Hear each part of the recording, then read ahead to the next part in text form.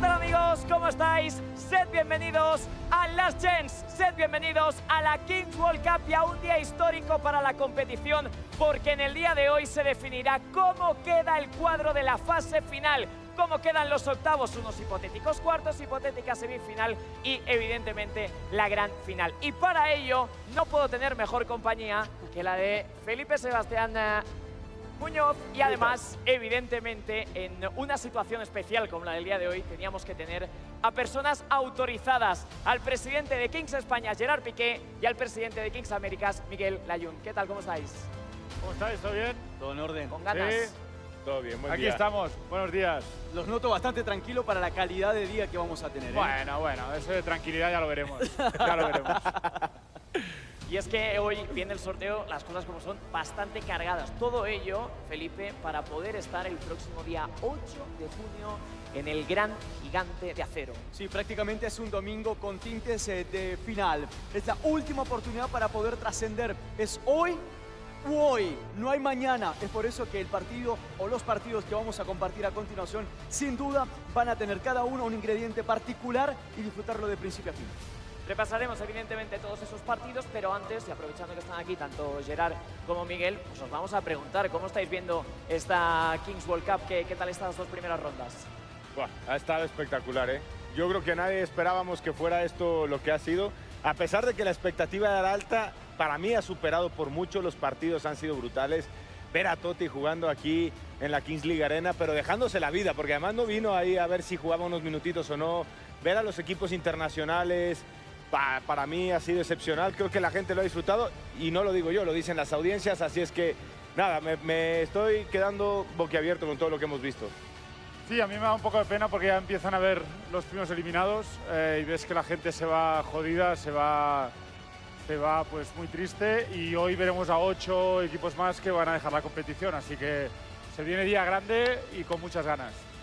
Totalmente. Y sobre todo por la energía que antes de entrar al aire tenías, Gerard. Con esa misma energía vamos a empezar ya a calentar lo que le depara a cada uno de estos bombos, a cada uno de estos equipos que seguramente ya están atentos. Más allá del partido que deben a tener este mismo domingo, ya quieren pensar más allá y pensar en la próxima semana y particularmente la cita en el Gigante de Acero.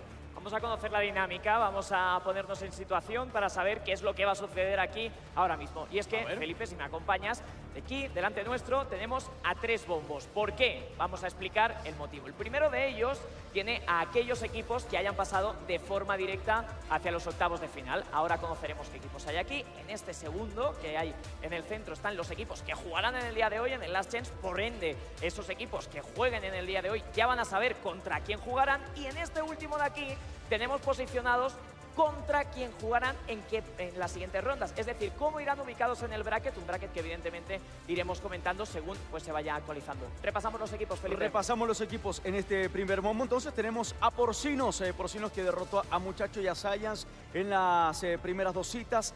También contamos con Furia, que hizo lo propio frente a Olimpo y a Stallions, mientras que Peluche Caligari, uno de los favoritos también dentro del público, dentro de la Liga de Américas, está por supuesto también presente. Kun Sports, Los Troncos, GX también está en este bombo. Aniquiladores y Ex Buller, que dicho sea de paso, aparece como uno de los representantes dentro del Redemption Game. Y además de esos equipos eliminados que estamos viendo en pantalla, en el bombo de en medio irán los que estáis viendo en la zona izquierda de vuestras imágenes, que son todos los partidos que se jugarán en el día de hoy. Con ese Ultimate 1K, Futeju Muchachos, SXB Olimpo, Stallions Persas, Science Pio, Limón Mirage, Raniza Gigantes y Club de Cuervos delante de Aliens. Así es como quedan, por lo tanto, estos 3 bombos. Así que, Gerard, Miguel, si os parece, ¡Vámonos! podéis optar por poneros, Miguel, en el de los ¿Quién octavos. abre las bolas aquí? Es buena pregunta, ¿eh?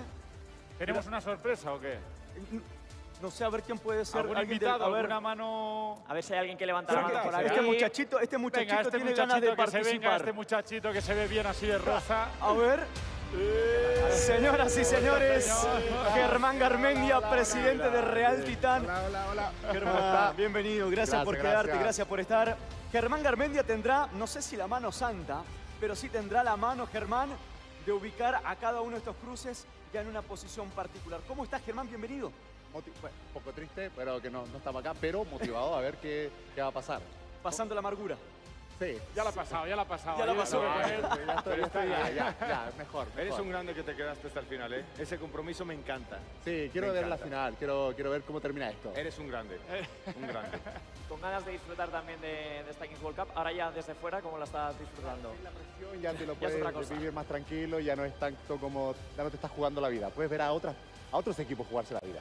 Pues si os parece a los tres, Felipe, vamos a empezar el sorteo. Señoras y señores, porque el futuro ha llegado.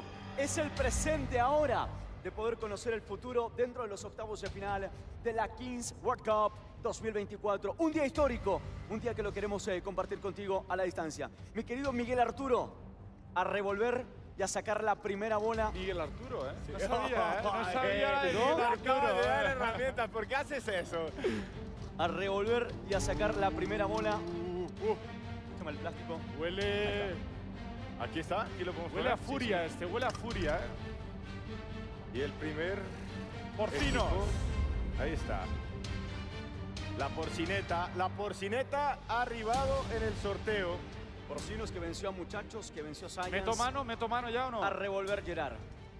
La mano mágica. Se revuelve bien, por favor. Que después ya ves lo que dicen, Atención, Sacar a dos equipos porque son los que jugarán el día de hoy en el Last Chance. Así que por fin nos jugará contra...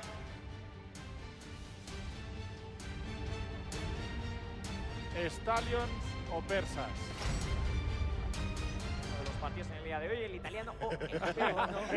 Está Blur, está Blur por ahí chillando. Grande Blur. Está Blur chillando por ahí. Tienes que ganar a persas, Blur, primero. Uy. Muy bien, Germán. Vamos. Mano santa, mano limpia para la posición de este cruce. Acá, por acá. ¿Qué dicen? Pásalo si quieres. Gracias. Trabajo en equipo. Claro. El 2. Por lo tanto, ya tenemos, así será la dinámica, el primer cruce dentro de los octavos de final, posición 2, y lo iremos acomodando poco a poco en el bracket, en el cuadro, donde seguramente esto es tan solo el principio, Ivancito Hidalgo. Mira qué tal, ya empezamos a carburar el cuadro. Y es que vamos a verlo de una forma mucho más gráfica porque evidentemente que haya salido Porcinos el primero no quiere decir que vaya al primer cuadro. Germán está sacando esos números que, como veis en la zona izquierda de vuestras pantallas, decreta hacia dónde se van en el cuadro, así que Porcinos, Stallions o Persas se irán a la parte de arriba de esta gran fase final de la Kings World Cup. Así que vamos a dar un poquito más de chicha. Miguel, todo tuyo.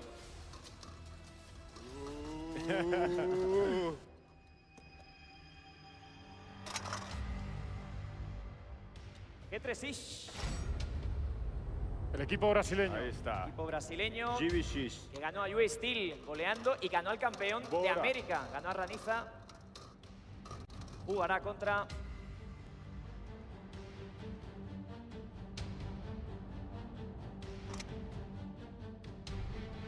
Cuánta emoción, Gerard. Ultimate 1K. Se escuchó por allá. Está Mario por ahí. Mira, Mario, te mira, Mario. Mira, Mario. Y luego contra Creo que para allá anda. los brasileños. Vamos, Germán, todo Vamos, tuyo. A ver a por ver. qué lado irían o los equipos mostoleños o G3ish. Acá va. O sea que si toca el 1 se encontrarían contra Porcinos Eso es. y Stallions o persas, ¿no? Pásalo si quieres. Gracias. El 8. Al 8, pues abajo del Se van a la todo. otra parte del cuadro. Es decir que no jugarían contra Porcinos, Stallions o Persas hasta Hasta una la Final hipotética final. Hablamos, aprovechando que ha salido del equipo brasileño, en el primer día estuvimos hablando de esa competición América, España, pero es que los brasileños han sido los únicos wildcards que se han metido ahí, no sé cómo los estáis viendo. Están volando, ¿eh? La verdad que hay bastante respeto a los brasileños, ¿eh? Sí, la gente ya se dio cuenta que hay mucho fútbol sala ahí. Se nota la Madre experiencia. santa. Bueno, lo que ya referías, Iván, la disparidad en cuanto a la colocación de estos dos primeros cruces que hemos compartido, tanto en la parte alta como en la parte baja del cuadro. Esto es solo el comienzo, quiero pensar, pero ya empezamos a descubrir y a notar las sensaciones propias que nos deja cada uno de estos partidos. Vamos con el tercer encuentro, Miguel Arturo. Miguel Arturo. Venga, vamos. Qué claro.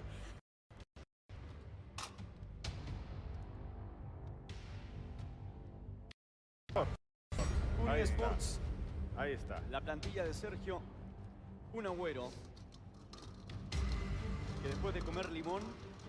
Me encanta poder verlo un segundo antes. Germán lo puede ver antes. Ah, ok. SXB Olimpo. Pues se va a estar. Se va a estar. Pues vamos a ver en qué lado del cuadro iría. Vale, ¿cuál está buena? ¿Cuál está buena? Esa, ¿Cuál está esa. caliente? ¿Esta? Esa. Esa es buena. Esta. Esta es la buena. Posición El 6. Parte baja del cuadro entonces para este choque entre Kun Sports y el duelo que resultará dentro de algunas horas en este mismo escenario entre un equipo que tiene una cuenta pendiente, no con su público, sino consigo mismo, que es Olimpo, particularmente de Javier Chicharito Hernández. Vamos a ver cómo va quedando el cuadro, pero ya empezamos a notar la tensión que se respira dentro de la arena. Miguel, Sí. vamos con el siguiente duelo. Vamos a por el siguiente. Es un equipo que ha llegado directo a octavos, que será Ahí está. Troncos. De Perchita. ganaron a Real Titán. Los troncos que no le traen buenos recuerdos a Germán. Ya sintió el dolor. Ok, todo bien, todo bien. También ganaron a Ultimate Móstoles en la segunda y jugarán contra Club de Cuervos o Aliens. Club Duelo- de Cuervos. O Aliens, que será Otro. Todos. Este fue directo, dardo tras dardo, Ah, serán dos equipos, que pase lo que pase, tendremos ahí en esa parte del cuadro a un equipo cómo que quema, jugó mira cómo quema. A ver Redemption contra quién Day. cruza. ¿Querrás A vengar, ver contra quién Germán, o no? cruza. ¿Te querrás vengar del cruce este? ¿Te vas a querer vengar ahora al sacar la bola? vamos a ver qué sale. Vamos a ver qué sale. Vamos a ver qué sale. Esta es la buena, se siente. Uy. No, ahí no pasó nada, no miren. No pasó nada, no miren abajo. Lo arreglo rápido. El 4. De momento no se cruza nadie, ¿no? Vamos a verlo, porque hemos llegado ya al Ecuador del sorteo, ya han salido pues 4 emparejamientos, todavía quedan los 4 y la verdad que la emoción todavía queda para ver los cuartos. Vamos a ver cómo queda el bracket representado. Mira, yo creo que lo hacemos a propósito y no nos sale ni siquiera a posta. Tenemos ahí en la parte alta Porcinos Stadium Supersans, que buscarán un posible rival en la siguiente ronda y jugarían en unas hipotéticas semifinales contra Troncos, Club de Cuervos o Aliens. Así empezamos entonces a anotar cómo los octavos de final de forma intercalada. Todavía no tenemos un panorama claro. Pero a partir de ahora, a partir de la siguiente bola que salga, evidentemente ocuparemos uno de estos espacios que ya va quedando dentro de la siguiente fase. Y eso le corresponde a mi querido Miguel. Ya ahora sí, ¿cómo ha sido la cosa?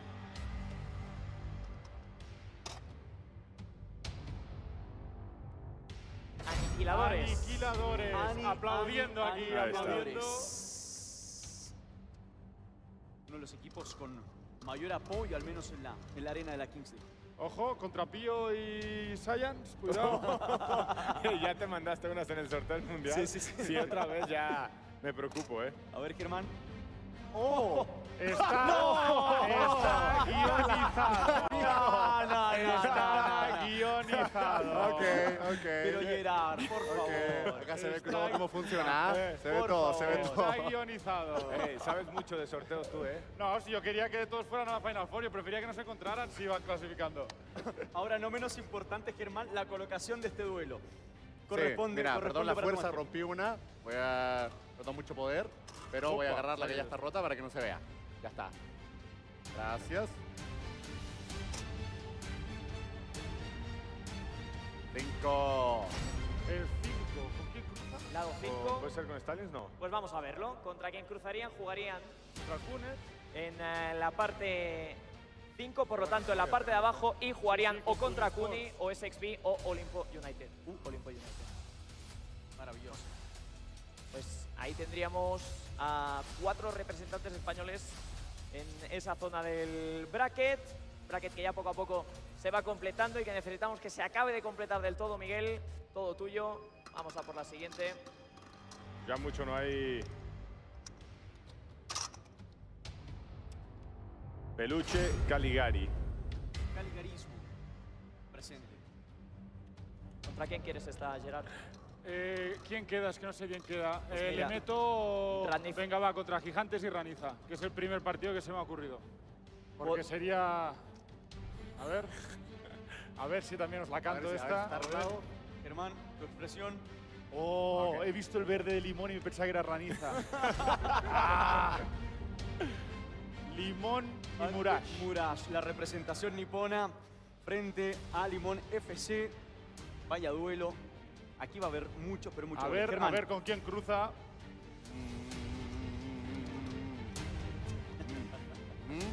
¿no? Vamos a ver, vamos Show, a ver. vaya show. Vamos a ver, hay que darle show, gracias. Ah, ya.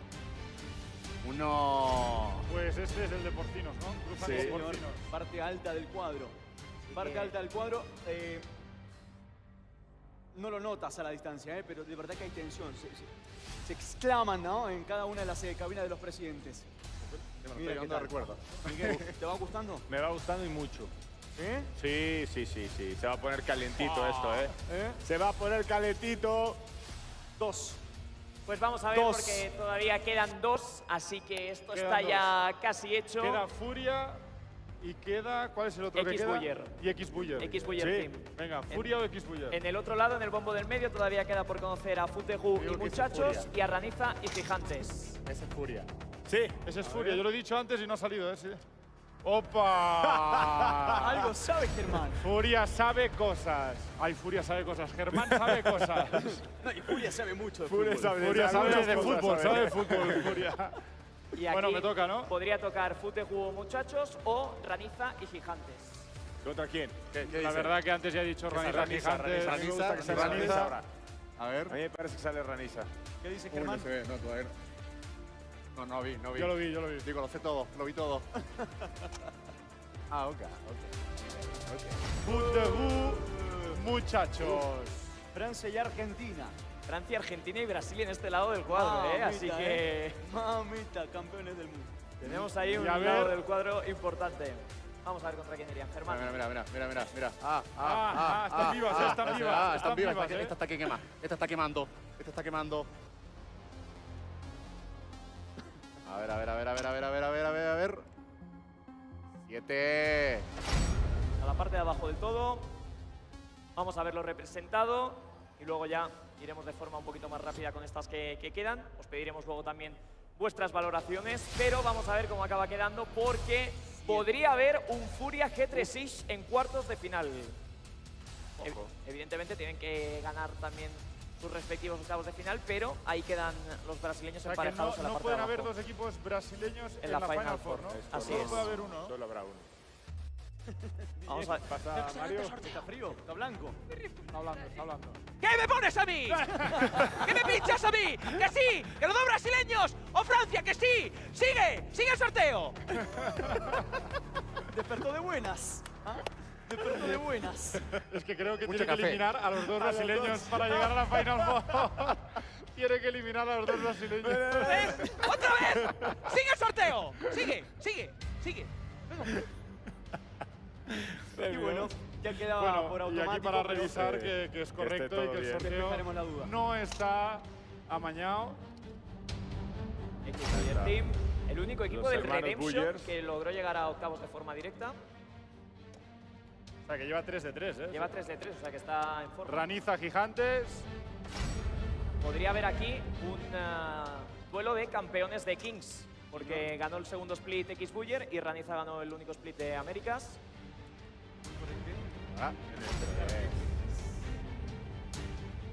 Pues vamos a verlo ya todo como queda. Ahora os vamos a pedir Buen sorteo, ¿eh?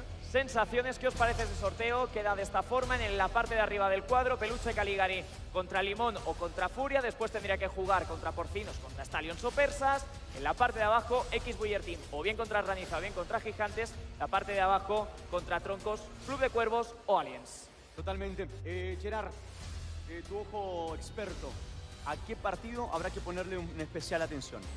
Bueno, depende de quién clasifique, porque claro, primero hay que ver las chans, cuáles son los los partidos, los resultados, porque claro, si clasifica Pío, pues el aniquilador es Pío, obviamente es un partidazo. También lo es con Science, pero con Pío tiene más significado al jugarse aquí en México. Y luego, pues bueno, es que todos los partidos son increíbles, ¿no? Si clasifica Ultimate con los brasileños, estamos hablando de 2 de los favoritos seguro a ganar la competición. Los franceses contra los otros brasileños. Tenemos un poco de todo, así que a ver el last chance y a ver quién clasifica. Y los octavos de final empezarán el martes, día 4. Así que El espectáculo está garantizado. Miguel, tenemos un duelo entre Cuervos y Aliens, 2 viejos conocidos. Es el único duelo entre Américas.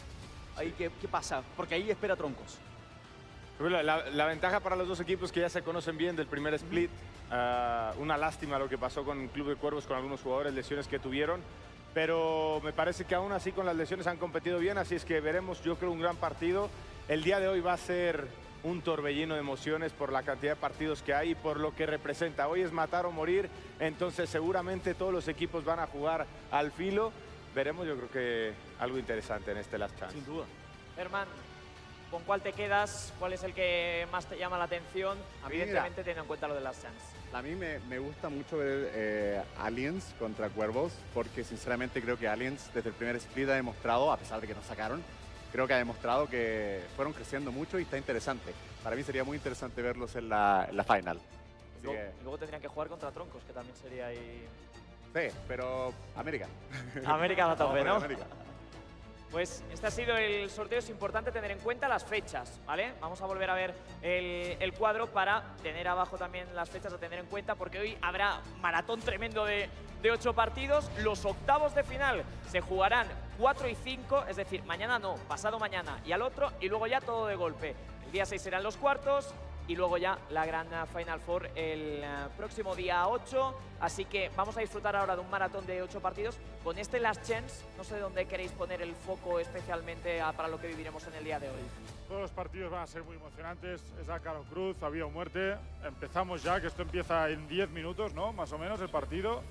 Y nada, os esperamos a todos a vivir una gran jornada en la que vamos a ver pues, muchas alegrías y también muchas tristezas.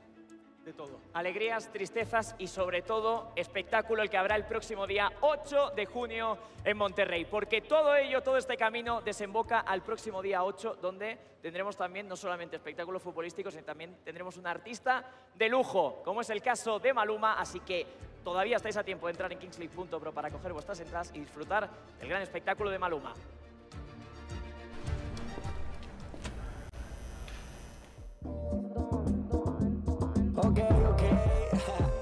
Maluma, baby.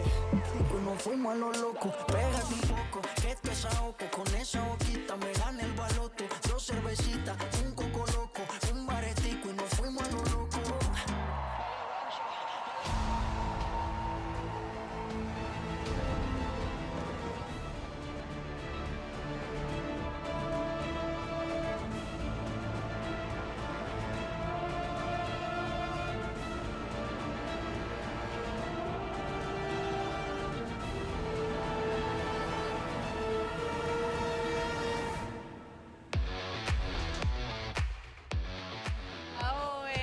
Ya acaba de pasar eso.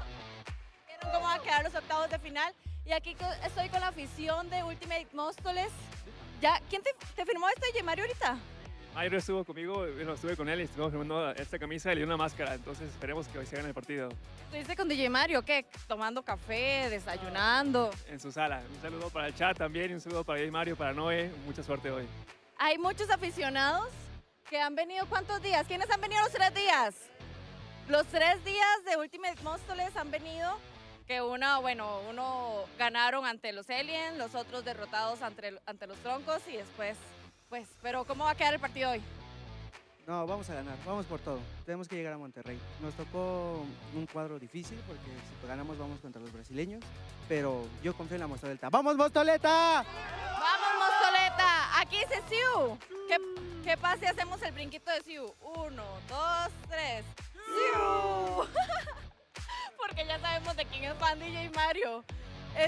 Un mensaje, vamos a decirle un mensaje a los jugadores porque hoy se juegan la vida, hoy es ganar o ganar. para para todos los equipos, pero queremos que vayan a octavos. Un mensaje. Tú eres el encargado aquí de la barra. Soy el moderador de DJ Mario, ahorita vengo apoyando aquí con todos los chicos, entonces ahorita vamos a hacer fiesta en la grada, pero yo ya hablé con los jugadores y saben que es ganar o ganar y que vamos a llegar a Monterrey, sí o sí. Que van a llegar a Monterrey, sí o sí. Aquí estamos súper motivados. Otra vez quiero que usted me diga cómo va a quedar este encuentro. Creo que vamos a ganar un 5-1 con un gol de Granero para que se una la Mostoleta. Y vamos con todo, ¡vamos! ¡Vamos, Mostoleta! Cantamos un ratito más. ¿Quién quiere cantar? ¿Cuál es la otra canción? ¡Ole! La Mostoleta. Nos vamos de una vez con el encuentro, casters. Oh.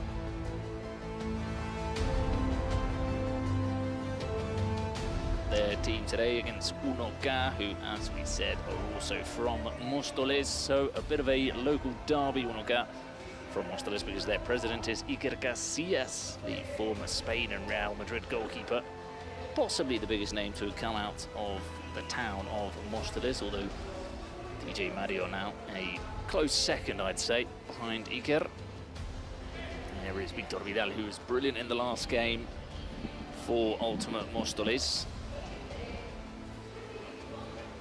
They maybe are the slight favourites heading into this game, with Cristian Ubon being the star player, Alberto de la Bella, Ferran Corominas. Still not seen too much from Ferran Corominas at the World Cup. He's a proven goal scorer throughout his career, but hasn't quite flourished yet so far here in Mexico City. Unoca with Alberto Arnaldo. I'm sure when Paul returns, he'll be talking a lot about him because he fancies him as the best goalkeeper in the Kings League.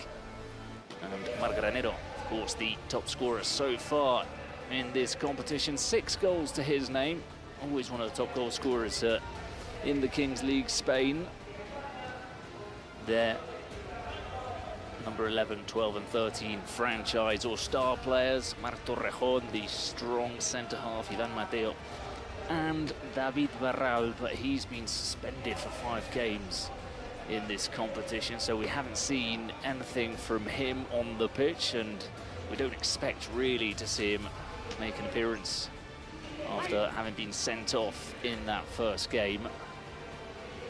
He's banned for some choice words with Juan Guarnizo. Let's see if we can hear from both presidents before the game. Hola. Sí, que perdón.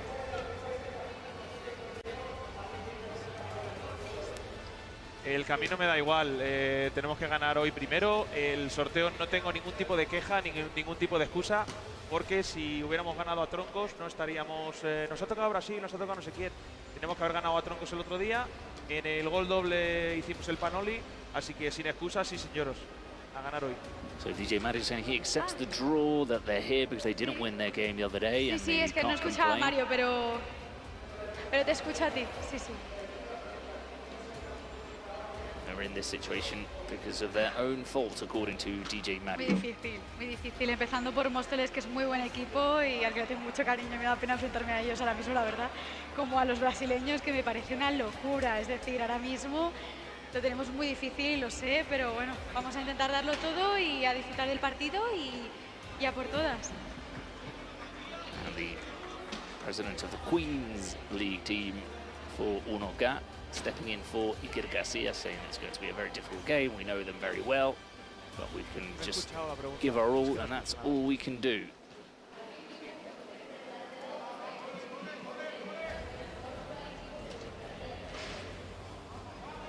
Me gustaría la Final Four, es la pregunta.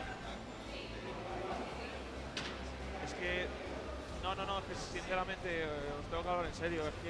Es que tengo que ganar a 1K, luego hay octavos y cuartos. Es que no lo sé qué deciros, es que tengo que ganar hoy. El otro día teníamos que ganar y no ganamos, y tenemos que ganar hoy. No pienso en ningún equipo ahora mismo.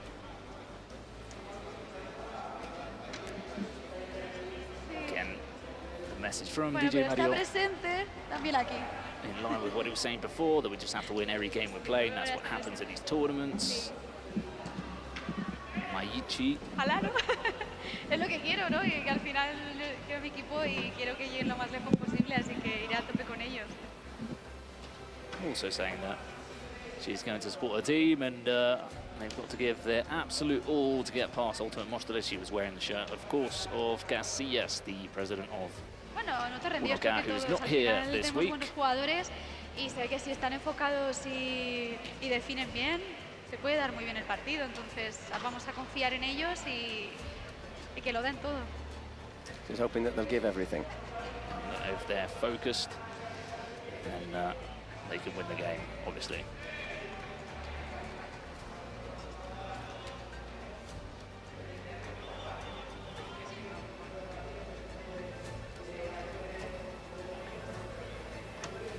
It's a big game, as you know. The winner of this will play G3X, which is a tough draw in the quarterfinals. Sí, cuando tengo que tirar penalti, presidente, estoy más nervioso por no fallar a los chicos, a toda la gente que nos está viendo. Que tengo que agradecer, cientos de miles de personas viendo los partidos de Móstoles, el recibimiento del aeropuerto, en el Cupra, este falso como le llamo yo, lleno siempre de mostolitos estando en México. Así que no tengo otra cosa que decir que agradecer a todo el mundo el apoyo al equipo. Y yo, pues eso, nervioso por no fallar a tanta gente y nervioso porque si perdemos estamos fuera hoy. So a lot of pressure when taking penalties, says DJ Mario, because he doesn't want to let down the thousands of fans who tune in to the streams to see Ultimate Móstoles, and all the fans also. He was very thankful for those fans here in Mexico who are showing up at the arena to also support his team. So if anybody thinks that they go out there and they're not feeling the pressure, DJ Mario confirming that you can definitely feel it when you go out there to take the penalty. Oh, without a doubt, yeah, your legs do sort of start to turn to jelly. Well, mine do, obviously, every time I took a penalty. So all ready to go here.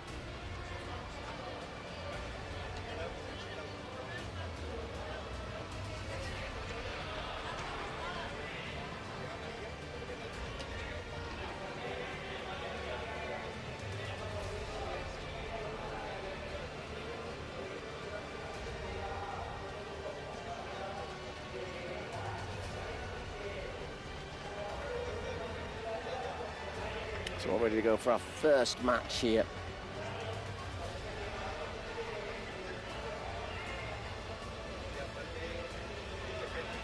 The Móstoles derby. Ultimate Móstoles against Unoca. Va, juntos aquí todos. Va, todos. Juan, Sonia. Va. Venga, va. A duel of two very good goalkeepers. Well, without a doubt, Victor Vidal, the doctor, Chicos, nosotros mismos. Dale. and Alberto Arnalotto, I have said repeatedly, I think is a candidate for the best. Vamos, va, I did say on va, commentary when you were away, I said, you can guarantee when Paul returns, he'll say Arnaldo is the best goalkeeper in the competition. And there it is. There you go. You see, the good thing is, you see, Bruno, you have to stay firm on your opinions. You have to stay firm on your opinions, and you don't change. That's what happens when you spend 24 hours a day together for over 7 days. You start to know. They say we'll to know each other inside out. pay the rent. I got you, babe. Actually, that's a little cinematographic, whatever reference there.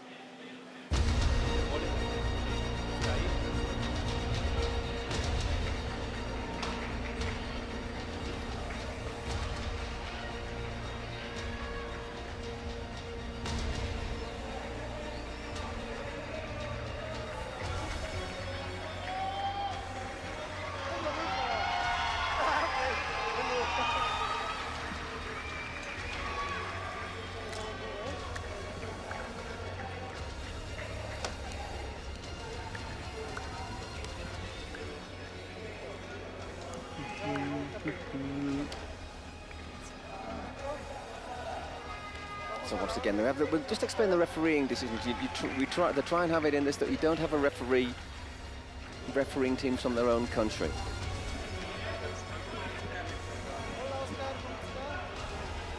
There are our two coaches, Alex Martinez, who looks remarkably like DJ Mario, I'm going to say it again, and Paul Coma.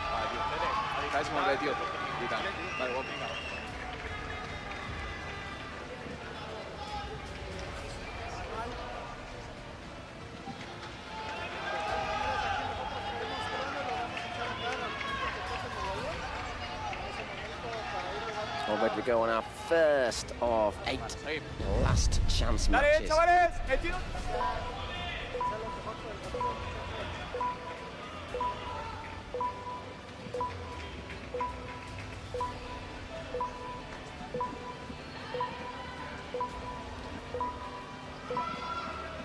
And once again, 1 against 1 to get us going. A slight change for Ultimate Mostoles. It's not Alberto de la Bella starting for them, it is De La Mata, so a bit more of an attacking option. And Pluvins making the start for Unoca. Usually it's Granero. And straight away Arnalot, once again, backing up my opinions with that save.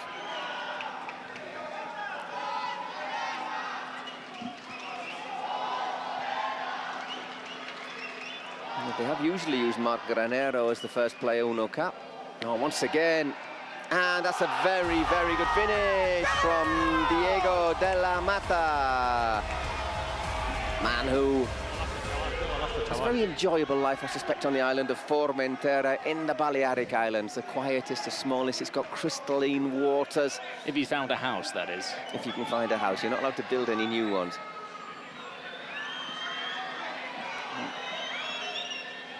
That was a well-taken goal, though, wasn't it? We're having a VAR check, but no need for it.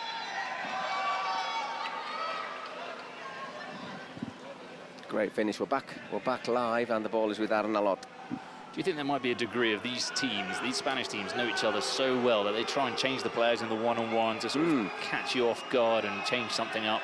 Definitely. Definitely. Pluvins. There's De La Bella coming on now. And it's Dalmau, is it, who's on for Unoca? Peel for a penalty, and that is in. A little bit of controversy, I'm sure we're going to have, but Mario Welchoff. Malice, a little bit less so. Once again, we're checking to see if there's a foul. Ball. Just about touched the ball, I think. Just about got the ball, yep. Certainly worth a little check, and then slid calmly into the opening goal. In the last game against Troncos, which could have gone any way, which Mostoles lost. Just to remind you that the 2 keepers scored the first 2 goals. That was unlucky, wasn't it? Rattles off the crossbar, would have gotten right back in it. 2-0 though at the moment to Ultimate Mostoles as we go to 4 against 4. Remember, every minute gets a player on the pitch. And Victor, who can push Victor Vidal, we know has got a decent shot on him, the Mostoles keeper.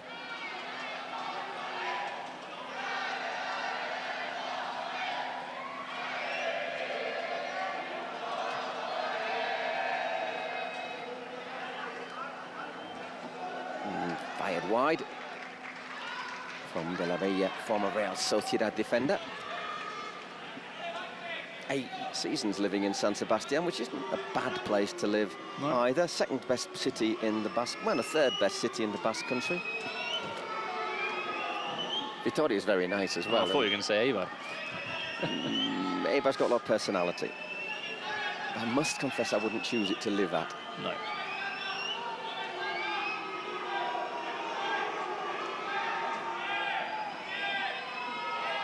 Goro.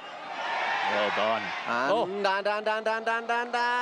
wide. Chance to go 3. He caught Arnalot, who didn't realise that the time had gone down and that an extra player had come on.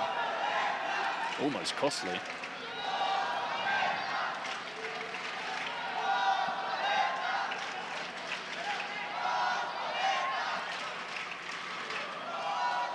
There's Granero on. Got a powerful left foot on him. Great motor as well, up and down the pitch. Top scorer in the World Cup so far as well. He tends to be up there on that list, doesn't he? Yeah. But it's weird, he had a spell Expo year where he couldn't score for Toffee.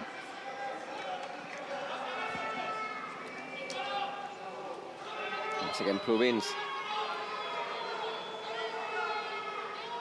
So vital, his goal in the last that double value penalty in the last match. Yes. There he is trying again, but no way through. Well blocked. Let's see if he's just hurt his ankle as well. This would be bad news for Unoka. Yeah, looks as if he might have just sprained his ankle as the block was made. I don't think there's a foul. Don't get any idea there's a foul, but he's gone in there. Oh, but he's felt his knee. And he called over for the physio straight away as well. Yeah, this isn't little ligaments at the back of his knee there, but it's Alice Martí who gets the ball. Oscar. He must have felt some sort of movement in his knee that made him get a little bit scared. Maybe it's okay, but you know, the fear probably crept in. Well, if you're feeling it straight away. Clock stopped. 2-0 at the moment to Ultimate Mostoles. We will have presidential penalties in this, and obviously Mario will take one for his side. I'm just going to check. I think it's a shootout for the other team.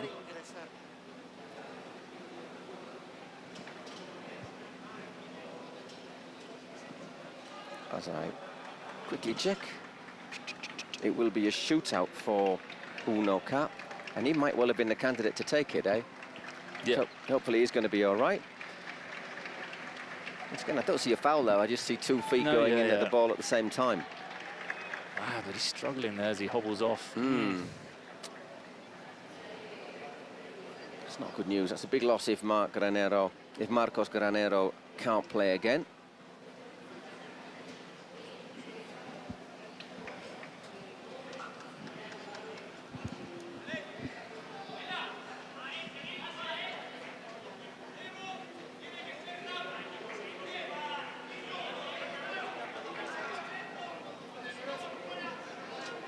So we're back underway with a drop ball.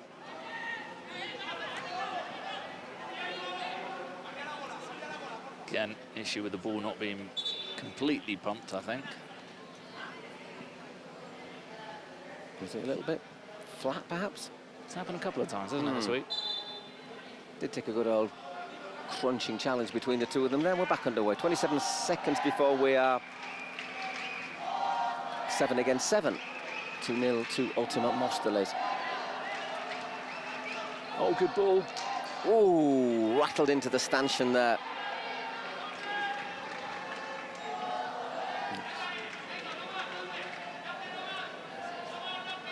Mata who put the ball across. He's had a good start to the game. He has indeed. I've got to say, we were all slightly surprised at the tactical change, although to be fair, De La Bella came on second. And Victor comes out, makes another cracking save, claim. Fermin Corominas on as well. Corominas on as well for Ultimate. Former Espanyol player. Ah, too much on it.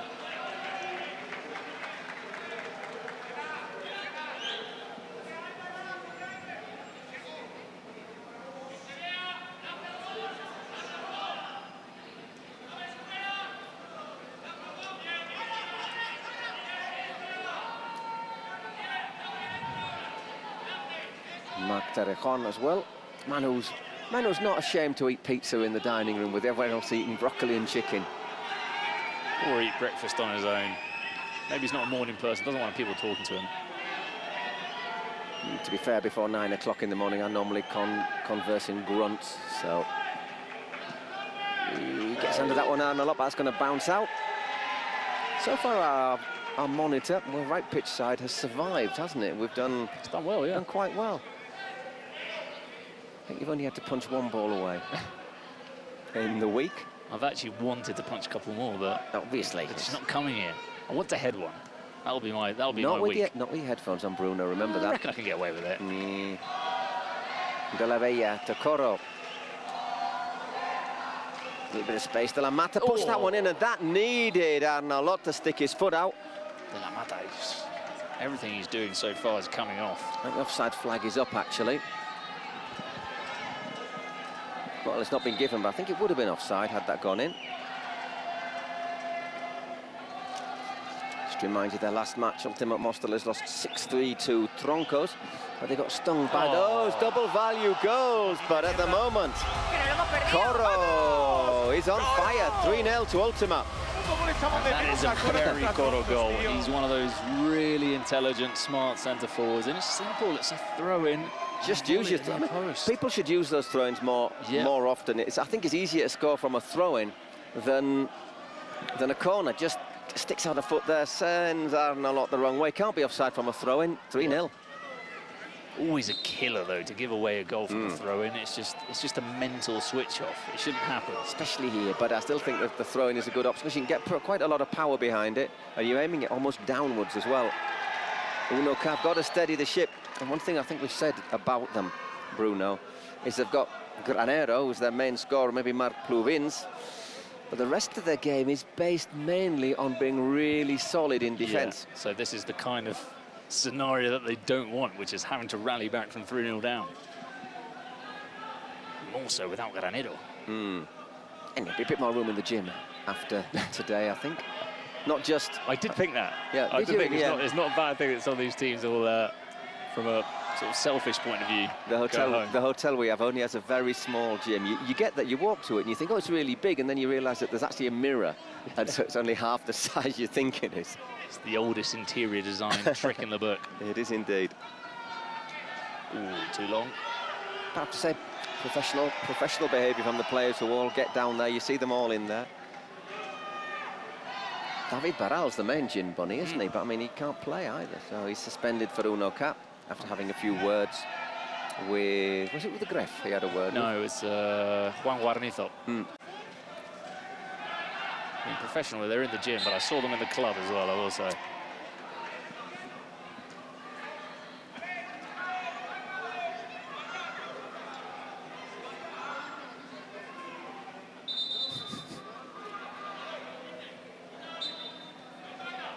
But I will say, what happens in the club stays in the club. No, it stays in the club. I just wish to make it clear, I didn't go. I went to bed early. A week later, I'm still trying to struggle to sleep past 6:30 in the morning. I know some people get up at 6:30 every day, you know, congratulations to them. Oh, that's a great ball, great block as well. Offside flag has gone up, but it's a fantastic through ball there from Coro. Again, though, they're finding it very well. Maybe this time he was offside, but they're finding it very easy to open up the defence, which is not something we're used to seeing with Uno Cap.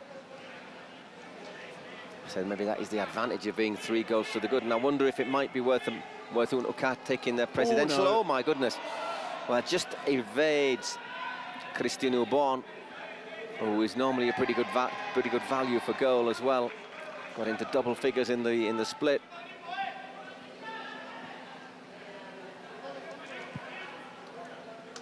De la Bella to Aleix Laga. 10 minutes gone, and it's looking really good at the moment for Ultimate Móstoles in the Móstoles derby against Uno Cap, but 30 minutes to go, and we know a lot can change in Kings Leagues. The dice, the penalties, the Spotify secret cards. The dice at 18 minutes obviously could change it if you got a one-on-one. There we go, this is better. Dalmau thinks about the shot. Oh, De La Bella there. That's a proper former La Liga player challenge, isn't it? Alberto De La Bella. And he's got Aleix. Instead, look to drill it. The thing is, De La Bella's another one of those who looks exactly in the same shape as when he played. Very strong, very athletic. Nice bloke as well, even though he played for Real Sociedad. I suppose he was an outsider, wasn't he? Yeah, but they get contaminated. Ledo. Apologies to all those Real Sociedad fans tuning in. In English. In English. Might have guessed we both support another team in the Basque, in Euskadi, in the Basque country.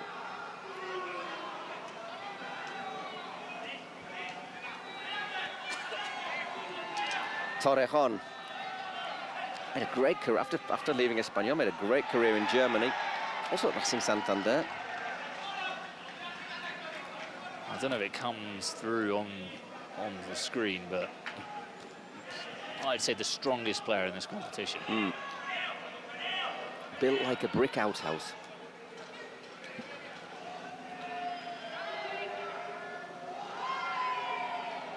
It's Eloy Pizarro on.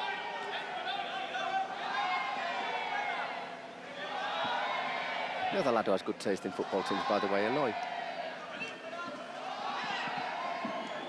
That's a good ball from Ubon, and that was quality stuff in the end. It was just nodded over by Kylian Honorato. Nice header, though. Great cross once again, whipped in quickly. Got an effect on it, got pace on it. Couldn't quite keep it down. Laid up, plenty of pace.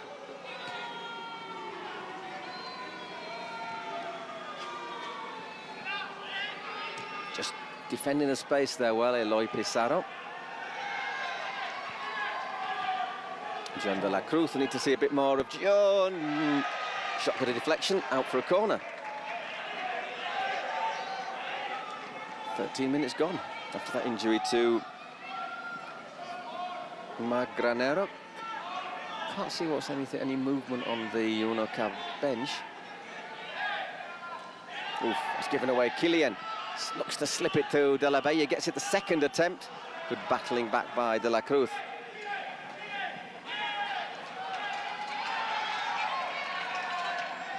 And Eloy. Feliu, another all-action player, and there Torrejon had to make the block.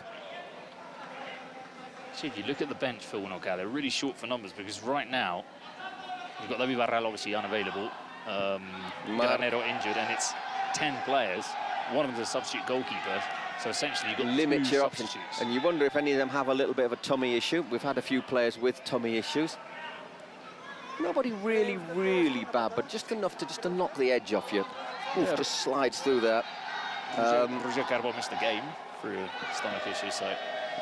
Marcos Guerrero just gets caught accidentally there by De La Bella, right across the mouth.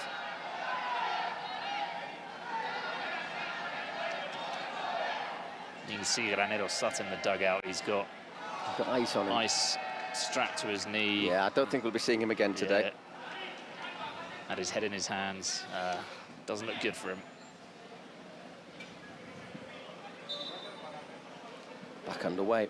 Just 3.5 minutes till we get our first roll of the dice. It'll be wide. The dice will be rolled by Gerard Romero. Oh, it's Alto and Mostolezo going for the present penalty. Wow. Oh, Mario will be thinking if he can put this away, make it 4-0. Less pressure for him. He was talking about the pressure before. Less pressure with it being 3-0.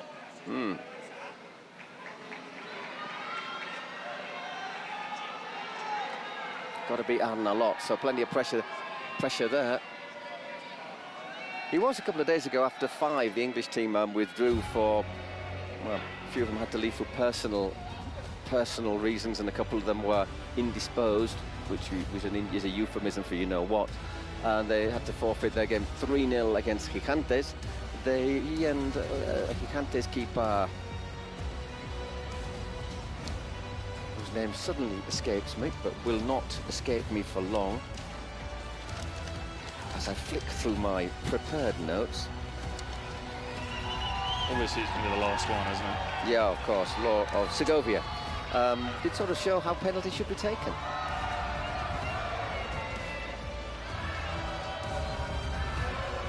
I guess a little bit of advice from Victor. Put it between the posts. And the Mostoles fans, of which there are plenty here in Mexico City, cheering him on.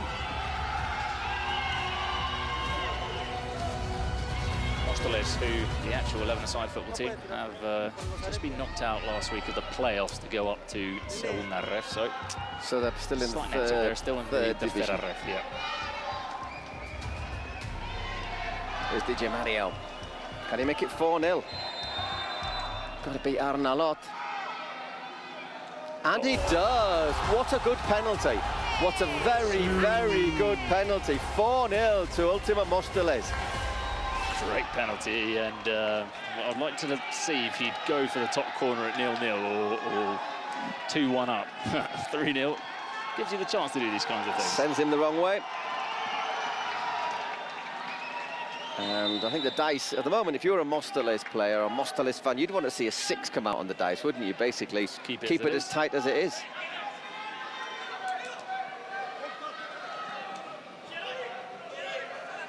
Blue wins. It's good movement off the ball. De La Cruz, Victor makes the block, and then he's just hassled out of space. Couple of chances for De La Cruz. He's probably going to be their main weapon, I'd say, without Granero. Him and Plubins. He's very busy, yeah. who gives him the pass. Doesn't she's a block and there follows it up, doesn't have the angle.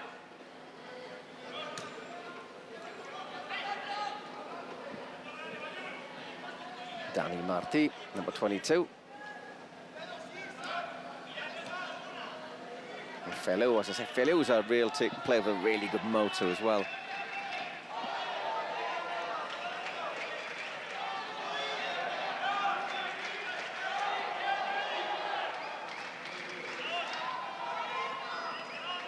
There's a rule worth noting as well. So I was talking to some of the people involved in the competition, which is, and it's positive for viewers, is that you can't just play it around at the back. It's a bit like handball, where at one stage they'll say you're being too passive and you need to go forward. So that's good when a team's 4-0 up, because they can't just do this the whole time.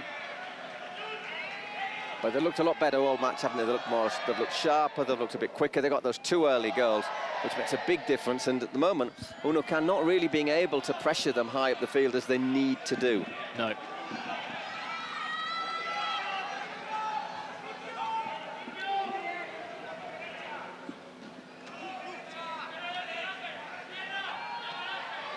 That's gone out. I think Barrales really harmed their chances. That ban,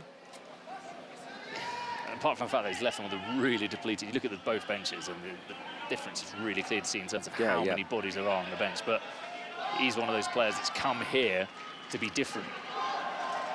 Oh, a bit of a nudge in the back there from De La Cruz. Penalty, says the referee. He's quite happy to accept that one, I think. I think, who is it goes down? Is it Aleix? I think it was Aleix, yeah. Once again, I think we'll have a little check on that. Well, it's a very... How did he clap his heel as well? Look. Yeah. I was looking at the push, but you're right, yeah, just clapped his heel.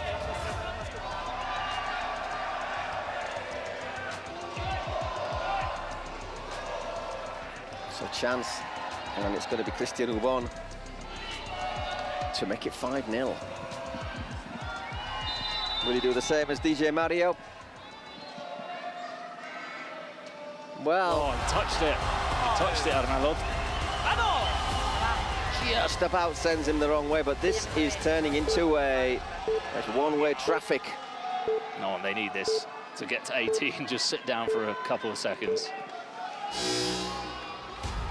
So far, so very, very, very good for Ultima Móstoles. They lead 5-0 against UNOCA. One of the few games that have been completely one way. So Gonzalito, yo no te escucho, pero un abrazo muy fuerte. Hola, Marquitos. ¿Algún dado bajito para que UNOCA se pueda meter un poco en el partido? Va. Low score, so I can get back into the game. Y ahora sale un 5. Bien. Oh, okay. Bien. 1v1 with keepers. Suerte a todos. Obviously, without Marc Granero, that might not be the advantage that UNOCA wanted. We shall see, but should have a couple of minutes of injury time, although the clock does get stopped. Well, one with one of the keepers, but of course you can take your keeper off and make the change if needed.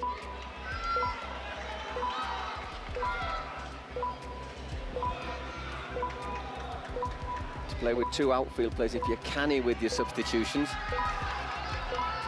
Once again, it's going to be De La Mata. De La Mata got the better of Bluebeans in that initial 1v1.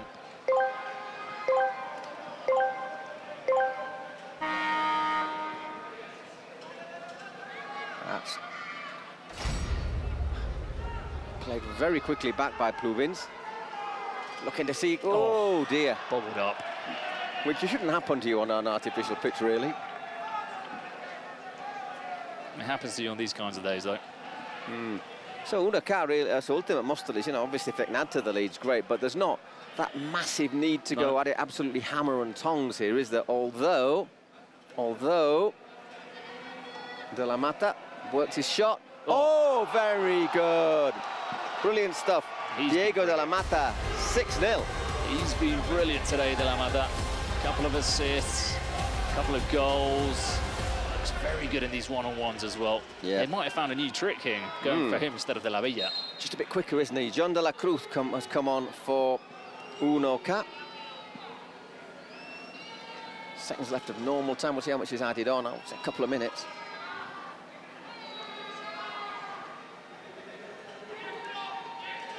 And very good finish.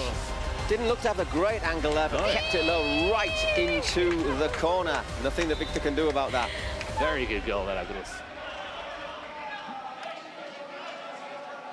That's a great shot. So breather for De La Mata. Change made also by Unoka. Guerreros come on. And Aleix Martí. So 30 seconds left. Oh, he's got the pace, hasn't he? It's gone. Oh, great tackle. Yeah. But it's still... Oh, he pushed it wide. What a quick substitution. Albert de la Bella coming, rotating the players, just making sure, trying to keep them as fresh as possible. Maybe that little advantage that UNOCAD don't have at the moment. Whoa, he got a hand on that. He's very good at shooting, De La Cruz. Oh, he's a bit unhappy that it's half-time, but with very difficult angles, when his body not really aiming towards goal, he's managed to score a goal, and here, force a very good save from Victor Vidal. Bit surprised there's no injury time, given that we had an injury. An actual injury, yeah. That's a great save from Victor. I suppose the clock was stopped very, very quickly. And so with 8 matches, maybe we don't want to overrun too much. So they'll be a little bit frustrated with that UNOCAD. They scored a goal, but Van 5 por delante. unable Hay to gol doble, hay cut cartas that en muchos distance against factores. Ultima Vamos a tenerla, Móstoles. señores, vamos a tenerla. Calma, tranquilidad y mover el balón. Vamos al hombre y a morir. Os decía al inicio, intentar hacerla rápida. Ellos al final tienen que ir a por balón. Intentar, no la hagáis lenta. Intentar, aunque tengamos de juntar pase, sacarlo. Que cuando llegue el balón fuera, sean acciones que llegan. Ultima Móstoles, they would play, probably will play G3X on Tuesday or Wednesday. We don't know the kickoff times yet. Vamos, DJ Mario. Yes, Pamela. Dígame algo a DJ Mario que está feliz, vean, cantando con ustedes. DJ Mario me hace muy feliz siempre y me alegro por cada victoria que tiene, la verdad. Teenage Mutant A Ninja ver, Turtles. ¿qué quieres decirle a As DJ opposed to Mario lucha que se libre. está poniendo la máscara en este momento? ¿Y quieres decirle que está muy feliz por ese triunfo? Yo creo que este partido se gana fácil. DJ, muchas gracias por el apoyo. Aquí siempre vas a ser local, DJ. Aquí siempre va a estar la Mostoleta. ¡Venga la Mostoleta! Yo sigo cantando y vamos con la segunda parte. Ya tengo esta bufanda. DJ Mario. DJ Mario. DJ Mario. Vamos a la segunda parte del encuentro, Caster.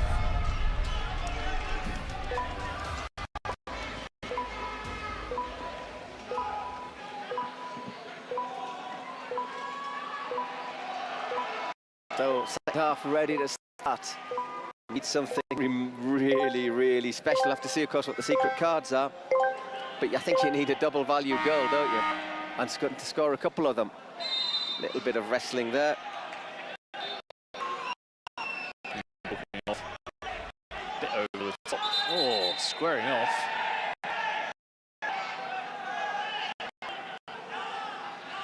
Yeah, Pizarro saying there was a bit of a use of an elbow there from Albert Ruiz, and I agree with him. He's been given a yellow card for talking to Ruiz and continuing, but I think Pizarro was in the right there because Ruiz was going a bit over the top trying to win the position. Why is it a yellow only for Pizarro? No, it's for Ruiz. It's for Ruiz. It's Ruiz for pushing him. So, okay. I thought Pizarro had seen a yellow. I thought that was a bit harsh. And UNOCAD using the secret card, which we'll see in a moment or two. Right, no, they've both seen a yellow, haven't they? There's only 6 players on the pitch for Ultimate, and I saw the referee showing the yellow. Oh. Just getting a little bit feisty. Is Pizarro on? No, Pizarro's He's not, off. and there are 6 players. 1, 2, 3, 4, 5, 6 players on. I saw the referee show him the yellow card. Just maybe haven't put a graphic up. Yeah, it's 6 against 6, isn't it? So Yeah. there's 2 players with yellows. Oh, just wide. All right, who's going to get a talking to? Just wants a bit of calm, the referee. It was Raul Ledo who fires that one just wide. Let's see what the secret card is. Secret card, suspension, so they're trying to take advantage of that, but... ¿Qué número? El 7, Alex Martí. Número 7. So they want Alex Martí to be sent off, so it'll be 6 against 5. I think it's the time to do it, isn't it? Just to try and make sure, even though they've got a player off as well, if it's 5 against 6, there's just that little bit more space to try and exploit. Obviously, the player they'd like to exploit it is Marc Granero, but Marc, unfortunately, looks as if he's hurt his knee. Hopefully it's nothing too more than a little sprain. Sort of thing that looks like we're not going to see him today, and if his side go through, which I don't think they will at the moment, then you doubt if he'd be available for the quarters. Anyhow, 22 minutes gone, 20 minutes a half, remember. At the moment, it's 6 against 5.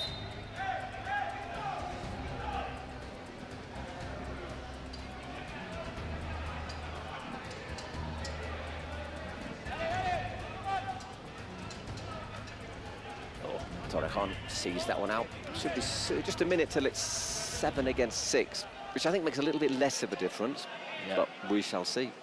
More players on the pitch, so fewer spaces.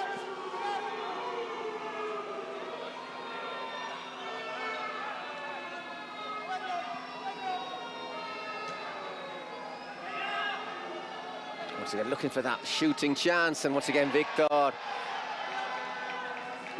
Maybe if I'm not, we've said it's the best keeper. Victor's certainly got a good case, along with Segovia, to be the next best, or even to challenge him. It's been really good, and he's excellent with his feet. And there, Torrejon blatters that one over the bar. Yeah, the kind of finish you'd expect from a centre-back, but got the power on it, but just no placement.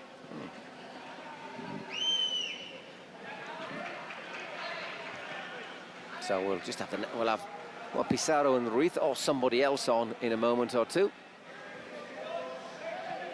So far, riding it out, Ultimate Móstoles with a 6-1 lead, and of course they've still got their Spotify secret card to play. Unocat have got their president penalty, which is a shootout, remember. Shootout, not a penalty, because Ica's not here, and Maniche doesn't fancy it. Ledo just wide.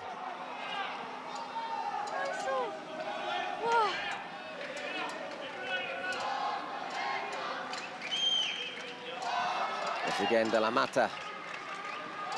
Oh, Ledo misses it. Granalot. Still the best keeper in the tournament. Great save. High foot there from De La Mata. Don't think he catches Torrejon, but he certainly showed him the trademark. And still managed to have a clear goal-scoring chance with one player less on the pitch. Good save from Arnalot. That's well blocked by Alberto de la Vella. Just to remind you, that's where you can follow everything on Twitch. I suppose if you're hearing this message, you're probably following it already. But if you want to follow it in a different language, why? Victor Vidal. Oof.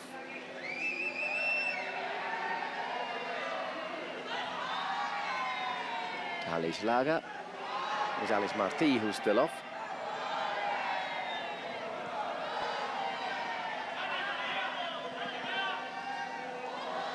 Has gone into space, but once again the clock will continue to tick away.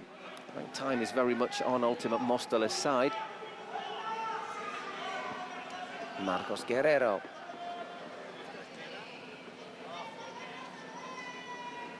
Dalmau. It's a good ball at the far post, but that was really unlucky, Marcos Guerrero. So necessary, that. Angles it just inches wide of the post. Nicely worked as well, just using the extra man there. Oh. And he looks to keep it down, does everything, nearly everything right. Nearly, yeah. It's again De La Mata. This time it's cut off by Torrejon.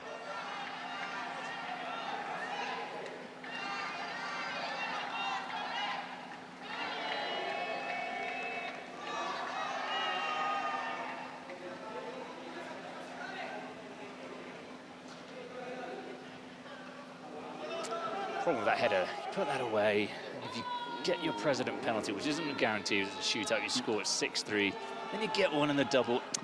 I know a lot of things need to happen, but You always have more does chances. give you a little, brings you a little bit closer. Just need to get closer. Right. 7 against 7 again, so they haven't been able to use their secret card, their Spotify secret card, as Ultimate Mostoles play theirs. Nearly 7 minutes gone in this second half.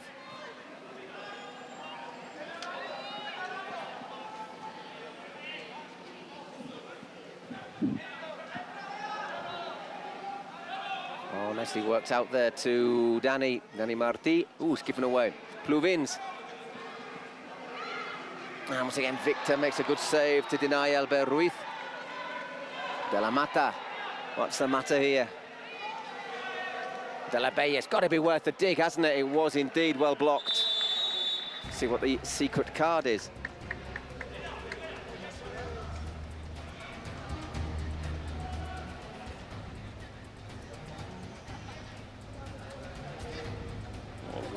Shootout. Wow. ¿Quién lo realiza, profe? Jugador número 6. Well, not a guarantee of a goal, as we know, but they've got someone like Cristiano who will take it. Is it going to be Ubon, Coro? They've certainly got good candidates, though. Is it going to be wrong? Because Aleix? No, it's going to be Aleix, Lager.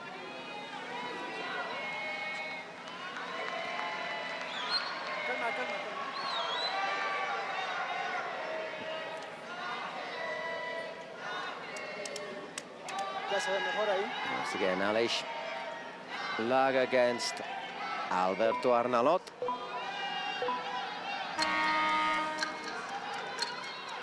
Five seconds of course, and wide.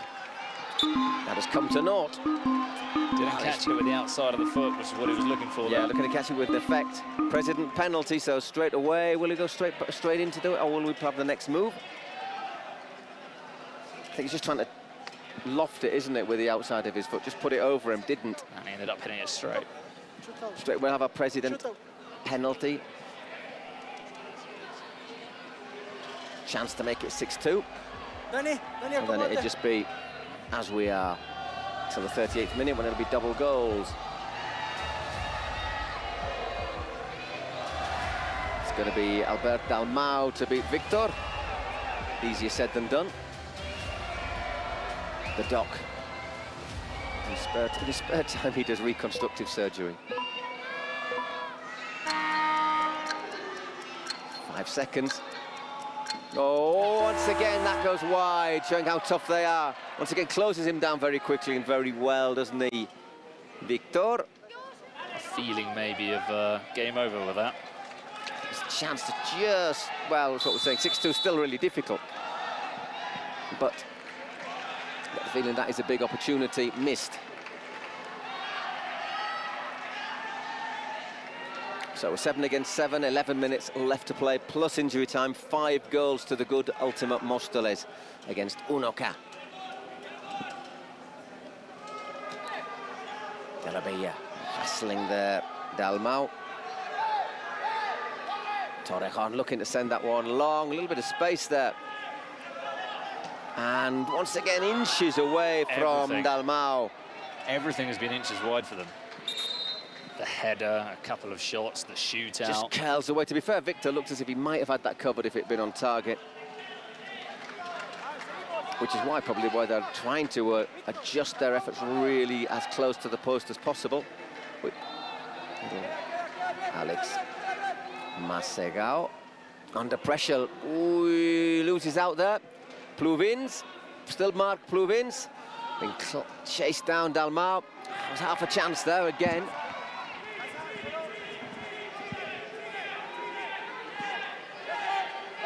Arnalot, good pressure, great pressure from Ultimate Mostoles. As I said, they just have those extra players which maybe just help them to refresh their legs a bit more. And there, once again, challenge. Just nips in, doesn't it, to pick his pocket there, does Eloy Pizarro. Yeah, Aleix Martinez, the manager, who was screaming at Pizarro to continue with this high press there on the goalkeeper.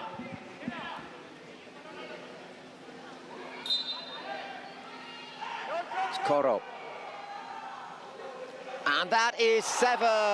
Classic football. Ferran Corominas puts it across, and Cristian Ubon doesn't miss those. Most players are deadly from 30 centimetres, 30 centimetres out. Good finish, 7-1. Well, it's a bit more than that, to be fair. Start preparing your samba. The question, though, is why were there so many people on there? It was a straightforward ball over here to the wing, and Torrejón suddenly was on his own. I think it's a bit tiredness. The tiredness catches up with you. And you switch off because you're down, and you think, I just want to stay up front, see if I can score a goal. People tend to stay further forward when they're losing. Flight to Madrid at 9:30 tonight.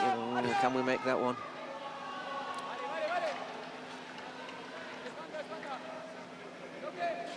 Feliu. This time he doesn't get Corominas and Torrejón. Well, I don't know if they coincided at Espanyol, but both obviously they must have. Must have been around the same time.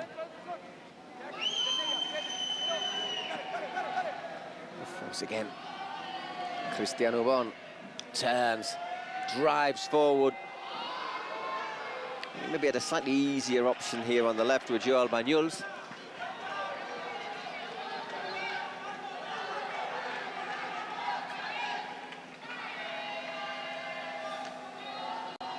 Marcos Guerrero.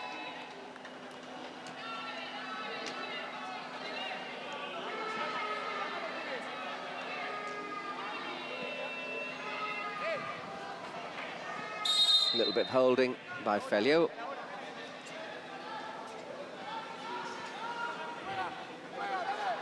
Poor old Marc Granero having to sit and watch this one after spraining what looks like a sprained knee ligament. Well, it's not gone out.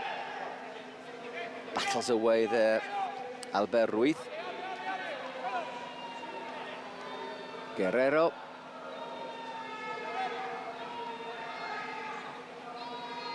Well blocked, second bite at it, and once again still defending with everything as that clock continues to tick down. Looking good for Ultimate Móstoles. Not quite as good for Uno Cat in this last chance game.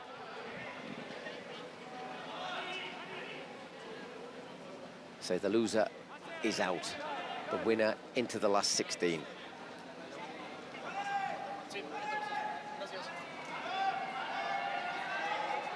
Aleix Martí as opposed to Aleix Laga. Once again, Coro. Feliu.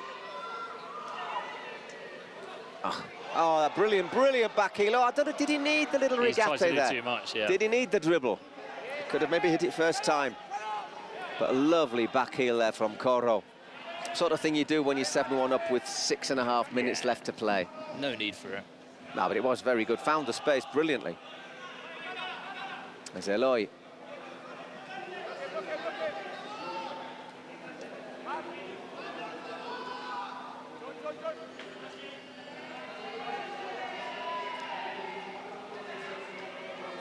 Ball to the billion, looking for Honorato.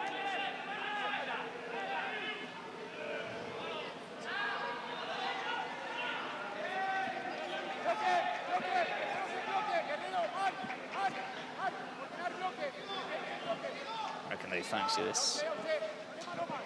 They would love it if this ended right now. Knockout.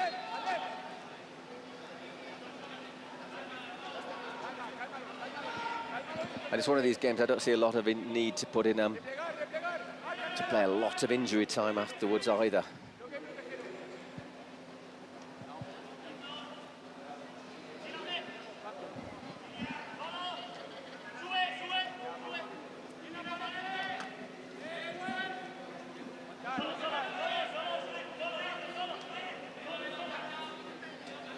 Just 3 minutes till we get our double goal. But they need to score, well, they need to score 3 double goals, Uno Cat to even force. That's 3 goals in 2 minutes.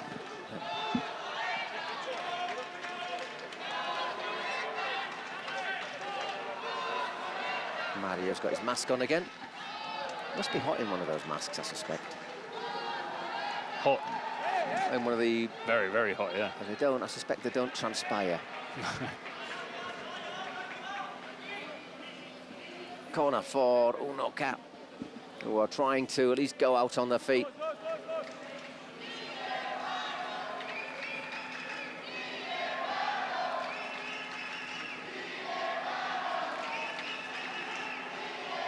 It's played on the break, smartly played out. 2 against 1.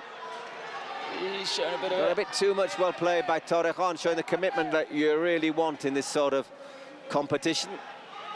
And in this kind of situation as well, Yeah. instead of just giving up and throwing the towel in.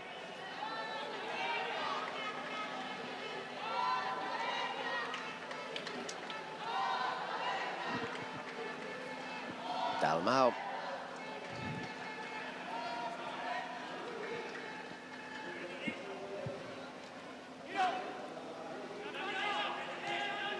Lego plays it across the... It's only that one goal in the 1 against 1 scored by Jean de la Cruz, which has beaten Victor, and that one's gone wide as well.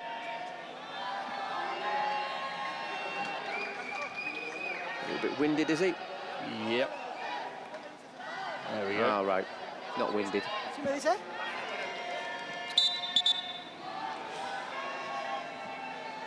Had a few of those as well this week.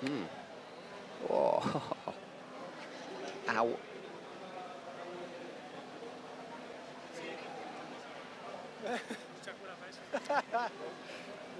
I was watching the mental level that I've reached. Yesterday I had a day off. I was watching on my Netflix in the hotel the Jackass 4.5 film. 4.5? Yeah, I think it's... There's lots of jokes involving someone getting hurt, hitting the testicles, to be honest. And it never ceases to be funny when it's somebody else. Yeah, no, it's the most primitive of... It's basic. It's probably is where Homo habilis discovered their sense of humour. Yes. Oh.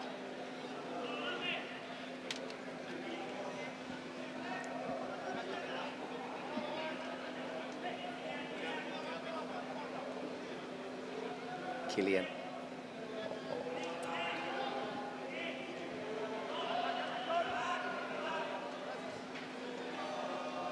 Lovely turn from Aleix Martí, sprinting away, and I would have gone for goal as well, even though he's just put it He wide. deserves it, yeah. Yeah, after that run. He deserves the right to shoot. I'm not saying he deserves I to agree. score. He's earned the right to shoot, hasn't he?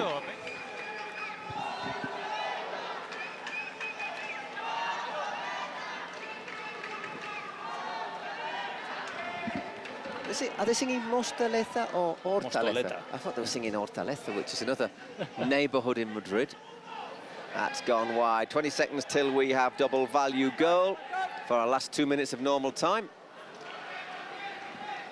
Oh, that goes for a goal kick as the referee. Pretty straightforward match to referee today. I think we'll have a couple more complicated ones coming up, starting with our next game, which is Futuru against Los Muchachos.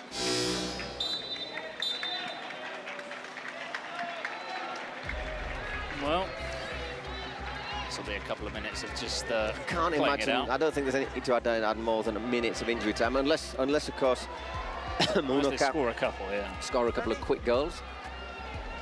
Marc. Vas a ir fuera ahora, ¿vale? Dani! But there has to be said, Alex Martinez looking the happier of the two coaches. It's always been from start to finish, hasn't it, as well? Because it was 3-0 so early on. No, there's been no moment in the game where Unoca have really been in it and believing that they could come away with a win. It's never looked likely, has it? They've been very much in control. Just look fresher and sharper as well. It just make me wonder if Unoca have had a couple of players, apart from obviously losing Marc Granero, which is a big loss for them, not just for his goals, but also because he's up and down and his leg work. And well, as we said, Granero and Barral, and it's a different team.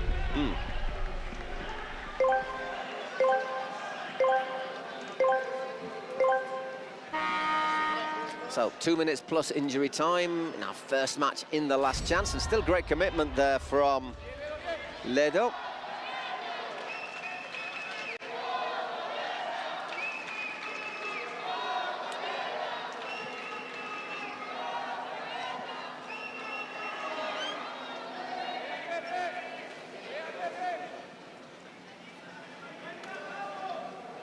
Albert Ruiz down.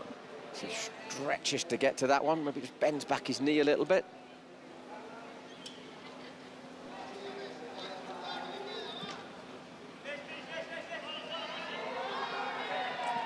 You could, of course, vote for our MVP on the Kings League Twitch side. At the moment, Ubon is the main man. De La Mata, 30%. Ubon.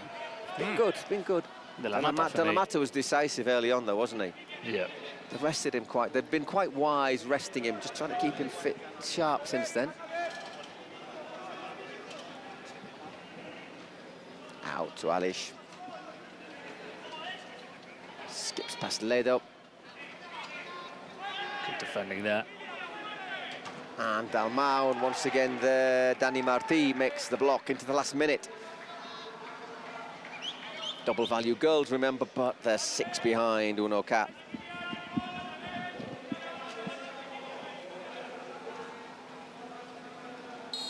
Although I never like to say never in Kings League, I do think it's not likely. It's very, very, very, very, very, very, very, very, very, very unlikely. I'd call it impossible. There you go, he's putting in 3 goals in 20 seconds. Nah, it's not going to happen. It's easy, you might have another minute of injury time, Yeah. so still not going to happen. 10 seconds left of normal time. Is there really any need to add injury time on here? Nah, just a minute. Contractual obligation time.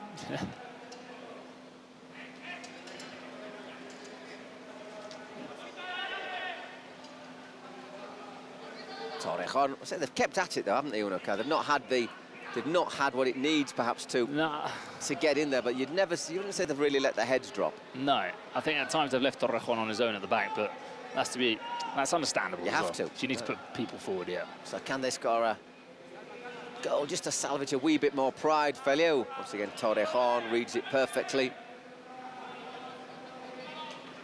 Blocked down again, doesn't fall for Pluvins.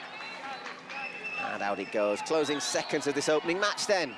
We're going to have, well, I was going to say our first team in the last 16, but actually it's our 9th team in the last 16. Ultima Móstoles, who will play, well, what do you have to say? We think our favourites, G3X of Brazil, but Móstoles sending out a bit of a message, I think. Ultima Móstoles win 7-1. DJ Mario and Noe are very happy. Uno-K, they join our list of destroyed team sheets. Of teams not going to the gym. Well, they might go tomorrow morning before they get the flight, but likely to be on a flight home soon. There you get it. 2 goals for Ubon. De La Mata really important. I think it was all really, when it was 2-0 after 2 minutes, De La Mata and De La Bella. That's why I say De La Mata is the MVP, because he's the one that's made the game reach that situation.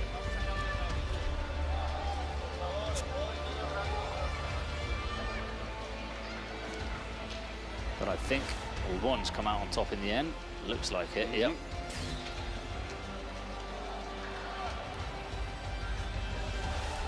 So, there you get confirmation. 7-1. DJ Mario's very happy. Raiche, less so. Sí, ahora ya lo podemos decir. Estaba claro que hoy la clave era ganar. De nuevo, darle las gracias a la afición, a la gente que hay aquí. Parece que estamos en España. Siguen todavía cantando. A todos los que confiaban, a todos los que no confiaban, thanking everybody, thanking everyone for the confidence, for the support. Exactamente igual. So we don't care who our rival is. Bueno, mi chat es así. Lo siento por Uno-K, por Mayichi, que creo que ha carrilado muy bien a todo su equipo, que hoy obviamente pues lo tenía muy difícil, sin 11, sin 12, con Granero lesionado. Aunque no me están pulsando, Obviously with the players out. Creo que al Sina tampoco le hemos visto. Bueno, lo tenía muy difícil hoy Uno-K, así que no es para tampoco sacar mucho pecho. Estamos en octavos y ahora va a ser muy difícil.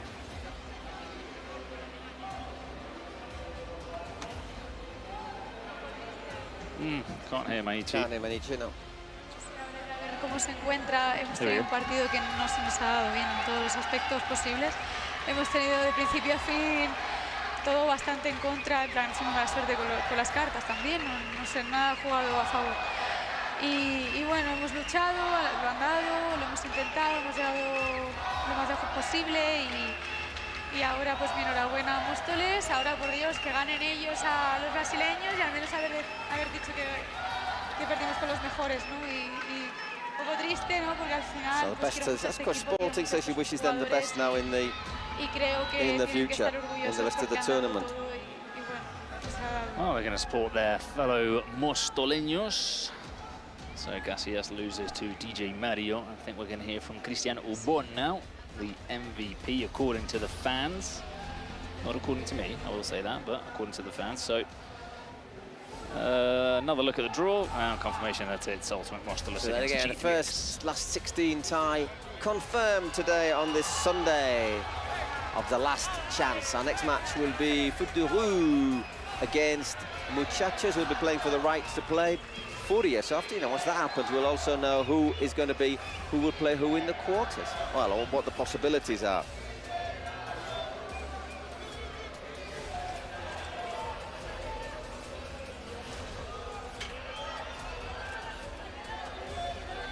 And we'll give you a complete schedule for the matches, by the way, at the end. Hopefully it'll be made at the end of the day.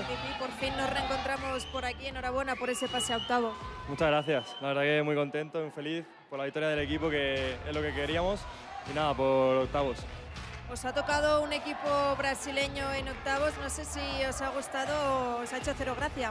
Bueno, estamos metidos en 1K, ahora vamos a por ellos y estoy seguro que le podemos ganar. ¿Les vais a dar samba a los brasileños? Dime. ¿Les vais a dar samba a los brasileños? Zambita de la buena. Enhorabuena.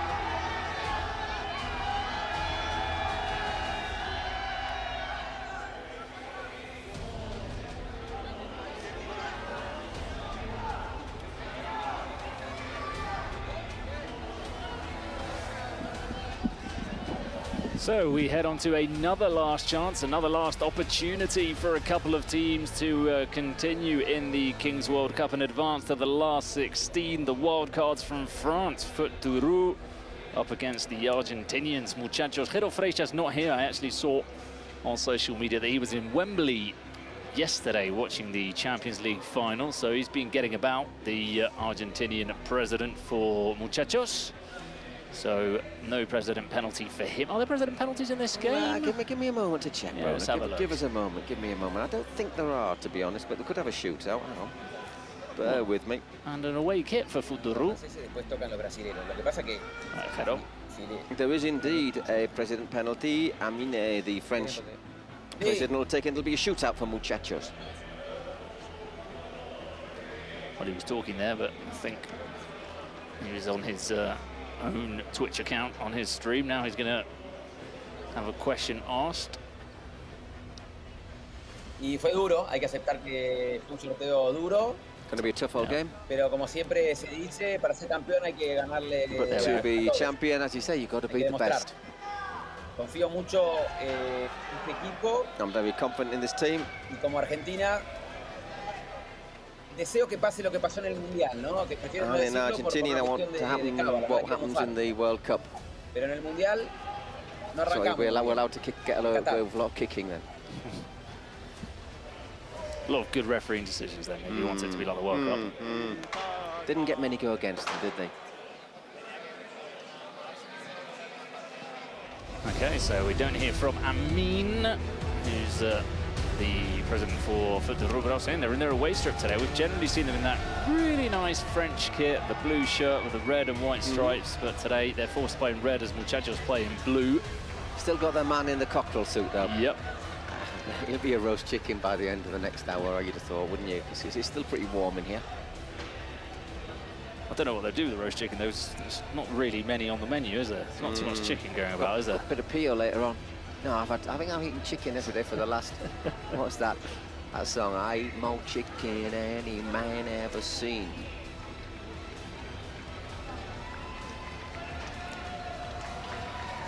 Sing it like it is, Jim. So a very short warm-up from these teams. Very short. It is quite warm.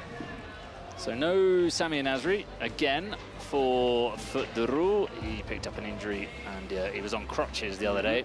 I don't think he's even here now today. So Jeremy Menez, the only big former professional name on their squad list for today. Keep an eye though on number 9, Amana Fofana. Yeah, good, I'm not quick. saying that bad. I'm Number just saying it's a big 2, name. Abdel Medioub is also a man mountain in the middle. Chandri is good at moving the ball around as well. So, Tito Villa, the star man for Muchachos. We'll see him later on. He doesn't normally take part in the early parts of the game with when the pace Yeah. is needed, but when the nous is required Exactly. for, it's going to be Fofana for Foot de Roue. So we reckon the if you'll forgive the cockerel jibe, the feathers might fly in this match. Two teams who we sometimes dine on the referee's table, and they're not big fans of Foot de Roue. Sure. Well, they might be celebrating this because Diego Martinez is through one-on-one. Good Diego finisher Martinez normally, goes Diego. round the kid. That's a penalty. And that's a disaster because it's also going to be a yellow card. So it's going to be a yellow for Alan. I think this happened in the opening match, didn't they? They had a penalty. They had the keeper had the keeper off. Yeah, they right had to at bring the on start. Sapu, yeah. And they had to bring on Sapu, but this means for 2 minutes when it's no card, eh? Woof. Well, a little bit lucky there, I think. Orozco's asking for the yellow. I can see why. Yeah, I agree. I tend to agree.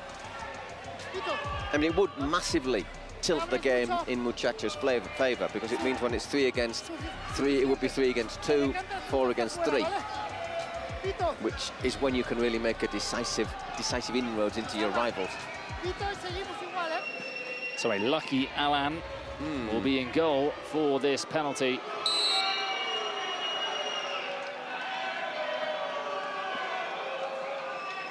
Oh, Diego Martinez missing the penalty. Well, if Jero Freixas wanted it to be like the World Cup, they didn't miss their penalties there, Tell you Argentina. what, imagine if being left-footed, called Diego, and then missing a penalty. That's harsh, isn't it? I say we're very close to the Aztec Stadium, by the way, where obviously the scene of the crime. And Fofana looks to put it on that side. Wide from Fofana.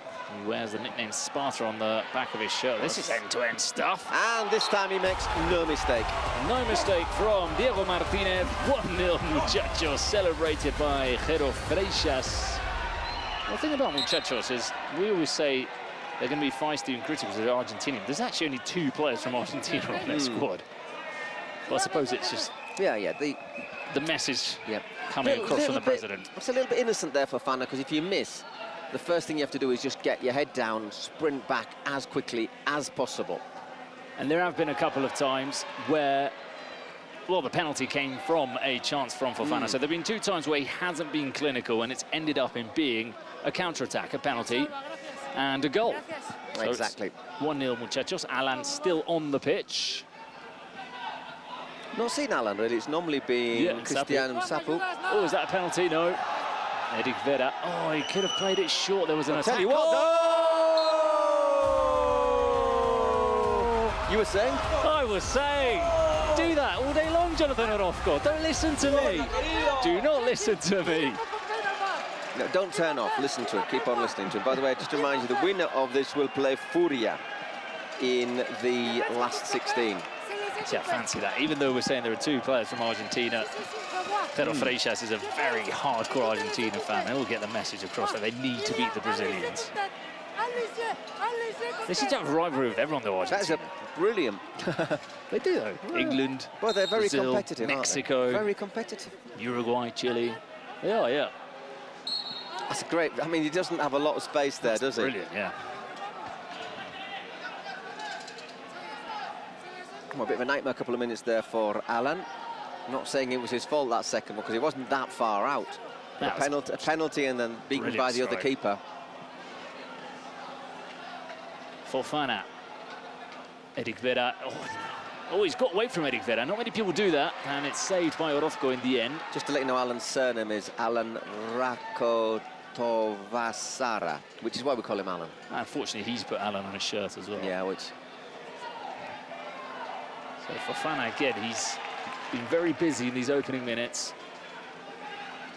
Threatens, doesn't he? Looks threatening.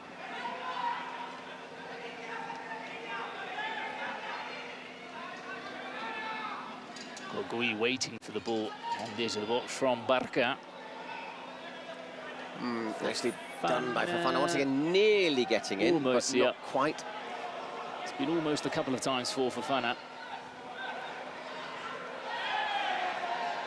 Oh, he's not giving the foul. So, Foot de Roux continuing possession. Fofana. Eric Vera. Huge fan of Eric Vera. Every single game. There are a few people that defend as well as him. And he's not very big. No, but feisty. Oh, they get past a couple of players here. It's a great game goal. on. Yanis Barca. He found a way through the defence and the shot drilled past Jonathan Orozco. What a goal for Foot de Roux, 2-1. And I mean, they're enjoying that.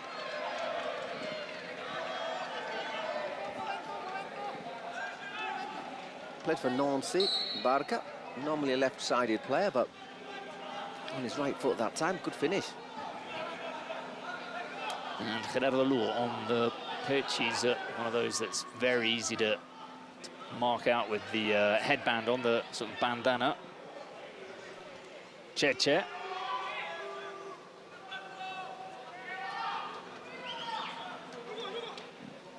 Lugo. Nicely moved on. Space for Jimenez. His corner. Just to remind you, the offside is only relevant in that line level with the edge of the penalty area.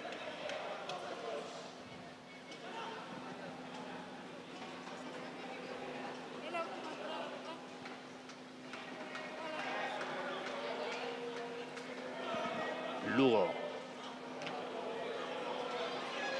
Jimenez. Tito Villa. Here he is. The Predator. Plays it out to Lugo. Well blocked.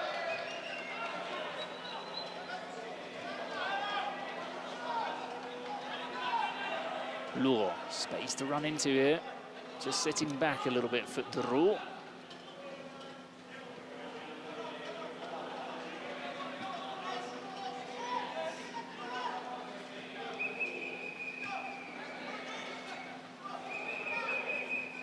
Vera. Oh, space there for Jimenez. Yeah, he finds him. First time touch for Villa. Lugo Oh, inches wide. Just wide of Alan's goal.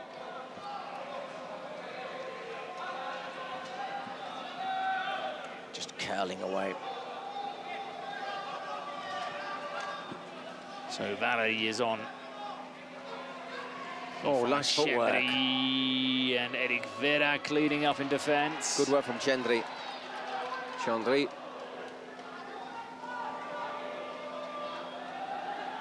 Minith.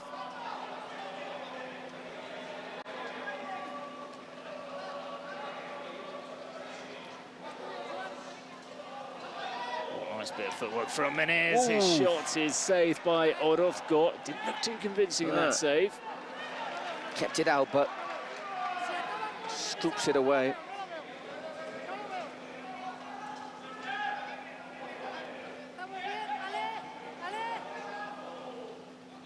Corner is flicked away by Villa. Diego Martinez can run now. Federu doing well, though, to get numbers back. That long-distance shot is blocked again. Barca. Strong presence down that left side is Yanis Barca. A good goal as well. C'est la deuxième fois. La deuxième fois. La deuxième. La deuxième, hein? Is that a bit of French for the It ref? was indeed, yeah. He was practicing it at breakfast as well. Okay. So I forgot nearly everything. Obviously, most of the communication they carried out in Spanish. A bit in English, but not that much in French.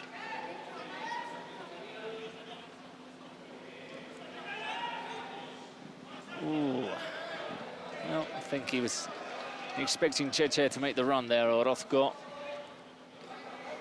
So 2-1 muchachos, 8 minutes into it. Good start from them, but that goal from Barca has put the French side right back in it. Yes, Edgar is our referee at the moment.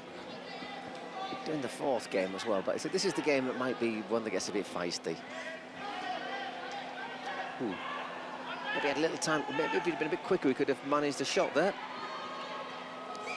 Cheche played just behind him. Ooh, just underway from him. Yeah. It's always very difficult there to make anything of that pass, Cheche.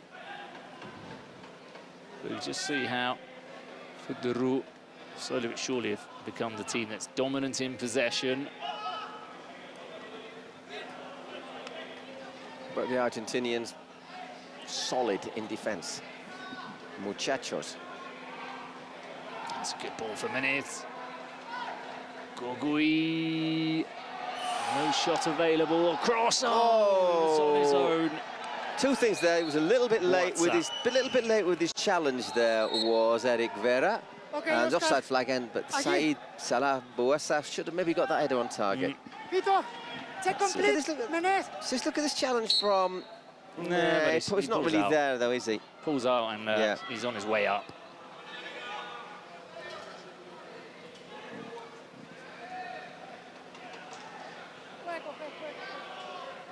So collected by Alan. Minis. Bachelet overlapping on the left. The ball is for Bachelet. His cross is punched away by Orozco. That's out that one goes.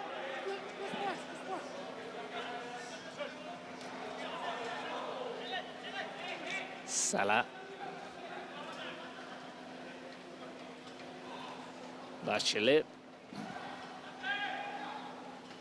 Minis. Good ball. Valeri looking for his left foot. Saved by Orozco. He's got it again. Doesn't quite get the power on it, but cut inside and worked it nicely in there. Orozco not far away from finding Lugo. He's good, isn't he, with his long balls, Orozco. At the moment, the Cockerel looking rather subdued on the far side of the pitch.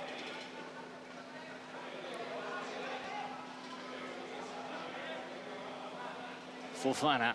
He's back on the pitch, and it's blocked by Eric Vera. So they're pushing for an equaliser, aren't they, Federu? I suppose you'd translate that as street football, wouldn't you? Probably, yeah, exactly. Football of the street, street football. Makes himself bigger than he is, Orozco there. And he is pretty big.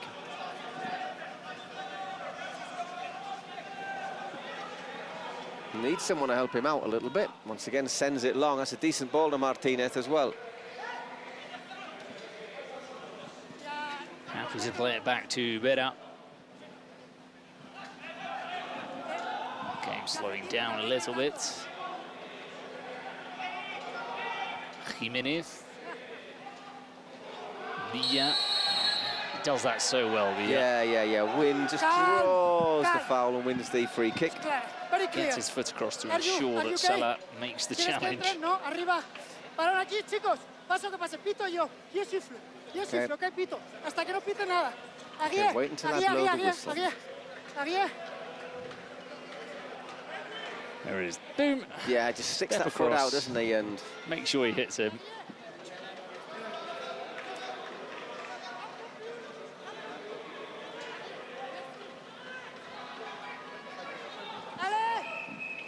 So an interesting free kick here for Muchachos.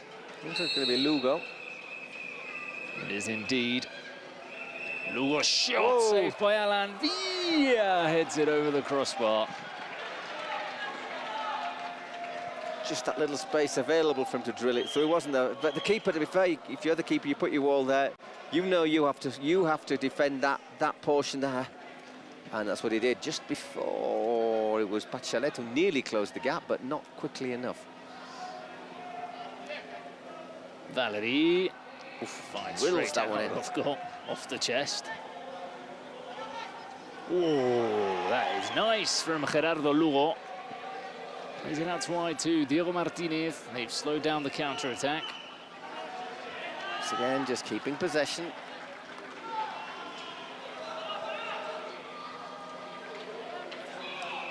So the winner of this match will play Furia. In the last 16, we'll have the draw for the kickoff times. We'll know when they are later on today. Games will be played over Tuesday and Wednesday, though, 4 games a day.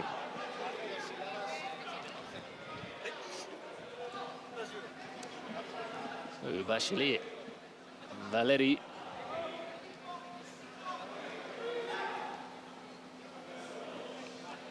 Mediub now the player in the centre of defence, having come on for Salah. As you can tell, he's a big, strong. Oh, is it a penalty? I didn't. On first viewing, I didn't think it was a penalty. Let's see though. He doesn't seem to complain. The referee was close. To be fair, if it's. Recorta y para mí. I think he's saying got dragged. Yeah, just carries on with it. I think Villa carries on with his right foot, doesn't he? Paramos tiempo. So Valery going down. Stop time. Second penalty in the game. Para mí también, y él lo reconoce también. Quickly, the referee saying, yeah, that looks like a penalty to me. Bit of discomfort though for Valery here. Surprising. I thought he just maybe, swept his feet, but looks like he's in pain. Maybe it's a bit of lateral movement though, on his ankle or knee.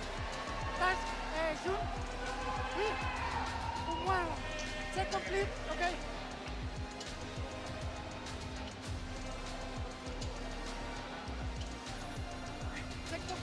Okay, let's see. It's that right foot, isn't it, of Villa? Trips up on him. Does Valery actually step on him first? Lucas Valery, former Paris FC player. And it'll be Menez. Hay un francés más en el campo, quieto. Jérémy. Que se vaya al 11. Attends. Se va al 11. He's had to go off, Valery. Ahora son 7, Limping a little bit. Manager saying, why don't you come over here, Valery? Que no entre, Son 7 ahora, que no entre. Ok, yo sifflo. Yeah, he'll probably have an ice pack on as well. So Menez has a chance to make it 2-all. No which mistake. he does. No mistake from Jérémy Menez. 2-2. This looks like it's going to be a tight one. Second penalty is scored, Menez. So very good finish. And the chicken has suddenly become animated.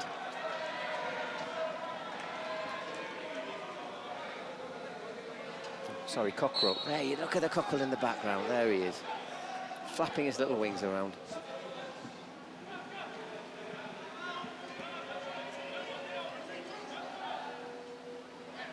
Once again, Orozco sends it long. Ooh, well controlled, and just nips a foot in there for Fana.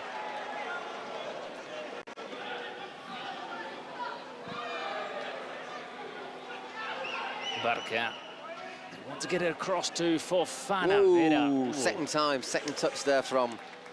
He almost touched it into his path.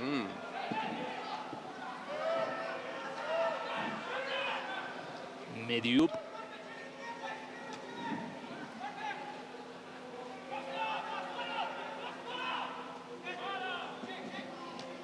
maybe flatters to deceive a little bit for Fofana, doesn't he? It just looks as if something's going to happen. It does a bit more often than it does for him.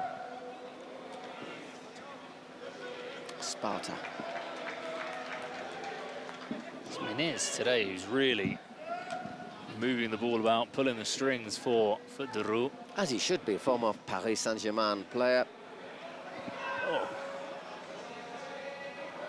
Forcing a corner there. Played for a while in Mexico as well, Menez, at the end of his career. Club America. I remember him most at Roma. Roma, Bari as well. Whoops. That's what happens when you talk him up too much.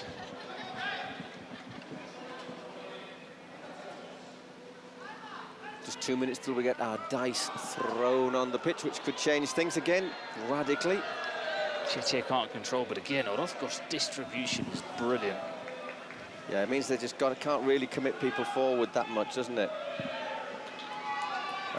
Second dice will be thrown by Blur, president of Stallions.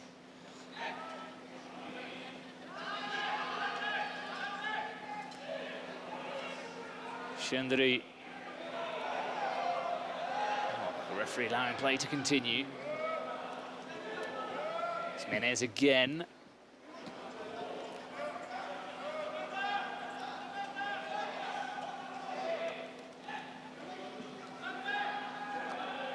Ticking down to that 18-minute mark and keeping the initiative for De Roo. Menez. Just gone to his feet. Yeah, just when he'd got away from Eric Vera. Then blasted over the bar. Everything to be decided here. Once again, looks at the Spotify secret cards. President penalties are going to be really important.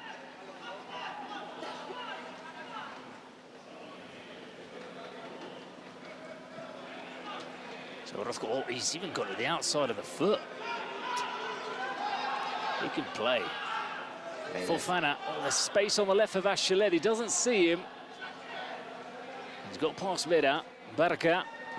Once again, doesn't always hold it, does he, Orozco? But he always he does make the blocks, and that was hit very hard right into his midriff. Menez. Support from Barca. Oh. Nice footwork, I said. Oh, almost a penalty again from Bia. Still Barca, and his shot is deflected. I think that'll be the last action before we get our dice thrown by Blur. Yanis Barca, though, I don't remember him being that good in the first game. He's looking brilliant today. Monalad was Bachelet in the first game. Hola, soy Blur, el presidente de Stallions, el equipo italiano, y mi predicción es un 3. ¡Y viva la France! He's got that Italian in New Yorker look there, Blur. 5 there. Yeah. Probably favour Muchachos that a little bit more. Might not. A little bit more space for De Roo, though, to work out their attacks. Diego.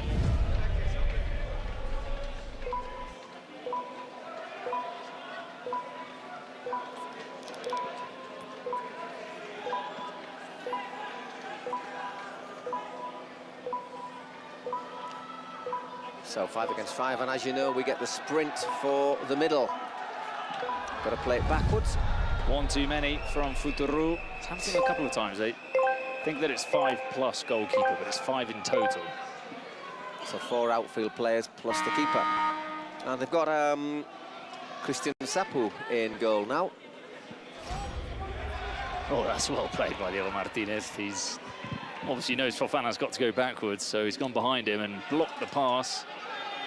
It's all these little things that I think, these little tricks, these little ideas that people pick up over the games and watching other teams, and you start thinking, oh yeah, we could do that and this and that.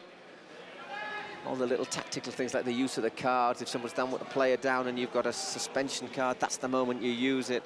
Lots of things.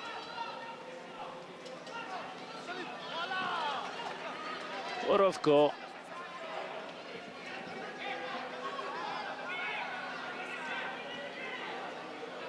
Lure on the turn.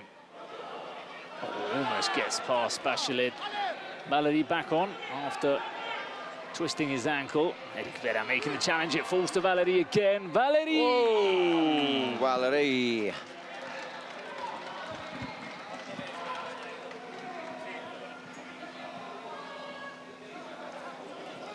pulled wide. Does make himself big though, doesn't he, Orozco? Not an easy keeper to He beat. doesn't go down, does he? Sort of stands tall always. Almost sort of like a handball or futsal keeper.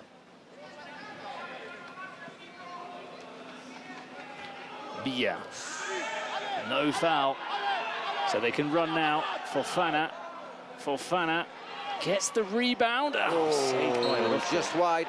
They've got a couple of those rebounds in this game, the Futuro players. Those challenges from Muchachos.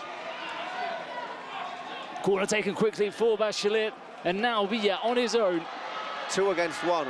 Villa. Oh, and he had. If he'd have looked up, he also had Eric completely unmarked on the other side. I think if he had looked up, he'd have done the same thing. He'd have gone, yeah, how you doing, Eric? Good to see you here, but I'm going to finish this one myself. Just a 1 minute to be added on. That's a rare sight, Villa being wasteful in front of goal.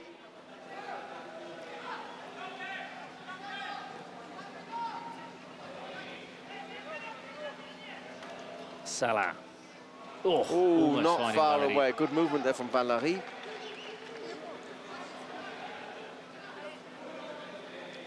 Orozco going to send it long again. He just looked for a second as if he was, but he's played it in there to Eric.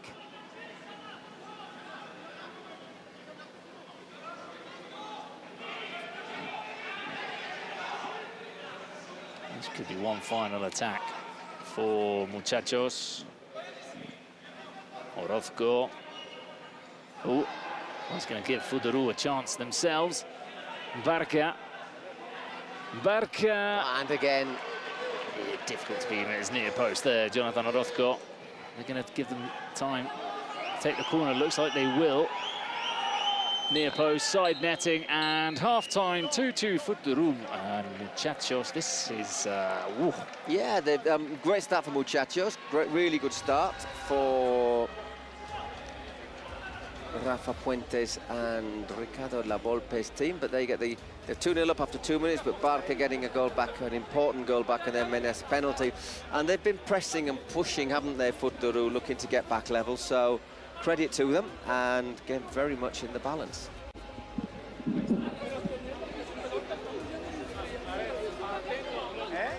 So I think we're going to hear from Gerard Freixas. At least I can see him talking on the big screen in here. But looks like we're not going to connect with him.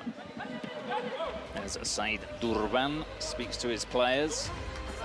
Sí, Ricardo Lavolpe has been down as the Muchachos manager, but I've not seen him turn up. He's a manager that managers like Pep Guardiola, for example, look up to. Or are scared of. Quite intimidating. Yo no voy a decir a cuál equipo le voy, pero creo que se nota un poquito. ¿Cómo cantan? Pamela getting everyone to just cheer and sing. Bit biased from Pamela. She's always with the America side. Understandably, Vamos a she's preguntar. from Costa Rica, actually, I've been told. Va empate la cosa. ¿Cuánto va a quedar? 5-2, muchachos. 5-2 for the Muchachos is the prediction. Yo quiero que le des un mensaje a tu papá. Santi se me escondió, pero le vas a dar un mensaje a tu papá que te escuche. Vamos, papá, tenemos que ganar hoy. El hijo de Santi Cheche. is Vamos someone's con la son segunda parte y yo me quedo aquí con on the Muchachos Muchachos team, I apoyando. presume. I don't know who. Yeah.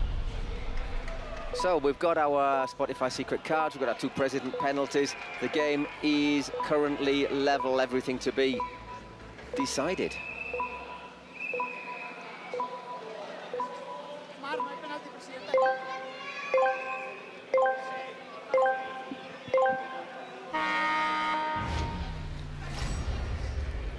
Barca just shoving his teammate Chendri out the way. Give us that. Pour moi.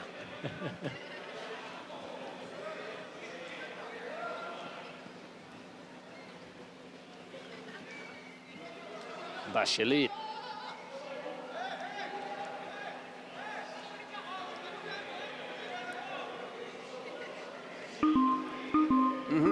We're not waiting much time. Penalty for Muchachos.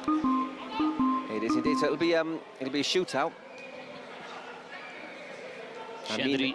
I would say Amine will take the penalty for Futuro when it's their turn.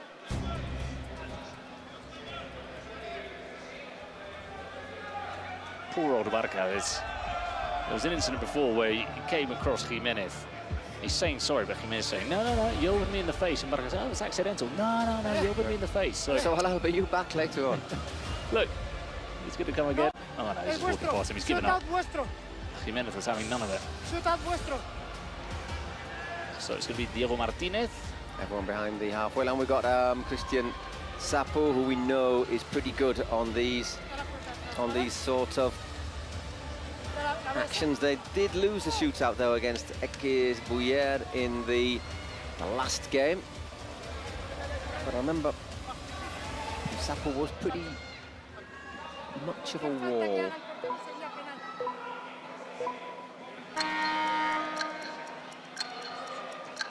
Good goal.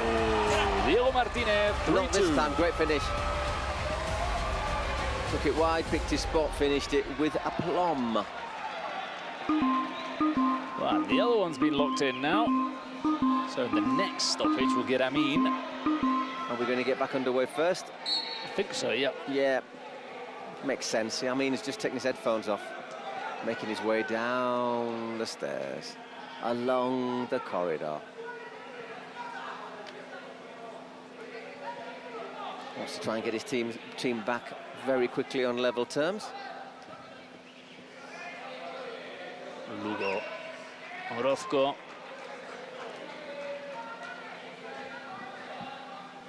Oh, nicely played. It's been good today, Lugo. Villa shot saved by Nsapu. And I think it's a throw-in. It is indeed for the muchachos, which I think will be the penalty. Amine.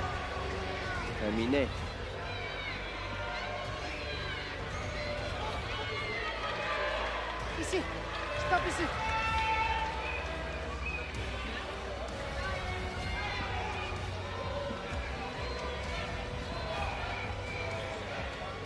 Le penalty. Attends ici. Amin. Si, lo sé. Can't remember off the top of my head how he's performed this week, penalty-wise. I think he hit the last one over the bar. I think he hit it really hard, but might have hit it over. My memory after 30 matches.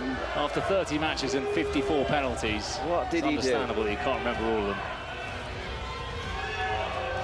I think he hits it pretty hard, if I remember correctly. Well, he hit the last one pretty hard. He's got nice boots.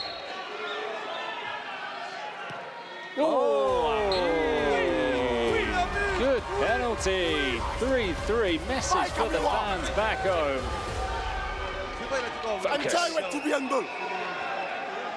Very good penalty. If you're going to walk the walk, you talk the talk, and you put your penalties away.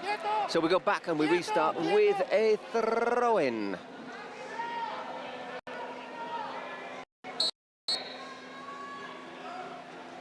Villa gets the header, but he's got a bit of a battle on his hands today.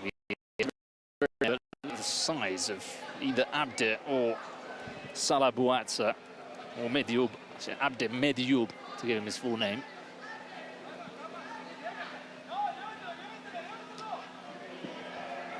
Another good ball from Orozco towards Beda. Fofana dropping off the shoulder of Lugo, flicks it over his head. Still Fofana. Oh, he's got a couple of teammates. Oh, into Paul. what a save!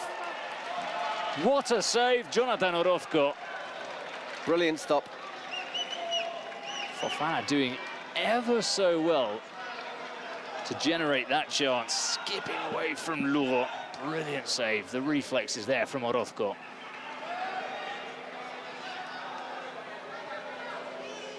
Jimenez. Nsapu, that didn't look. Yeah. Left it a little bit there, didn't he? But you want to parry it to a side, not back into the box. But he's collected that ball well, and he's prevented it from going behind for a corner.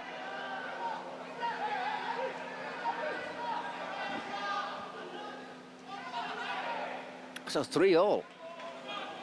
So still got our Spotify secret card. Just to remind you, our secret cards can be a penalty, a shootout, a 4-minute suspension for a rival player, double goal for 4 minutes, star player, which you would have used by now if you had it, and the Joker. Am I missing any? Nope. No.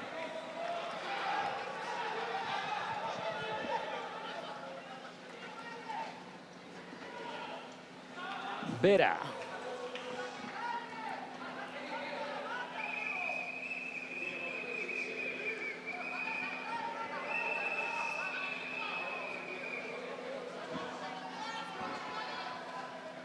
Orozco looking ahead to see where he can fire this ball at the chest of Jimenez. Oh, nicely played. That's good defending from Mediup.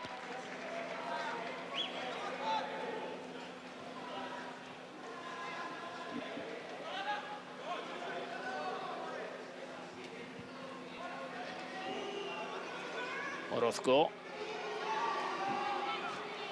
Jimenez getting booed by the French fans after that previous exchange with Barca. Oh, that was an absolute cannonball at him from Orozco, and it's just given... How's your touch? A chance on the break. Bachelet. Oh, that could have been a penalty for Fofana. Aye, Fofana, fall. It was the touch that let him down. Now he's saying that it could be a penalty from Lugo. Even there, Bachelet gets taken out. First touches. It's the first touch. First touch is everything. And there's a collision, isn't it, with Lugo? But I think it is just a collision. I think Lugo's got to go in there. That's caught him on the outside of his shin stroke calf. A little bit wasteful there. Droite foot de roue. Does really well there. Bachelet draws Orozco out of his ground. And that magic water again. And the spray. Good mix. Quite an interesting sock arrangement there. A lot of players do that. They cut their socks and then they use their own socks underneath because the nylon gets your foot sweat, doesn't it? And you like to more likely to get blisters. On your foot as well, so you sort of feel the ball a bit better.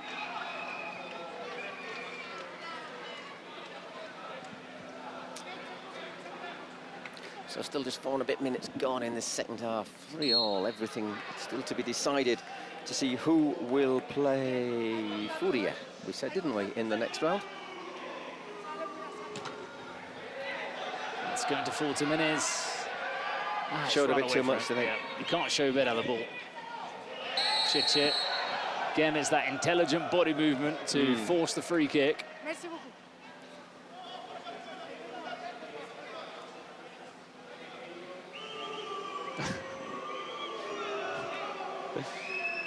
More boos for Jimenez. Oh, there are some French players from fans up to our left. Yeah, a couple of them wearing the France 98 kit, the year they won the World Cup.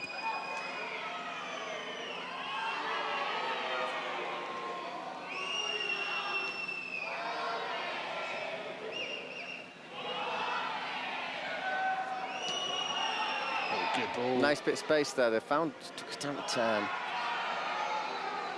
Vera coming forward. Now Villa. Villa's cross is cleared.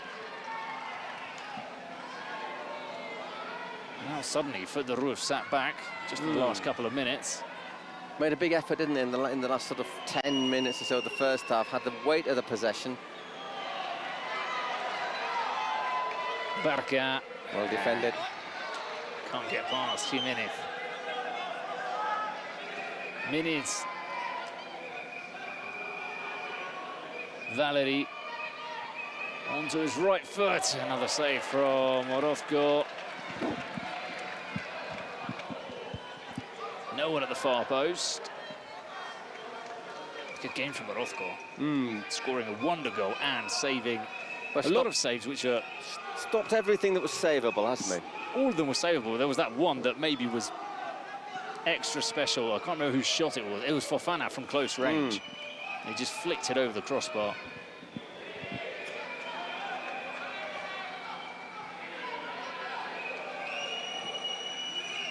Jimenez.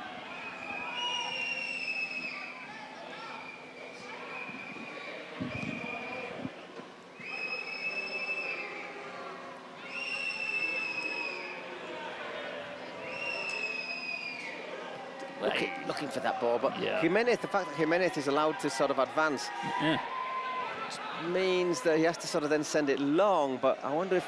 Oh, good touch. I wonder if they should press him a little bit higher. Yes, Jimenez isn't their most dangerous or skillful player, but he's seeing a lot of the ball. I don't know if that maybe that's a tactic from Fuddu. And also Orozco's quite often been allowed to advance sort of midway through his half before playing it forward. Oh, Lugo again. Oh, good save. Good save, a full Christian stretch. Sapu. Lugo's also been impressive today. Played in Limoges and not, is it? Oh. Not seen much from Bia, though. No.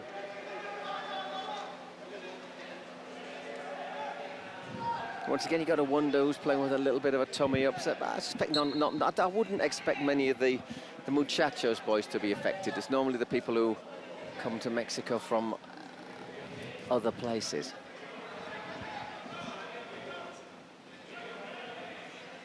Sent a bit short. Oh, good challenge, but still sits up here for Cheche. And Bachelet comes across.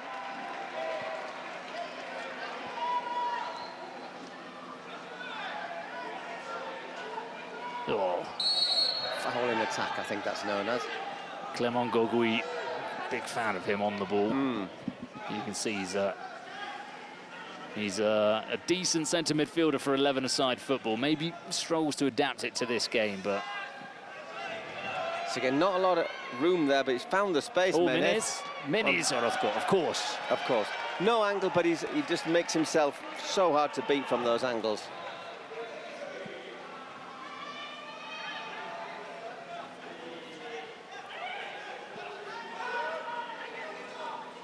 Bachelet.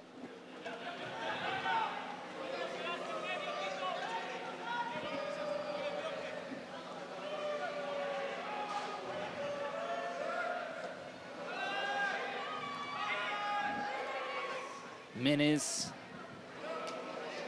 Oh, who's going to get there first? And Sapu off his line. Mediu. Just approaching the half hour, still 3-3, no goals in the second half. I guess the work cost the 2 presidential penalties, I tell a lie. But still all square.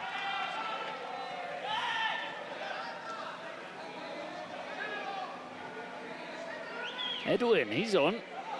And shoots wide in his first move of the game. Edwin Cardenas.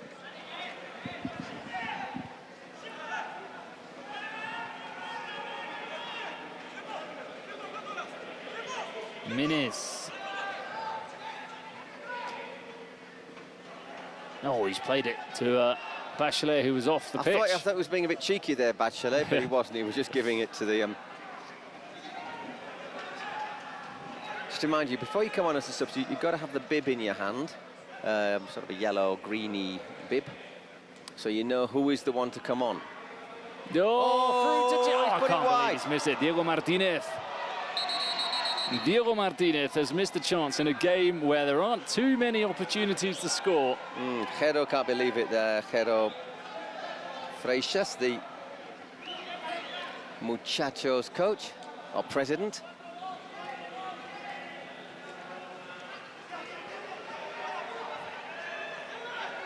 Fofana. Menes. Oh, he's gone down there, Chandri. Just a bit of contact all around, wasn't there? Menes won't get onto the 1-2, and Diego Martinez is through again. This time he's denied by Nsapu. Great reflexes from Nsapu. It looked a surprise, I think, that with that almost toe poke finish. Hits it quite early.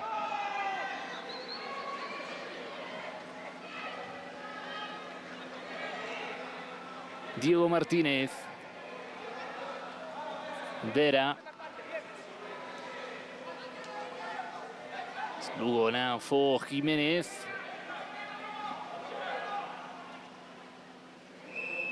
Diego Martinez back to Orozco.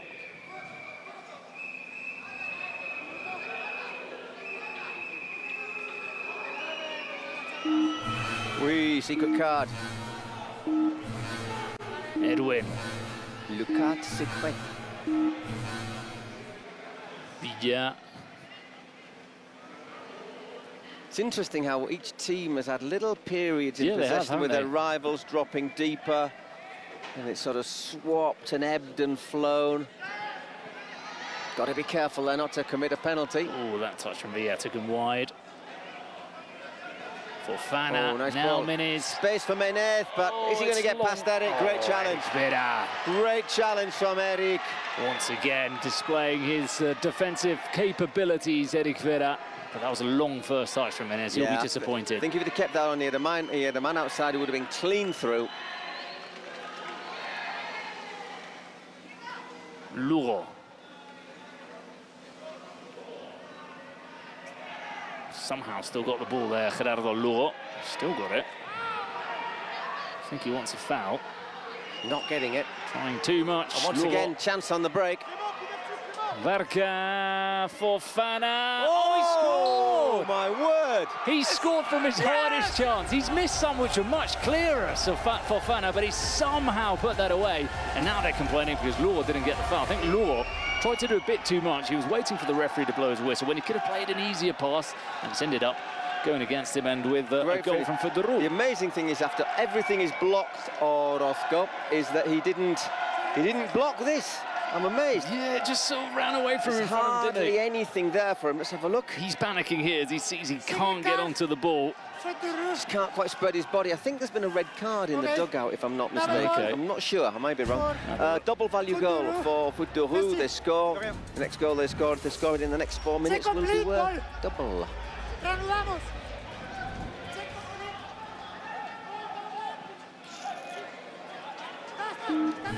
And very quickly, Los Muchachos also playing their secret card. What will it be? Look, it's a suspension card. You've got to use it. You know, it's got to be played now, hasn't it? Because it's only valid for 4 minutes.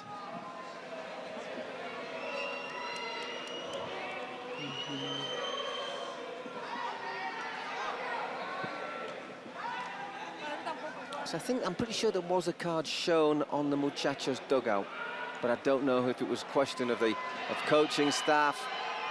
Oh, Fofana. It's good first touch from Fofana. He gets that. I'll tell you what. You can't be sliding in like that. He's very happy to see that challenge, isn't he, Fofana there? He sees Vera go in and he says, oh, thank you very much. Yeah. I'll just wait for you to touch my leg. Yeah. You can't fly like Eric Vera. I've always praised him as he's a brilliant defender, great in one-on-ones, but he just rushed it a little bit there. We'll find out what the secret card is for Los Muchachos. Oh, wow, yeah, and double goal, of course, for Fodorou. Yeah. So this goes in, it's 6-3. That's a shootout for them. So which would just keep with the score, it would keep them in. Which they already scored one earlier. So do we have the shootout first or Fofana's penalty? Oh, it should be the penalty, shouldn't it? No, I think it's a shootout. Oh, yeah, actually, yeah. So you normally take the shootout and then go back to where you were. Exactly. You do the secret card and then go back to where you were in the play. It is indeed the shoot. It is the shootout, so everyone will have to go to that side of the pitch. And whoever's going to take it, I suppose Menez will have a little bit of time to think about his penalty.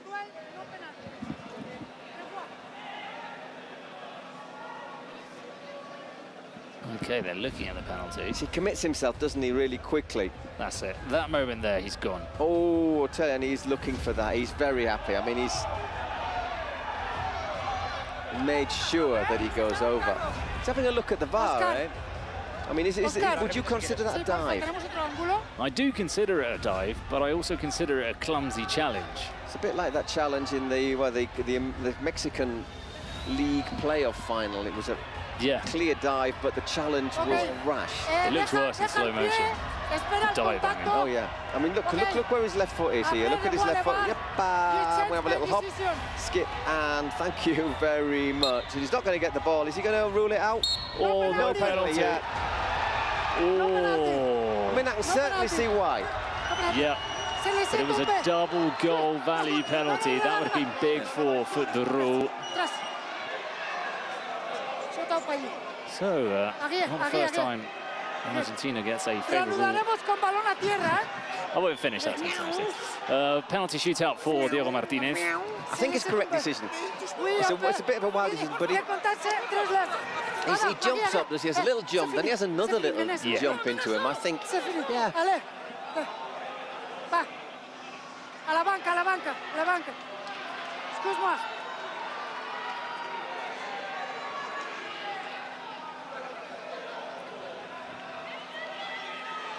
El tiempo, ¿vale?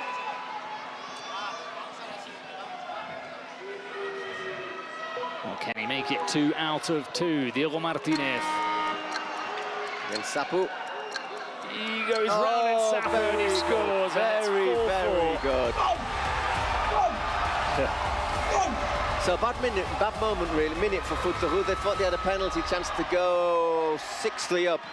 Penalty given, 4-4. Overruled, 4-4 with the card. So how life can change in the Kings League. So we were going to restart with a penalty. So what? I suppose now we restart what with a drop ball for Should be a drop ball, yeah. Orozco.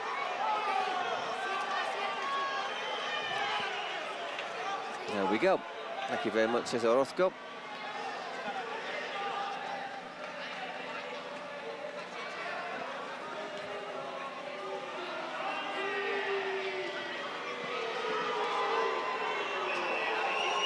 French fans having Lebu.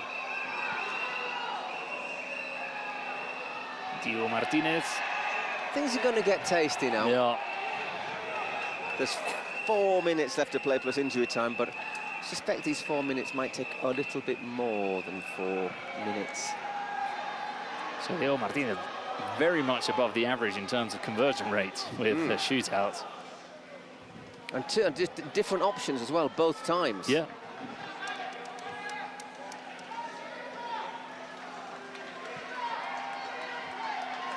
And we see some players talking off the ball as well. There was an incident there between Diego Martinez and Valery. Martinez going to shake his hand. Valery wasn't accepting it.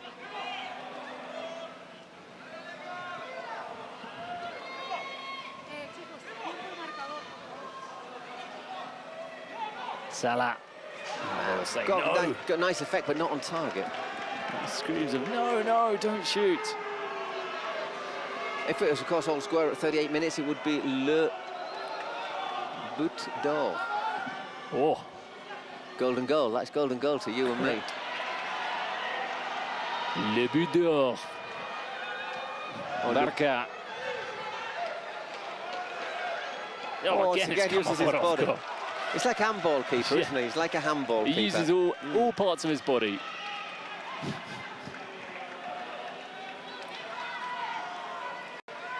And he collects that one easily.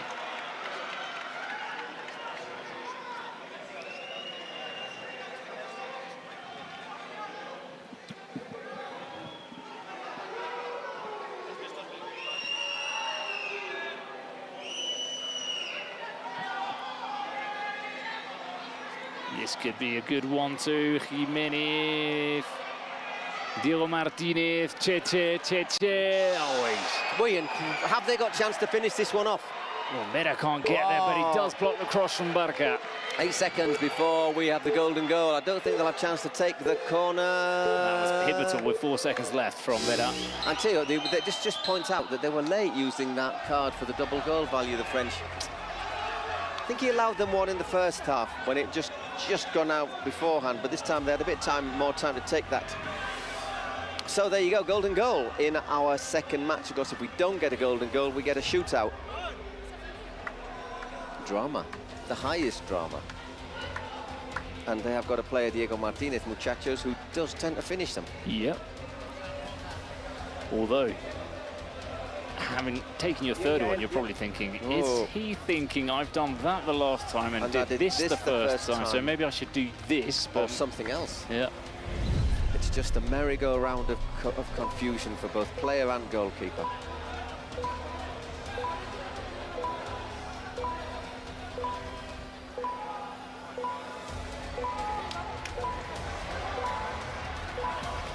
So, Matt, the game can be over in a second. Remember, whoever goes through here will play Furia. the hotly tipped Brazilians, who will, however, play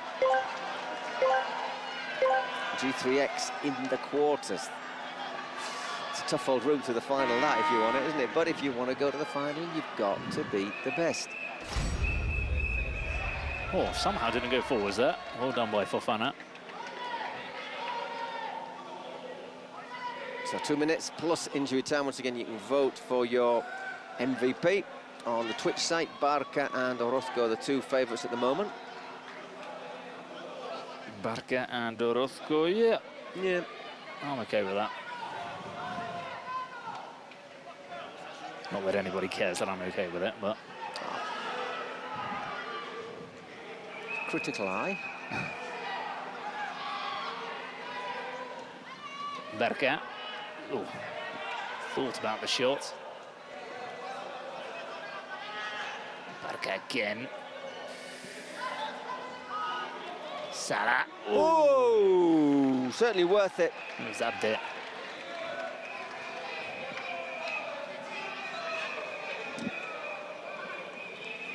Lure. That will be a foul.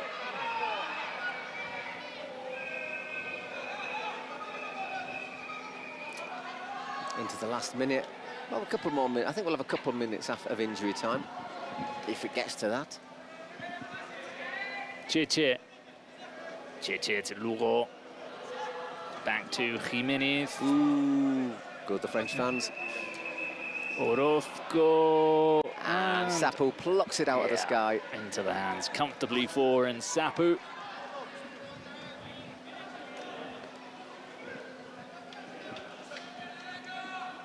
It's been Barca, not Menez. Menez isn't on the pitch, who they've gone to in golden goal. Normally in golden goal you see who the go-to player is. Again, Orozco sending it long, sending it a bit too long. Hey, not bad control on the touchline there. Salah. Barca. Barca. All the muchachos in their own half. Oh, that's an awkward shot. Well saved by Orozco. 2 minutes of injury time, by the way. That's a good ball. Oh, first time, and he got a touch on it, corner. The volley from Diego Martinez, the save from Sapu. A pass as well from Orozco. Let's have a look at that. Oh, that's a great save.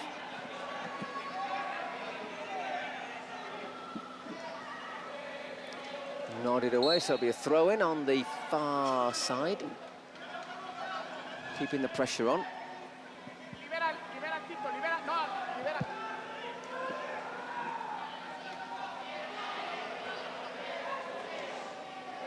Villa, that's an out wide important touch for Vera. That took a deflection. Yeah, because it dipped after the strike from Vera. By the way, Barca is now clear favourite in the MVP. Keep on voting till the end of the game on Twitch.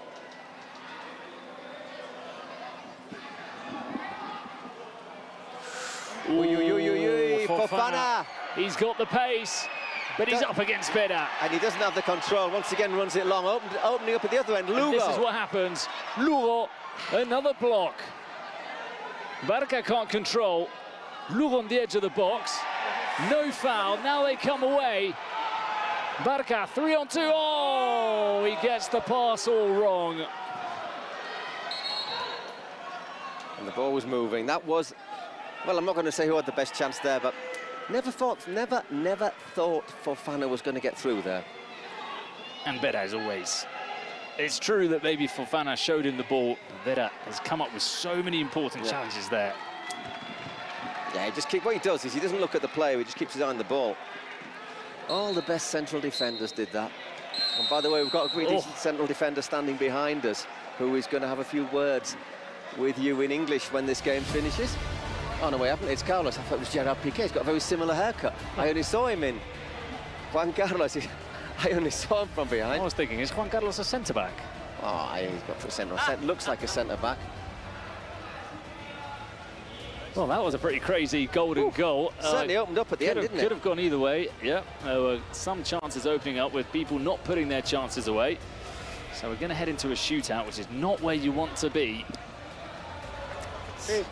Tenemos que sacar a Well, uno to porque be tenemos honest, un jugador más I'm inscrito. not surprised we've had a shoot. We're getting to a shootout because we're talking about teams who are Todos los demás level ahí pegging, who are dispuestos para close patear tanto to Julio each como other, yo. aren't we, in ¿Estamos? terms of level? Órale, va de uno, Lugo.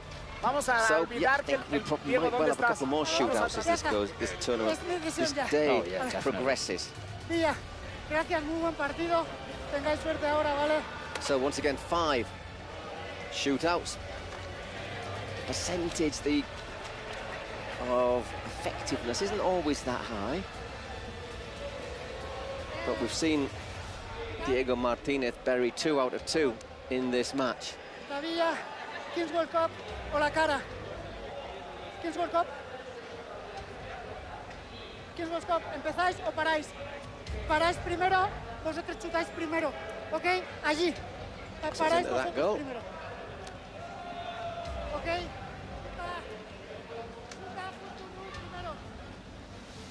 Okay. Dale.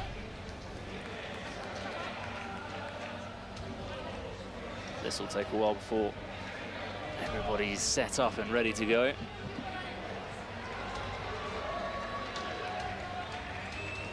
Everyone on the edge of the other penalty area.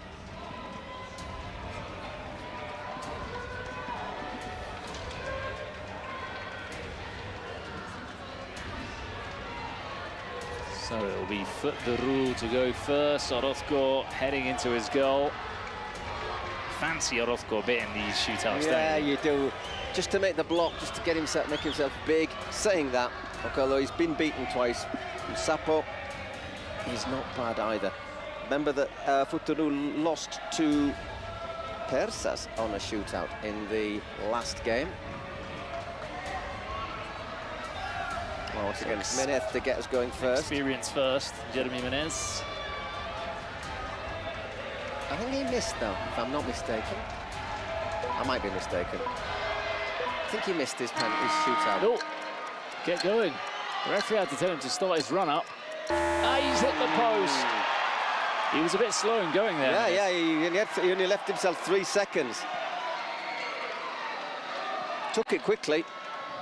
And unlucky in the end, hitting the post. It's going to be Lugo against Sapo.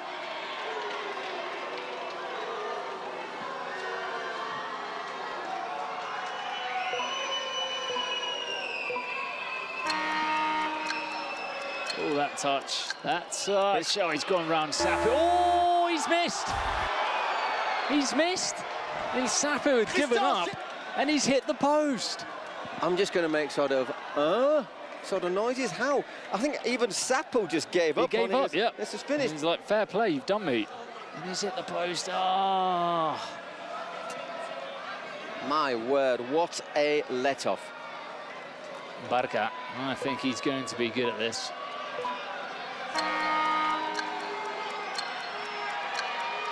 Inca, From Barca. Knew exactly what he was going to do, didn't he? One took it a little bit wide, gave him his options to open the shoulders one way or the other, hit it quickly. Doesn't really give Orozco the chance to close him down. 2-1 to the good.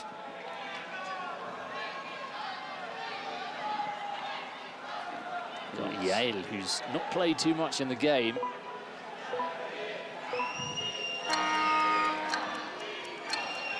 Again, a very long first touch, and saved by Sapu. And Allez les frères, là, faut pas arrêter de marquer. Faut pas arrêter de marquer.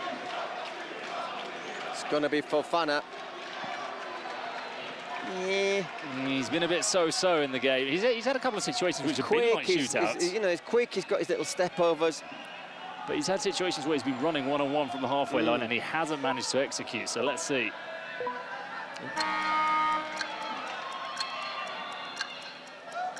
Ah, he's gone too long, and again, he's looking for the penalty for Fofana. Has a look at the referee, but doesn't really ask for anything. Took it way too long around the keeper. Look how long this touch is here. Yeah, and he's not really going, he's not following the path of the ball, is he? He's looking more for the keeper than he is for the ball, as far as I'm concerned. But we are checking it with the VAR. Claro, sí. A ver, ok. Claro, es la misma, but no. It's okay. Well, it's the master now. Diego Martinez scored 2 already. Chance to level it up. I mean, Fofana's only got himself to blame there.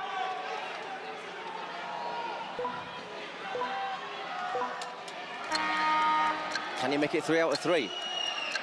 Oh, no, he can't, and that is not the time to miss it. The moment he went long there, and then Sapu was standing, I think he thought, what do I do now? And I think he overthought that. That's what we were saying before. He's taken 2 already. He's trying something maybe a little bit different. I think he's looking to see if there's a chance for the early shot, isn't he? Also advantage still for the Roux. They put this one in. They put this one in. They have got a foot and a half in the Roux. Oh, and he has to. You give me a heart attack. 1 foot in the Roux. Here comes Villa.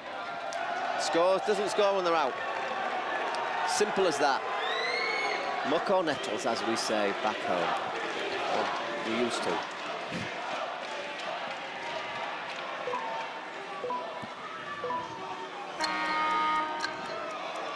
The pressure is on for Villa. He's gone down, but he does score. Sapu, I'm going to say, has always been stitched up when someone's got it right going to his right. Yeah. He's always done him. So it is now Clément Goguet. How important that miss from Lugo. Yeah.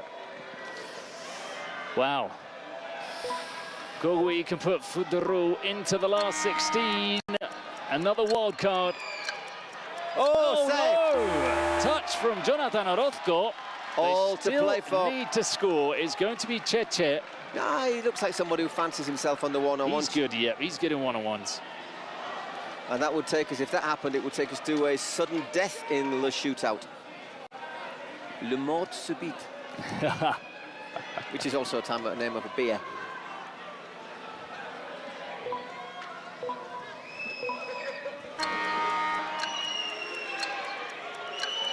Oh, he does! Cheche keeps Muchachos alive. So we got a sudden death.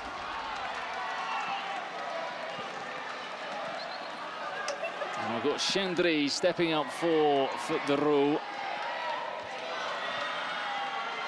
It's also a bit tasty in a one-on-one, Chendry. Shootout history, 0%. I think that means he's not had one. Oh! 100% now. Back of the net. Jimenez. I think there'd be a lot of people behind that goal who would, in the words of Kevin Keegan, love it if he misses. I would love it. I would love it. And I think Barca isn't the best at maths because he came out to celebrate and the referee had to explain to him he hadn't won. Still another one. Right, all or nothing again. How? It goes crying over the line. I thought there was no chance that he was scoring that.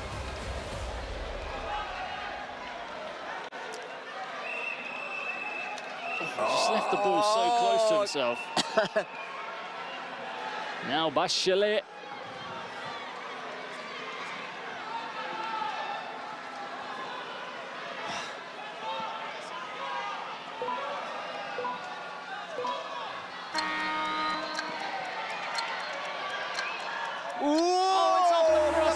Saved by Orozco again.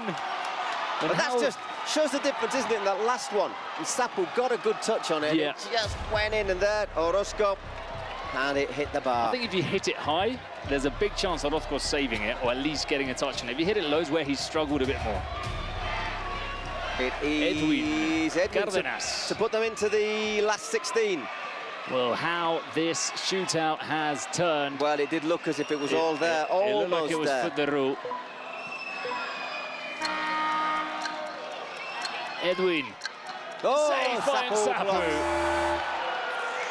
Start getting your boots on, Paul, because whoever has me taking it's going to be you in a bit. Hang on. Oh, it's in. It's dropped It's in. What happened there? No. I can't believe it. It's unbelievable. I didn't even see it. I was looking to see who was going to take the next. Disbelief from everybody. no. Wait. Whoa. They're having a look. Did it hit the roof? They're having a look. I think the referee's saying it's not a goal. Tell you what it is I think if the forward motion ends, so if the ball goes... Let's have a look. Let's see what happens. Basically, a penalty if the ball... Well, they're saying it's in. Look, I think you can expect the unexpected in the Kings League, but that's the most never unexpected. could I've ever imagined to see a goal, a deciding goal, go in like that. And if let's have a look, see what happens then. Well, no, that's the last. This is the previous one. Oh, go on, give us the replay. We need a replay. Oh, that is the most, I can't think of a more painful way to go out. That is... Can the goalkeeper touch the ball again? Can he run I back? suppose so, yeah.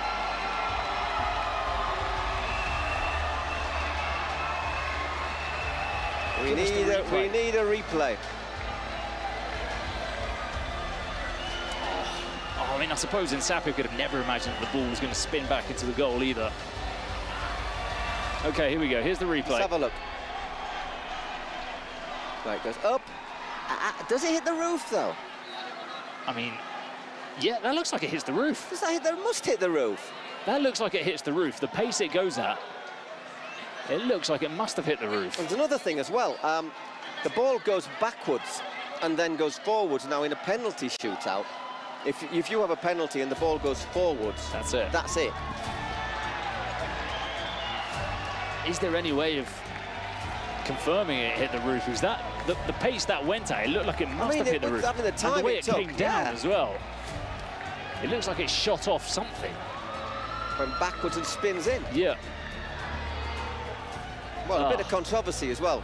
Well, they're all the French players and the president and the coaching staff are saying it hit the roof. Oh, you're quick to rip up the paper. I suppose the referee's the referee's blowing the whistle. It must mean that it's over. Hero's terrifying me there. Thank you very much. So, well, no, looks like it's all over. Some people think it's all over. There's people on the pitch. It is now. There's a lot of people on the pitch, to be brutally honest.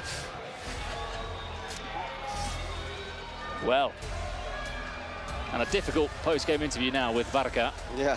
I suppose that's it then. I think the phrase is, what happened there? Well, it might be time to start thinking about the next game and close the chapter on this one because everyone's going off the pitch. So yeah, our I'm next going to take my headphones off. Yeah, you take it now. I'll leave you with Juan Carlos. Juan Carlos is here, and our next match will be Muchachos Olimpo. So there we'll get the confirmation, by the way, that it'll be Furia against Muchachos, Brazil against Argentina. We always look forward to that.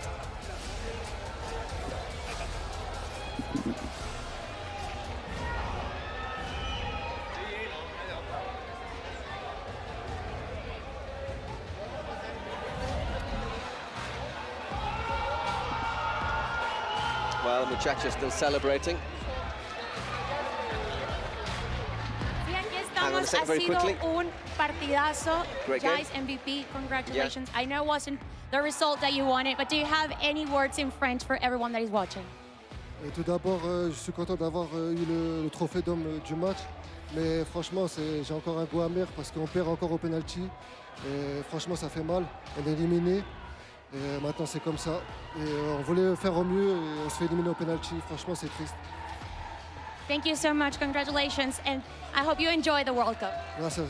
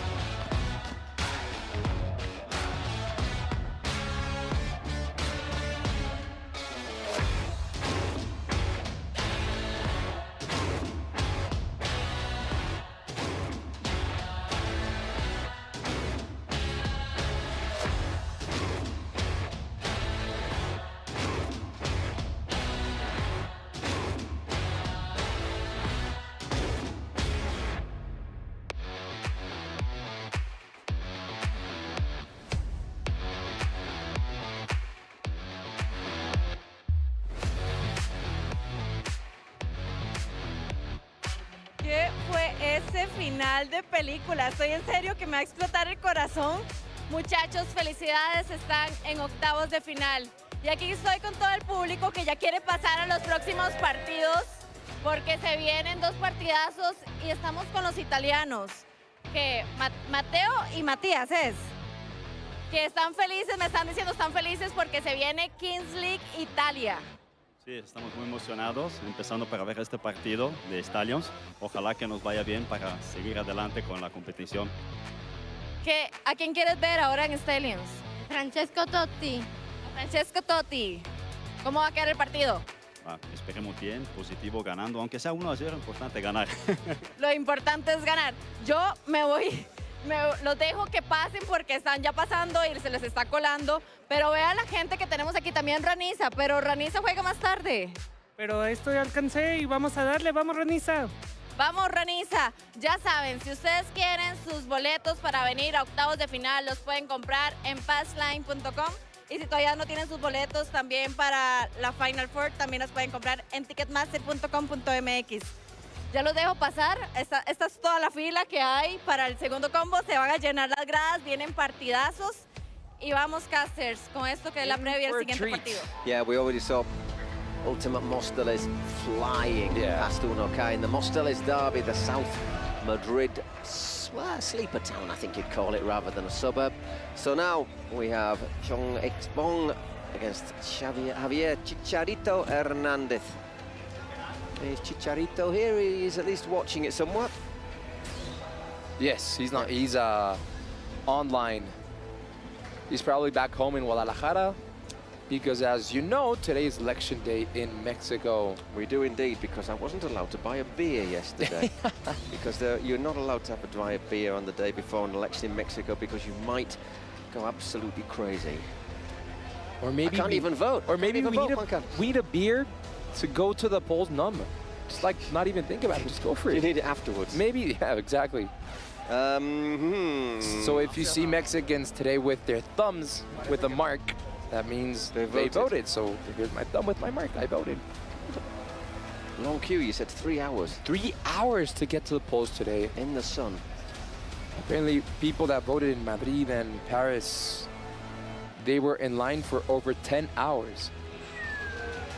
Just let you know, we will have another presidential penalty in the Shong will take it, and it will be Lauren. There he is.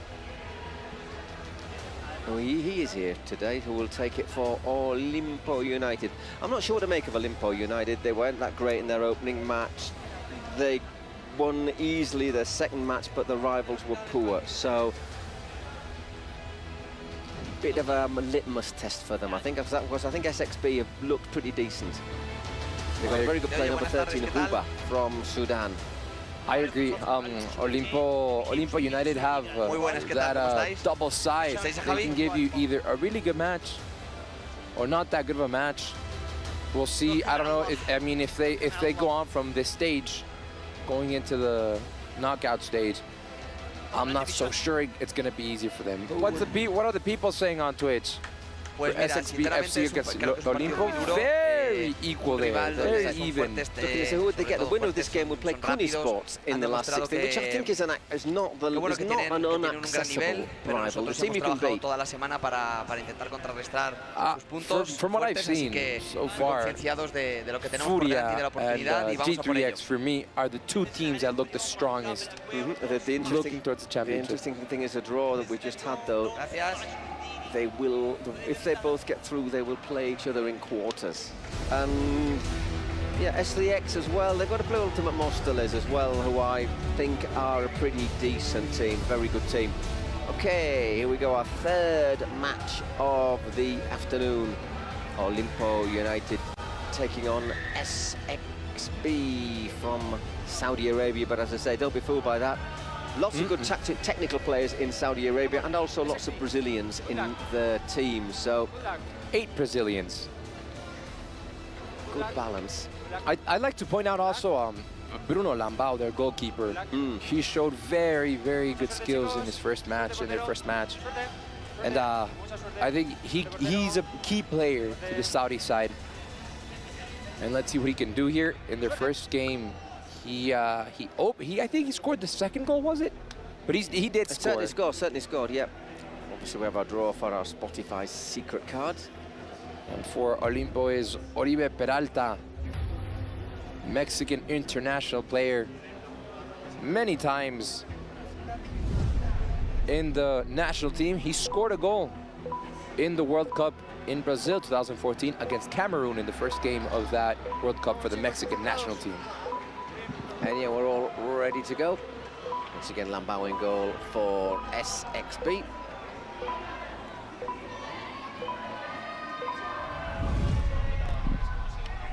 Is it Baruch Mateos in goal for Olimpo? Just on the other side from us. But anyway, off we go. Game 3 on this Sunday of last chances. Mono Osuna starting for Olimpo, their main man, I think it's fair to say. But he just plays it forward. So the ball is for SXB. I don't think that was very intentional, but nevertheless, the ball does go forward. And as you know, the rules say, it needs to go backwards. And if it's the rule, it's the rule. Vassoura for SXB. One of their Brazilians. And flashing that one over the top. I think he's also a key player, so I keep an eye out for him for Vassoura, number 11. He's been very important for the Saudi side. Looks like it's going to be Huba to come on next for SXB, who we liked a lot in the last game. Mono Osuna looking to battle his way through. Smart defending by Vassoura. That's overhit. So another player on, and of course our keepers, our goalies can now come out of their penalty areas or touch the ball out of their areas. And that was Jacob Morales Lobo, also known as Lobo, for Olimpo United, number 19. And it is indeed Ehab Mohamed Huba from Sudan who is on for SXB. Not a lot of Sudanese players in football, or at least that are internationally known. Possibly the ones who are probably play in places like Saudi Arabia, Qatar, the UAE. Not that I'm an expert on those leagues, I have to admit. Hands up straight away. Who knows about these leagues? Whoops, no, mine's down. Text us if you know about these leagues. Ooh. At least the Saudi league's getting getting more coverage, obviously with Ronaldo, Benzema, etc. And the Mono. Still Mono, looking to work it. Just found the space, snatched a wee bit at his shot, and SXB looking to play it out quickly. And in the end, Lambao. He's not exactly got a footballer's physique, but doesn't need to really carry out too many sprints, the Brazilian keeper. Once again, just looks as if he was going to unleash a shot there. Decides against it. Doesn't hit the ceiling. So the referees on the table next to us assure us that that last penalty in that last shootout in the last game didn't hit the roof. Huba forces a save from Baruch Mateos. Counting down for another player on the pitch.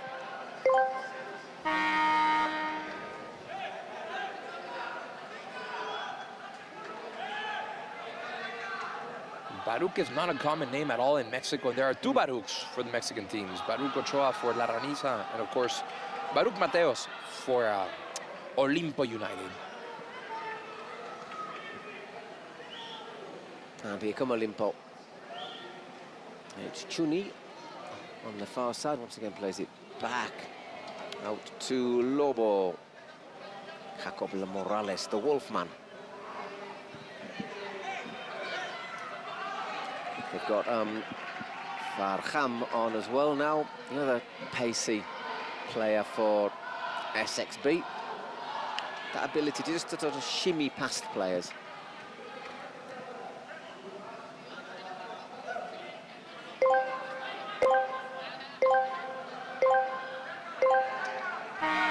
He's been quite careful these opening minutes.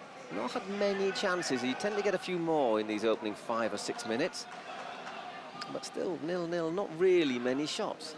I had the opportunity to talk yesterday to Rafa Puente, Muchachos FC's coach, and he was telling me the first few minutes, the build-up, are key moments. Also, the dice are key moments to try and open up the match. Absolutely. And he was telling me, other than that, it's very difficult to get a ball in because you don't have a lot of space. You have to do something very special.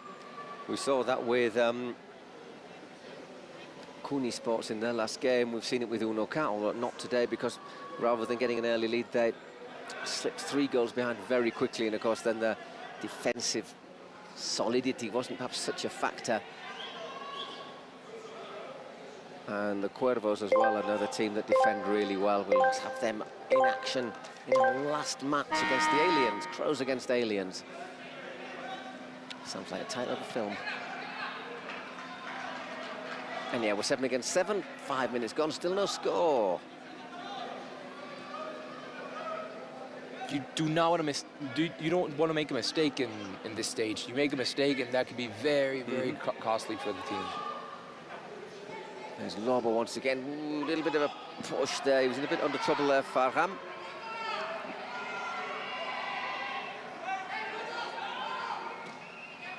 A little bit late with that challenge. Referee didn't see it. I was saying before this match started, I hope we see the same level of play as last game, Muchachos Futuru, and my bad. It's been far. It's been, yeah, cagey, the Futuru Muchachos. That was a really interesting game. Either team could have gone through, let's be honest, and it wouldn't have been unfair. For sure. I mean, if you take it all the way to shootouts, you can't take anything for given. Yeah, exactly. There, once again, those are where you can watch the Kings League on Twitch. Once again, if you are seeing this, you're probably watching it somewhere, but if you want to watch it in another language, and you do have options there, there is where you can do it. I think we all wanted to see Argentinians against Brazilians, though, perhaps. Oh, in any sport.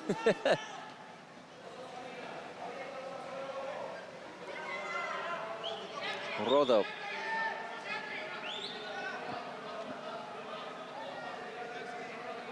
And Mono. No, it hasn't got too much on it. In the end, it needed to be defended there by Wanderson, another Brazilian. Chance for a throw-in.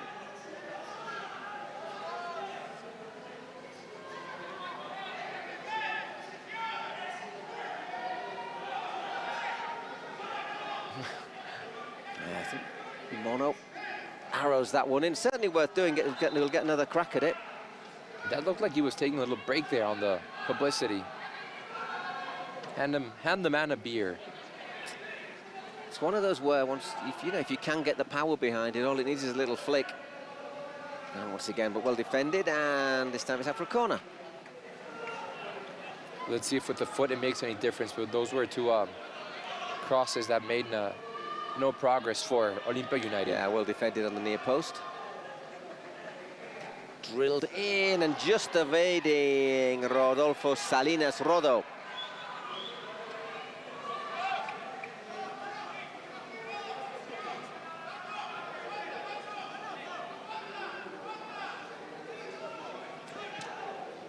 Lambao.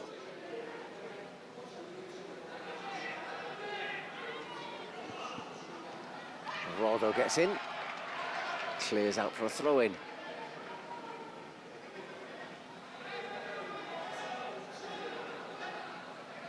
Yeah, this is starting to look like a game where the secret cards, president penalties could make a difference. All those shenanigans can make a difference, and I think that's going to detonate the game.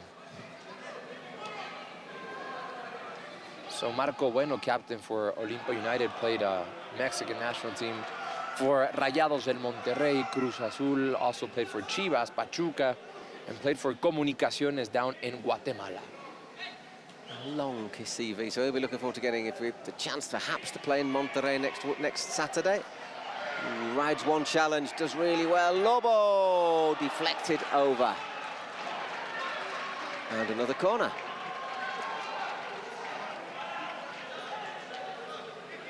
Lauren, the It's a vice president for Olimpo, right-hand man for Chicharito.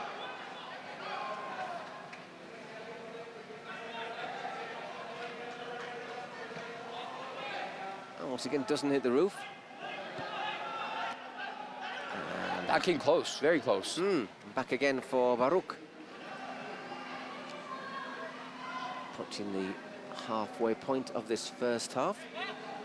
No score. A few chances as well, it has to be said. Not really many saves from keepers. Oh, very cagey. Even in the opening couple of minutes where it can all change. It's just gone out on this near side from Chuni. Jesus Perez, to give him his full name. Or Chui, not Chuni.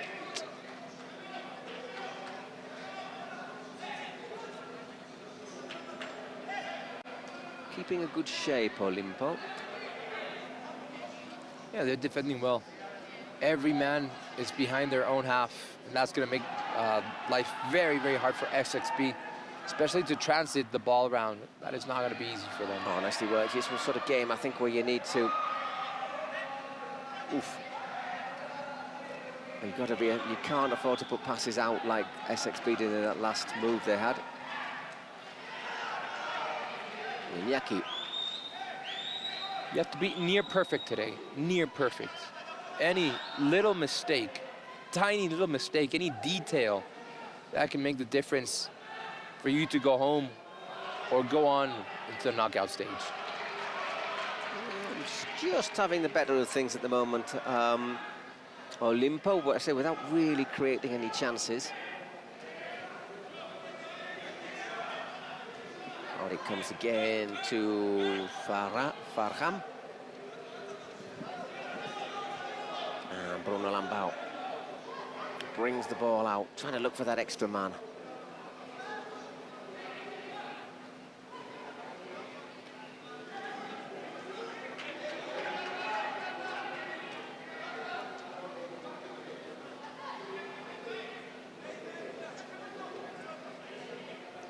Very cagey, every Olimpo player in their own half.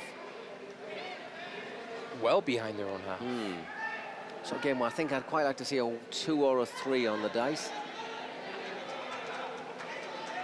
Which we get after 18 minutes, where you can obviously see a big change in the game with a number of players on the pitch in there. Careless ball out. Oh, the touch from Marco Bueno wasn't so bueno. I like the way Olimpo United works the pressure. They start pushing SXP into their own half little by little. And the more they move the ball back, I mean SXP, Olimpo United starts moving as a block into the Saudi half. And that creates pressure.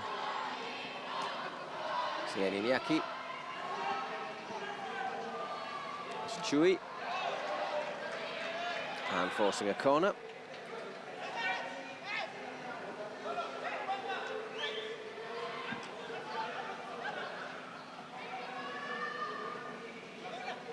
Again to Iñaki.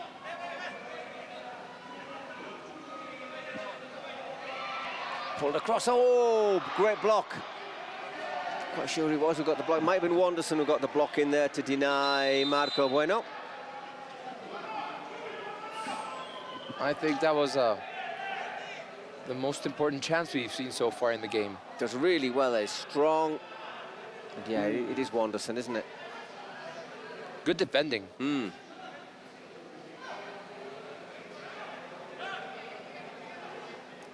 Lambao once again wants to bring it out. Instead plays it to Wanderson.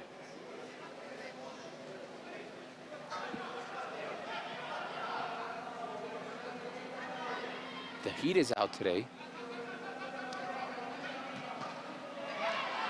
Yeah, it's still reasonably warm in here.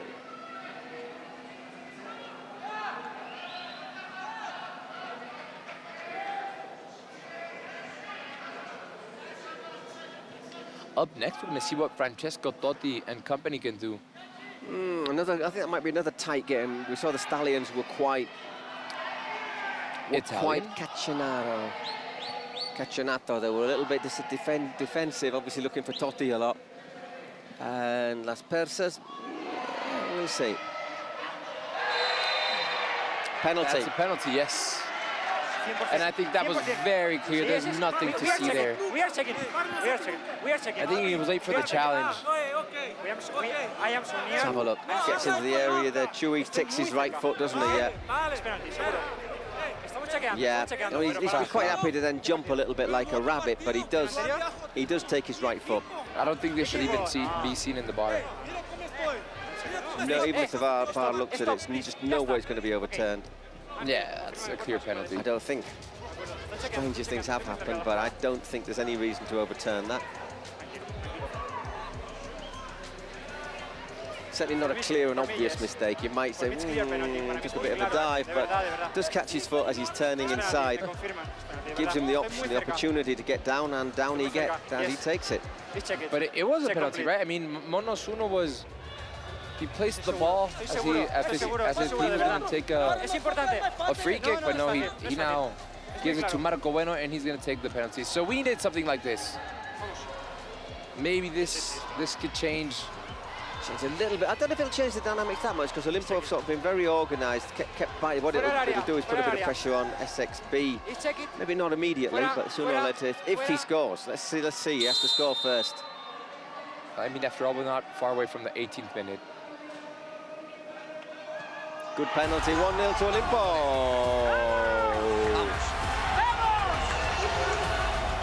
Well, that goal is ambrosia for the gods of Olympus. Marco Bueno sends Lambao the wrong way. Wanderson was very energetic with the referee, asking to speed things up so SXB can have maybe get a goal before the first half here. But we are 2 minutes away from maybe things changing a little bit. Exactly, we'll have the dice. We'll see what happens there. But it'll be, by the way, the dice will be thrown by Juan Garnizo, Aniquiladores president. Aniquiladores are already in the next round.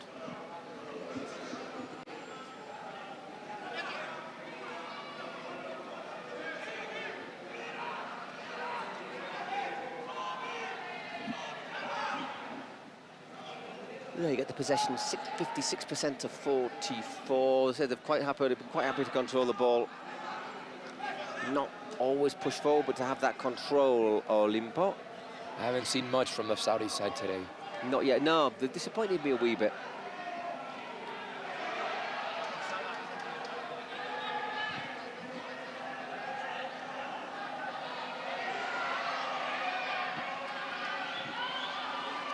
Got Bueno down on the far side.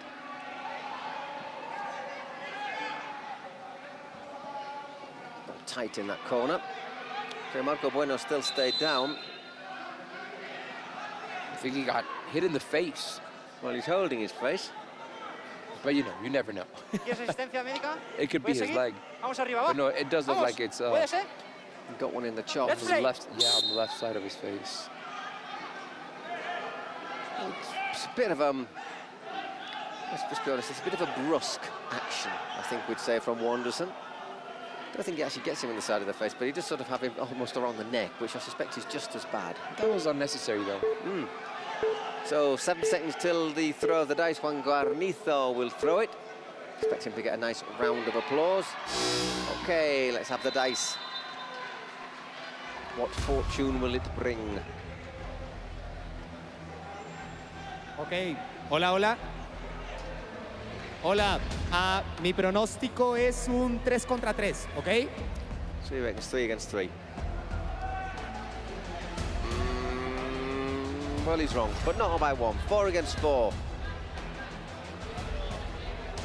This could change things around. I was looking over at the dugout, if you want to call it that, by SXB, and Bahram looks like he's grabbing his left leg.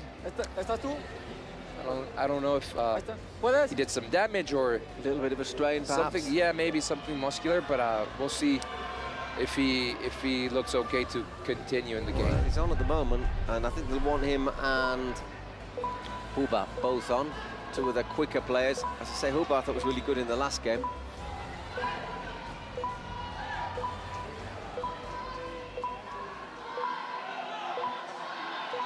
So I think it's Farham, Huba and Basaura for SXB.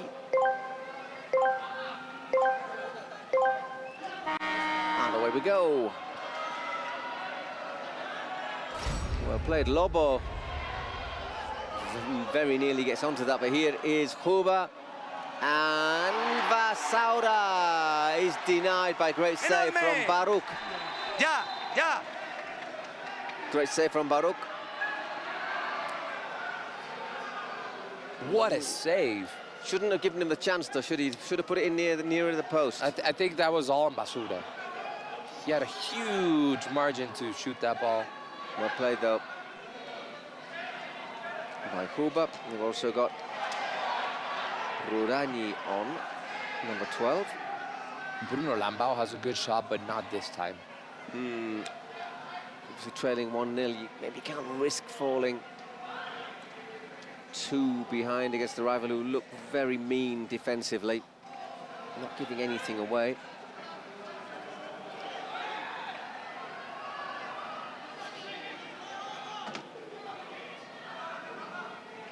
Baruch.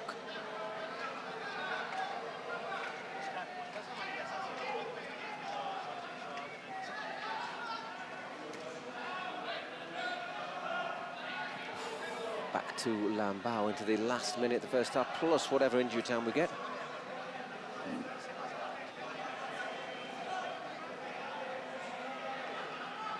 They're just backing off Lambao, obviously knowing if they can steal possession, they'd have that advantage of with the keeper off his line, a long way off his line. So that's taken advantage of by Ultimate Mostoles. But he can hit it, Lambao. That took a little, did that take a deflection? Well, nobody's asked for it.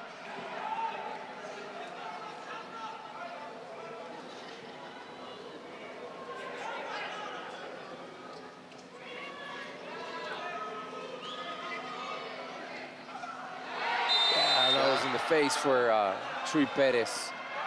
The hand in the head. Huba gets to him. The hand in the face. Once again, it's a bit high. I don't think it's quite his face, but it's up there, isn't it? And he uses his hands to push him back. Either way, definitely a foul. Yeah. Hard to disagree with that. Taken quickly. And fired into the side netting. So just a 1 minute of injury time.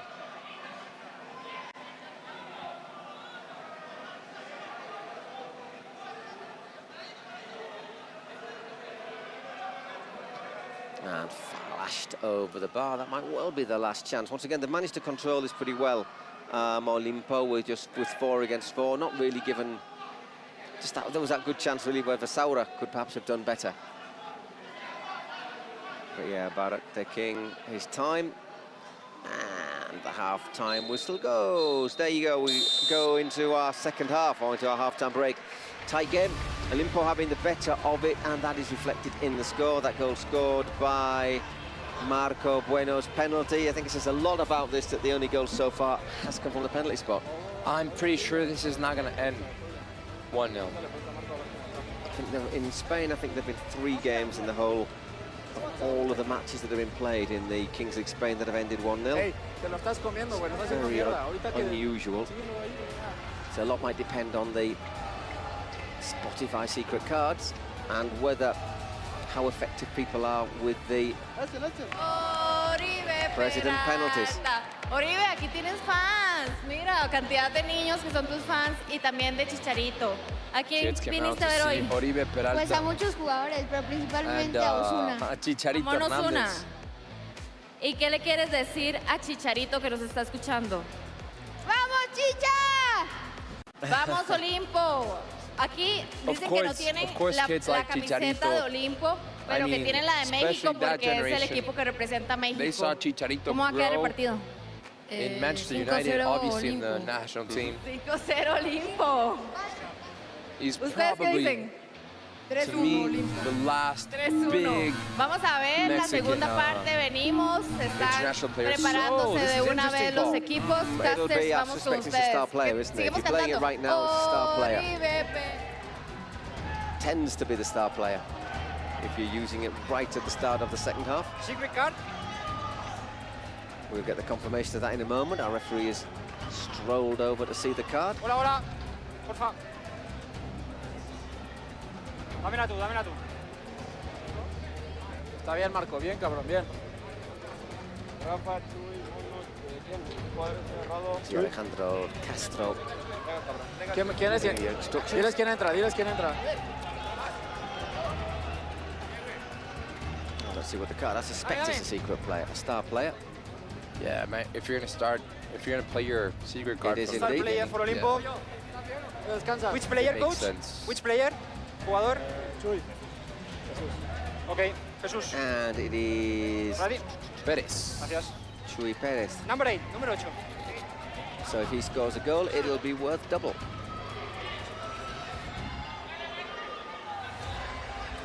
Identified by the armband. So he's got till the 38th minute to score a goal. If he does score it, it's worth double. Not always effective, this card, but it can be.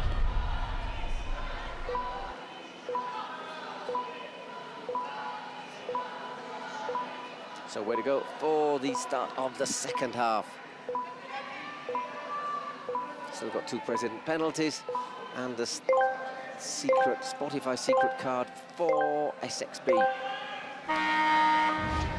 Obviously, if they have a penalty or a shootout, that could change things pretty radically. At the moment, 1-0 to Olimpo. Little slip there. Huber turns brilliantly. He's very good. Being held back there. That should be a foul. The referee's given the advantage. The referee offside in the end. Yeah, Huber is not happy at all. But more with Elton Arabia than with the referee. Well played, the advantage by the referee. By the way. Might have yeah, it's one of those though. I think you could, if somebody's been pulling so blatantly trying to stop someone advancing, you give the advantage. Still doesn't mean you can't book them. You can still show them a yellow card.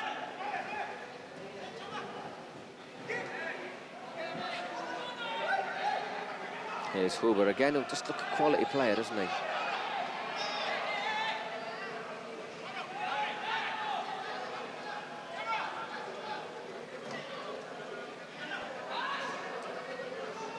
Getting the mono, but it's straight through all the way back. Oof, or is it to Lambau? In the end, he punts it forward under a bit of pressure. Baruch Mateos takes his time.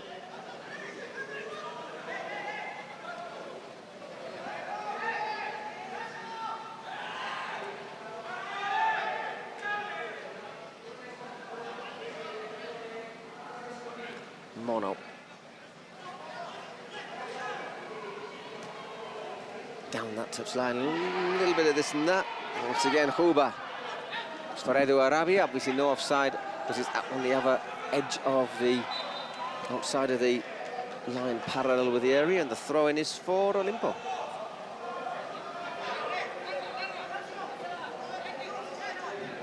So Elton Arabia, who's number 77 for SXB. Played football 7 for Corinthians, Steaua Bucharest, Al Nassr, Al Fateh. So, knows what he's doing at this style of football.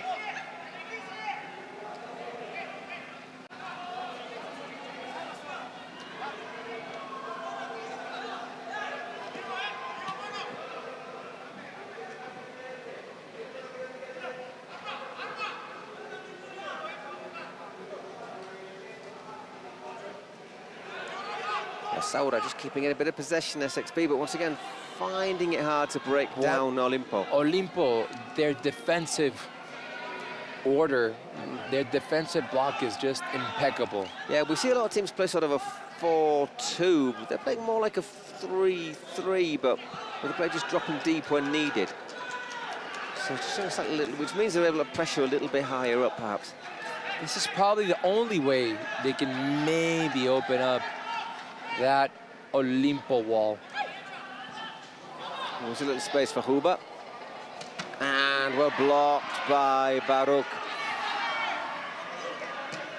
And Edu Arabia straight into the keeper's midriff. But yeah, a little bit better, a little bit more promising for SXB there.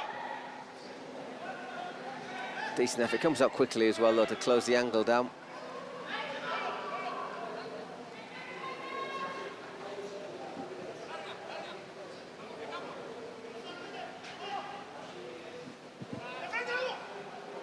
Nice turn there from Lobo. Forcing a corner. Jacob Morales, the Wolfman.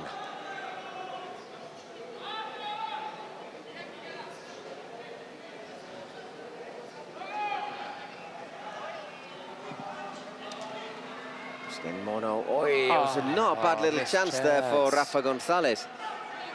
That's all technique. It's again Edu Arabia. Move quickly across the back line. Not finding a way through. SXB is going to have a lot of patience. But what? Time is running out. Yeah, nearly 5 minutes in the second half. No change to the score. 1-0 to Olimpo. That Marco Bueno penalty. 16 minutes.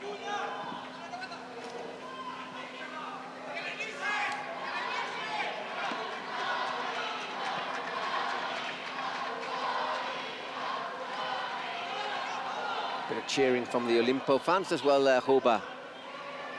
And again, can he dazzle his way through? No, he can't. Once again, good defending.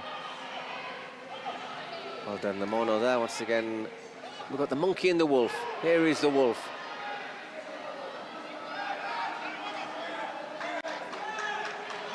Edu Arabia.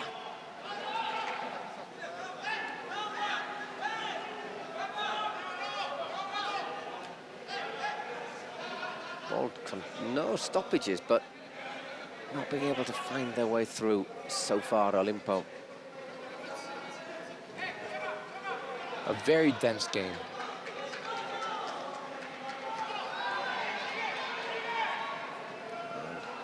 Oof. Well, had to get the challenge in, but it's gone right out for a corner. Lambao not looking very happy.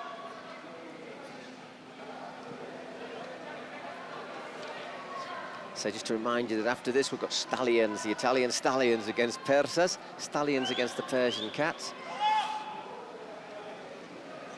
And then the old Spanish tie, Sayans against Pio.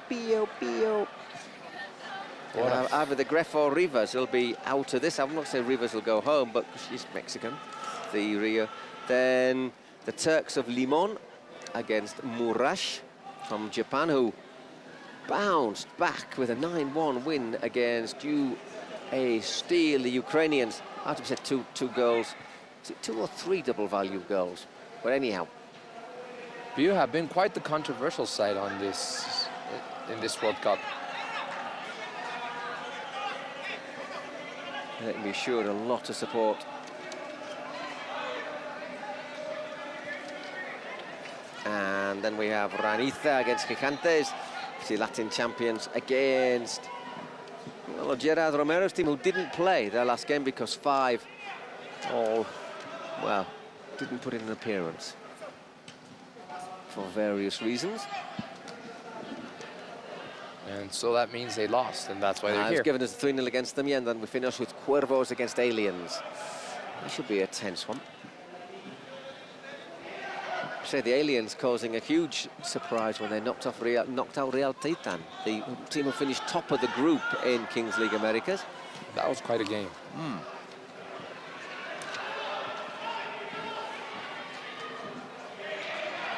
Shot flashed in there from Rudaini. This has been quite the game. It's a bit like, it reminds me of the fable of the 3 little pigs at the moment, and although Lobo is playing for Olimpo, at the moment I would say SXB are like the wolf. They're trying to knock down the house, to knock down the defense. And they're huffing and puffing and not blowing the house down.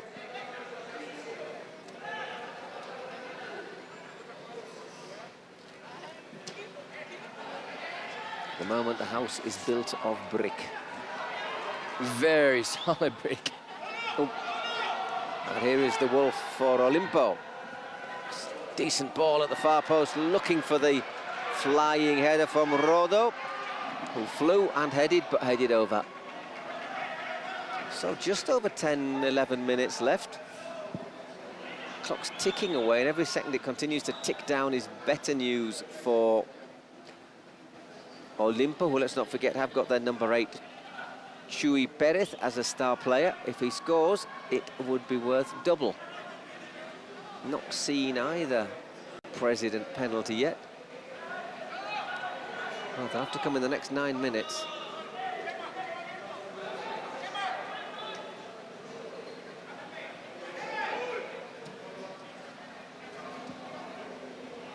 Nodded out by Rodaini.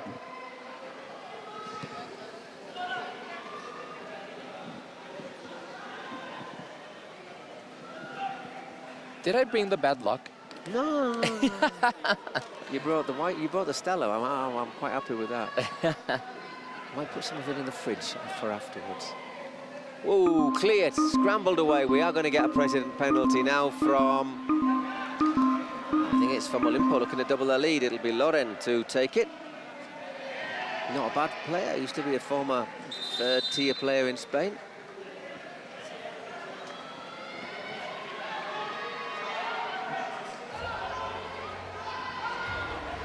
Penalty of Olimpo. Yes, President penalty.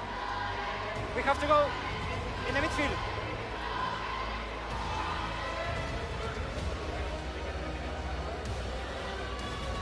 Pause for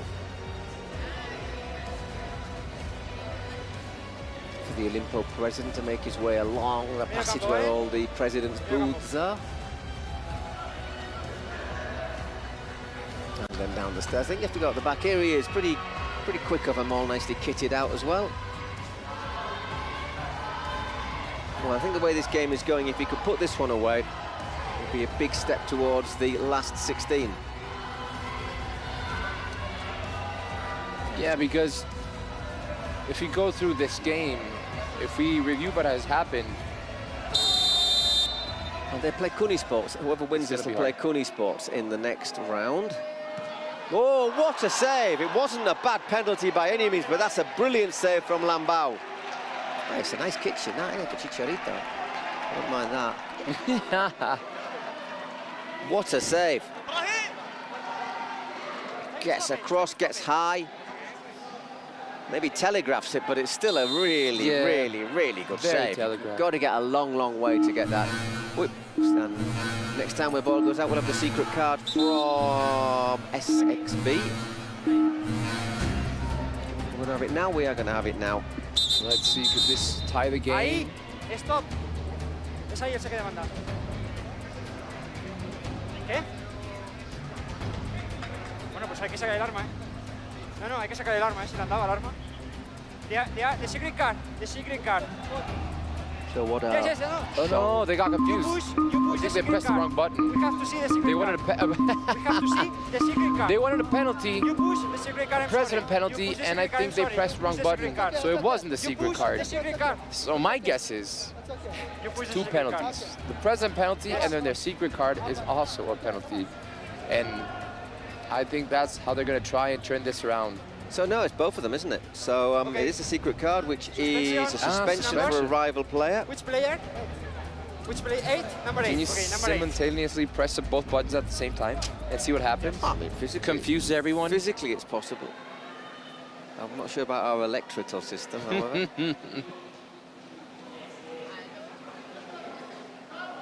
Yes. Go. Go to the throw-in. Go.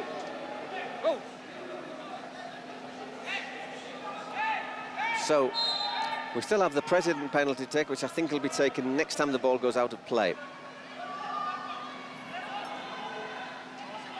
Just clocks continue to tick down, by the way. They suspended, obviously, Perez, their star player. Makes sense. Yep. By the time he gets on, he'll only have like 3 minutes left in which he can score a double value goal. So intelligent use of the card there. It's not going to help them much in their quest for a goal, but it'll stop Perez having any chance of taking the game beyond their reach. Nicely worked across there. But once again, Olimpo, obviously a player less on the pitch now. They're not going to be committing themselves forward too much.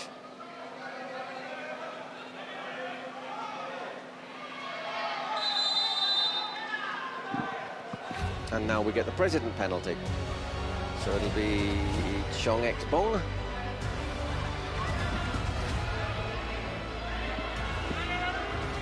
He was already ready. Yeah, it's good to see. With his scarf around his head.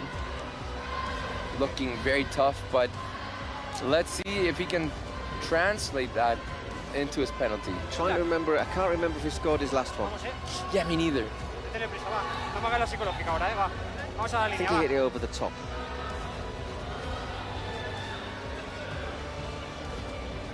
But after about 30 president penalties, it does get quite hard to remember. Should make more notes. After so many days, so many president penalties, so many... Another 6 days to go. Amazing games. Our final 4 in Monterrey on Saturday. Let's get back here. Here and now. Chong Ek-bong to make it 1-1. Oh, well saved. Not a bad penalty, but once again... Telegraphed. A bit telegraphed, as you say.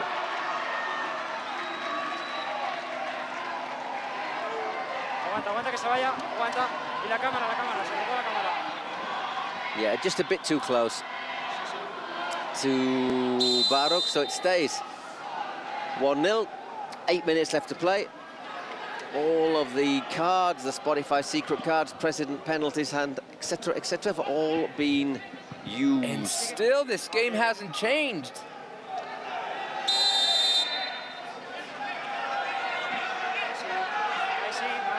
I see your hand in the face.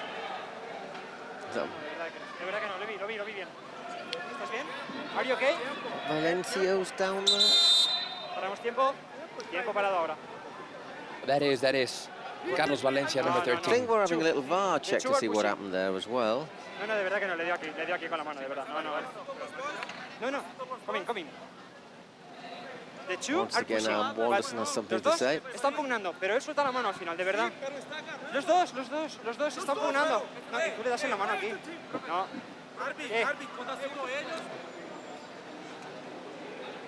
Does he have a little slap out at him there? Is it a little bit of push me, pull you? Does he have a little... I don't know if we can get... I don't think it's him that hard, but is there a little cuff there on Carlos Valencia? Please stop it. Por favor, tío. Bueno, I wish I could get that cool off. Está el tiempo parado, Hang on.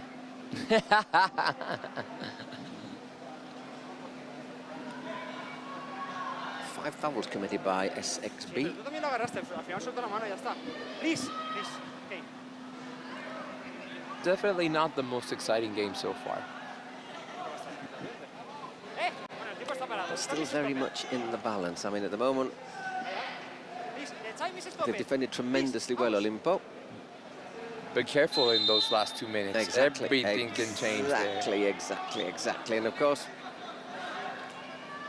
we've still got a possibility of a double goal for Perez, although he won't have much time when he gets back on.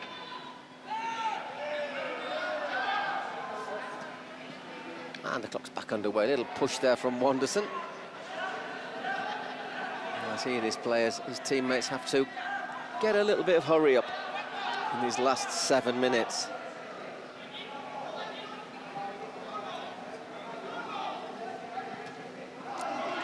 It's no good to them. That'll just give Baruk a little bit more time, just to 5 or 6 seconds.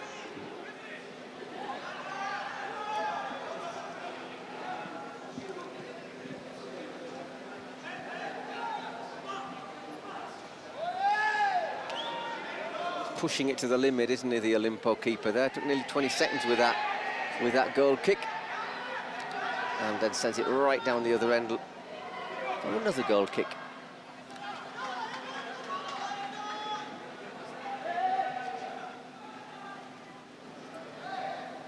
Kuba waiting in the middle as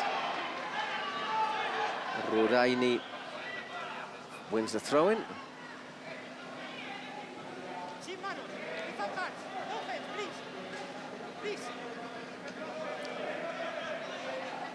Saura looking to cut inside, but 2 players always in front of him. Just a minute and a half still without Perez. So just 6 men for Olimpo, remember.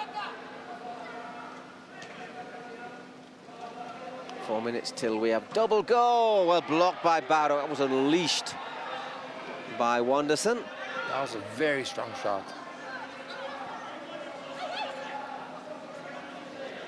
And again, Wanderson collects out wide. Once again, looking to drive that in, but it's blocked by Rodolfo Salinas. Taken quickly. Elton Arabia has to use Lambao, who once again advances a few yards outside of his box. Once again, well defended. Under a little bit of pressure, but soaking it up reasonably comfortably in Iñaki Dominguez there. Whoa, drifting and away there, that powerful effort from Elton Arabia. Perez is just getting ready to come back on. Our technician nearly got it there. Yeah. Must have woken him up. Insinuating they're not awake and alert. They're tremendous professionals. Free kick, foul in attack, and Perez is on. So he's got 2.5 minutes. If he scored now for Olimpo, you would say that would be very close to game over, bearing in mind how this has been a pretty low-scoring affair. Well, a very low-scoring affair. Lowest, I would say, if it stays like this, it's the lowest scoring match in the Kings World Cup.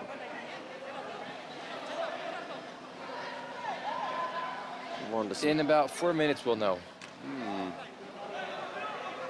And the only goal coming from a penalty.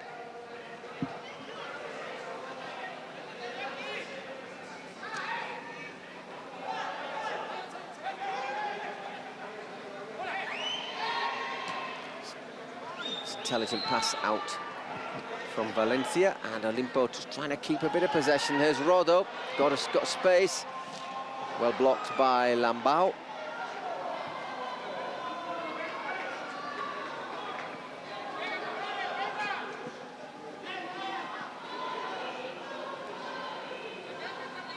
Made more saves, Baruch, than Lambao. He's only made 2.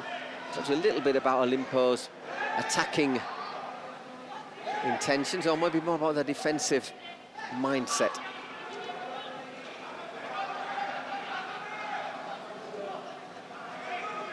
Elton Arabia. Well, Elton Arabia, I suppose, if you wanted to use a sort of an English pronunciation. So being in Mexico, I've been sort of tending to use a Spanish. Elton Arabia.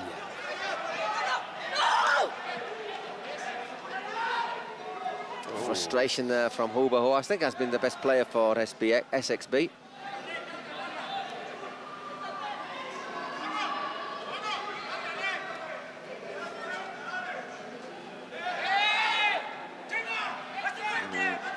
Once again, no free kick. Wanderson has a little bit of afters there, does Chema. Who then rolls over. Ooh. All getting a bit unnecessary. Lambao a bit frustrated. Certainly Chema has a bit of afters there on Wanderson. We've seen already some brawls in this Kings League World Cup. Should we stop it? I think we should be stopping the clock here, but we're not. No, ya está. No. Vale ya, chicos. And so we're going to the last 38 minutes, on to the last 2 minutes. We've had 38, we have just 2 plus injury time. Maybe have a little bit more injury time in this game. We've had a few times where there's been sort of misbehaviour and the clock has continued ticking down. 1-0 still to Olimpo United.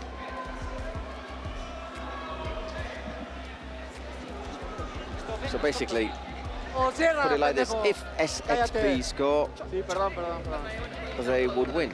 Unless, of course, Olimpo score again. But goals worth double. So a goal for either side. If Olimpo score, it would be 3-0. If SXB score, it would be 2-1. Because part of me thinks it would be almost sort of poetic justice if SXB did score, because they have tried. Whereas Olimpo have been really looking to keep it tight. You know, they've done it very well. But no other important plays come to my mind other than that long-distance shot. Not really, no. I mean, Olimpo have They've done a an very good amazing job. Yeah, defending. Very good job defending. And away we go. Once again, that cavalry charge. That was smart. Seen a few plays in the earlier matches, a couple of them where the tactic has been to just turn around, leave it, and like everyone seems to, because then what seems to happen is the other team tend to play it forward. So there are your options on Twitch for MVP.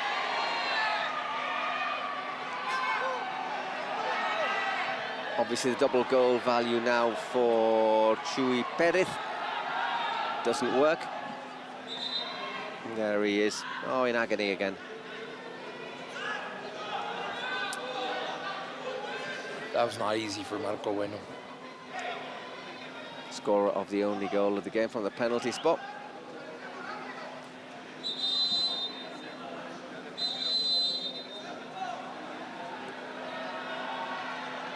Up he gets. Just gets a little bit bundled over, doesn't he? Yeah, I think he fell on his foot. So, on we go. And Lambao's going to have to commit himself in the last minute at least.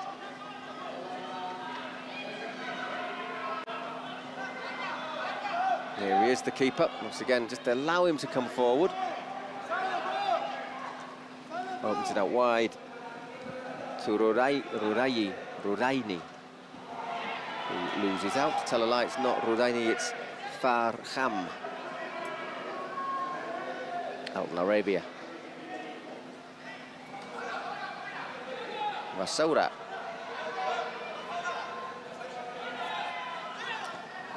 Once again, minute and a half gone of these last couple of minutes. They've not managed to get a shot in.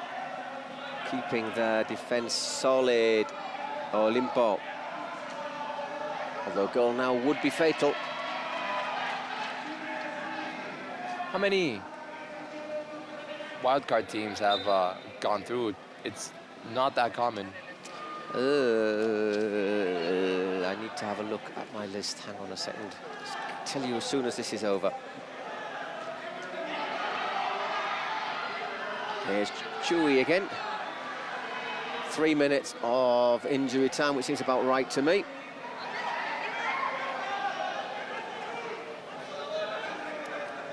Wildcard teams through and assured of coming through, the two Brazilians, G3, X and Furia. The Brazilians. We will have another team in the though through which, because we have Limon and Murash will have to play each other. And Muchachos are through as well. And the Muchachos aren't, of course. Well, there's a yellow card for Mono.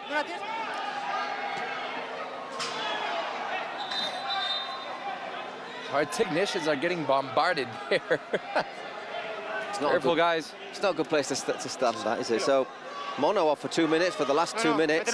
6 men for Olimpo. 1 minute more, 1 minute more, 1 minute more, un minuto más. Vete, vete. Te lo he dicho, no estás el balón. He's not looking happy. 1 minute more. Obviously. 1 minute. Mono, por favor. It's a big advantage, especially because this game has been on the line. Well, it's so close. It's so close, isn't it? I mean, a goal would turn it around. Yeah, now it's 4 minutes. I mean, Mono should have just gone out. This is not helping this team.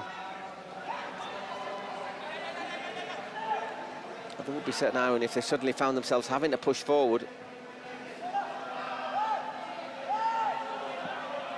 So again, Vassoura.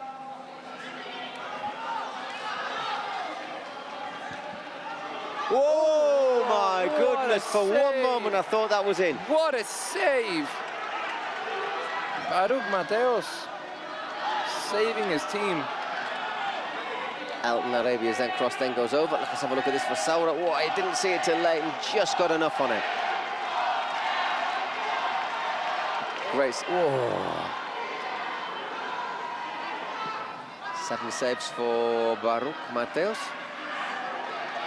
Can they finish it off? The Lobo overruns it. And he has to get up quickly.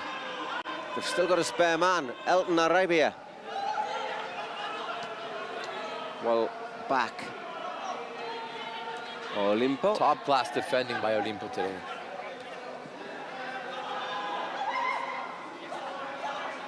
There's just no way through that wall of bodies. Nah. The Saudi side are starting to get very desperate. It's Wanderson, isn't it, there? The Brazilian saying, get the VAR, I have my hand held. All he's doing is wasting time.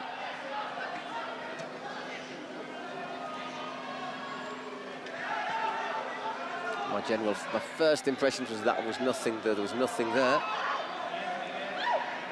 Lambao. Huba. Huba! Off the line! Well, wow! Brilliant stuff from Huba. And still a chance, 4 against 3. Is Huba going to take them all on? I think he's tried a little bit too hard, and there Baruch puts it out for a corner. Let's have another look at that.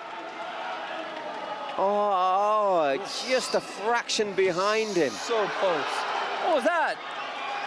Wildly optimistic is what it was. You gotta keep your head in the game. That was a lack of concentration, a lack of focus. Of course, stop him. You gotta stop the clock. Just a few seconds left anyway. Just trying to kill the game. They've done it a little bit too much for my liking, Olimpo. Just staying down, feigning a bit of injury. Very Argentinian-like.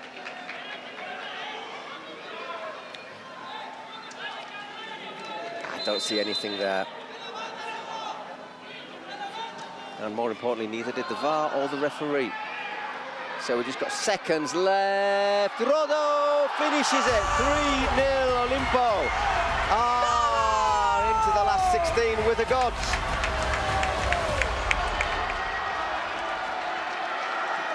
There you have it. Game over, I think.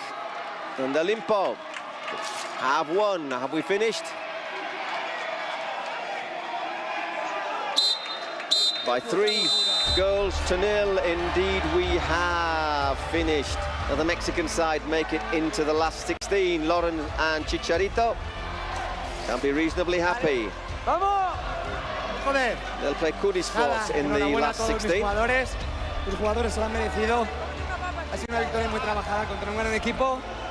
Hemos demostrado que queremos seguir en el Mundial, que queremos hacer cosas grandes. Es el trabajo diario, así que ¡aguante el Olimpo! Honestly, if they check this, I don't see anything in that last foul. With the colder head,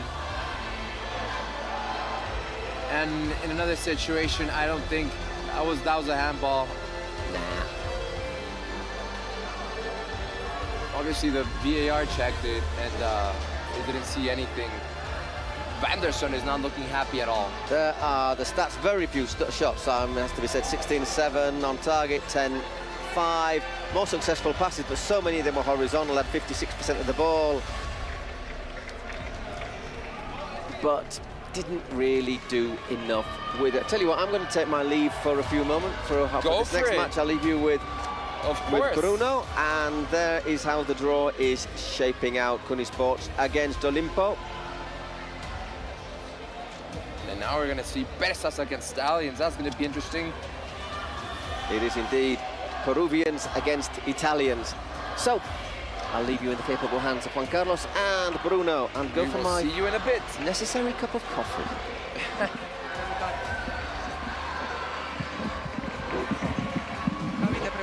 Escucho, chat. Ahí me sacado una llamada, pues. Así. Se te escucha por todo el campo, Chicha.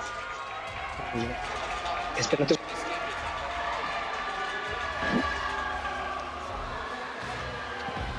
En este caso el Jais MVP es Chuti, esto es para ti, pero creo que lo quieres compartir con alguien. Sí, claro. La verdad es de que todos somos un equipo y la verdad que Baruch dio un partidazo y gracias a este esfuerzo de todos es de que avanzamos como una familia que somos. Os toca contra el equipo del Kun Agüero en octavos, no sé qué os parece. Pues los esperamos. va a estar complicado, es un gran equipo, pero pues todos tenemos el hambre, ¿no? De llegar a la Final Four y sacar adelante todo esto. Enhorabuena, chicos. Muchas gracias.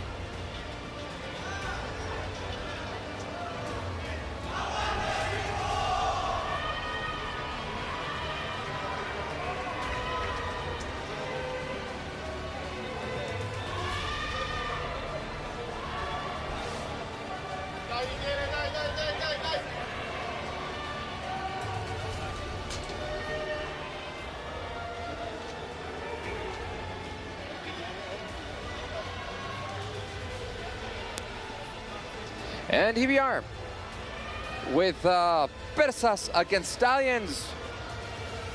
In the last chance, your last opportunity to try and make it into the knockout stage of the first ever in history Kings World Cup. What a tournament this has been. It's been very exciting. The last match, not so much. But the one before that, Futuru against Muchachos FC. Bruno, what a game that was. Wow. You know, after that game, I went round the back to go and get a bottle of water. Oh yeah, how'd that go? And wow, the French players were not happy. They were speaking to Piqué. Piqué was explaining why it was a goal, why that penalty counted. Bien, but bien, I contento, can't think of a more cruel way to get locked That was very cruel. That was almost. La verdad. That was very hard for them. So now it's time to see back in the game, of course, Stallions with Rajan Angolan and Francesco Totti, two of the star players of the entire tournament. We haven't seen much of the star players. I mean, Eden Hazard didn't have that good of a participation. Jeremy Menez for the French side, he's out of the tournament already. Yeah, I think the player the star player that's played the most minutes is Totti. Once he comes on, he doesn't want to go off, and he passes the ball around a lot, but he hasn't got that speed anymore, or that agility maybe that he had before. We haven't seen him score one of his, you know, rifled shots, which he was so famous for throughout his career. Still hasn't scored. I would love to see him score it today. I'm presuming he is still here in Mexico, right? I can't see him. You know, maybe he's not here. Some of these star players have got a lot of things to do, a lot on their agenda. Actually, I can't see him. I can see Nainggolan, but Totti. Let's check out his social media. That's the easiest way, isn't it? Well, that's a shame, because one of the main attractions of Stallions was, if not the main attraction, was actually seeing Totti play.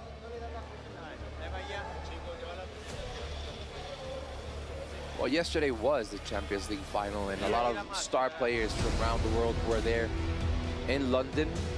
And of course, making that very special, very symbolic entrance for Persas with that luchador mask. Looks like some of them are boiling in that mask.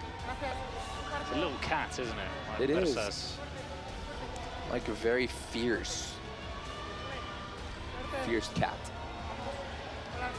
1, 2, 3, 4, 5, 6, 7, 8, 9, 10. Ah, no, they've got 12 players for Stallions, with Totti not being here.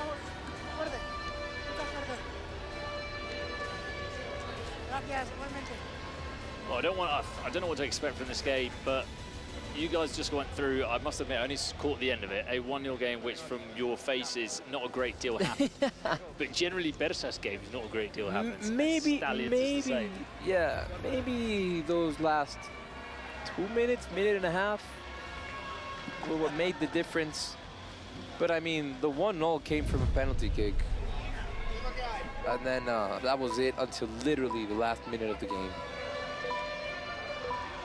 At least it was a feisty ending. I saw a lot of people complaining to the referee, a lot of things sort of happening off the ball.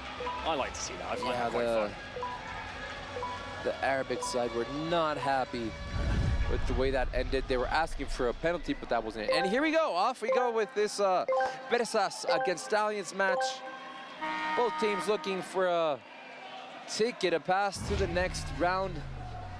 And Leon immediately takes the ball, passes it back to his goalkeeper. And Leon with the ball. Defending for Bersas is Brian Gutierrez.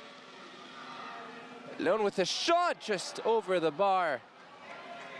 That was a good try by the Italian side already in the first minute. Trying to get ahead in the scoreboard. Monterde, one of the best keepers for the first split in the Americas League. Wanted to get a hand in that, but that was just enough over the bar. Guti, 1-on-1 against Leon. Steps on the ball. Leon's a good defender. He's shown that this week. He's tall too. Yeah, he's got a good frame. And Guti's difficult in one-on-ones. Maybe this is it. Maybe this is it. Good step over. Let's see if we can put that in. Guti! Yeah, I don't know if that was a handball. Oh, 2 saves. What a save. 2 saves by Insta-keeper. That's what likes to be called, that Insta-keeper. All right, let's call him that. Insta-keeper to Vatolini. Vatolini out wide on the right side.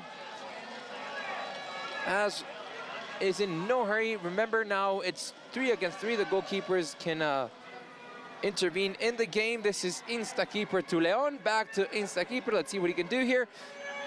By himself, Bantolini with a shot. Monterde. And Monterde.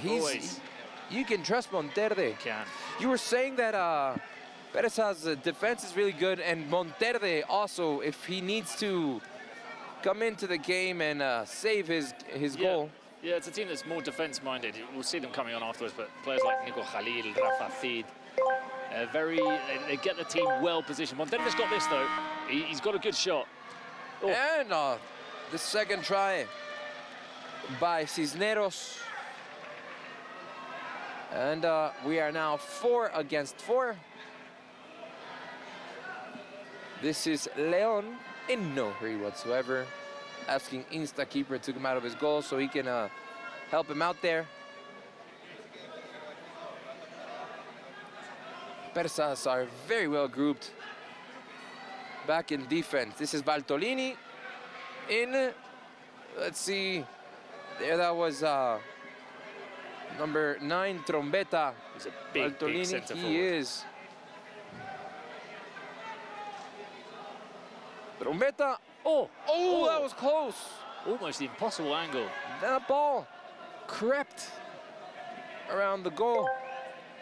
And that was, if he would have scored that, my respects. Definitely, yeah. 5 against 5, so it's the 3rd minute. Close to being 7 against 7, and this is Cisneros. So out to Rafa Cid. He's that player, I say. He's good at defending, but he's very good at talking to his teammates and getting them in the right positions, and that's what they do. They sort of all stick together, make it very difficult to get through.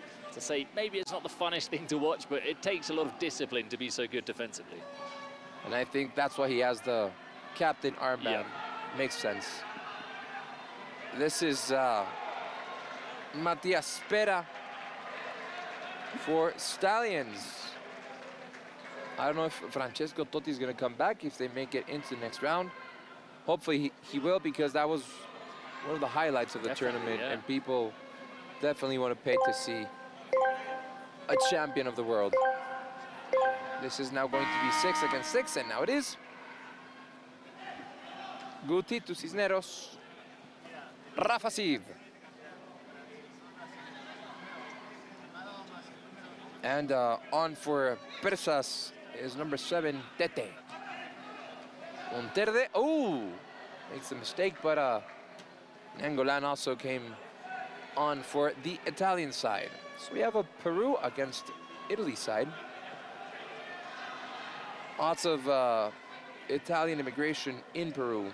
Of course, a lot of Japanese and Chinese culture in Peru. With a cross. Great save there by Tete. Just on time to save his goal, because Raja Nainggolan was looking dangerous. And we're complete. I think from the point of view of the tournament, having more variety of teams, we're losing all the wild cards, and I think it'd be nice to see Stallions going through, because it'd be another outsider. We've got, what, the 2 Brazilians through. We've lost the French team today that was a wild card. We've just lost the team from Saudi Arabia. What have we still got afterwards? There's another team we've got afterwards that's a wild card. So Murasha against Limon. Yeah, there we go. We'll have one of those. We're going to have either the Japanese side or the Turkish team into the next round. But it's mainly looking like Kings League Americas, and which we were expecting. We were expecting, yeah. Totally agree with that. So now that we're complete, none of the 2 teams took advantage of those first 5 minutes. And I was telling Paul that I was talking to Rafa Puente, the manager for Muchachos, and he was telling me there are 3 key moments in the game. The first 5 minutes, the dice, and of course when you play the secret cards. Other than that, it's very hard to get a ball in, very hard. Let's see what Raja Nainggolan can do with a shot, and Monterde, of course, in the back, stops that opportunity. But for now, we do see that, it's true, isn't it? When we're 0-0 after that first 1v1, 2v2, 3v3, for those, it's quite difficult for something to happen. For those, like, I don't know, 10, 15 minutes, it becomes very complicated for teams to get into their boxes. It's definitely not easy. But so far in these first 6 minutes, we've seen more out of the Italian side. At least 2 approaches. One stopped by Tete, and this one by Monterde with a shot. Let's see what Tete can do here to Cisneros. This is Nico Jaul. Khalil, my bad, not Jaul. Khalil. Tete Diaz. Steps on it to Rafa Cid. Rafa Cid crosses the midfield. And Cisneros down to Tete. Only with a bounce by Tarasco. But the Italian side, I insist, have been a little bit more incisive with those plays. Let's see here if Trombetta could turn around, but good pressure by the Peruvian side. Careful here, Nainggolan. That's going to be a corner kick for Stallions. Oh, that ball got across, but not to any Italian players. Just very, very over the crossbar. That shot by Leon Baldi, number 2 for the Italian side. It's a good day yesterday for Mexican football, wasn't it? With I saw it in the hotel room, Pachuca beating Columbus Crew. Yes, for the CONCACAF Champions Cup. So that was... So it stays in Mexico again. That was the stellar game of yesterday. The Champions was only... the warm-up. Yeah, so for CONCACAF, it's going to be Seattle Sounders, León, Pachuca, and Monterrey at the Club World Cup. Which it would have been nice to see Club America or maybe Tigres, which are two of the more powerful teams in CONCACAF, but it is what it is. They didn't make enough merits to get into the final and, of course, to win. Tigres made it once to the final of the World Cup against Bayern Munich. Yeah. In 2020, 1-0 for Bayern Munich. Ooh, so it was tight. It was a very tight game. Nangolan tries to step on it. Yep. Possession for him. Let's see what... Monterde. Very safe in the back, but I like what Spera and company are doing, I think, so far. Stallions are taking a little bit more risks to try and get the ball into the back of the net. Cisneros in no hurry whatsoever. The Italian side, look at that order, Bruno. Yes, exactly. It's two teams that can do that very well. That was the shot by Chino Lopez. The problem is that two teams that do that very well, but it's two teams that are lacking the player that we see in some of the teams that are really good at skipping past the player, making things happen on their own. I don't think these teams have got that player. Yeah, with that skill. Yeah, that ability to change the rhythm of the game. Yes. Because so far we've seen two matches with a very tight rhythm of match. So this is Trombetta, very tall Trombetta. It's big. I don't know if it's the most conventional thing to have such a tall striker in this format. Yeah, I think you prefer mobility, don't you, to sort of a big target man. But a lot of the teams have got that kind of player.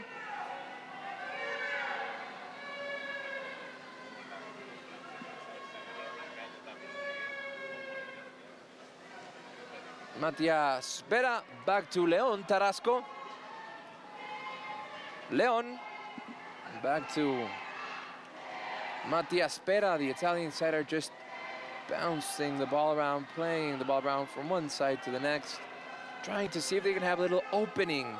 They can open up that Peruvian defense, which we know is very hard to open up. Chino Lopez was trying to reach that ball, but it's going to be a throw-in for Persas FC with 11 minutes and a half already gone by in this fourth match of the last chance here in Mexico City. Remember, next Saturday, so in 6 days, it's going to be the Final Four in Monterrey, Nuevo León, in northern Mexico. Just a 2-hour drive to the US border. So if you want to do some shopping, that's the place to go. Looking forward to that. I really want to see that stadium. You've told me very good things about it. It's beautiful. That's a handball. Valtolini was saying that was with his chest. Yeah, come on. That could have even been a yellow card. Reanudo yo. Atrás. ¿Eh? No, esto te lo estoy diciendo porque no quiero, esto no me gusta. Vamos para atrás, reanudo yo. Si va rápido, va rápido. Estamos bien aquí. Let's see what Cisneros and Tete Villas can do here. I don't know if it's... I'd rather play the cross here or go direct to goal. I think you have a good distance to go. Difficult to score to goal. But only 2 players in the box. Yeah, that gives it away. Not too many options. That gives it away. Okay. Yeah. It's a bit different, that. Tete Villas says sorry to Cisneros. And starting out from the back. Trying to construct little by little. Leon Baldi. The Trombetta, let's see. Oh, good shot by Nangolan. That was a good attempt. That's where someone like Trombetta comes in very handy, isn't it? Because he can just back off the defender, right, yeah. Flick it onto Nangolan. Nangolan there, you'd expect him to score. He can hold on to that ball, and yeah, that gives the rest of the team a second or two to create something. And we saw what they can do. But that was not a good shot by Nangolan. That was a strong shot, but not a goal. Monterde Chino Lopez. Chino Lopez with no options there. Cisneros was moving, but rather goes to Tete Diaz. They were asking for a push from the back by Giovanni Valtolini. The referee says play on.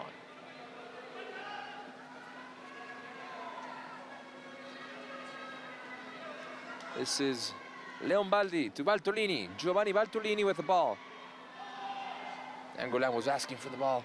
I think he had a better option there. Oh, that was a very... Oh, he knocked one of the screens. That's going to come in his paycheck. Yeah, there's a bit more work for one of those workers who, before I think you guys were talking about it, they were working on the screen behind the goal and they did get destroyed a couple of times. They're risking their lives. Good work, boys. Keep it up. Remember, cute and cuddly, cute and cuddly. England. Leon Baldi. I think all the excitement went into those two first matches. All the goals went in those two first matches because we've seen... Since we've given you the mic, it's I know. But don't worry, people. I'm leaving for the next game. I'm going to take my leave, so you'll probably see more goals and excitement. It's me. I'm the bad luck. I'm the bad juju. I'm sorry.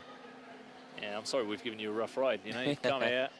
Maluma is going to be singing at the Final Four. I'm a big fan of Maluma. Yeah. The Colombian reggaeton or pop star. Rafa Cid to Tete Diaz, back to Cisneros. Cisneros all by himself, looking for someone to make a difference, make a run, open some space. But you know, if Italians are good at something in football, it's at defending. Yeah, we said it the other day. We didn't want to stereotype and say all the time, but they're proving it to be the case. So, you know, Uruguayans have Garra Charrua, Brazilians have Jogo Bonito, and Italians have Catenaccio. That's the way it is. It's not a bad thing. It's not a bad thing. They've been champions of the world several times using Catenaccios. So, it's not a bad thing. If it works, it works. It's not pretty, but it works. It's effective, sometimes. It's effective. Ask Real Madrid.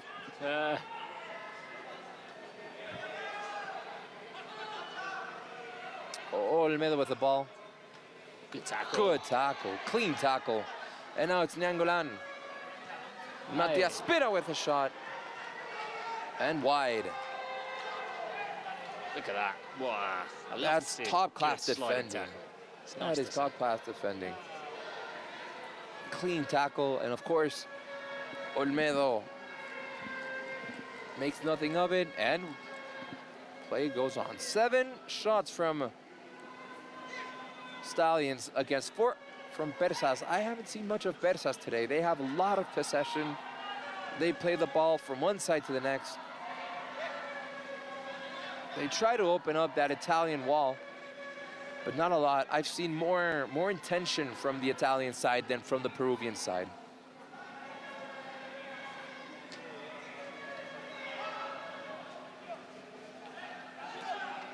Let's see what Rafa Cid can try and create from here.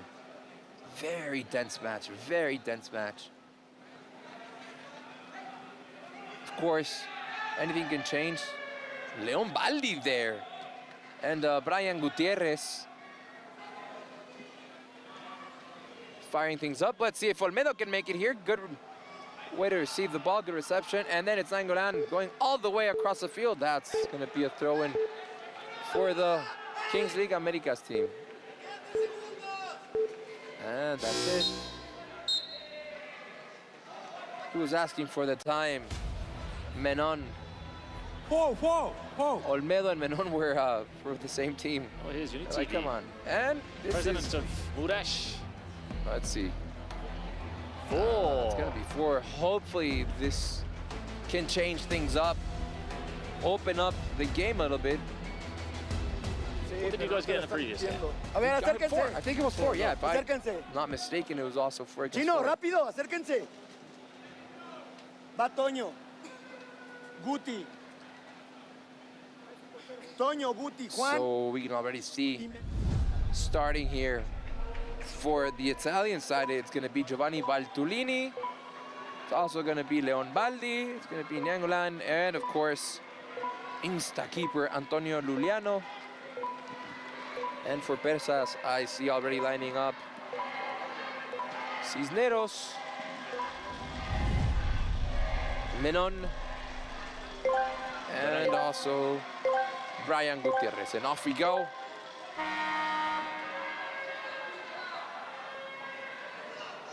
Hey, that's an old trick. Fell into it. That is an old trick, because it'll make you. You can't do anything. You can't put the brakes on. Yeah, because you've got to go backwards. Obviously, it's very difficult at that pace to go backwards. Just tighten up your body and hopefully you get to it first. Let's see what Montero. He has a good shot. He does. Very strong, but nowhere near the goal. Raja Nainggolan to Leon Baldi. Out wide. Asking for. Oh my God. Corner. Don't worry. It wasn't that bad. So this is going to be a corner kick for Stallions. Valtulini. Nope. Leon Baldi. Leon Baldi is telling Valtulini to get closer to him. Giovanni Valtulini to Leon Baldi. And now Viviano. Antonio Luliano, I'm sorry. Insta keeper. Let's see what they can do here. This is it. Nainggolan. And corner kick. That's 2 now in these last few minutes for the Italian side. They decide to play back to Insta keeper to Luliano. He almost popped the ball. Careful there. And that's again another corner. It's Nainggolan taking all the shots right now. It's very clear to me what the intention of both teams are. That's a foul. Bit late. On Luis Gonzalez Menon. Well, no added time. That's it. There you go. That was goals. All for the first half. 0-0. What is going on?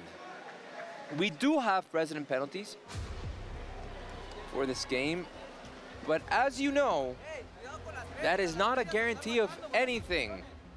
Rafa, rápido. Has there, I'm not too sure, but has there ever been a 0-0 in Kings League history? That's a good question. I mean, it is designed.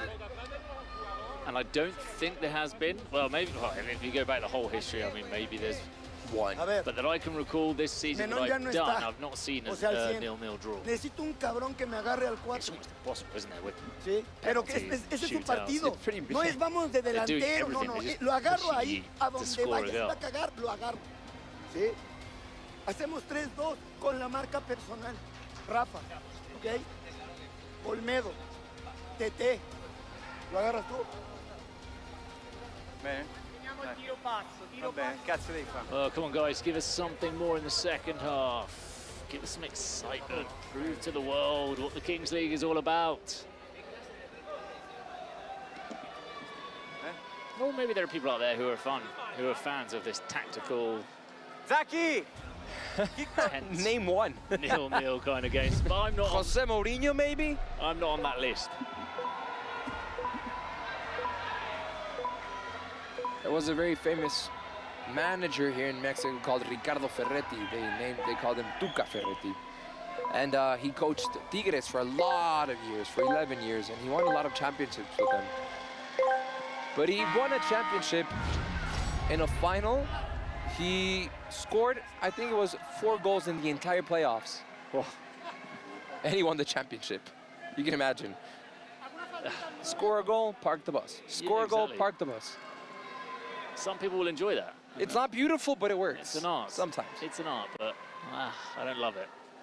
Rafa Tete Diaz tries to get it across into the box to Brian Gutierrez, but he is not successful in doing so. tell you another Mexican manager who's done that for the last couple of years in Spain, Vasco Aguirre. Oh, yeah. Oh, his Mallorca side have been very difficult to watch. Oh, hello. Oh. Ah, that could have been it. That was a good chance for Tete Diaz.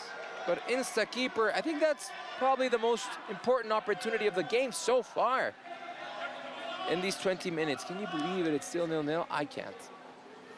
Yeah, Javier Aguirre, I mean, because he doesn't have that good of a team, that's kind of the only way he could have gotten Mallorca to where they got. Of course, playing Copa del Rey final against Athletic Bilbao. I was there. So was Paul.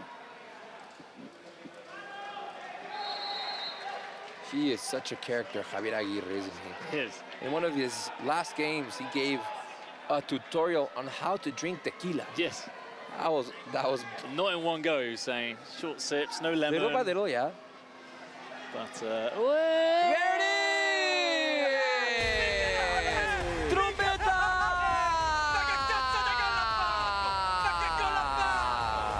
Number 9 for Stallions. Make this yellow card? 1-0.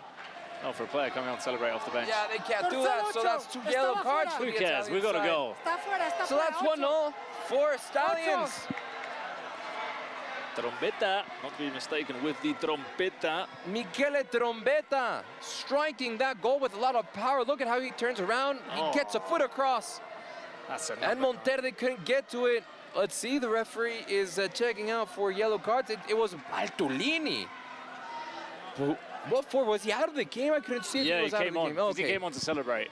So he's out for 2 more minutes. But it doesn't affect the players on the pitch because there are 7 on the pitch. It's just the fact that he's not allowed to come on for a couple of minutes. So this can move things around, hopefully, because now Perezas are going to have to be more incisive. They have to be more decided to attack. Of course, we still have secret cards to be played. We still have precedent penalties to be played. So we have much more in this story to be written. That is Trombetta, the goal scorer for Stallions so far.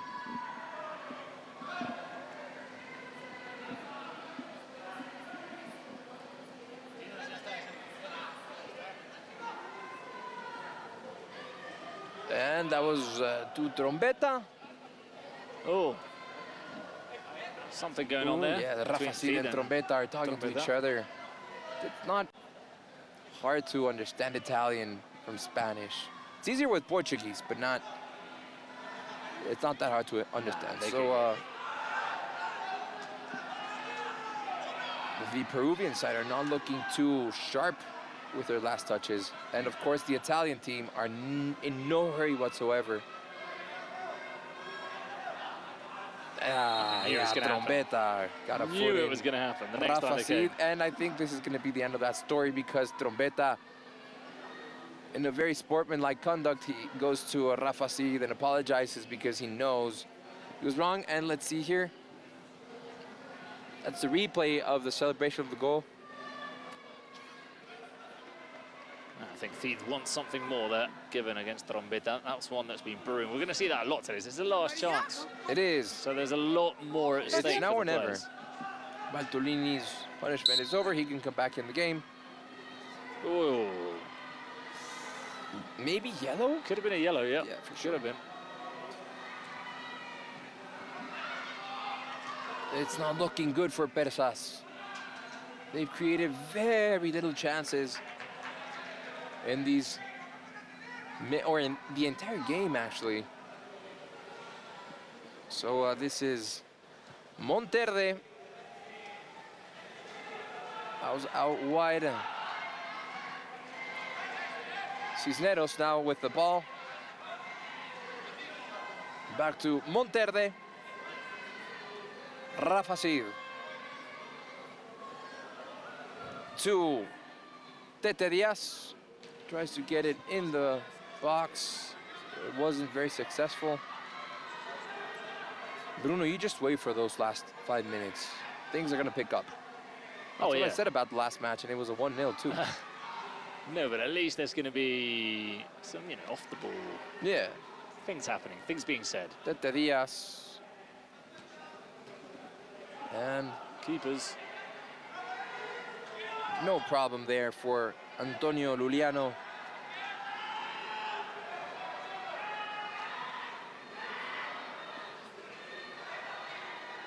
Rafa Cid with the interception. Maybe this could be it. Nope. That took a long time for Cisneros. The shot was very well blocked by the Italian defense. We still have plenty of time to go here in this second half between Stallions and Persas FC. Oh. Nainggolan with the ball to Trombetta. Good ball. There it is. This could be it. Too wide. Too left-footed as well. Attack the ball. That was a good try by number 3, Vlad Marin from Romania. Leon Baldi. Let's see what Trombetta can do. Ah, nice. Almost. Back heel touch. Almost. That would have been an interesting opportunity. For Spera. Or Matias Spera. So only one. Well, obviously, 2 international players.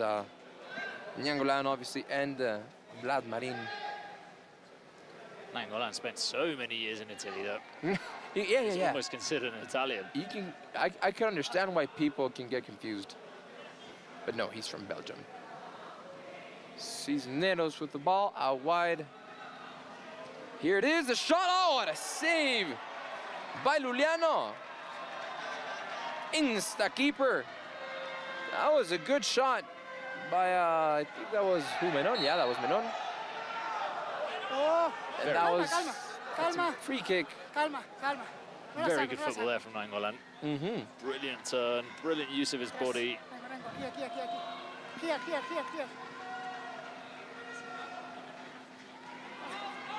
Captain for Persas, Rafa Cid, did not like that call.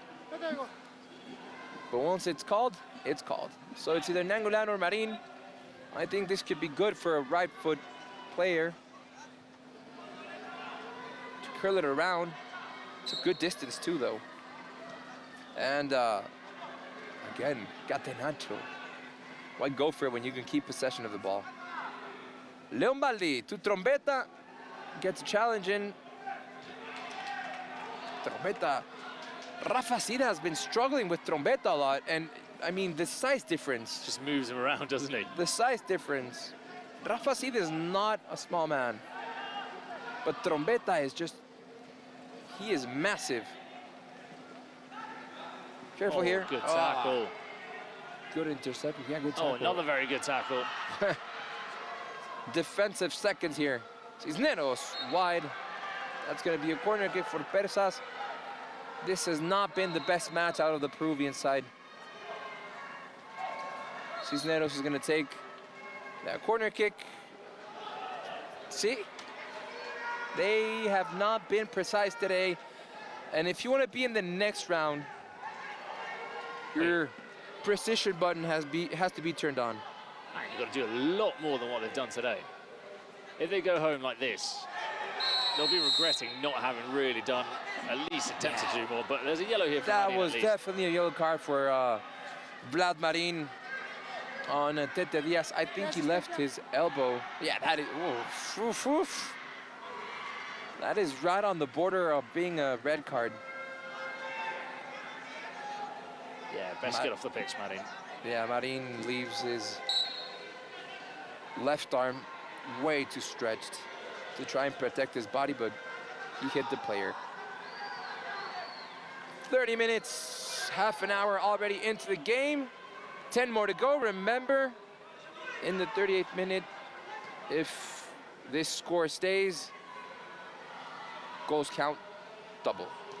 That was not, he couldn't get a foot in. Menon. But Persas already have control of the ball. But defending by Stallions has been on point. Cisneros out wide, this could be it. The cross, It's not successful. Oh, careful, careful, Nainggolan. He's calm. He knows what he's doing. He's like, are you kidding me? Careful, me. This is everyday work.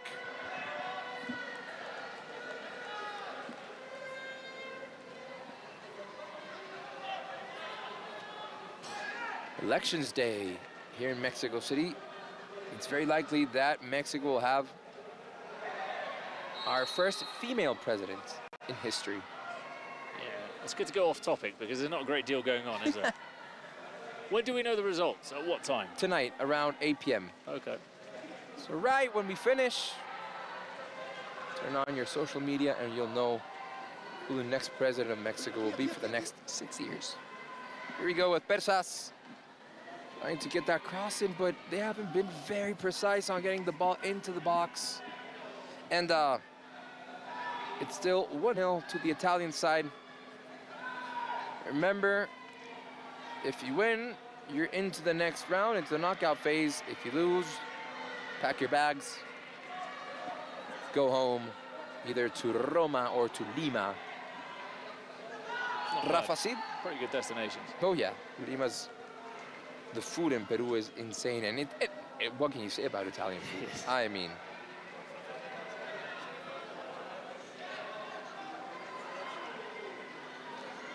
so they've taken a while to use their secret cards. Oh, and penalties as well, yeah. I'm guessing they're going to wait maybe in the next 2 or 3 minutes. Yeah, they're just going to throw everything at the same time. We're going to go from 0 to 100. And ooh, nice individual play there by Olmedo, was it? Yeah, that was Olmedo. He hit himself. I don't know if himself or... That's not looking good for Olmedo. A lot of pain. But as they say, walk it out.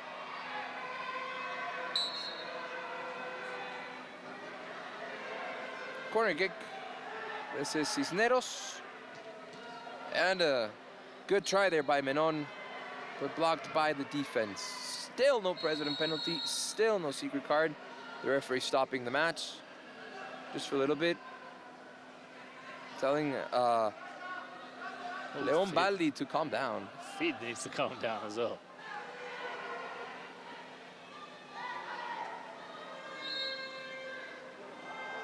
He tried to stop that with his chest,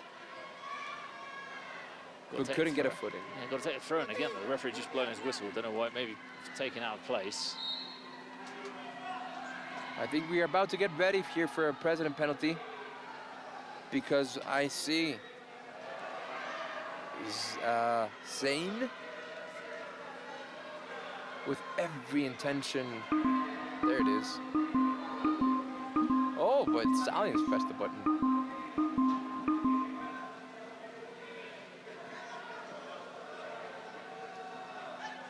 Islas.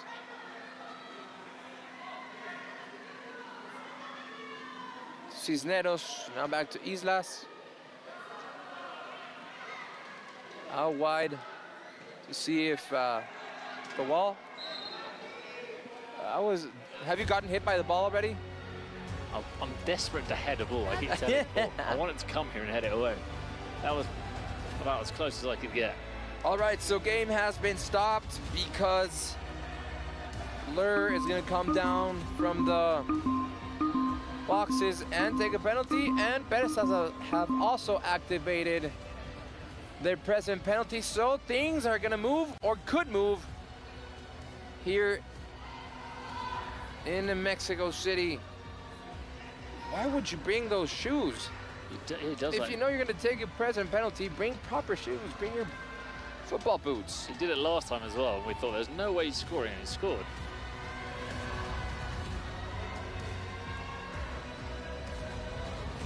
So here we go with Blur and Zane are going to take a penalty each one. This could give the Italians a 2-0 advantage. How about you leave your sunglasses there? All right, I was going to say in the bench, but there. Is someone going to step on them, though? Maybe him. He places the ball. Let's see what Monterde can do about this penalty. Monterde's looking at the glasses like, Yeah, what? I thought he was going to do something there. That would have been not nice. This could give Stallions a very important advantage going into those last few minutes of the game. Still, secret cards to be played. And here we go. Blur against Monterde. Blur lines up with a shot. Oh, is that in? What happened? Where did that go? Was that in? The referee's saying that wasn't in. Well, he's turned around as if it hasn't gone. Oh, it was a little it's a stallion. I thought those were his sunglasses. No wonder Monterde was looking at it. Let's see where that went. No, that wasn't in. Not even close. Oof. And now, everything, pressure is on the other side. Because Zayn can come here and tie the game. But the President penalties we've seen, or at least in the last game, they were both missed. I don't think that's on the penalty spot. So Zayn against Antonio. Insta-keeper. What was that? I'm telling you about the shoes. Why would you bring those shoes on? If you know you have the possibility of taking a penalty kick, bring on proper shoes. So, nothing has changed. Just like in the other match, it's still 1-0. Both presidents missed their penalties. But I'm hopeful that those secret cards are a shootout and a penalty. They're going to have to. Or a joker. We're heading so late into the game. They're going to be so important in this match, those cards. What you were saying before, those 3 key moments, well, this one's going to be huge. Huge.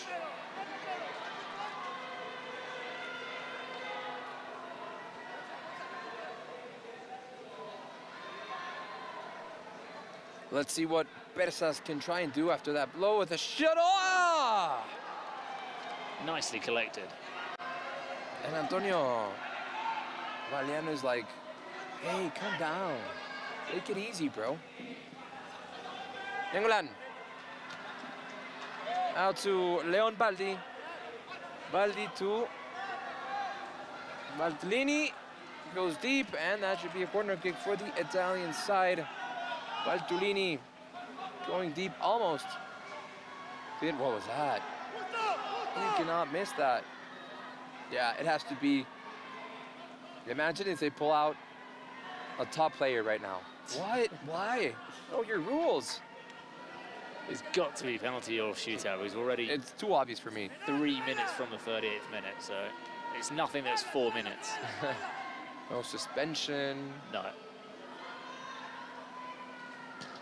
Oh, to see, that was a great shot by Luis González Menon.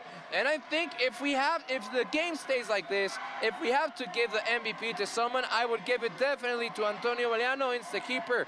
He's had a great game, denying every opportunity to the Peruvian side. That was too long.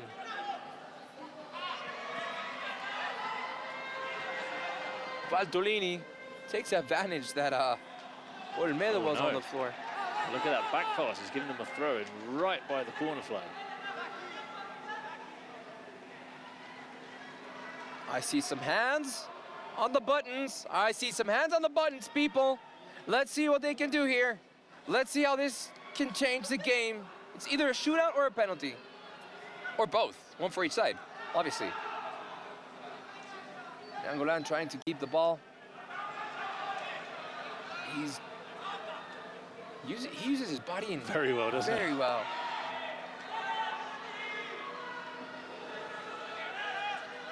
Guti to Cisneros. Almost a minute here left till the 38th minute. Careful now. Yeah, of course. There it is. Secret card. Cisneros. into the box. Can't get a shot in. Out wide to Olmedo.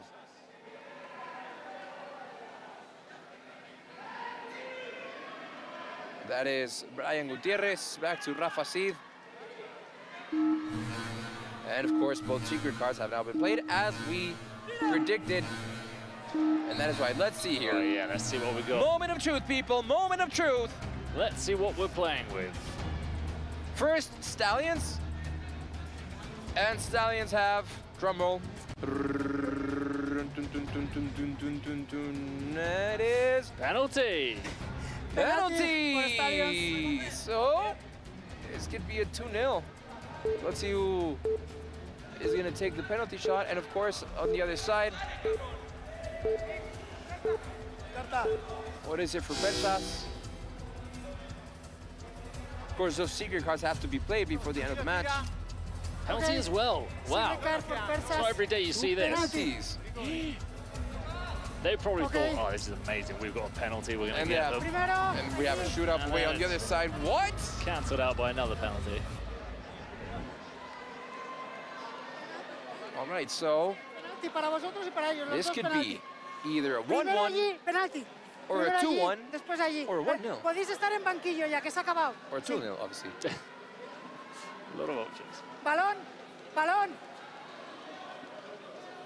And to take the penalty for the Italian side, it's going to be the man who scored the first goal of the match, the first and only goal of the match, Michele Trombetta, number 9. Powerful striker, very tall.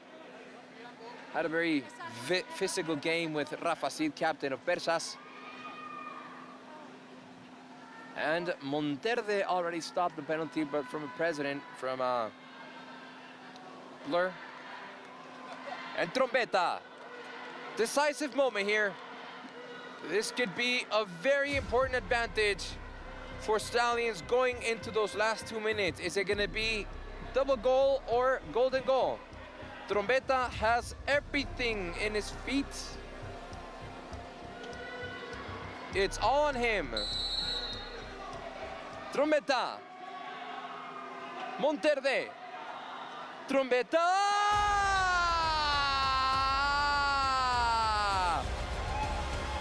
There it is for number 9. 2 goals today, making things 2-0 against the Peruvian side, and this could be the most important moment for the Peruvian side. At least we know we're not going to golden goal. That's no longer a proper possibility. And Chino. It's going to be Chino Diaz for the Peruvian side. Chino against Juliano. Chino, Chino, Chino. Wide. It is not looking pretty for Persas FC.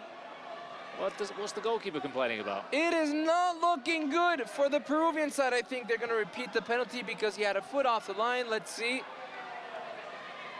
I don't know, I don't know if that's what they are checking. Oh, no way. That's fine. That's fine, yeah. But I don't know what he was complaining about. Maybe they got confused. Yeah, he misunderstood. So like, hey, sorry, and then Viviana's like, no, I'm sorry. And he's like, no, wait, I'm sorry. It's my bad. No, my bad. And so, last 2 minutes, Persas still have the opportunity to tie the match and take this into a shootout.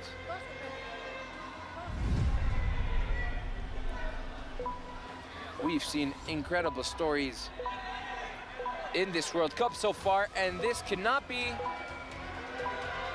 not be the exception.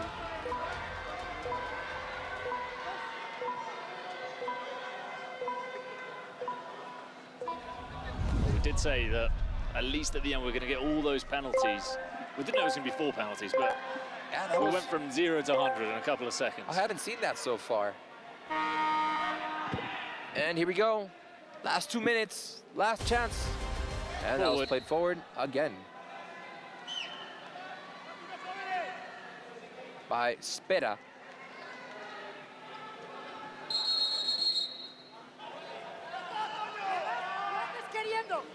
sometimes being in such a hurry makes you make mistakes that you don't want to make.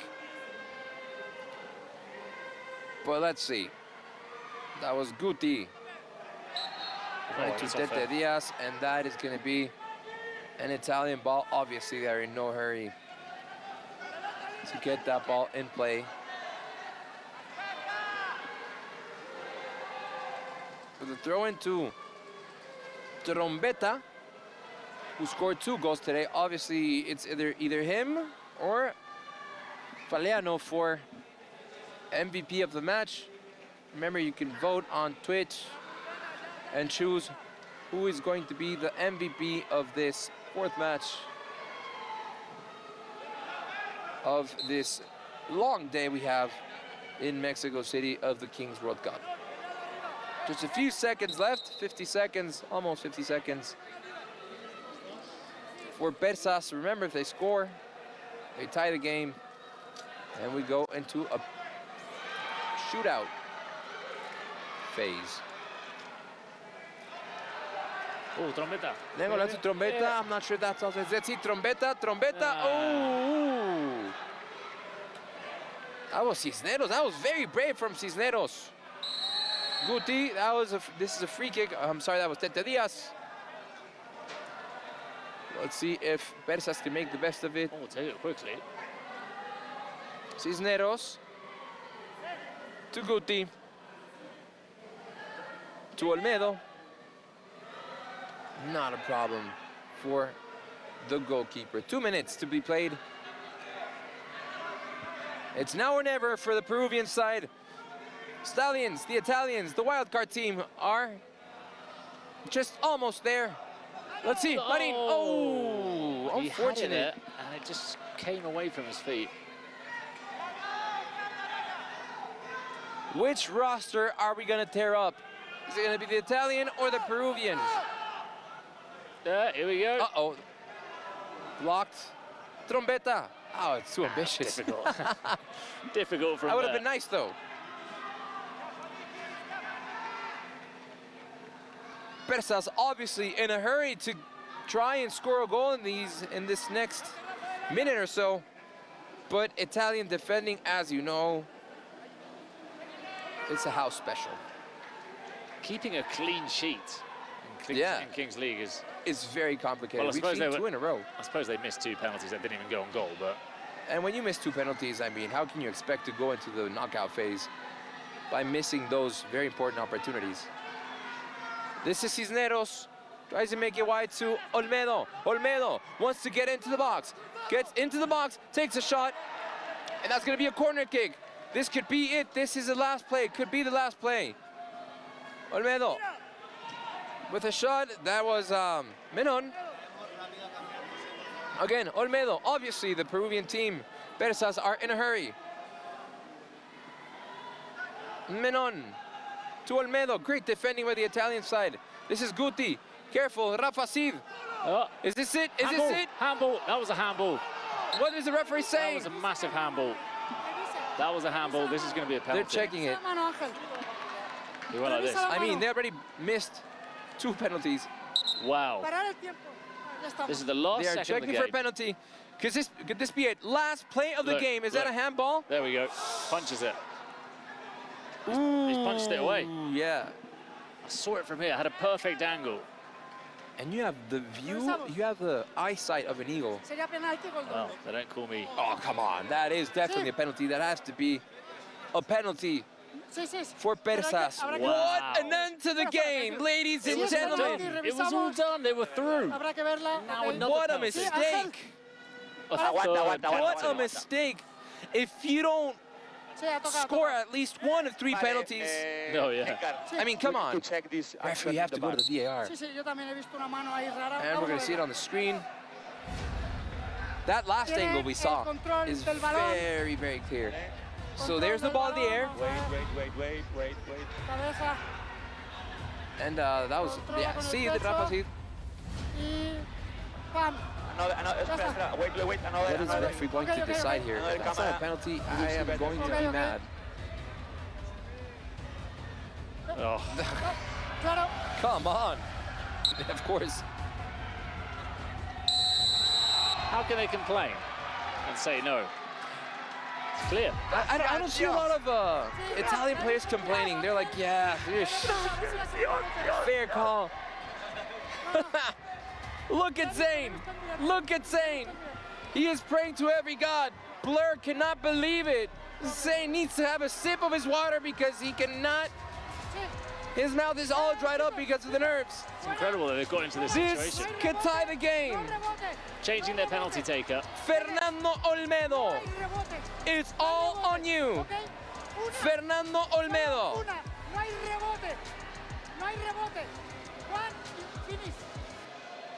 Everyone behind the ball, of course, outside of the box. They're trying to make him nervous. Antonio Valiano, it's a keeper already, has had very important saves today. And this could be it. Olmedo. The last play of the game. Olmedo. It's all on you, Olmedo. Make history, Olmedo. Let's go into shootouts. Olmedo. Olmedo. And that is it. If you cannot make 3 penalties, 3 penalties, how can you expect to go into the knockout phase? What a game, what an ending to the game. It was worth the wait. The Italian side Stallions are in the next phase, are in the knockout stage, in the round of 16. The man of the match. The man of the match. Of course, this man, Antonio Valiano, he is in perfect position, has 1 foot in line. And Olmedo, of course, the other side of the coin, el otro lado de la moneda, as they would say in Spanish. Very sad. Imagine the celebrations here. You think you're going to a penalty shootout where it's a flip of a coin to see who goes through. And suddenly, from that moment to the next, you're qualified. Oh, what an image. What a sight. That's unfortunate for Olmedo, of course. Very sad with what happened to him. Missed the penalty. And his team, Persas, are out of the Kings World Cup. Jeez. That was a game with just 13 shots on target. Normally in a game you see... It's above 20. 20 minimum. 13 between the two teams. Oh, another page to rip up. And that was a lineup for Persas, if you could hear that paper rip. Another one bites the dust. Another one bites the dust. And guess who's going to bite the dust right now? I am. Gracias. And Paul is coming on. Bueno, la jugamos, hicimos todo lo que pudimos. La verdad es que no nos salió nada. Y nada, ya está. Eso es lo único. Hasta el final, se luchó hasta el final, hasta el último segundo, literalmente. Estoy igual contento de haber llegado hasta donde hemos llegado. Es igual un honor haber llegado tan lejos. Y nos retiramos con la frente en alto. Ya está.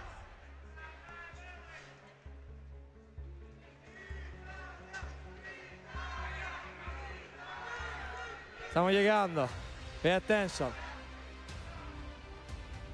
¡Dai! ¡Dai!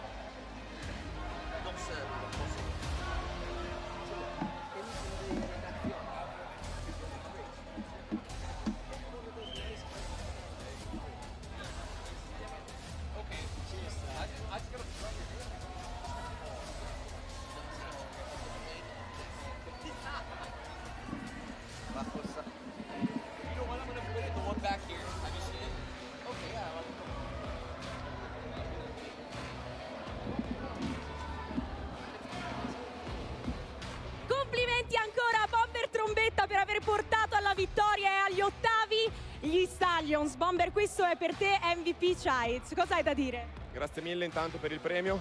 È stata una partita molto faticosa e siamo riusciti a fare gol nel secondo tempo. Poi dopo dobbiamo ringraziare anche il nostro portierone Viviano, il nostro capitano, che ci ha salvato alla fine. Quindi ci vuole un po' di fortuna, però devo fare complimenti a tutti perché siete stati molto bravi.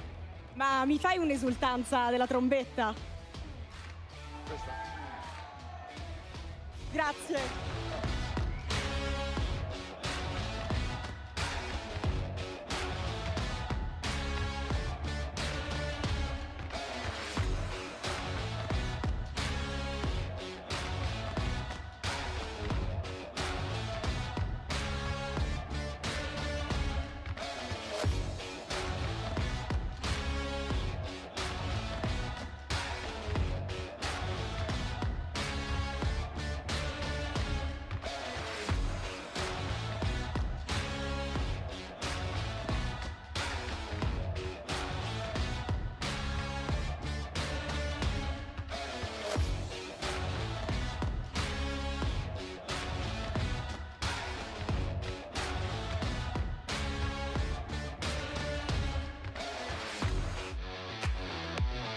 Pasaron los italianos. Yo solo espero que regrese Totti a jugar porque es lo que queremos ver, por supuesto, aquí en la Kings World Cup.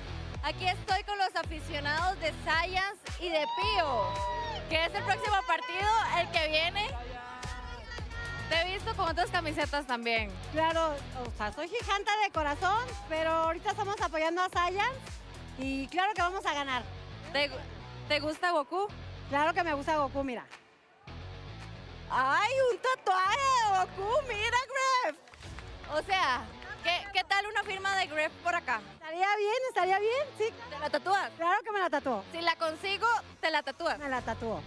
Ok, ese es mi reto personal el día de hoy. Voy a conseguir la firma de Gref para que se la tatúe. ¿Cómo va a quedar el partido?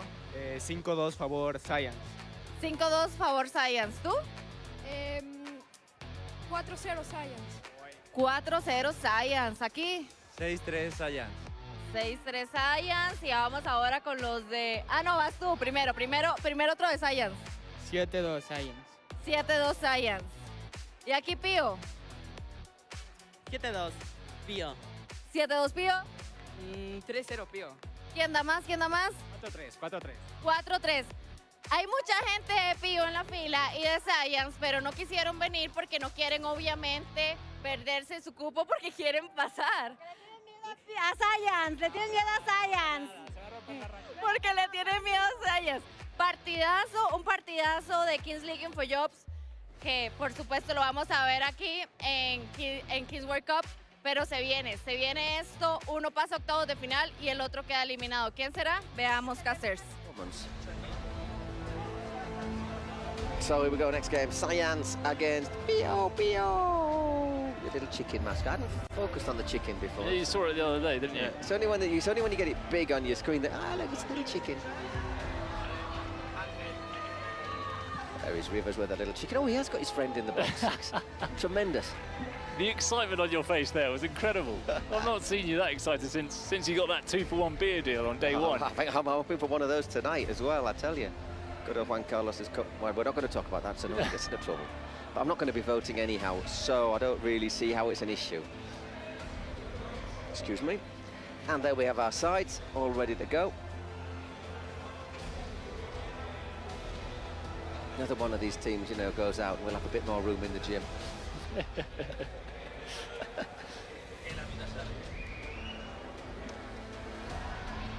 There he is, Jero. And of course, Jero Martin, Dani Linares, Sergi Giesti tend to be our starters for Science. Our 5th game of the afternoon. 5th already? Yeah. Time flies. Time flies when you're having fun, Bruno. Wow.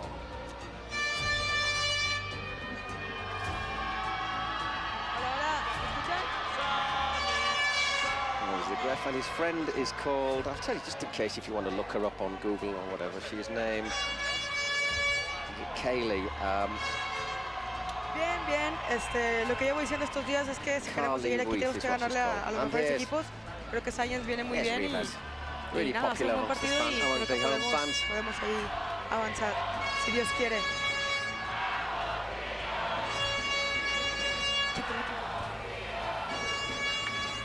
Hola, probando.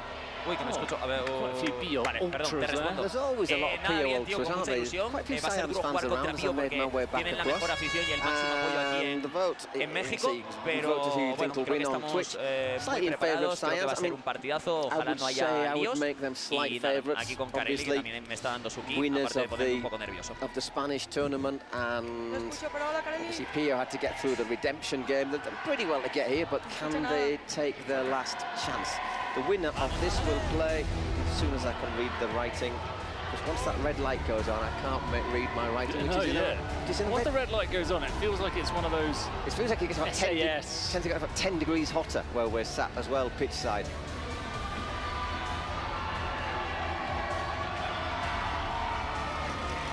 We've got the leader in the MVP standings playing today, Carlos Omavero. As you say, maybe it's a bit unfair that some teams have played more games, but 50,000 in the pocket. Imagine you win the tournament and you get MVP. You come back home after a couple of weeks. Buy a house.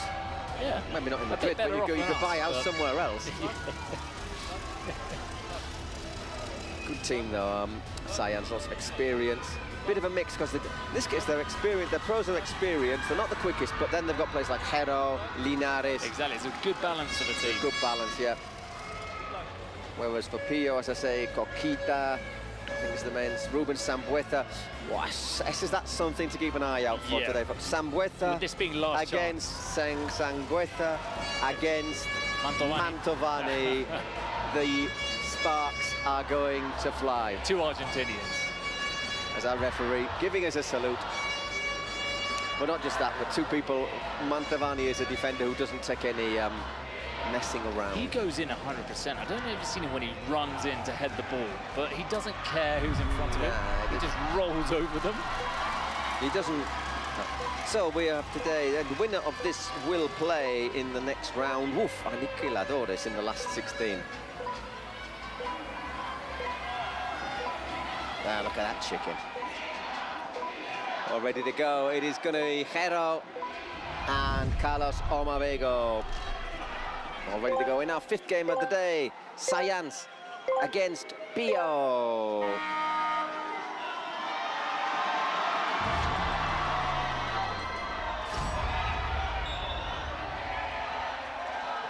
Hero.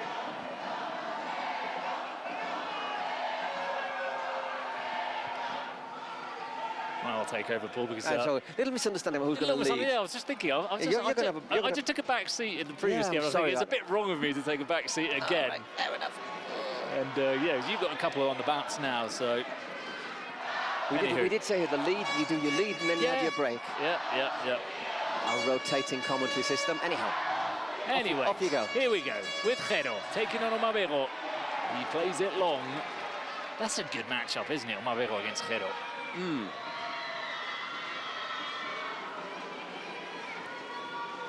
Right, here comes the leader in the MVP standings, Carlos Omavero.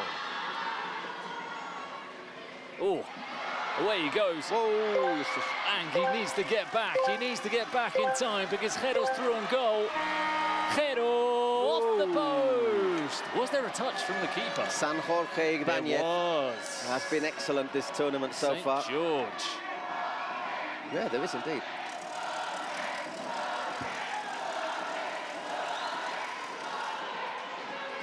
So, Dani Pérez, Dani Linares is on the pitch now. Dani Pérez, Hero. He's going to go for it. It's in! Dani Pérez makes it 1-0 to Science. Great finish. And off we go.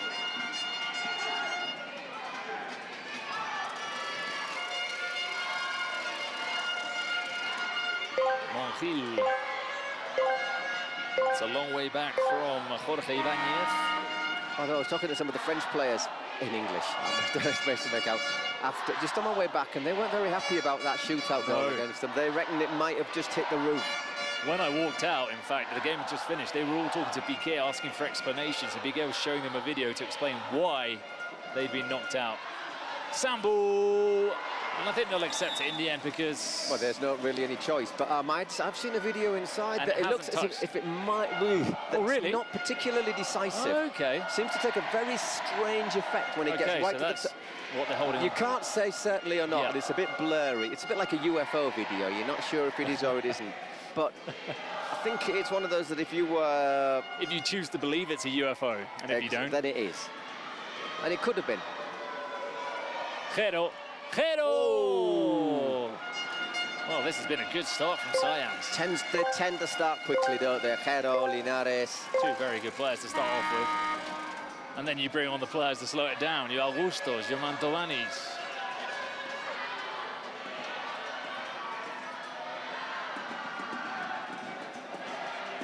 Pablito turns away. Look at the strength from Pablito. He's got Linares to the left, Jero to the right. Pablito goes solo. It's saved by San Jorge. Once again, vital. There's a bit of a battle, isn't it?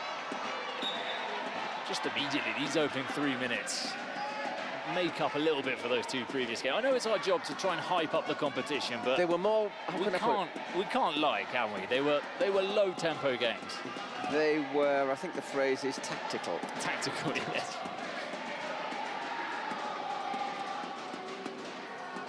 As they say in Spanish, café para cafeteros. One for tactical lovers of the game. Omabego blocks by Linares. Just trying to look back over the last split to see what the score was between Pio and Science. Meanwhile, Omabego's shot is okay, on March the 17th, it was 3-1 to Science. March the 17th, okay. Just a while back.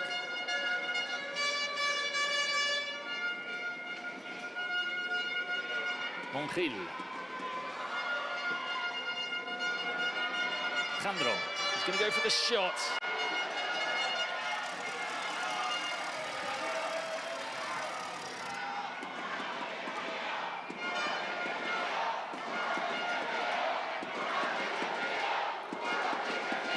So David Lopez also on the pitch. Setting up at the back alongside Augusto. And worked our full quota. Once again, we've got president penalty today, which I presume is Greff taking it for Science and a shootout for Pio.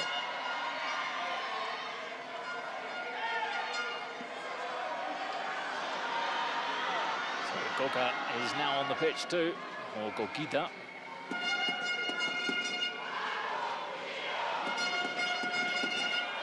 Omabego. Coquita's a key player as well. Alejandro gets forward and likes a shot, the number 5 for Pio. Let's go, Pio. That's it from Coquita. Alejandro looking to feed it back to Sambu.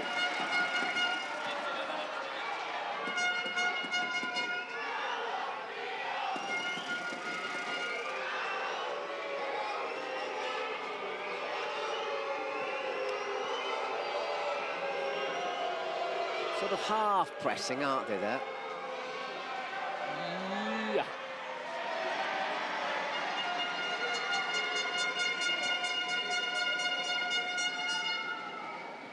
It's Pio on the ball. And they've been the team in the last few minutes who naturally have been prolonging their possessions. They're 1-0 down.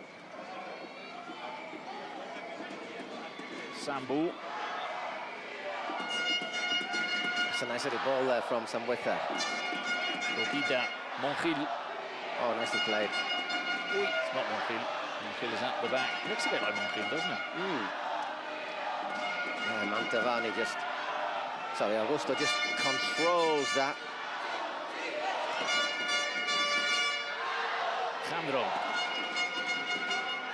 This is Jordi Cano. Sambu flicking it over, ends up in the hands of Dani Perez. Good work there from Mantovani, just shielding the ball through.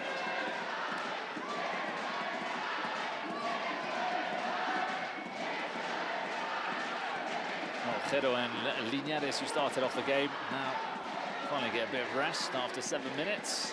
It's still pretty warm in this arena, in the Kings League arena.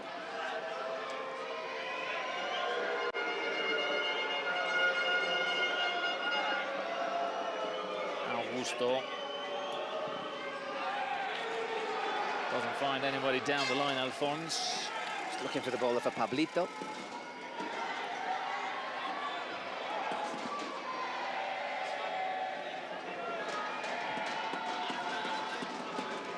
There are the PO fans.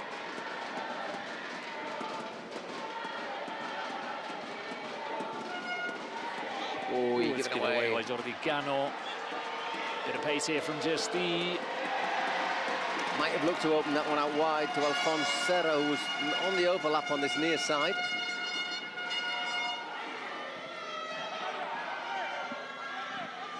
It's not usual that you see two number 77s on each team. We don't see a lot of Lascia Lavazza, though, for Pia. We haven't seen much of him.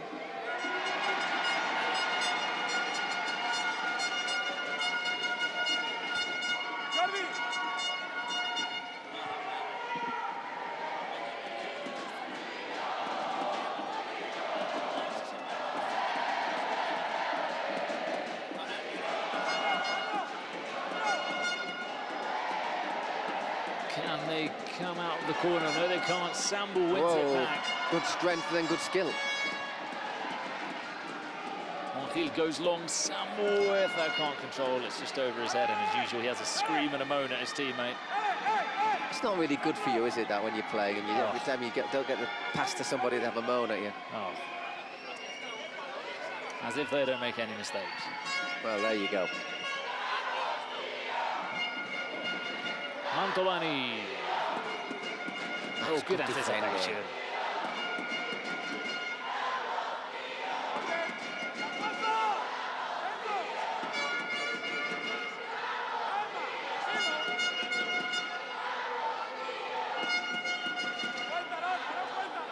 It's a neat 1-2. Gesti gets it back. The ball into the box and... Ball defended by Jandro.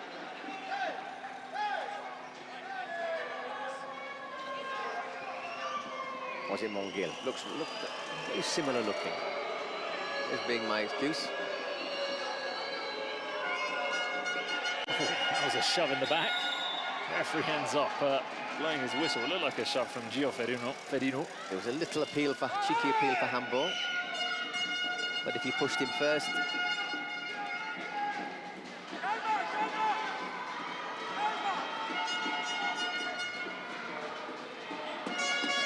Sambu.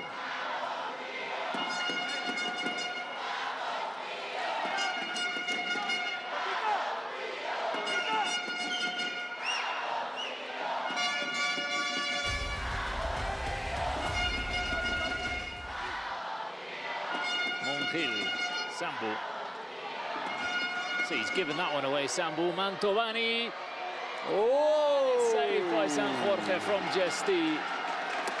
So Sambu again is looking for someone to have a go at when he's given the ball away. Yeah.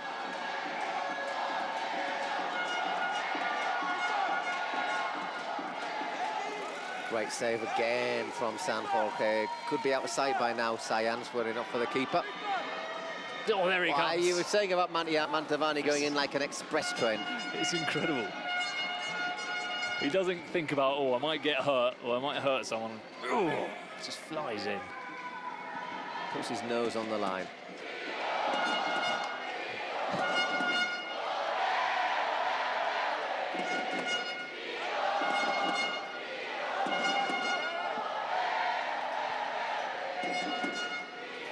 So nearly 12 minutes gone, 1-0 to Sayans.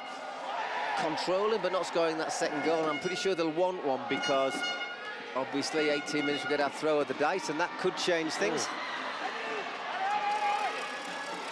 Almost the ball through there for Jordi Cano.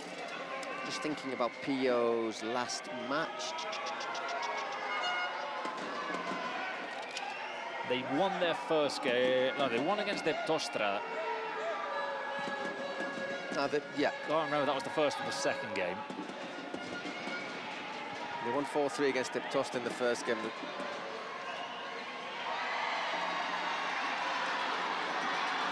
Ropero. Oh, well played. I'm just remembering the game where Furby absolutely destroyed it. Yeah. On the dice. 1v1, yeah. Well, there was our first case of Mantovani against Sambu. Sambu winning back the ball.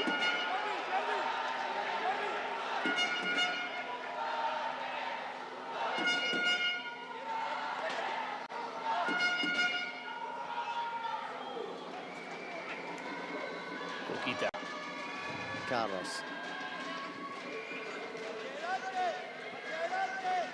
Sambuez at the back now.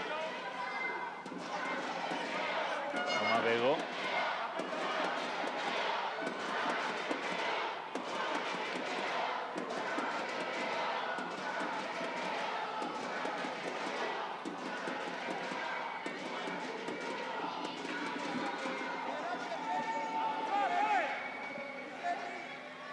Sandro back to Sambu. This is good defending from Science. They're not letting them push forward or find any passes. Then they jump. Mantovani pouncing. Just giving a little rest at the moment to Linares, and hang on a second, just overruns it. Does he, Carlos, there? Omabego. Fons can't keep it in. Oh, there we go. Bit too eager to get the ball back there, Sambueza. That's being diplomatic. Referee just stepping in. Well, he pushes him over, isn't he?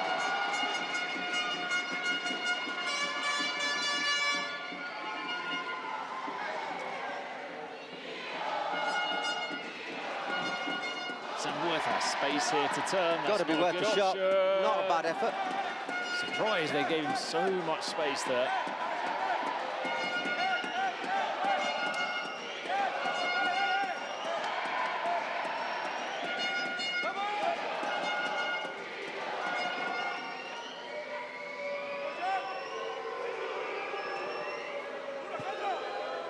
Oh, off the head. Oh, Gio Ferino.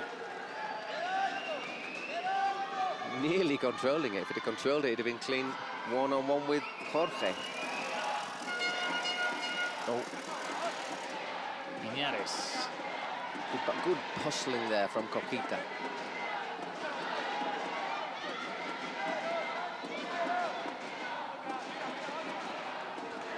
Victor Mongil. Yeah, didn't find Coquita. Gio Ferino will get there. Although he made a meal of his little attempted flick. Don't forget Daniel Linares soon. Again. So useful his pace as well on the break.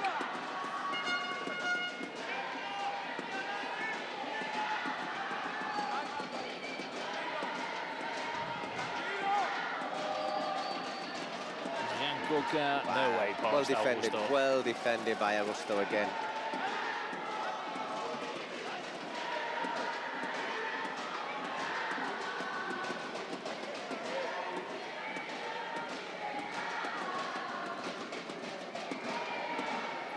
Dani Perez goes long. Ferino, that's better from him. David Lopez looking to claim the ball. It came off Jandro. And the two Pio players colliding. There you get all the Kings League merchandise, all available on the Kings League website. There you go, kingsleague.pro.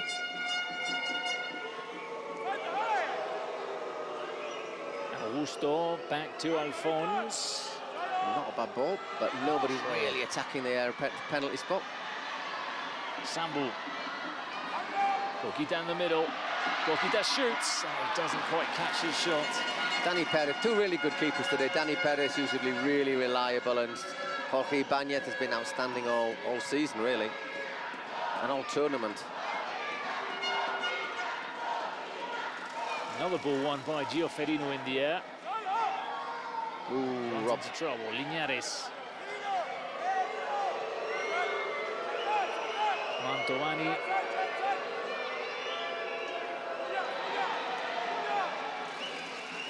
And goal kick.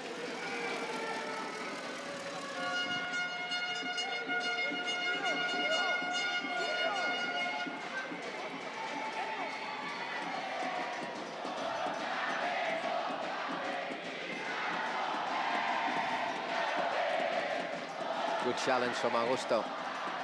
Given away by Montiel. Straight away, I looked at Sambueza to see what he'd made of that pass, and he didn't disappoint. He's lurching around on that far side now as we go to the closing seconds before the dice. The dice, the dice, the dice. Who's going to throw the dice? Number 5, Miguel Layún. Oh. President of the American Kings League. So tight game, I would say. Science, yeah, probably having more chances, but only 1-0, as you said. ¿Ya? Miguel Layún. Yo creo que para dónde ahí está. Hasta allá lo tiramos. Que salga un número pequeño, ¿no? Para ver si ya hay golecitos, ¿no? Ahí les va. Vamos por un 1, un 2 máximo, a ver si sale. ¿Dónde está?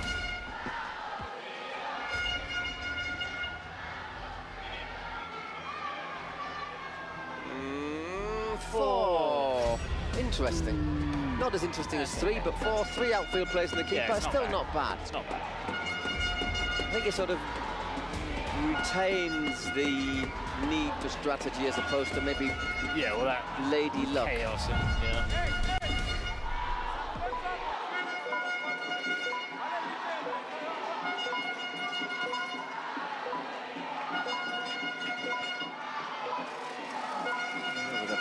PO banner, the chicken around. Can't see the chicken in Rivers Booth anymore.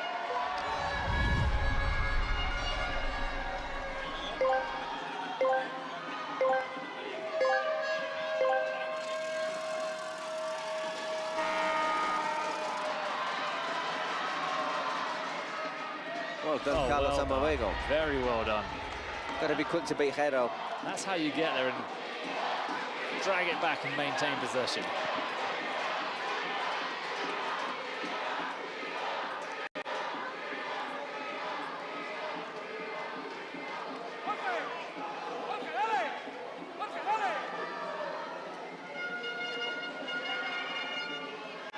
Montiel.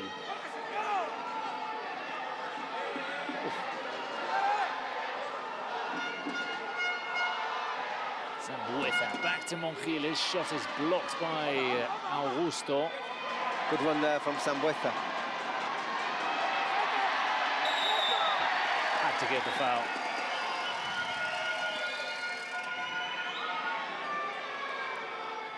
En el medio, Manto, en el medio.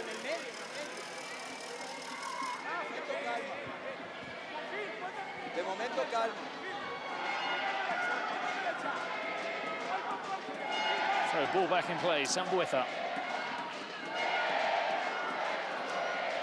Jorge. Remember, it's only a goal from Dani Perez separating the two teams at the moment, the Science keeper. And it will be Dani Perez to get that ball. Jero wanted it quick. Just a fraction quicker, he might have picked up Jero with space there. Took a bit too long there, Dani Perez.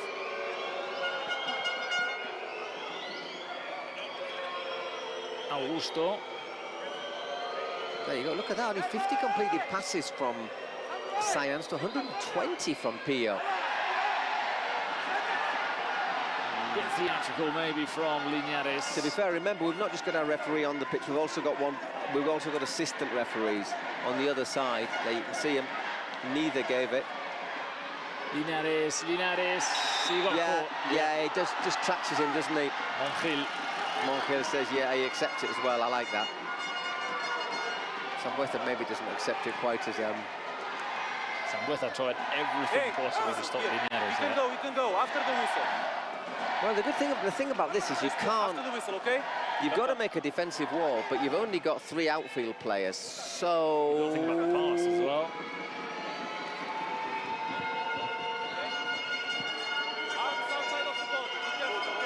It's a little bit more of an ask for the keeper, isn't it? Because you can't really...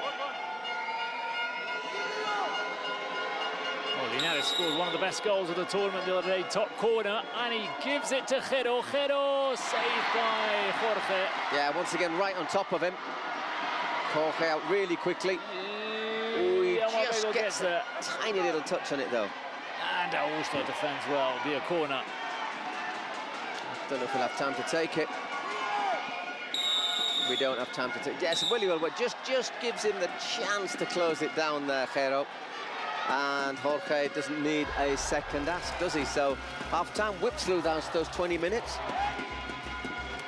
It's high tempo. That was good from both Saiyans and Biot.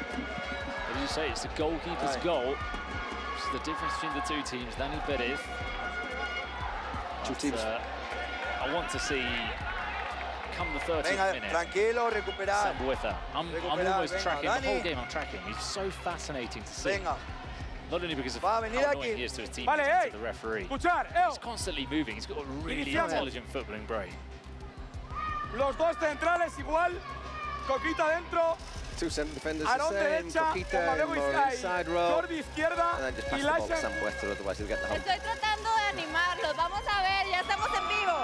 Pío, pío, pío, pío, pío, pío. Does they really need Pamela to cheer? They're cheering pretty well on their own. Pero está buenísimo este partido.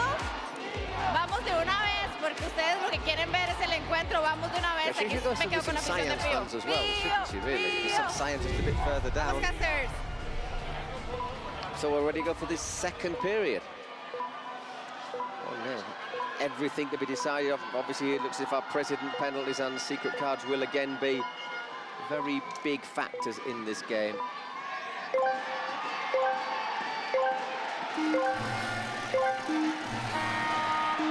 The ball. What's been locked in then? Oh, I thought. Not yet. I thought I could hear something. No, it's a secret card for Saiyans.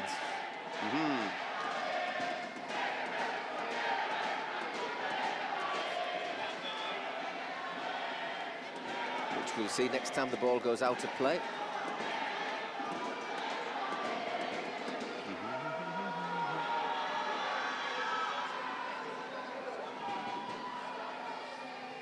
So, Jorge on the ball.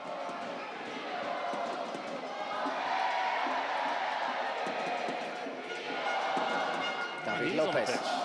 Lasha. He's on. So let's see what our card is.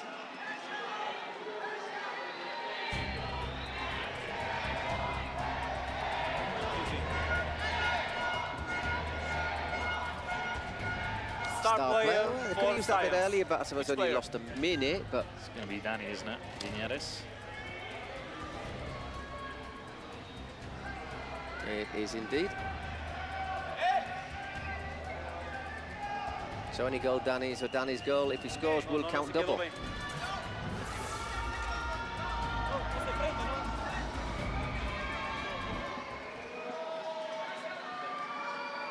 few armband problems. There you go, get that Velcro working.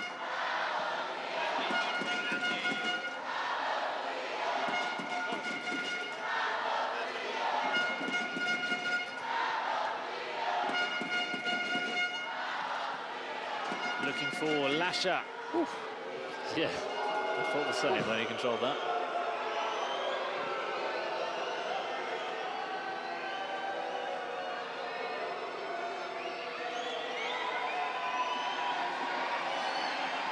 David Lopez or Mantovani makes the run down the left, and we had a bit more time. Nobody really following on to him, and he quickly gets back. Sandro.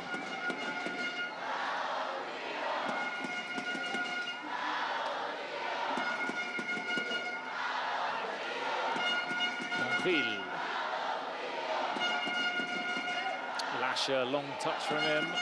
Recovers quite well though.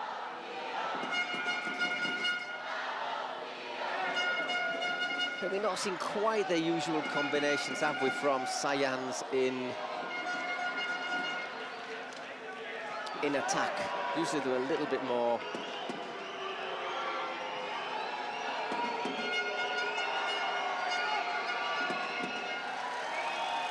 Manny Berth again, taking his time. Just to let you know, by the way, we've got 4 games confirmed already in the last... Hang on a second. Viñares! Goal scored by Pablito. Saiyans 2, Biot 0. sure they'd have loved it if it had been the other way around. Pablito setting up Daniel Linares, but great play from Linares, using his pace, cracking cross, and in the end it's on a plate, isn't it? Not even Jorge can save that one. Just to let you know, already got 4 games confirmed for our last 16. Porcino Stallions, G3X Ultimate Mostoles, Cuni Sports Olimpo, and Furia Muchachos. Brazil against Argentina. Whew.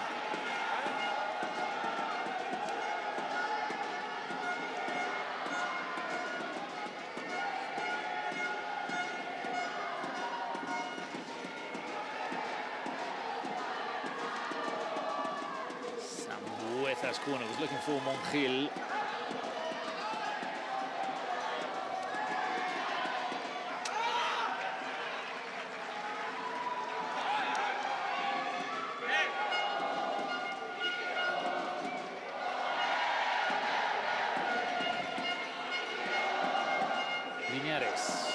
David Lopez.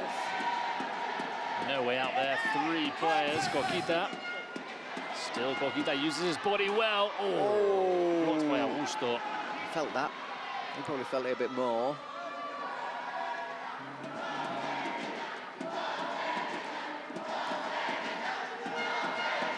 Monjil. Aye.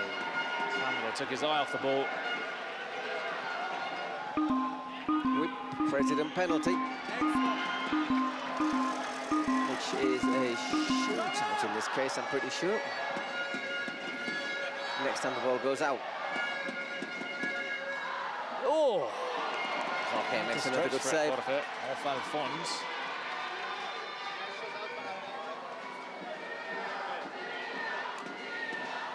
Ropero. Coquita. Sambu. Oh my word, that was close. Very close from Sambu. We'll see the shootout now. We'll take it for Pio. Would it be Coquita or Sambu? Or Carlos? Normally Coquita, isn't it? But I think Sambu's asking for the ball. At least I saw him. No, Monjil is there.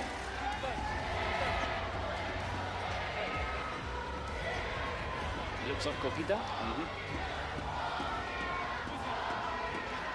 Get his team right back into this.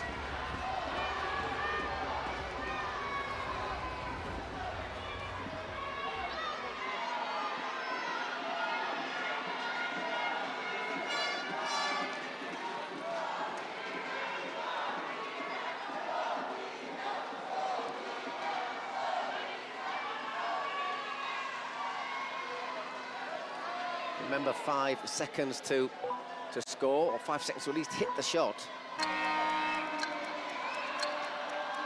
Coquita goes round, and he just about scores on time. It's 2-1. He's put Pio back in it. Well played, Coquita.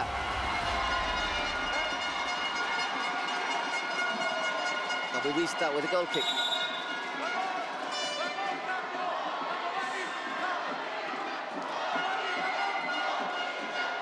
Well played by Ivan Lopez Coquita.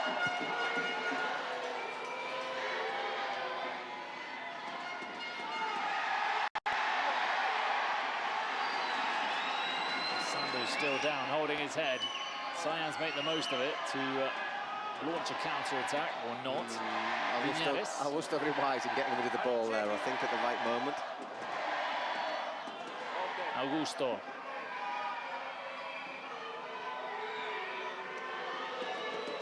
Nicely played. Don't know if there's a hint of offside. Yeah, looked like offside. I think Augusto thought he was offside as well. Yeah, and the flag, well, the referee's arm, the assistant referee's arm has gone up. Still got, obviously, Pio's secret card, Spotify secret card, and Cyan's president penalty.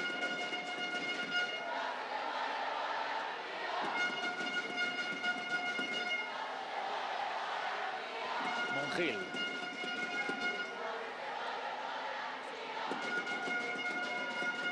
Sambu to Jandro.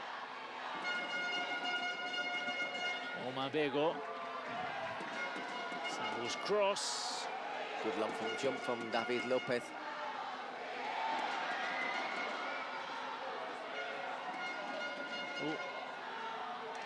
Omabego.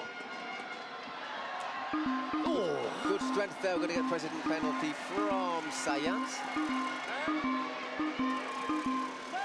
There goes the ref. Gets a smack on the bottom for good luck. You wouldn't have seen that, but we did. If he misses, do you reckon he'll get another one? For being a naughty boy.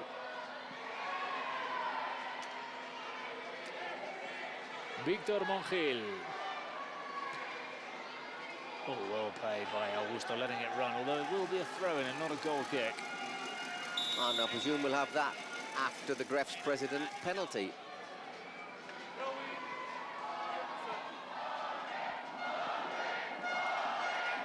Not easy beating Jorge, however.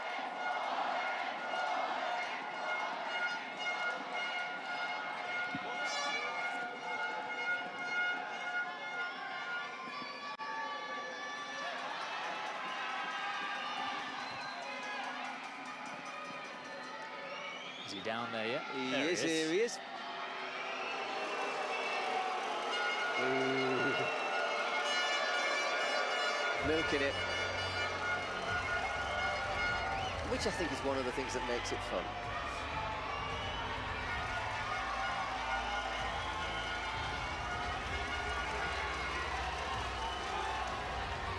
Last penalty he took. Yeah, we're reaching into prehistory now. It's just the treadmill of matches in the Kings League Mundial, the Kings League World Cup, or the Kings World Cup.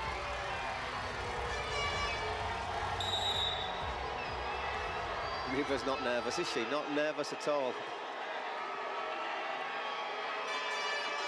Over the bar! From the Greg.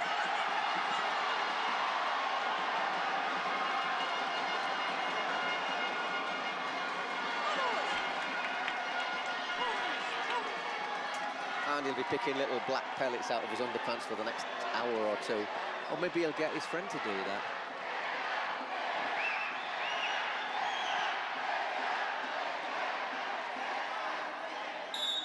So the pitch, as you know, if you played an artificial pitch, you've got all those little millions of little black plastic pellets. Possibly not.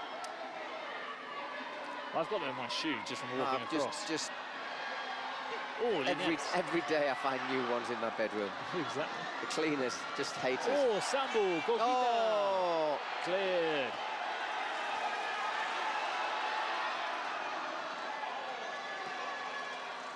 So Pio's still got their secret, Spotify secret card.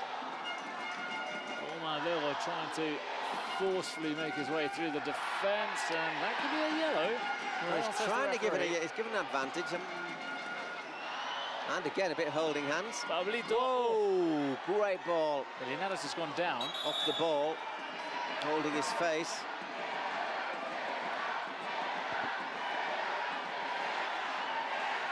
Linares, ¿cómo estás? ¿Le seguimos? Ribs face. Referee stop the clock. See David Lopez saying, have a look there. Augusto wants a booking for the shirt pull earlier. See what happens to Linares. Why, he gets a good old shoulder badge there from Monjil, doesn't he? Watch. Well, you don't see it, but in that other shot you saw it. It's a good old body check, stroke, shoulder charge.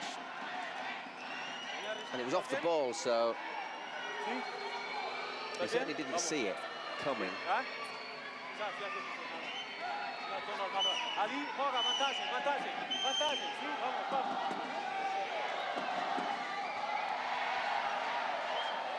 Well, a lot of decisions to be made there by the referee. In the end, it's just a throw-in for Biot. Keeper's ball.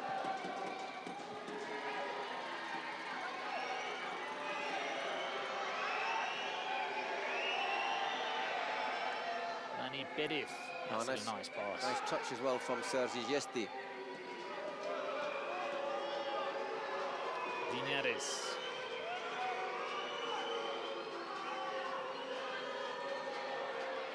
Doesn't get past Carlos Amavego. Linares uses his body well there to win the ball back. Augusto flying in. It's up for it, Augusto today, isn't he? He is. I have to tell you, when we see them around the hotel, these players all seem to get on really well with each other. But do, on the pitch, they're competitive as ever.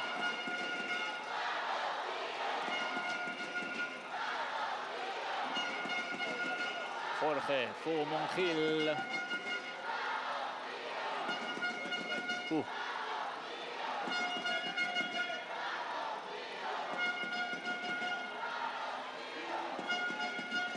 Coquita.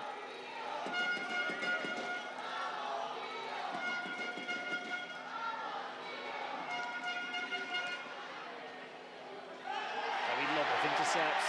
Appeals for handball. Both referees having a look at it and saying no. Alfonso, you don't want to lose the ball there. Jandro blocked by David Lopez. It's looking increasingly interesting to see what that PO Spotify secret card is going to be. We've got 2 penalties in the previous one. It's not every day you see both teams get a penalty. And miss them. And missed them. No, the Stallions scored. They both missed their president penalties. And the Stallions playing, I can't remember now. Oh, Bersas missed theirs. The Stallions scored theirs. 10 minutes just under left in this match. 2-1 to Sayans. Game, if you'd looked at the league form, you'd have fancied them to be winning with a little bit more ease.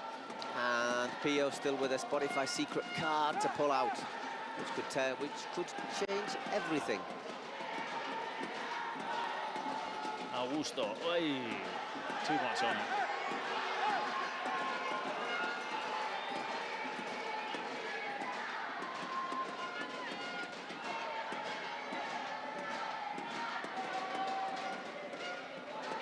Montiel. Too sure what Jorge was attempting. Yeah, he was looking for the long ball to keep Sambu happy.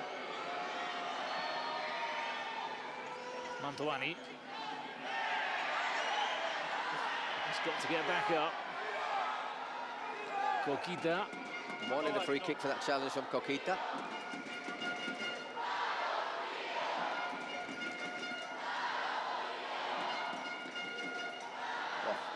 Battling away there. He's done well, hasn't he, there, Jesty? Oh. He got the ball. He got the ball, but he was on a mission. He was, wasn't he? It was a man. I've just lost possession. I'm not happy.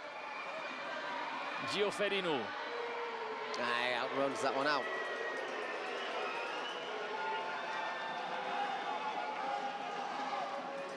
Wow. It's a mugging on Sergi Jesty. Mavero. Battles away, doesn't he, Augusto? Never gives anything up. Ropero. Gil is giving it to David Lopez.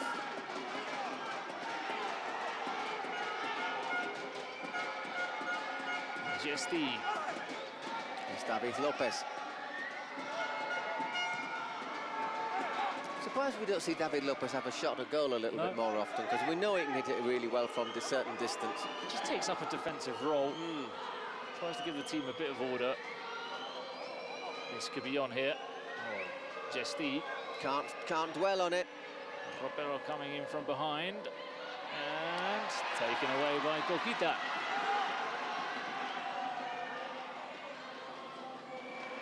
Seven minutes left, so still that president, still that secret card.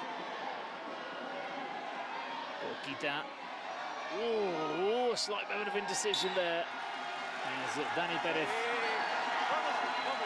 gets an earful from Sambueza. You see that? I was thinking he was looking, just checking to make sure he was all right. So, to be fair to Sambueza, there's not that much there. No. There was one of the games where Dani Perez, I think, was guilty of a wee bit of acting. I think the first Sayans match. We, the jury.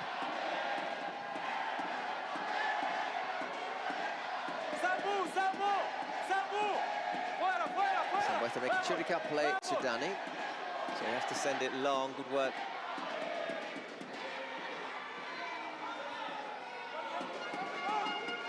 Fons. Actually, I think they should look for another goal, though, Science, because I say we don't know what the PO card is. I suspect it's going to be a penalty or a shootout.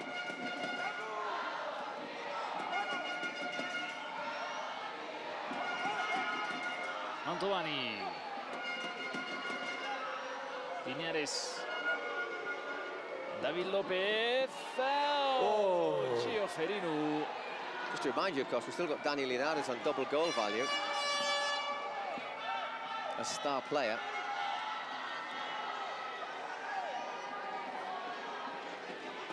Oof. Jordi Gano takes too long, but they maintain the ball. Omavero. They get the shot stats 10-6. But the game's still very, very much in the balance here in our last chance match, our 5th last chance of the afternoon. Which, when you think about that, sounds slightly wrong. Our 5th last chance. Our 5th last chance game of the afternoon. Oh, Omavero. Oh! Saved by Dani Perez. Lovely move. Just came from nowhere, didn't it?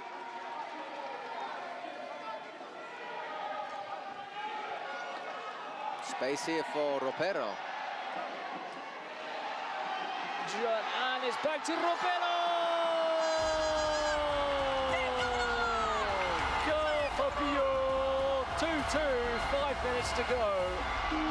And let's not forget, they're playing their secret card. Does really well. Bursts between two players, and then just gets enough on it to get it over Dani Perez.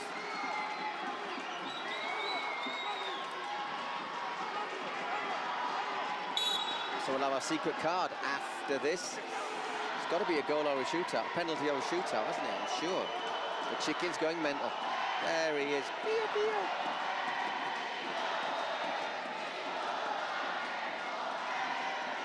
Antoani.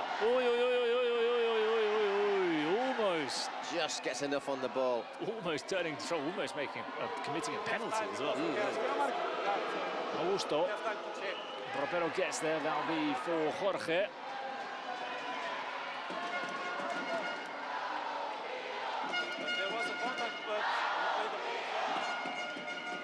Oi, that's a back pass. Someone's got to press Dani Perez. Don't stop singing, have they, the Pio fans? Dani Linares. Linares. Whoa. So we'll have our secret card now. Well, unleashed one there, but it didn't get past Monguil. Well, it had to be one of the two, didn't it? Coquita's already taken one and scored.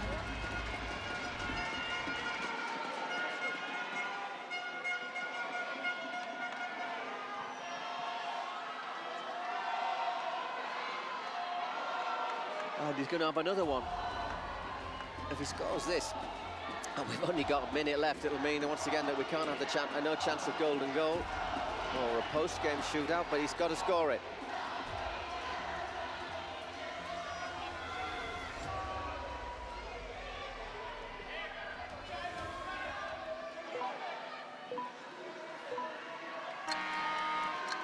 So here goes Coquita. Again, he takes it round. Same route. Again, he scores. Sometimes it looks so easy, doesn't it? And are we up to see another upset? Are we going to see another upset? Are the Spanish champions going to be knocked out by a team that needed the redemption match to qualify? Take it quickly towards Pablo. That will be 38 minutes on the clock. So no double goal for Dani Linares. Pio go into the last 2 minutes plus whatever injury time we have with a 3-2 lead. Science, basically, this is easy. If they score, they're through. If they don't, they are out. Vamos, que es un gol. Calma, calma, ¿vale?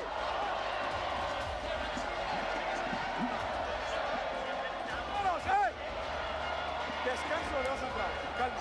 Dale para defender, calma, Jordi. ¡Ey! ¡Ey! ¡Samu! ¡Samu, escucha! Sambueza giving him the Sambu, ya está. third degree. Gol doble. Complaining again to the manager. Well, I think he was sort of, let me do the motivational speech. Then he was complaining. Oh, then he complained about the speech. I'm sure his wife is delighted to have him out here for a couple of weeks in Mexico, out of the house.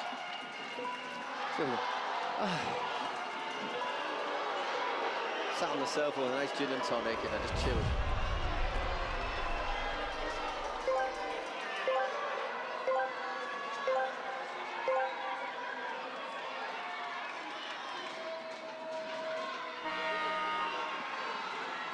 Off they go. Mavero won the last sprint. And he's done it again. That was very clever, wasn't it? That little back forward, well done. He's done it a couple of times. Oh, look at that. Wrestling between Mantovani and Ropero. So one of these teams is going out in the next 2 minutes. You can vote for your man of the MVP. As you see on the Twitch side, it's Coquita, as you might expect. The shootout king. Mantovani. I love watching Pete Rivers because she just is so clearly nervous as heck. There you can see her sort of swaying from side to side, rubbing her hands like Lady Macbeth, you know.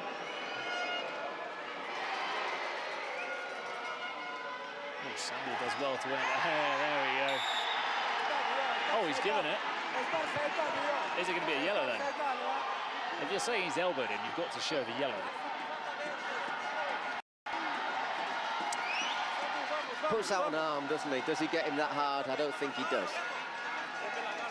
Stop the clock, they're saying. Es tuya.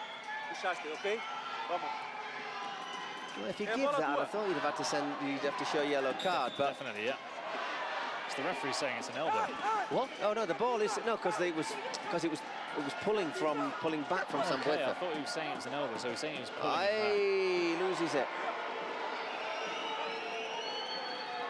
So the winner of this will play. Sambu's shot is saved by Dani Perez. Will play Aniquiladores. Another big one. As well, Dani Perez, but corner at this sort of stage is like gold, isn't it? Run that clock down. How much injury time will we have? A couple of minutes? 2 or 3, I suppose.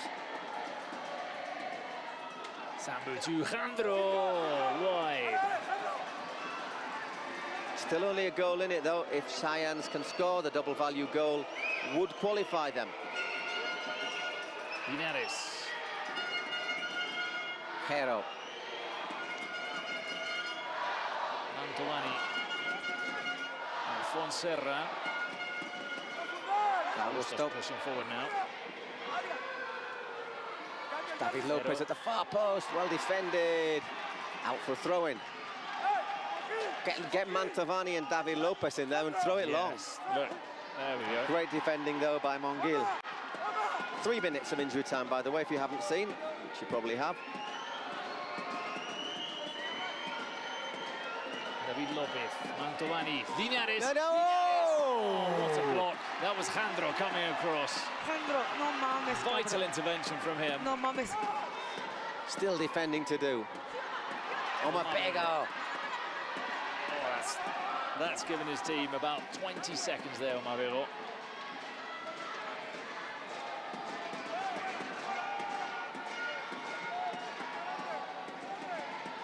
Sambu.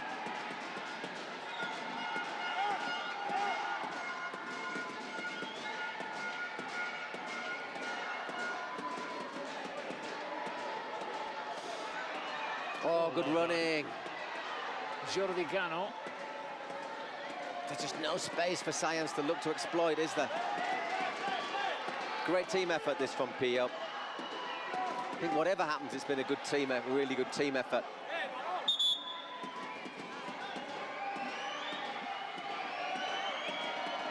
David Lopez, man from Pamplona. Mantovani.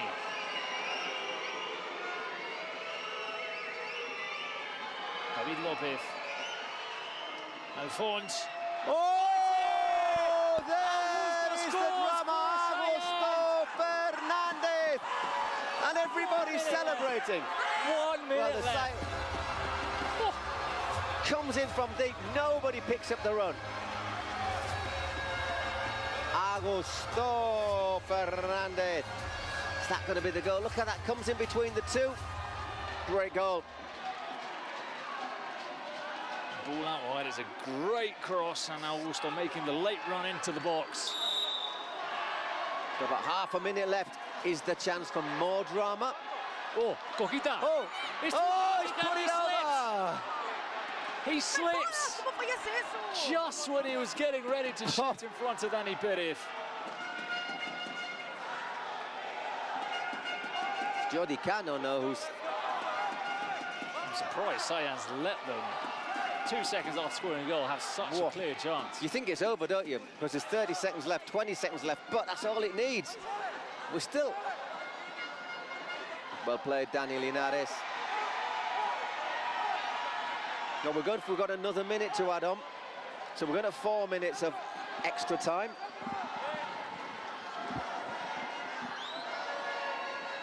Monjil. Oh, he's caught it. Yeah, that's just trying to lever his way in. But they'll take that. I don't think there's any aggression there, but he's just pulled him and knocked him over. Yeah, yeah. Play fast, play, vamos. I don't think Linares and Monjil are friends. I was saying before how they all get on in the hotel, but they've been talking to each other in a way that friends implies wouldn't. that they haven't got a great close relationship. Yeah. Here he is, Dani Linares. That's a push. That's a penalty. That's a penalty, That's a penalty, and that should be it. No complaints about this one. The Gref is jumping up and down. I wonder if his friend will start jumping up and down as well. As you move from side to side, that's jolly good. Yeah, it's a push, isn't it? Wow, what an ending to the game. Just shows we've said it so many times, but it just shows how things can change. With a double goal as well, because you're in the lead, then you're behind. You're in the lead. And all of us, you were 3-2 with a minute and a half left to go, and you could end up losing 6-3.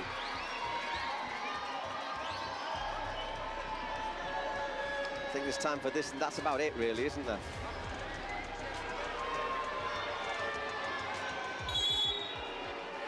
So the Linares penalty is saved. The follow-up is put away by Linares, but it doesn't really matter. I don't know if the goal will stand when we look ahead at the end of the tournament for the top goal scorer. That's the only thing that will matter. At the end of the day, it doesn't really matter because Science have won 4-3 or 6-3. I still don't know if it's good, but they've won.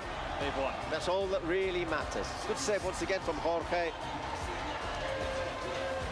And another team eliminated from the Kings World Cup. Pio, who 30 seconds ago had a chance with Jordi Cano to knock out Science. He slipped down the other end, penalty, and Science are through to take on Aniquiladores in a full range watering clash. Full range of emotions, I think it's fair to say that. Absolutely. From everybody. 4-3 in the end, so Linares doesn't get his goal. From excitement to despair to confidence to celebrations to heartbreak, whatever. Incredible. Science will play Aniquiladores. Woohoo! That will be a repeat of what was an absolutely thrilling semi-final. No, perdón. No. Let's listen to our president. No, perdón. I don't think she can. I don't think she can speak. No, de verdad. So close for Pio. Heartbreak for Rivas. Next game, by the way, will be Limón against Hola, probando. That's what the Gref has to say. Yo no sé, es que no sé ni qué decir, chicos. Hemos ganado. Al final, yo creo que quien más se merece dar las palabras es el Rivers, porque yo me veía hace 30 segundos como ahora mismo está Pio y de verdad que estaba muy triste. Hoy he fallado mi primer penalti, pero los chavales han respondido por mí, es un equipo increíble. Y nada, pasando a octavos, no quiero quitar más tiempo y que hable Rivers, que desde aquí muy buen partido y les deseo lo mejor. Un besazo, gracias. Great game, so thank you very much. So there is Mantovani. Good day for Martin Mantovani. His former club Leganés returned to the top flight in Spain. There's the numbers. 154 passes from Science, 242 from Pio. Really close in terms of shots, maybe just edging it Science, but lots of the ball for Pio. Didn't quite have that cutting edge. There you have the next game that is confirmed in the round of 16, played on Tuesday and Wednesday. Science against Aniquiladores, a repeat of what was an absolute thriller in the semi-finals in the Spanish third split. Man of the match, Coquito, was a rather bitter interview when you've lost. Meanwhile, Science continue to celebrate. Imagino que con este resultado te sabe a poco. Bueno, un sabor agridulce, la verdad, más bien amargo por la derrota en el último minuto.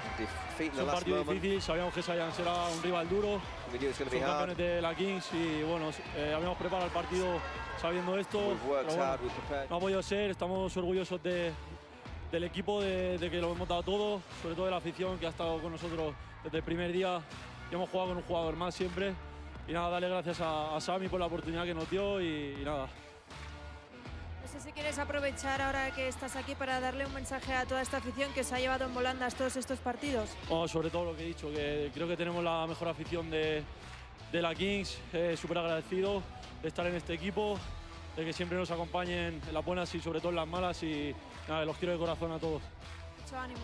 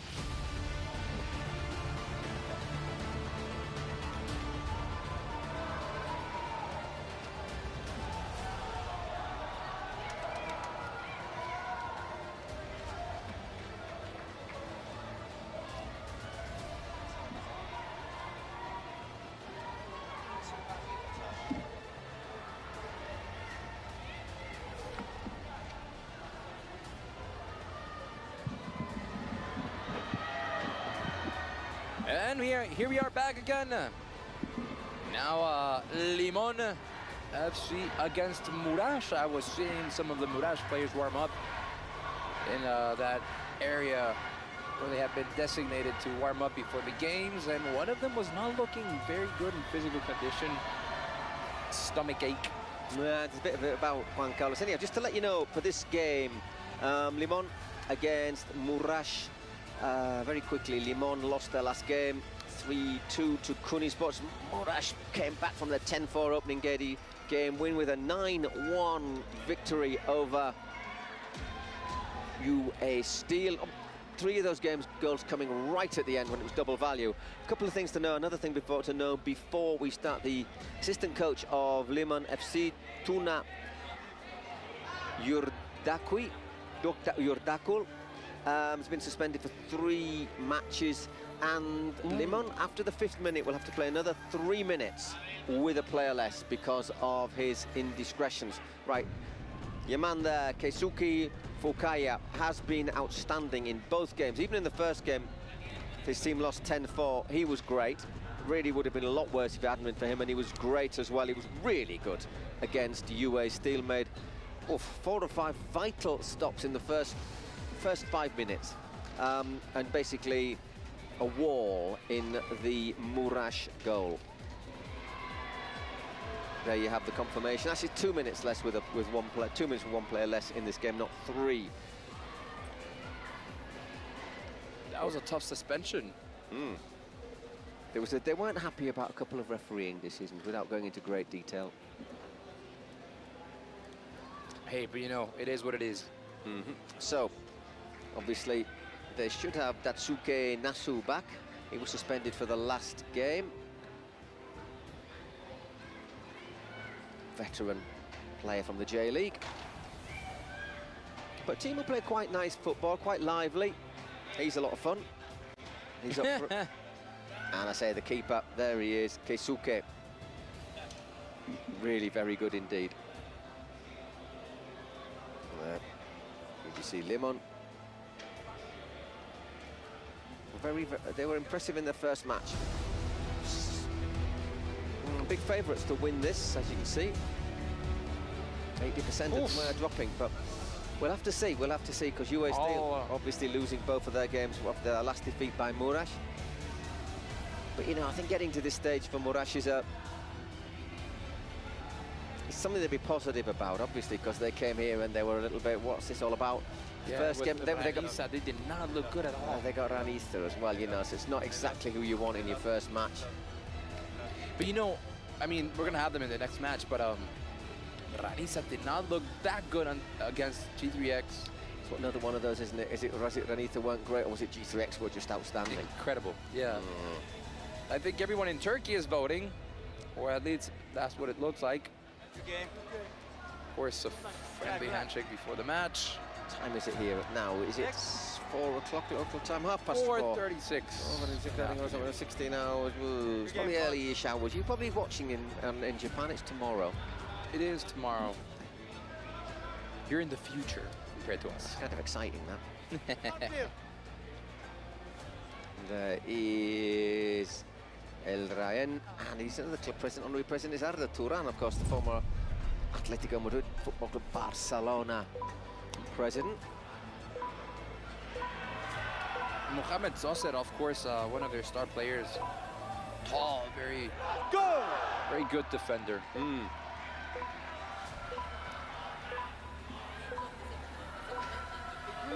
We have tried to have a little pronunciation lesson for the Turkish names. We will apologise in advance if we get them a little bit wrong. So off we go. Limon against Murash. One of these is that obviously this means that another wildcard is certain to be in the last 16. First save of the day from Keisuke. Keisuke from Serhat Kot. Oh, was played in the Turkish second division.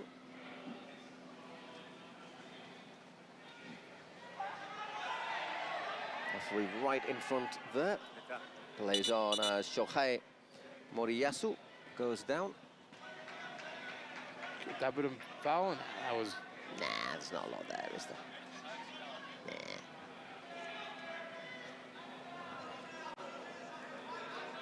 Look a little bit like the Dutch national team with that colour, don't they?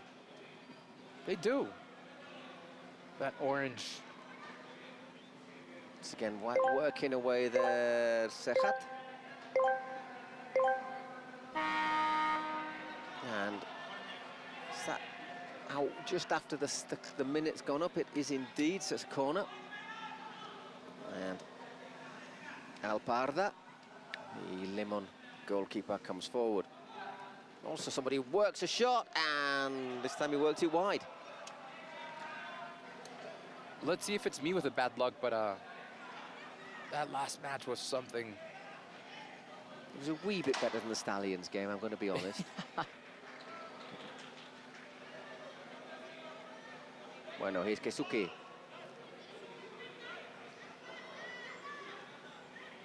They've also got on Mohamed Sosath, who has played in a German futsal international, and he can hit a shot as well, Keisuke. They gave him all the time in the world. He had an absolute thunderbolt against UA Steel. Another player on, 3 outfield players now. So we go 4 against 4.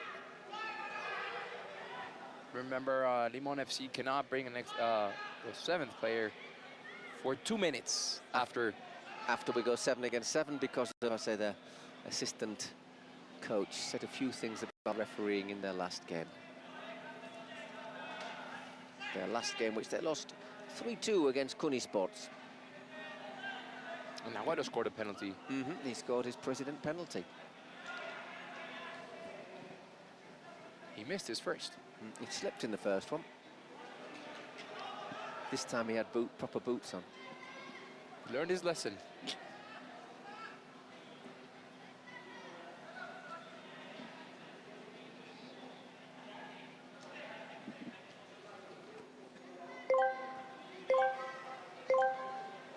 So far no score in the first 3 minutes. Once again, not always normal in Kings League. And quite often you get an early goal which tilts things one way or another. It's me. I'm the bad luck. Ryohei Oda on now number 8. Also played very well against UA Steel. And still Keisuke.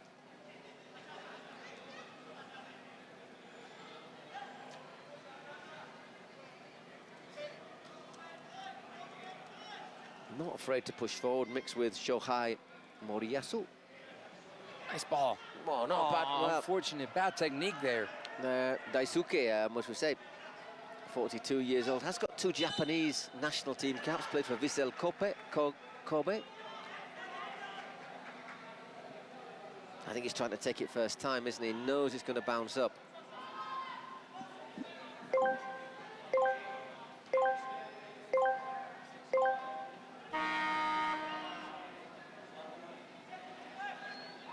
Again, Keisuke this time sends it long. Pretty comfortable claim though for Alparda.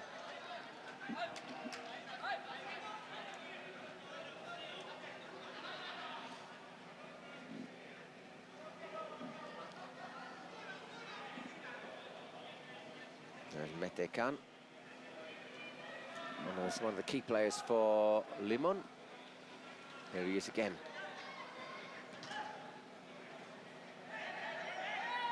Another one who's played futsal in Germany. That was a handball. Turkish side saw that very well. Unfortunate for number 9, Kobayashi.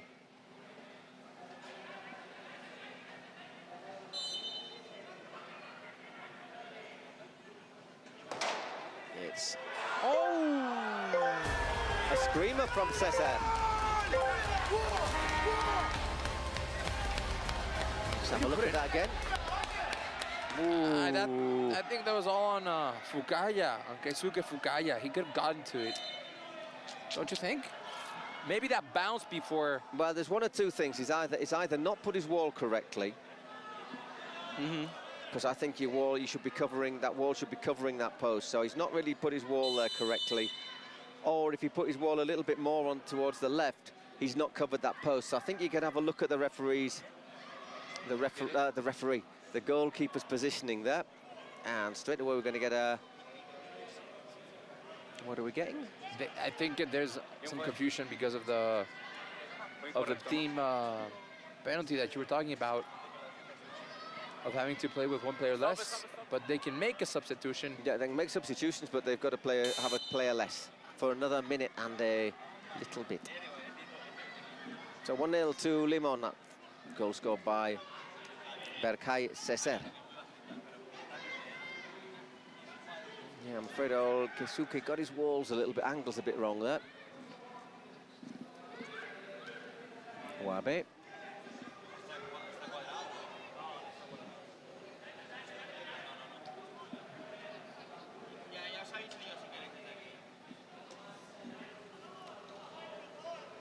Nice little movement there. Not a bad ball there, but Daisuke Nasu didn't really anticipate that, and he's the player that they really need to do the business, the number 4.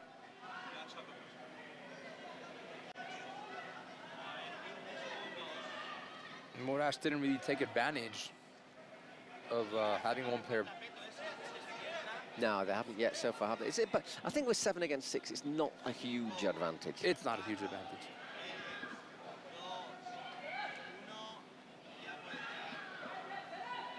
Once again, it's Mohamed Soseth. Sosad.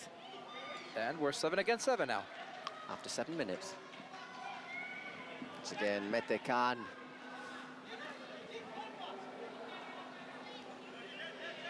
Berke Onuk.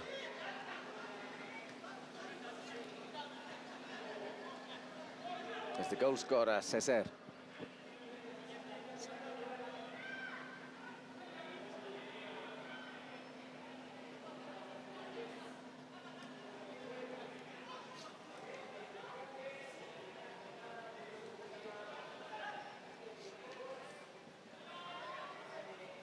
Soseth. Nice movement there from Soseth, the goal scorer. Some confusion there by the Japanese defense. Well, so far their 2 games have produced 24 goals. Murash, of which they've scored 9, to the credit. No, 13 they've scored, because they scored 4 against Ranitha. By the way, there are no presidential penalties for this match.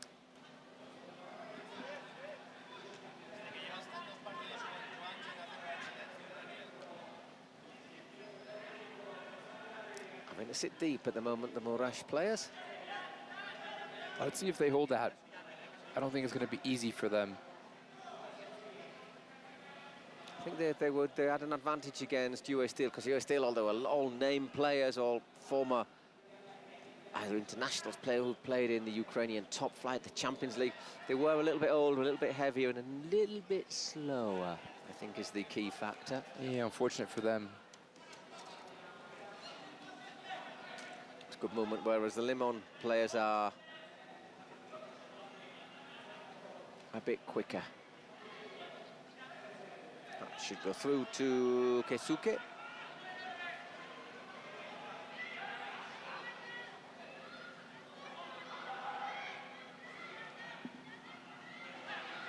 And chance to break.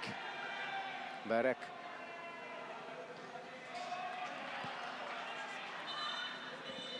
See, when you get 7 against 7, you really have to take advantage of breakaways, because you won't get a chance.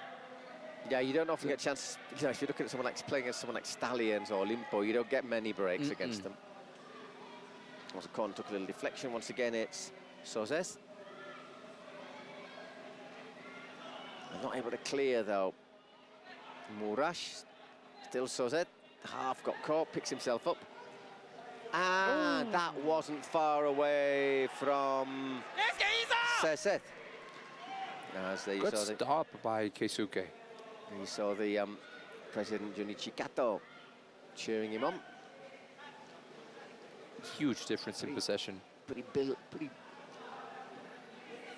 multi-faceted man. Murash being the name of his talent agency that he runs.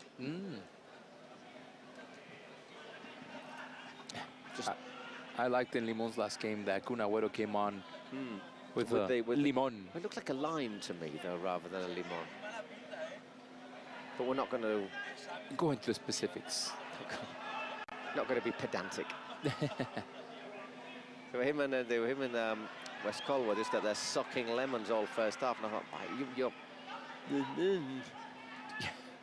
I don't know how long I could suck on a lemon for. No.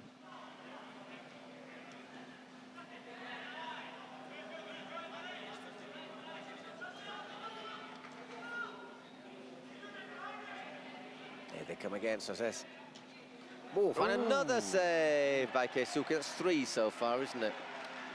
He's been so far, well, as you said before the start of the match, he's a player that can really make a difference. We saw that against Ranitha. Yeah, I mean, even though they ended up conceding 10, I think a couple of them were double value, but one of them was. But you know, I still think he got the wall wrong in the goal, but he's just showing himself time and again that he's a very good keeper. How about those POFC fans? They were loud. They were very impressive. It's a shame that they won't be back.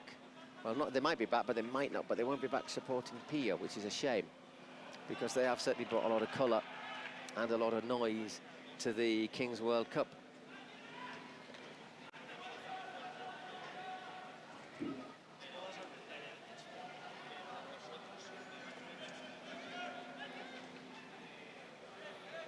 .12 minutes gone in the first half.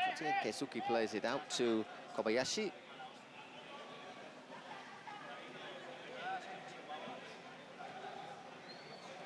It's closed down, but then collected by Serhatkot.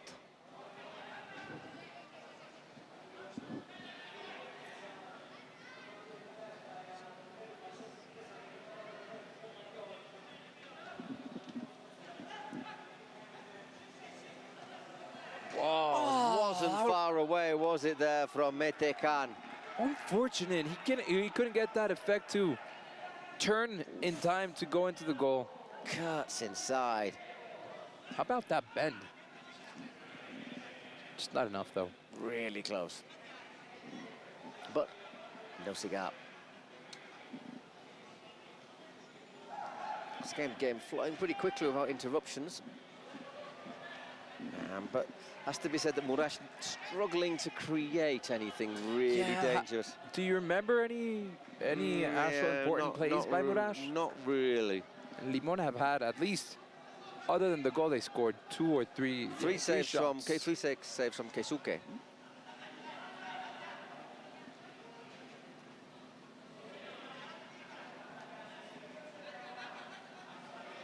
It's all been played in the Murash half, and that's drilled over by Cesed. The goal scorer must have got a little deflection, because they're saying corner.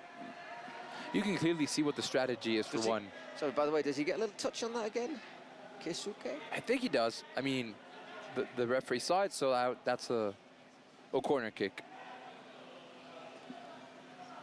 There you go, you can also buy your training kits. There's the website you can buy them on.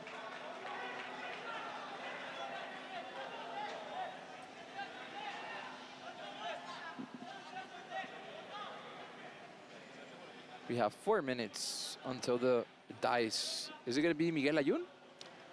I think it was Miguel Ayun in the last one, if I remember correctly. Can we scroll down? Bastian Delfino, content creator. That covers a wide range of sins.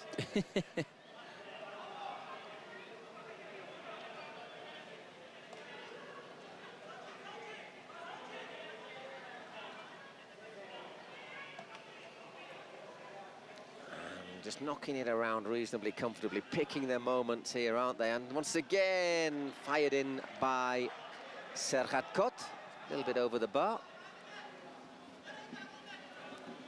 The Turkish team has a very clear strategy to me. Yeah, they're well organised when they lose possession, but they're able, quite patient in the build-up. And willing to have a shot from outside the area, which perhaps some teams aren't.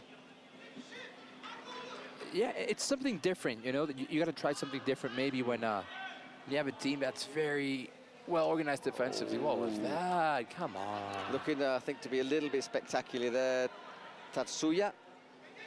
And what they also do is they're putting a man on Keisuke because we know he can come out of goal and know he can push forward, but they're making sure, which by leaving a man quite close to him, that he's not doing that.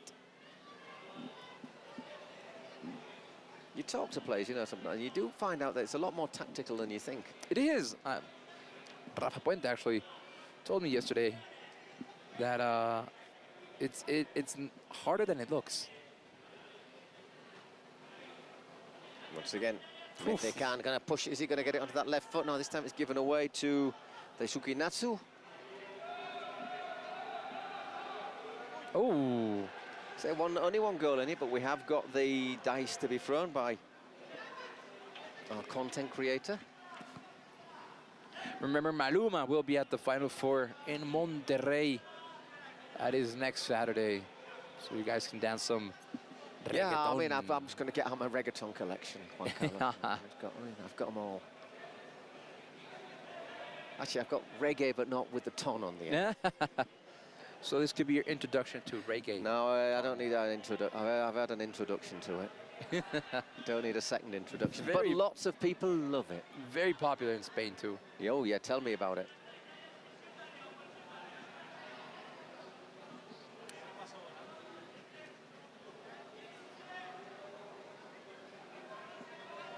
It's almost 5 minutes till 5 here in Mexico City. A hot afternoon. It's been a hot, long afternoon, to be fair. This is our 6th match of the last chance, but we're going through them reasonably quickly, aren't we? And we're doing well. Other than the last 2 matches before the one you guys had, Science against Pio, those before 2 matches were not so good. But other than that, there's Wabi. Seconds ticking down. Need to try and finish this move off with a shot. 9 seconds, 8. Got to have a shot. He does indeed, it's blocked. But at least he had a go. And there we have 18 minutes, and now we will have our dice thrown on by Bastian Delfino. You familiar with Bastian? Not really. Hola, ¿qué tal? But there's always a first time. Pues a mí me gusta cuando sale de a 3, o sea que ojalá que haya 3. Says he wants a 3. Imagine if they threw it. He wanted a 3, but he gave us a 5. Come on. Create something, Bastian. Imagine if they hit the drone with it. I'd try to do that. It's heavy, eh? Have you tried that? No. Yeah, mate. When we were in the Madrid finals, we sort of saw that. I want to throw the dice. It might be a different one, but it's not. It's pretty solid. You know, you put that in the gym and you'd come out looking like. Yeah. You'd come out looking like The Rock. I was going to say. Yeah. The Rock is like the modern version of Arnold Schwarzenegger. Yeah. You could say that. With less hair. With less hair, yes. A lot less hair.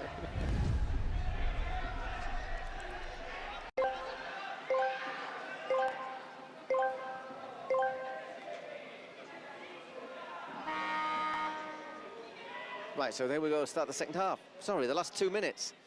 Well, 5 against 5, which means 4 outfield players. And the keeper. And another save. Ketsuke to deny Seseth.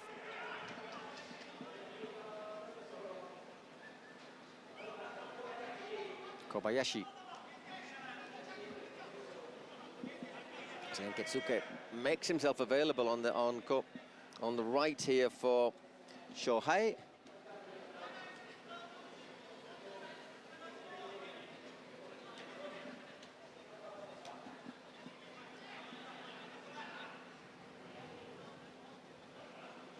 See, 5 against 5 doesn't really make a difference. Told you he'd hit it hard, but he is out of his ground, and that is brilliant stuff. Brilliant stuff from Alp Arda. Quick thinking and a fantastic finish.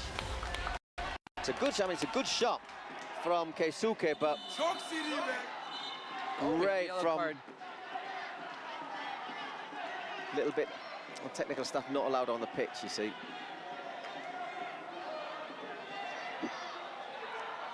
Well, very, very clever. Very clever. 2-0. Probably a reflection of what we've seen on the pitch, but the best shots have come from Keisuke from Morash. Not much from Morash today, or in their first match. And there's Mete Khan. It's against Seseth.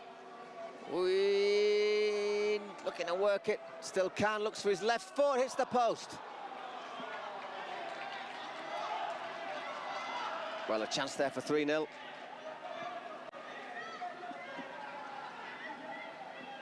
And this time, saved by the woodwork on.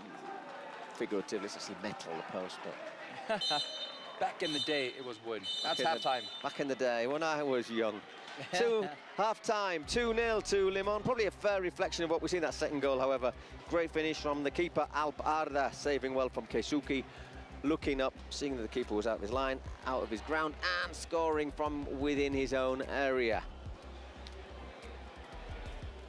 And there you get the confirmation. Seseth after 6 minutes and Alp Arda after 20.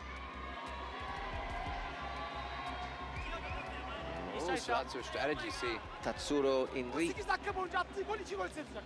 Berke'yi besleyelim. Bu demektir ki Berke'yi şartlanalım. Tamam ama Berke atarsa 2 gol. So no presidential penalty in this match. Okay. No, unfortunately. Which gives Morash one less opportunity.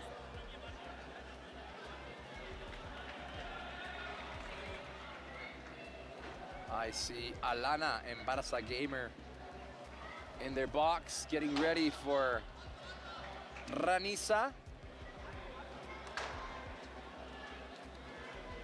which is the next match, Ranisa against Gigantes. So in our next match for Ranisa. Not sure if it's going to be Gerard Romero is going to take one for Gigantes. I'm not sure if it's going to be Alana, because Obviously, Barca gamer Will has not been particularly effective from the spot. He's missed 2 already. Missed 2. Maybe Alana could have a go. I've heard she takes a really good penalty.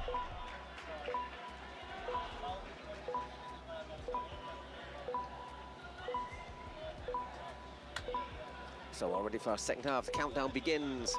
2-0 to Limon, who, if they win, would go through to play, as I turn my page over in my notes. Oh, Peluche de Cagliari. You'd fancy Peluche, wouldn't you? It's a hard team. Yeah. Maybe the big home favourites now after Pio are out have gone. Although we will also, before the end of the day, have the Cuervos, the Crows against the Aliens. I think them, Cuervos and Raniza. I like the Raniza shirt.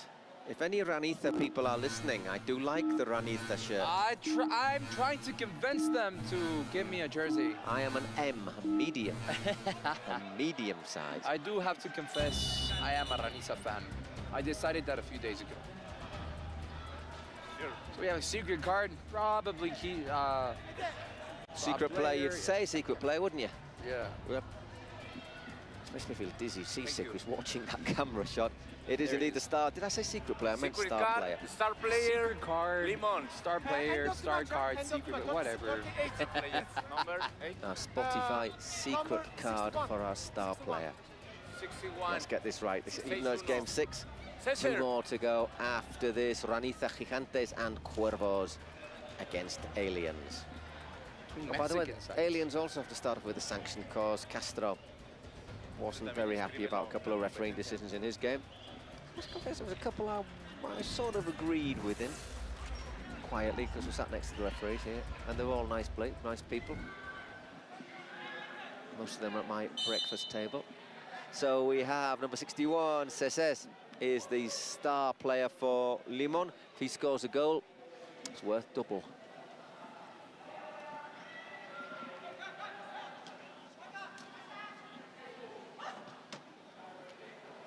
Looking for that run at the far post, but he'll do well to win a header, I think, against the Limon defence.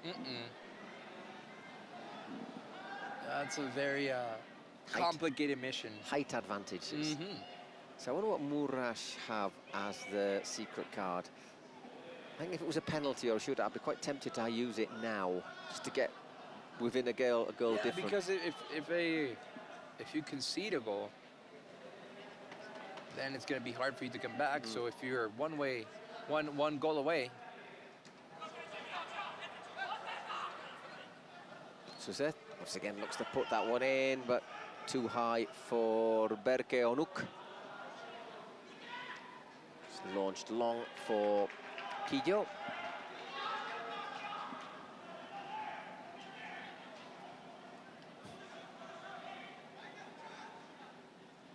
And Wabe falling kindly to Limon. Just take the time, they're quite happy to play it back, just keep the control, keep the possession.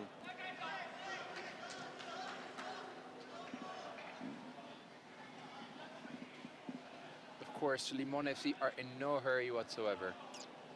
Time is very much their friend at the moment. Very much. Yeah, Osman Jan. Jan goes back with Alp Arda Mohamed Soseth.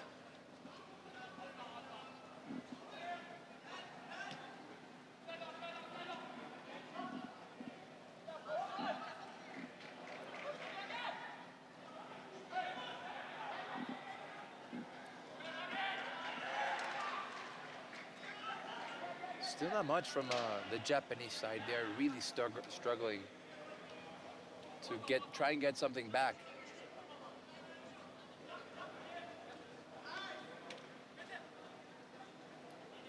It's one of these things. The team was picked from apparently 40,000 people came to watch the tryouts. In Japan? In Japan. Wow.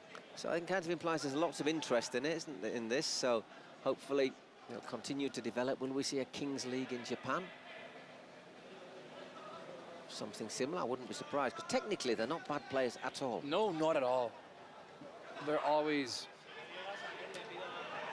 And leans back, puts that one over the top. Oh, a little bit of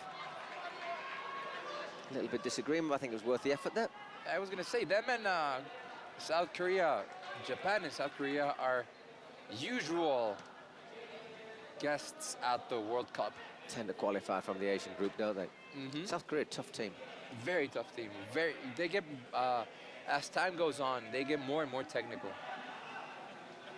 Not just technical, but tactically adept as well. Yeah, which is, you have to combine both of those terms if you want to have a successful time in football. For example, there's good challenge. Thinking the Koreans, there's Kang In Lee playing at PSG now.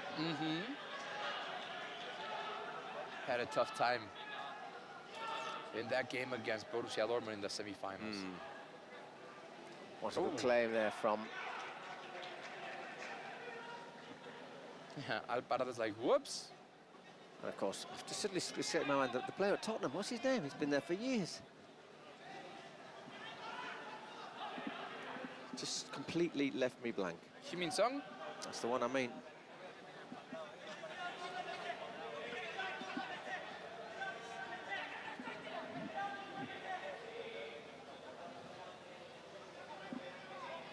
Soseth, again looking for that ball into space. Nice turn by Kort.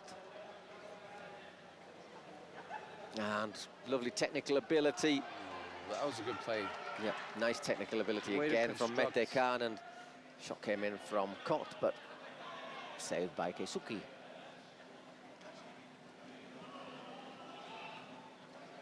That's easy to cut out, and the chance to launch a counter-attack as well through Osman Can. And a little bit disappointed with that, Will Mehdi Khan.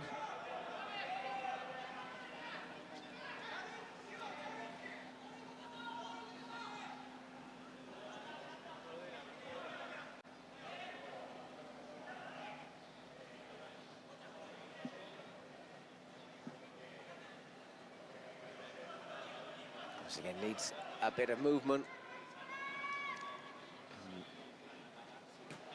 It was Daisuke Nasu who made themselves available. Here he is on the ball.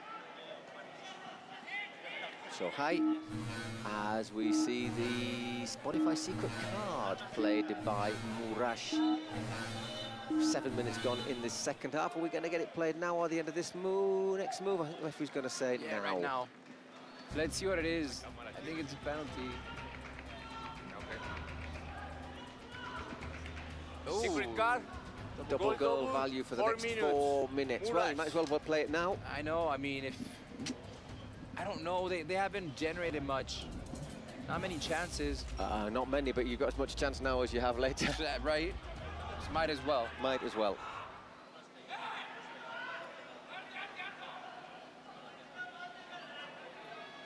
Now you got to go really offensive. And we start off with a goal kick. Once again, Mohamed Soser.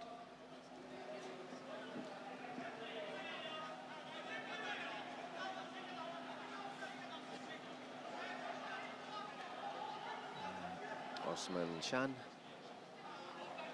Look at Al Rayyan over there in Turkey. He is a ball of nerves.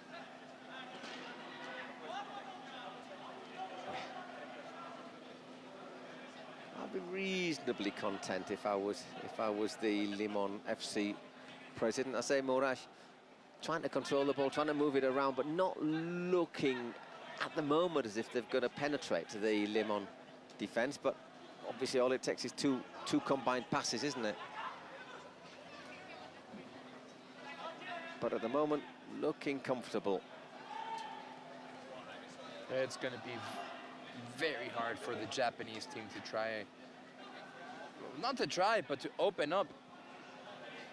Limon FC, they are doing a good job defending the 2-0 advantage. Yeah, Soser and Osman Can are looking really solid together at the back, aren't they? They understand well, they close down the spaces. They're just once again anticipating. And there's your man, Sesset, who is a double goal value star player, and Keisuke makes another save. That was close. Nicely worked. Oop. Great turn. Once again, goes maybe for power. But that's Keisuke making 6-7 saves so far. What do you got? If you would have placed that ball somewhere further away from him, I think we'd be seeing a 4-0 score. Yeah, exactly.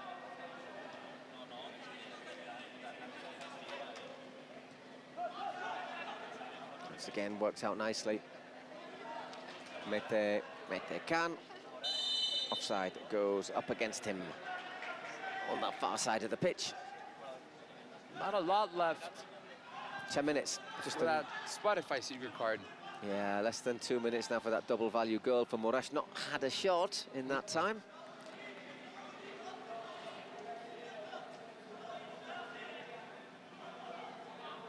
Nasu. Keisuke Yamada, of course, they're lost from their squad. He unfortunately suffered a broken arm in the opening game. Whoa, not far away. That was really close. Unbelievable, crept in unseen there. It actually hits the stanchion behind the goal rather than the... But anyhow, there was Kujiro Kanetake, who's the man who makes, you know, the gestures to the camera, so he's clearly got a bit of personality about him.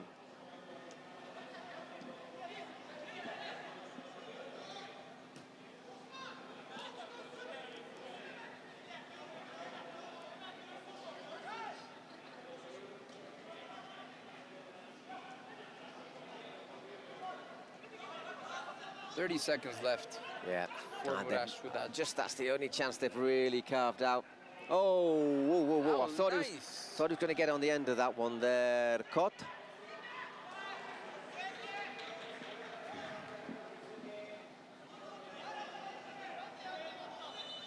Not much from the Japanese team. Nah, they've tried, but they haven't quite got what it needs, I think is the way to say it. But say, if I hadn't been for that goal from Alparda, but I think Limon have been quite comfortable just to control things. I think if I'd want another goal, though, before you get to the 38th minute, just to put that little extra space again. Keisuke to frustrate Mete Can.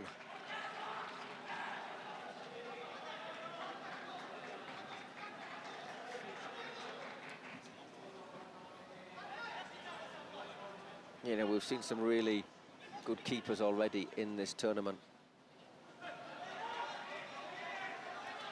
You know, Victor, who plays for Móstoles, I think is really good. But I have to say, I like Arnaud a lot. But though he had quite a lot put past him today, I still think he's a great cracking keeper. But I don't think Keisuke has to show any envy to either of them. I'm starting to see some green in the stands, which means Rainitha. Get the frogs in. I do like the Rainitha mascots. They just bouncy frogs. They cheer me up no end. No, they do. I think it's great. There's some, especially the ones that look unhappy, you know, with a sort of downward sort of.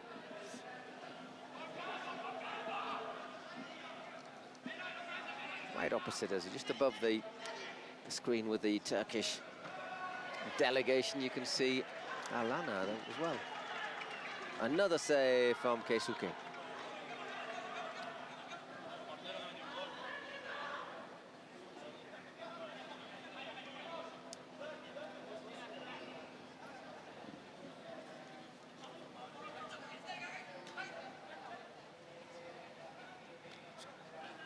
Again, well played by Kot. Mete Can still controlling things very well.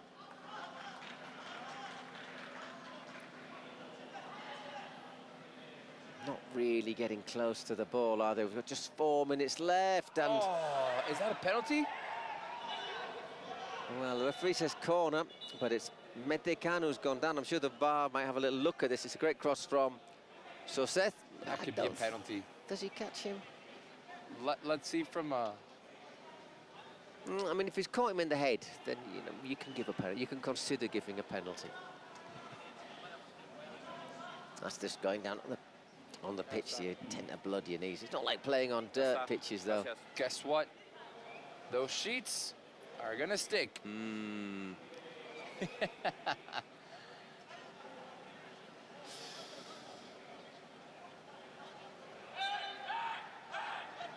So no penalty, no real complaints either.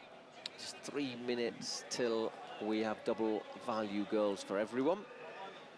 What would you be like this game if all of a sudden it was the 38th minute and Murash scored? That'd be wonderful. That'd be very fun.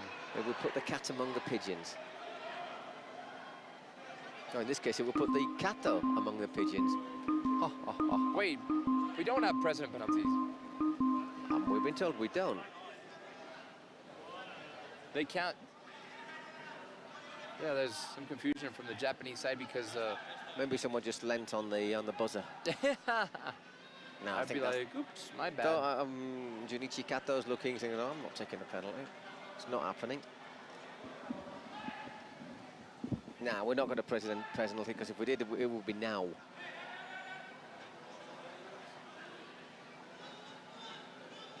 Well chased back by Ryohei Oda. Oh, no, they didn't lead on it. They are pressing it on purpose. There's our man, Mark. And then Marco Rosas is like, no, but nobody's asked for precedent penalty in this game. Yeah, Mark is like, you have to ask for that before the match. So you can press it as many times as you want, but... Meanwhile, the clock ticks down, 36 minutes, still 2-0 to Limon. Oh. Optimistic from Kot. And ambitious, too.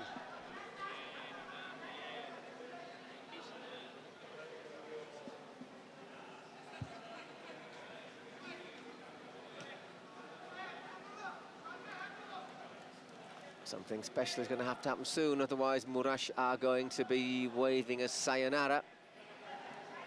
Long old flight to Japan, I'd have thought. 16 hours. Across the Pacific. Mm-hmm. I've done that flight twice.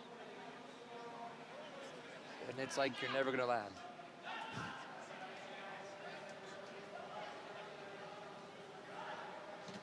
Well blocked. Shot there from Cesar. And once again, easy for Alparda. Still a lot of confusion on the Japanese side. They're trying to figure out what happened with their presidential penalty, but there wasn't any penalty in place before the game, or at least that's certainly what we not know. on our list of president penalties. Mohamed Soser winning in a throw-in. We've just got 30 seconds to the last 2 minutes. Whose sheet are we going to break?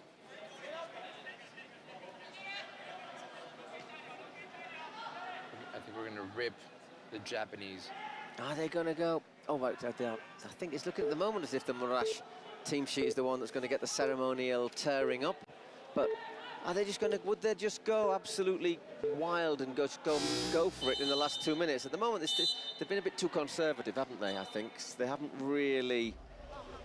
I mean, you have no option. Thrown caution to the wind in those 2 minutes. You need a goal to make it level. You have to go for it.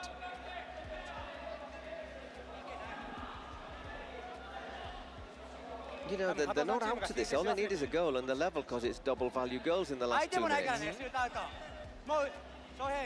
So maybe they'll be saying, well, look, we've got to the end here. We're still in touch. We're not out of this.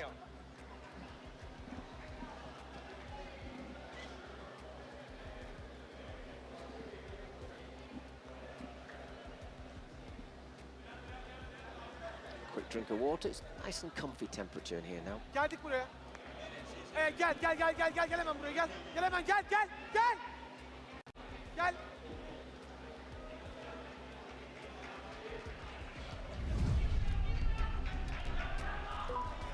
So,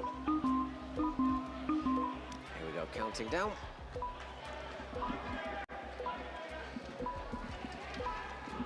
One of these teams is going to be going home in a very short period of time.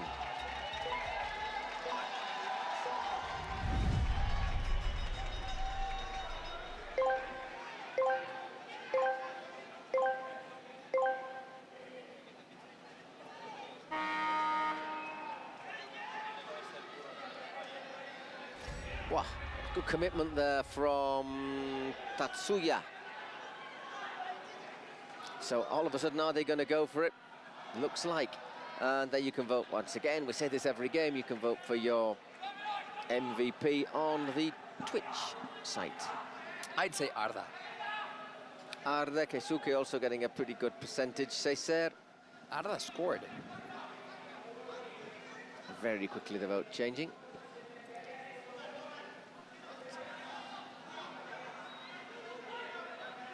Ooh, Arda, there it is. Vote for Arda. Speaking of elections, vote for Arda. Murphy's Law there.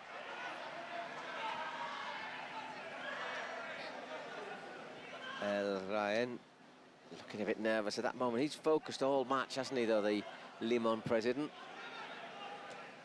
On the edge of his seat, literally.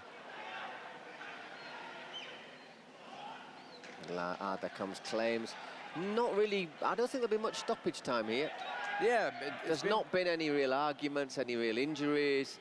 Minute, maybe 2, because it's the second half. Good thing about what I like about Murash is there's no moaning, there's no falling over. Play. They just play. Just get on and play.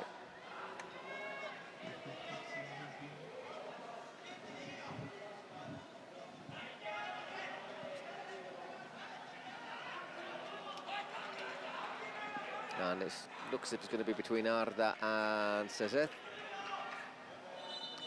for the MVP. Once again, they managed to control these 2 minutes pretty well, haven't they? Not had, apart from that little moment there from Arda, not had a chance. Oops-a-daisy, have Murash. This is going to be it. I think this is the last chance here.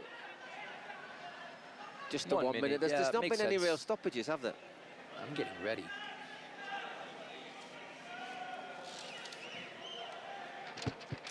That's the sound of the Murash sheet. Getting ready. Once again, he says, can he make it? Once again, Keisuke, man of the match. At least the best player, I'd say, for Murash. In every game, he's been the best player. Yeah. In every game, he's been their best player. Half a minute left for them to pull something out. Drilled in, takes a deflection. Big appeals for handball. Is it in the area or out the area? Oh, from nowhere. I think it's outside the area, but it's... Oh, whoa, whoa, whoa. That looks inside to me. Looking at it now. That angle is not too clear, but let's see if we can get another view of that. Once again, they've done very nothing. Very little, nothing. And all of a sudden, the last second,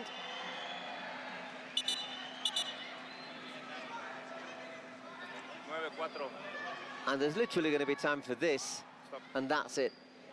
One of the Turkish players been shown a yellow card. Don't think it really makes any difference because there is this shot and nothing. The way it does give them a slight disadvantage is there's a player less for the wall and to defend spaces.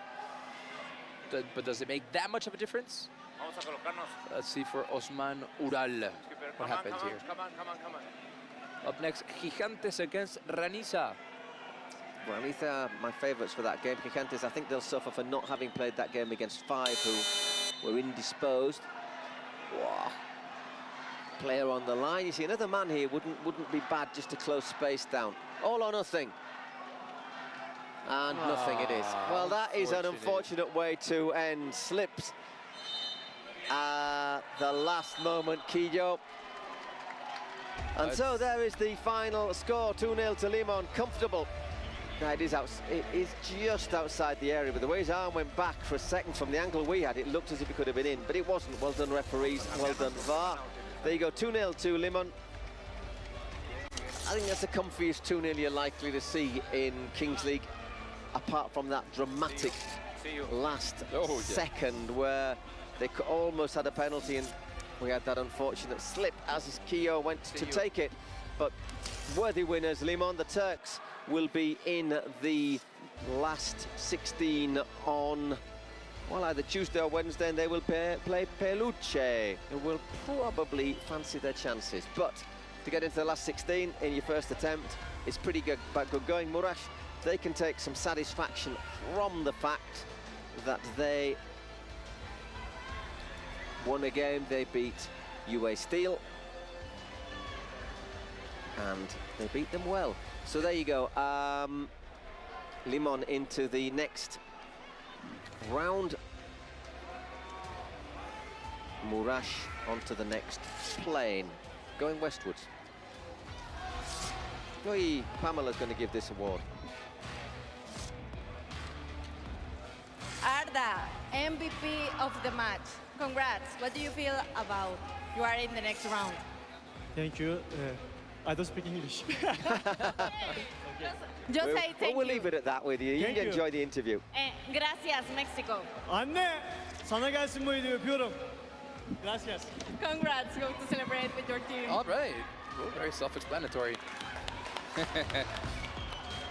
And that's another wildcard team going into the round of 16. Here are the stats of the game.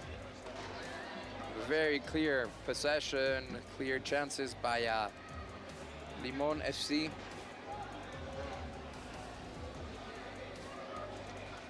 And now Limon are playing Peluche Caligari. We only have 2 more games until we have the full round of 16 defined. And now it's going to be Ranisa against Gigantes. This should be an exciting game.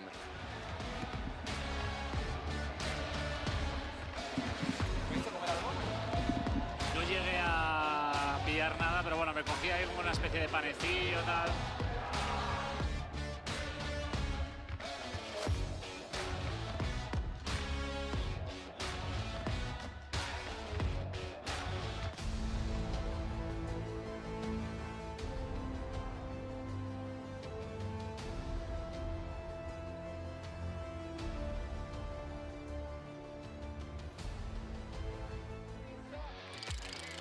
Yo me teletransporto. Oigan, vamos a hacer una competencia de mejor afición. Primero van a hacer bulla los de Ranisa. De una. ¿Y todos qué? Vamos, tenemos de cuervos. Bulla de cuervos. Ay, no, ay, no. Bulla de aliens. Tenemos más, tenemos. Bulla de gigante. No, sigue cantando la Ranisa, los campeones de la afición ahorita. Que baile la Ranisa. ¿Cuánto queda el partido, van ustedes? ¿Cómo, perdón? ¿Cuánto queda el partido contra Gigantes? A Gigantes 6-2. 6-2. No, pero quiero la respuesta, por supuesto, de Gigantes. ¿Cuánto queda el partido? 5-1, favor. Ay, pero vean, aquí todos son Villamelón como yo, porque tiene la camisa de Science. Vamos con el partido, Casters. You see there on your right hand, the players from Murash and Limon FC are taking a picture together, which is what we like to see here. It's impossible not to like these Murash players. They're so nice. Impossible not to like the Japanese people. The Japanese people are so the nicest people, I would say, in the world. Accepting defeat, not screaming, not, you know, it's not, for a referee, it must be really nice as well. Yeah. They're a very, very educated culture. Yeah. Very educated, very well-mannered. We've got a lot to learn from them. Yeah, very well-mannered. You spent some time there, haven't you? Yeah, I was there twice. Once on vacation, and by the other one for the Paralympics of Tokyo 2020. Nice. I was there for 3 weeks and a half. Wow. And if there's a country that is well-organized, it's Japan. Everything is clean, everything is structured. And here we go with Ranisa. Osvaldo Martinez is jumping on the field. Let's see what the defending Kings League Americas champions can do, wearing their traditional green and black. This is a good game. This is a good game. And it'll be interesting to see how they bounce back after that game against the Brazilians, where, understandably, I think they lost against the best team in the competition. They were clearly the second best team on the pitch. So let's see how they bounce back today. But I've always felt, you take away the Brazilians, and for me, Ranita, top 3 team this tournament. Or even including the Brazilians, they're up there. you know what happens with Ranisa? They have a very good infrastructure, and they are very well organized. Yeah. They have practice at least 4 times a week, which makes a difference because some of the other teams don't necessarily have the time to practice that much. But let's see what Severo Mesa's side can do. Of course, Alana and Barca Gamer. And there's the hug between Osvaldito Martinez. Who's favorite to win? Ranisa, 67%, to Gigantes, 33%.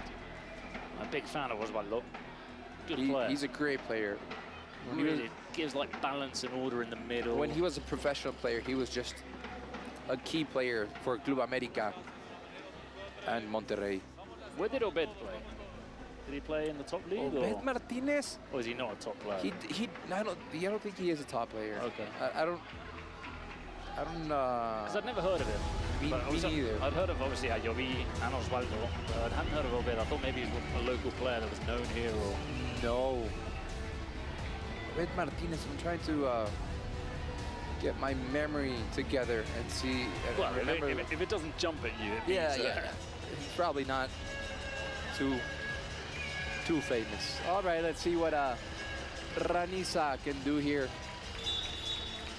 That was a good game for some moments against G3X, but unfortunately for them, they ended up losing against the Brazilians. As you said, Bruno, to me, they are the team to beat in this competition. Definitely. I think them and Fumiya also look pretty strong. No, look, coming into this tournament, I didn't know how good the Brazilians were, but obviously I'd done more commentary on Americas, and I said to all the Spanish people, I said, look out for Ranisa. I think they can beat any Spanish team. But of course, then we saw what the Brazilians were like. I think... And it changes things a little bit. You can still beat them. In a Kings League game, so many things can happen. Obviously, no one's saying the Brazilians have won this.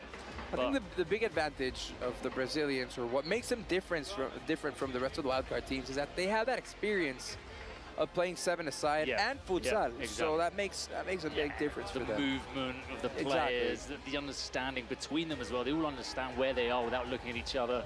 Just the quality on the ball of every player on the pitch.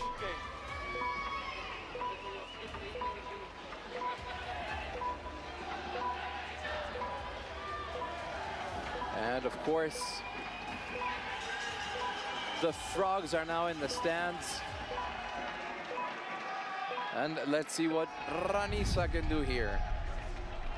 So that's going to be Obed starting for Ranisa.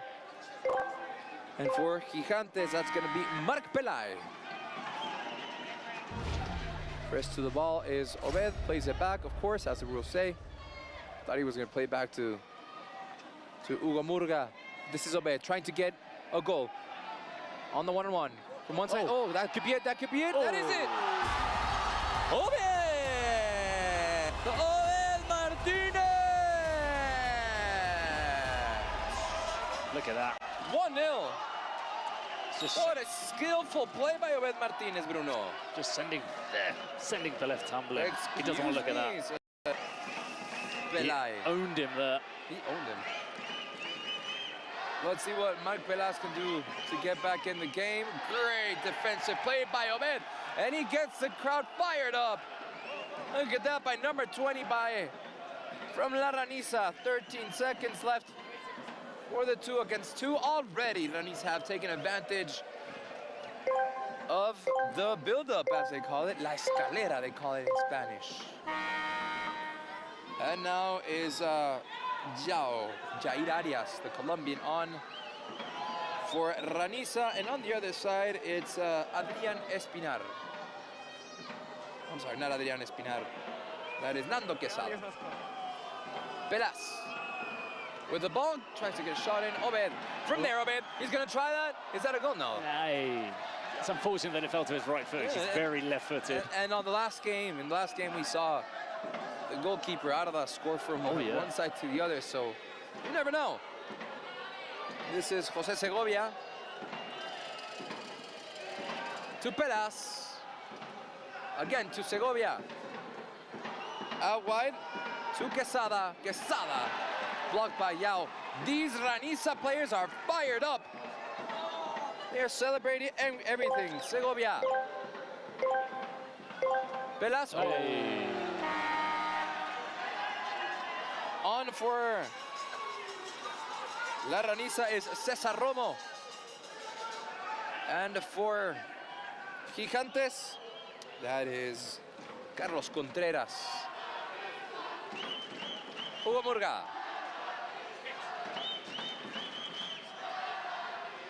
Wants to go all the way to midfield. Cesar Romo.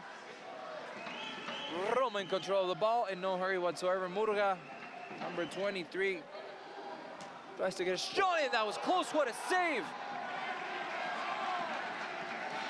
Jose Segovia saving that shot by Murga. I think that shot was going wide.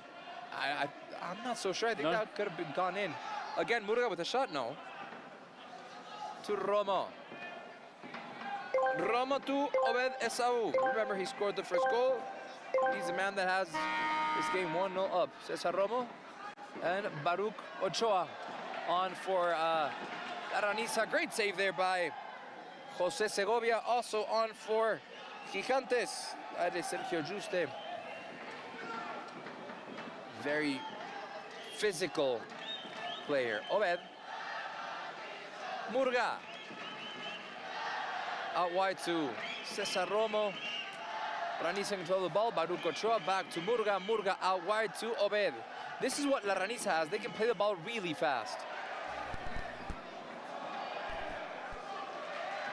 Two cuts for Esau, inside and out. Then blocked by the defense. Obed Martinez down now to Hugo Murga. Hugo Murga plays it to Diao. Arias with the cross. Oh, good pressure by Baruch Ochoa. And two more plays coming on. Oh, great. Hey, so far in these first 4 minutes, I think Jose Segovia has already... Oh, that was close. That one as well. I think that was Jose Rochin. Yep, Jose Rochin for La Raniza. Very good player, Rochin. Right away, La Raniza are showing why they are the champions. Basically a shot a minute.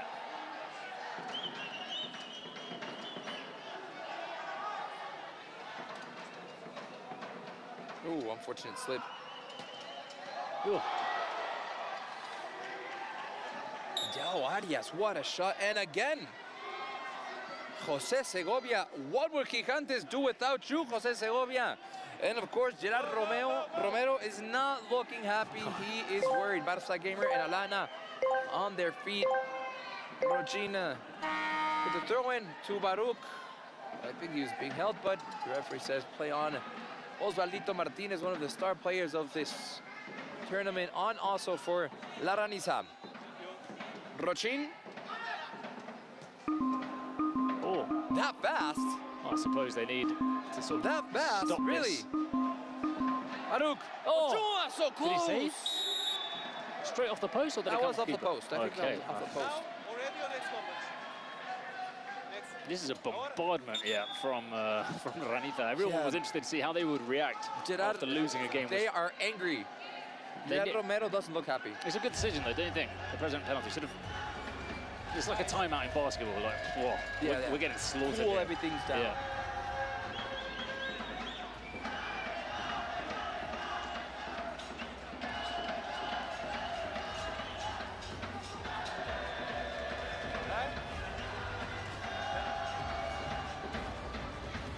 And of course, Gerard Romero is coming down from the president booth to take his president penalty and see what they can get out of this, because these first few minutes have been very, very complicated for Gigantes. La Raniza have just been on top the entire game.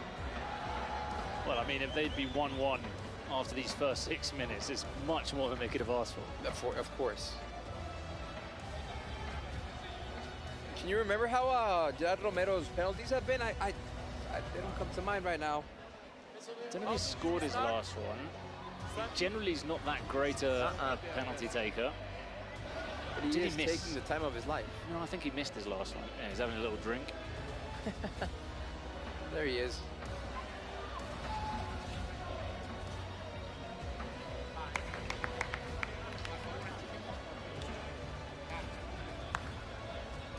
Right, he's on the field now.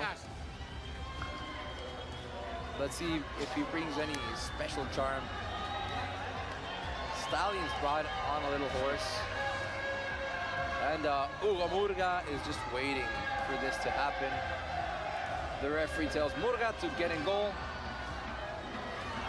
And let's see what Gerard Romero could do here.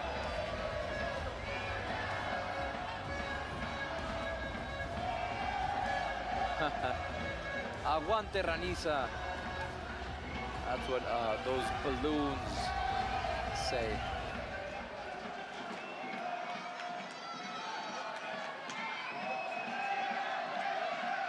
So here we go, Romero against Hugo Murga. He is a showman.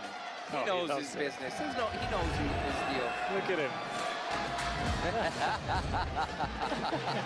Good hip movement. His hips don't lie.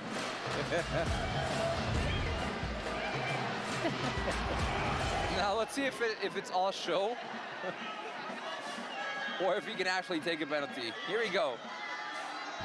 Obviously, Raniza are not liking this exhibition. Romero, the penalty. Hey! The game is tied. Gerard Romero makes it 1-1. Restart here. Of course, Raniza still have the president penalty. Well taken. Oh, yeah. Murga just stays in the middle thinking he can't be that good. He can't take a good penalty. I'm sure he can just react at the end. And now, Raniza needs to take advantage of how they've played in these first few minutes. They have been very dominant. Maybe this can change things up for Gigantes. Frutos. Diego Diaz crosses it, and no problem for Hugo Murga.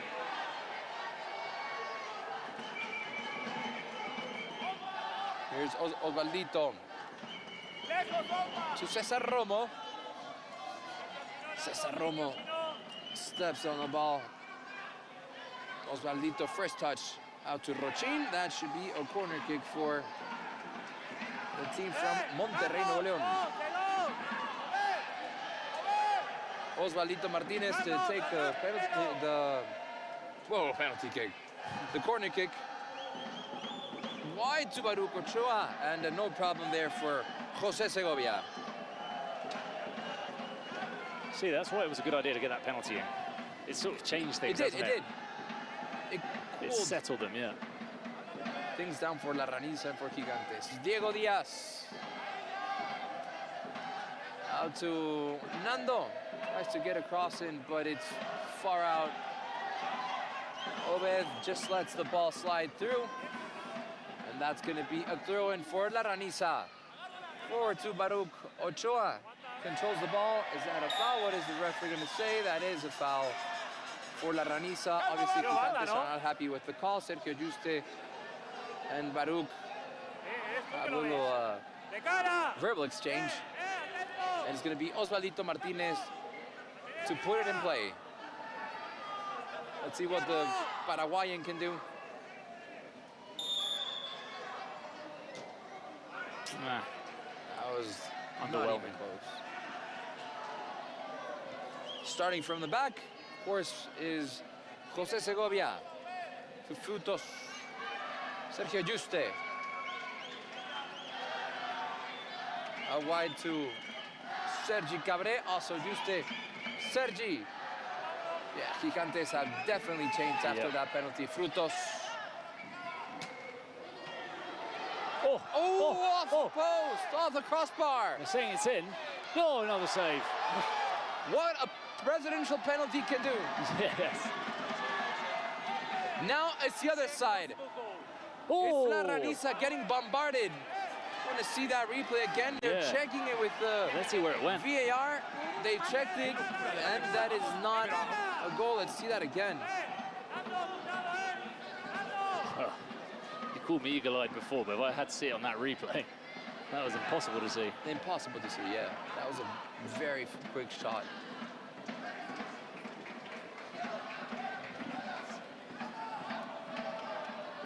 Here we go. Awkward save from Murray. That wasn't close.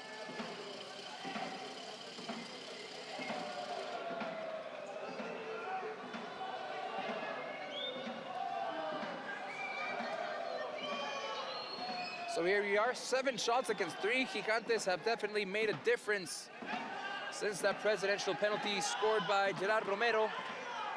And they're trying to get back maybe a goal before that 18th minute mark and before the end of the first half. La Ranisa have definitely cooled down a little bit. Is this it? Let's see. Oh, what a play. What a nice collective play. This is a different game. Sergi Cabré. If you were Ranisa, would you play your presidential penalty now? I mean, see how it changed the circumstances of the game. It might be worth it. See how it goes for the next couple of minutes, but now they need to change the game in some way. It's incredible because they were all over Gigantes. I mean, there were 5 shots in the opening 5 minutes, none from Gigantes.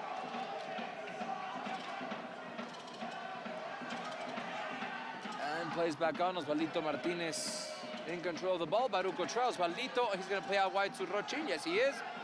He's going to have a shot. Let's see, Rochin. And that's an easy save for Jose Segovia. Gigantes playing out from the back. Sergio Juste. Frutos. Back to Juste.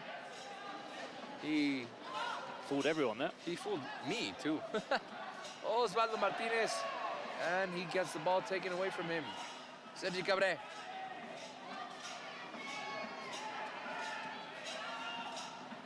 In no hurry, Gigantes nor La Ranisa. They're just trying to be very cautious of what they can do. This game started out very fast. Contreras. Back to Sergio Juste. Nando Quesada out wide to Diego Diaz. Cuts to the inside. Let's see if he can get a shot in. And wide for the team in, would you say Blaugrana? Definitely Blaugrana. Definitely Blaugrana. More so Gerard Romero. He's a crazy Barcelona fan. So that's definitely the thinking behind it, yeah.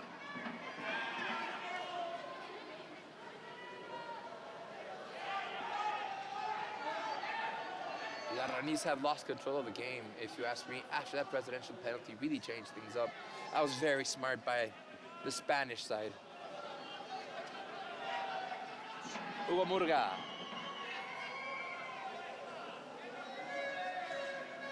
To Baruch Ochoa.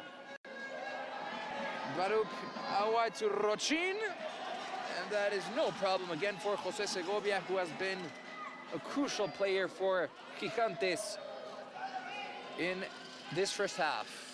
Sergio Juste to Sergi Cabré.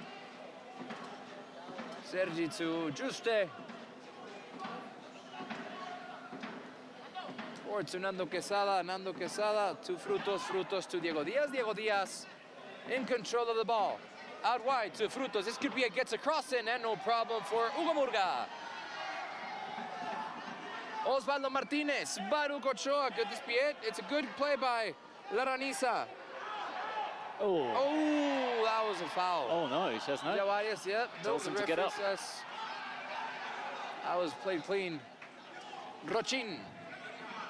I think Ayoví could maybe come in to change some things here for La Ranisa. I didn't ask if he was injured or something, but it must be something, because he normally starts games. He normally starts games. That's right, and that's what I'm thinking that's why we're seeing Romo in for La Ranisa, number 49. He doesn't start games. Osvaldito. Romo to Hugo Murga. Murga to Obeda. Just out wide for the Mexican teams. Oromesa, the coach for La Ranisa, is asking more of Rochin. And on this, on his side, it's being difficult for him. Nilayat's on for Gigantes. So this is Frutos. No problem for Cesar Romo. Between three. What a play. Here we go, Baruch Ochoa. Let's see what the cross is. ¡Vamos! ¡Bien!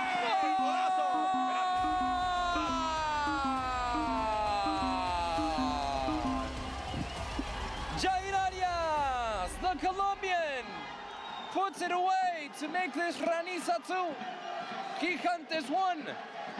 But the play on this right side was everything.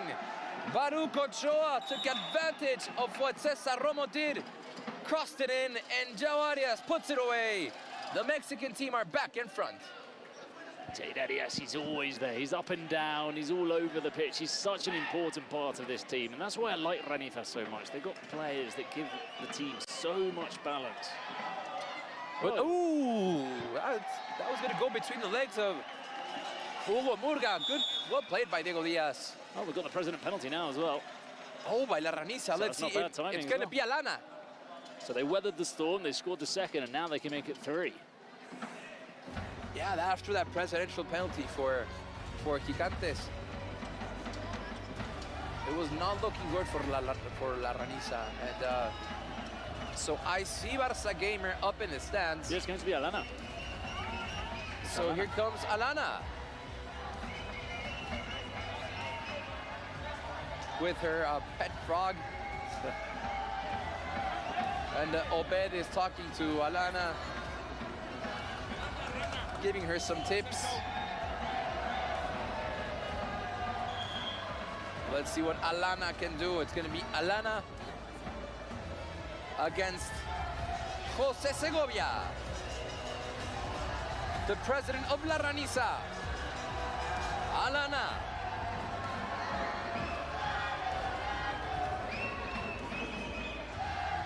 Where's she going to put that from? Ooh, it looks like Jose Segovia might be injured. I thought he was play acting just to put off Alana, but no, it turns out he's injured. So then now that could be game time for Mario Leon. Of course, the magical spray changes everything. While you're playing, once you cool down, then you know it's real. And the crowd are bringing some color in. Lots of black and green. That is Cesar Romo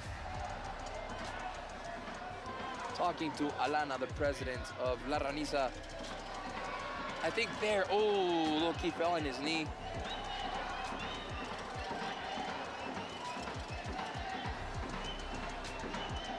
Que salte La Raniza. Let Raniza jump. Let's see what Alana can... Gives the frog to the cameraman. Make of this. Oh! That was well taken by Alana. Very well taken. That was a good save by Jose Segovia. Good penalty, even better save. Very good penalty. She might have telegraphed it a little bit.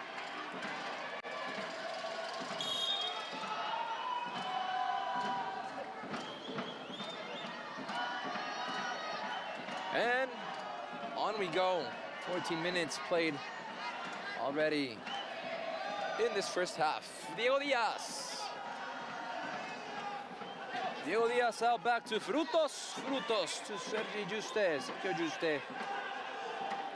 This is Nando Quesada. Juste to Nil Ayats. They're asking for an offside by Diego Diaz. But Rochin just clears it away. And the danger, clears away the danger for La Raniza. Let's see what Frutos can do to Nil Ayats. Nil Ayats out wide to Sergio Juste. Nando Quesada. Juste. Frutos. Diego Diaz. Cuts to the end, to the inside. Gets a shot, what a goal!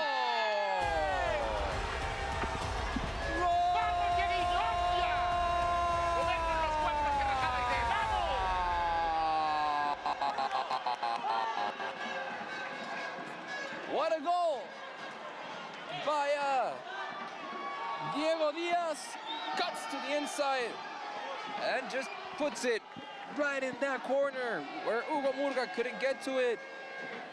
And we're all tied here. What a game this has been between Raniza and Gigantes.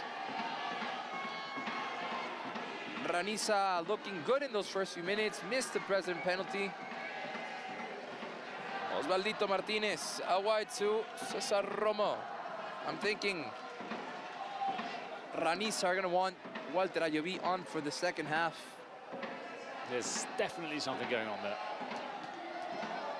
Oh, almost Baruch Ochoa almost got a foot in it. 2 minutes left until the 18-minute mark, and we're gonna throw the dice. Barca Gamer is waiting for Alana. I don't know what he's gonna say to Alana, but well, he's missed both his penalties this week, so you can't really say anything. Exactly. Juste Frutos was gonna send Nilayat, but he didn't pass the ball to him. This is Jose Segovia. Cesar Romo cuts it away, and that is the ball for, yeah, La Raniza. The referee was saying it was for Gigantes, but now changes his mind, and it's for the Kings League Americas team. Romo, Baruch Ochoa, that was high kick for the Mexican. That hits the ceiling, and that means it's going to be a throw-in for La Raniza. Obed Martinez to Romo. Hey. That is the ball. A lack of focus, if you ask me.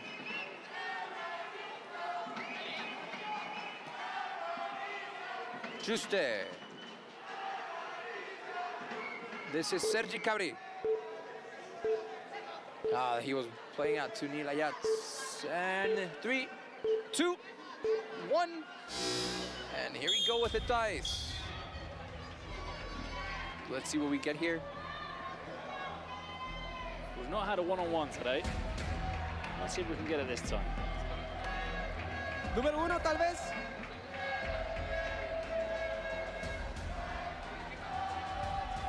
Oh, there great it is. Throw. One-on-one, so it's gonna get interesting. I love the one-on-one. There's nothing like a one-on-one.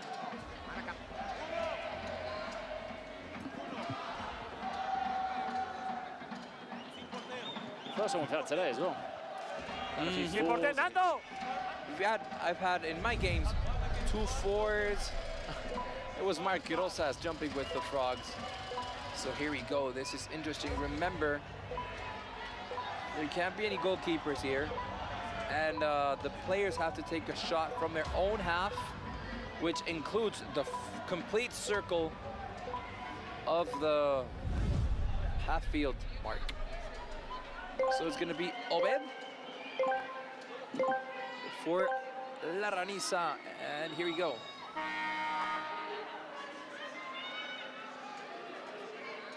Gigantes give the first try, and for Gigantes, that is Nando Quesada. Let's see what Obed can do here with a shot. Oh, off the head. That can't be good. Some of these guys, when they take 2 of those on the head, you think it must be like, it's not safe. It must be like 8 rounds of boxing. They're asking the referee because that hit the ceiling. They have to change that. That has to be a ball for. That has to be a ball for Gigantes because that came off of a Gigantes player.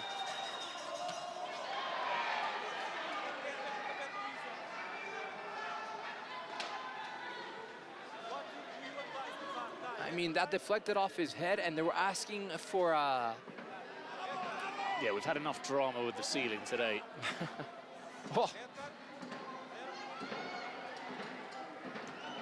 Oh, that's another burner. That's going to sting his leg. I'm telling you, Nando Quesada, man. It's been a hard one-on-one, so only 1 minute left. Osvaldito Martinez getting ready to come on. He has quite the shot. Let's see if Nando can get anything from here. Obed being very precautious in goal. Nando. Oh, that's not bad. That was close. That was a above the crossbar. And Osvaldito Martinez coming in for La Raniza, the Paraguayan player. Liga MX champion with Club America. That's how he hit it, because Obed hit 2 very good shots. Please, Nando Quesada, be careful with your head. Off the post for Osvaldito Martinez. Only a few seconds left here. Let's see if Gigantes can get something here. It's a substitution. And that's the end of the first half. Pretty interesting first half here from La Raniza and Gigantes. Only 20 minutes left to go to see who is gonna reach the knockout stage.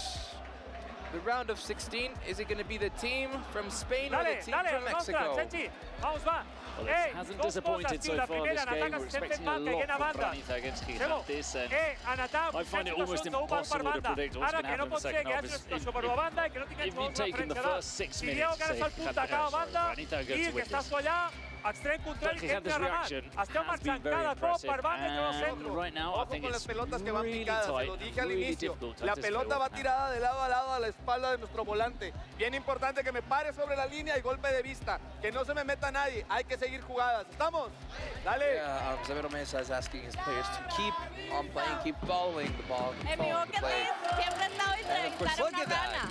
Vamos a ver There's a lot of color by the Raniza fans. Un mensaje de una rana a su equipo. Let's see. Un mensaje de una rana a su equipo. ¡Échale rana, sí se puede! ¡Échale rana, sí se puede! Vamos con esta segunda parte. Me quedo con la afición de Raniza. No voy a decir de qué afición soy yo. Que esta es de la Raniza. Vamos, Casters. They are having fun out there.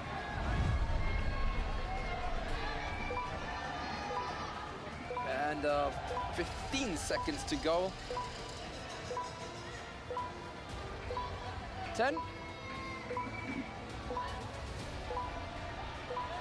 5, 4, 3, 2, 1. And off we go in the second half. Physical play by Sergio Juste and Osvaldito Martinez. That was very close to us. Pelas. They can move this table, by the way, because yesterday it moved. Well, a few days ago it moved, and it caught Paul right on the shin. Oh no! He hasn't quite got the reflexes he had 20 years ago. You got to be ready for everything here at Kings League. Through ball to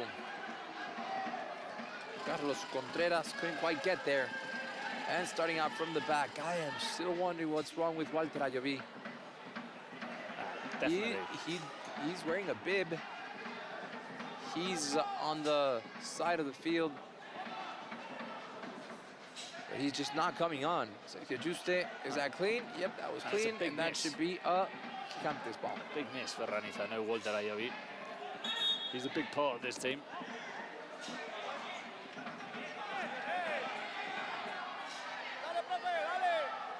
A little bit of confusion there with the throw-in. It was going to be for Gigantes first, but not for La Raniza. Obed to Rochin. Great pressure by the Spanish side.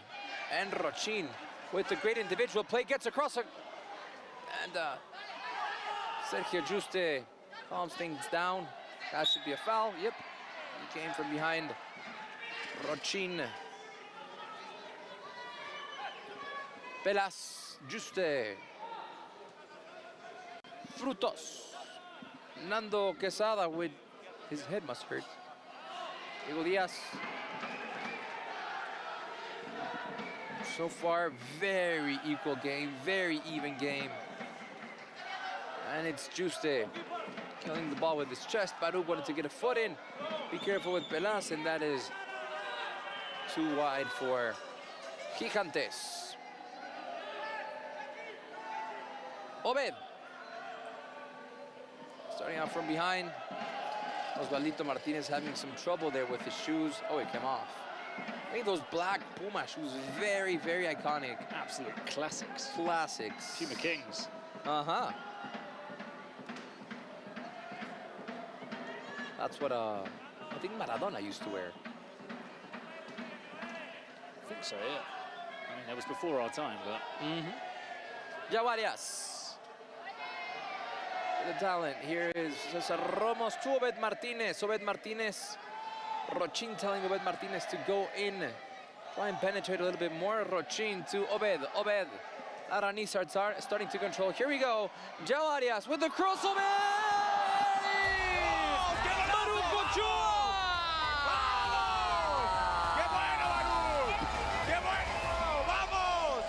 What a cross by Yair Arias, and wait to get a hit in by Baruch Ochoa, number 9. It was not an, yeah, it wasn't easy. Not easy at all. I think his body was in an awkward position. The ball was behind him, wasn't it? Yeah. So he had to like adjust his neck. But they've done it again down the wing, causing a lot of pain to Gigantes down the wing. It's Yair Arias. Yair Arias is always a very important player, getting that cross in. Baruch, he's the killer in the box. I mean, the difference this time that it was that this was with the head, not with the foot. But now La Ranisa are looking strong. Pelas and Arias. Again with Pelas. Is it back to Frutos. Oh, yeah. Oh, between the legs by Adrian Espinar. Espinar with the ball. Is that a foul by Rochin? Careful, because that's his second foul. That could be a yellow card for La Ranisa. That is going to be a corner kick for the Spanish team. The referee's talking to Rochin, warning him that if he commits another foul, that's going to be a yellow card for him, and that could be costly for La Ranisa, given the game so tight, so even. You cannot give an advantage of one less player for whatever amount of time. Good heading by Juste, but above the crossbar. Hugo Murga from the back. He's like, wait a minute. Remember, we still have 2 Spotify secret cards. 1 per each team, obviously. Good call there by Hugo Murga. That was Carlos Contreras coming in dangerously. Obed to Osvaldito. Osvaldito Martinez. These are all the channels you can watch the Kings World Cup: English, Portuguese, German, Italian, French, anything, you name it, we got it. And listen to the crowd.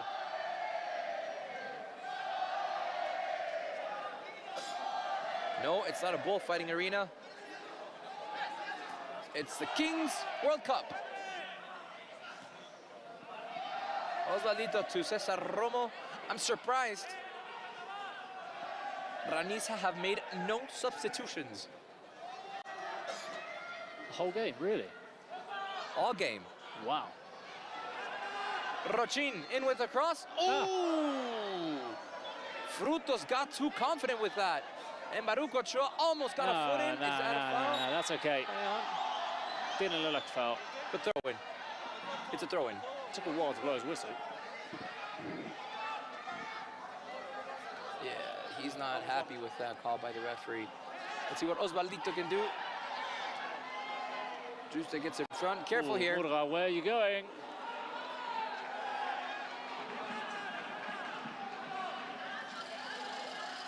Severo Mesa tells Rochin to calm down. Yeah, that was nothing.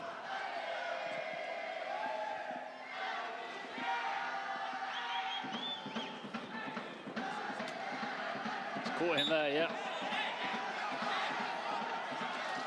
Of course, Gigantes players are not looking happy with that call by the referee. Let's see. I want to see a replay. I think he's gone for the ball. Baruch's controlled. And he's gone there, and he's just a little bit of control.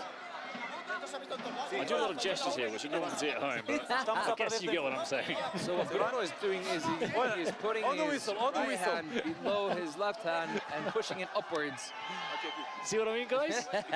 Now you understand. Exactly. Osvaldito Martinez, he has a great shot. Is it going to be Rochin or Osvaldito? Osvaldito to Rochin. They saw it, they read it. Yep. No surprise there. Martinez slides. Let's see what Gigantes can get here. Is that it? What a save! Hugo Murga! Crazy to think that from their own free kick, they almost ended up conceding a goal. You do not want that. 27 minutes. Secret card. Spotify secret card put in by Gigantes. And it's going to be either... Oh, Cesar Romo there. Carlos Contreras with the ball. Back to Sergio Juste. Too far. Yeah, he couldn't get to that. That was Diego Diaz. Let's see what the Spotify secret card is for Gigantes. What do you think it's gonna be? Let's see. It's a mascot. Double goal. I mean, given the offensive game we've seen and that Gigantes have been able to put balls away, this could be very useful for the Spanish side. For the next 4 minutes, La Raniza have to be very precautious. And Romo forward to Baruch Ochoa. Good play by Baruch Ochoa, but that ball went out. And now it's going to be a throw-in for Gigantes. Frutos to put it in to Juste. Dangerous throw-in. Ochoa smelled the blood.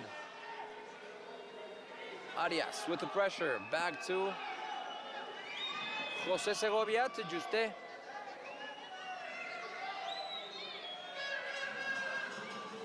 Looks like they're in no hurry, but they should. They have a Spotify secret card in play. Oh, good turn. Nice individual play. Oh! Hugo Murga tries to calm things down.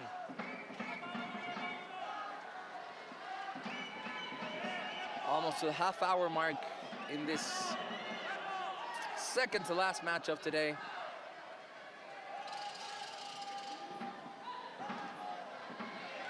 Osvaldito gets a shot in and just wide.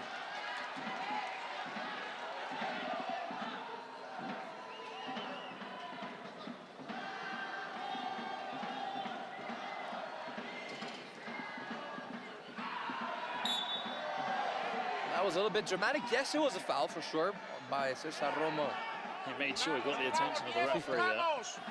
For sure. It's amazing what you pointed out that Raniza made no substitutions. Never seen that. No substitutions. That's very like it's showing a lot of regular trust football. in your subs, isn't it? Arias saying there was no ball. The Gigantes players want a yellow card. Frutos, number 22, wants to get the ball in Nando, after the whistle. fast. Yes, after the whistle. That might have been a little bit late, and there's for the contact by after the whistle. Let's go. For Gigantes, let's see what they can do here. Whoa, whoa, hey. It's either Frutos. Vamos, Romo. Eso. Be careful, arms, okay? In the body. That was very self-explanatory by the referee. And here we go. That's going to be a shot in. Oh, Wow! Golazo! That was amazing stuff. And of course, as you know, that counts double. What a goal by Nando Quesada. That was just far. Even Hugo Murga couldn't get to that. There was no way. What a goal by the Spanish team. And let's see what La Raniza have in store with their secret card. Wow. You don't see many free kicks being called in. You don't see many double goals with the secret card. Double goal value as well. La Raniza are minutes away from going out of the tournament. Oh, careful with Gigantes here. This is Nando Quesada, who just scored an amazing goal. Contreras, just wide. It's going to be a corner kick for Gigantes, looking strong the Spanish side. 30 seconds almost left with their double goal card.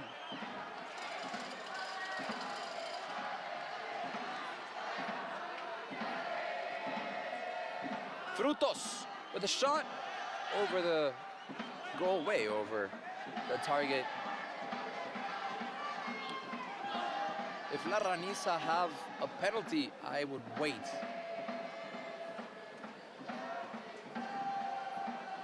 The ups and downs in this game. And it's been... Raniza haven't been down in the score in the entire game, except right now.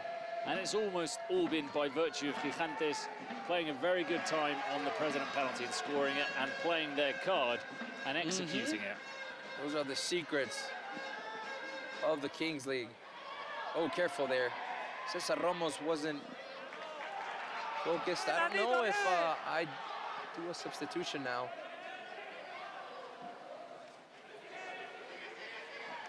All right, Osvaldo Martinez out to Rochin. Good pressure by Gigantes. But even better, Hugo Murga. Is that a foul on Baruch Ochoa?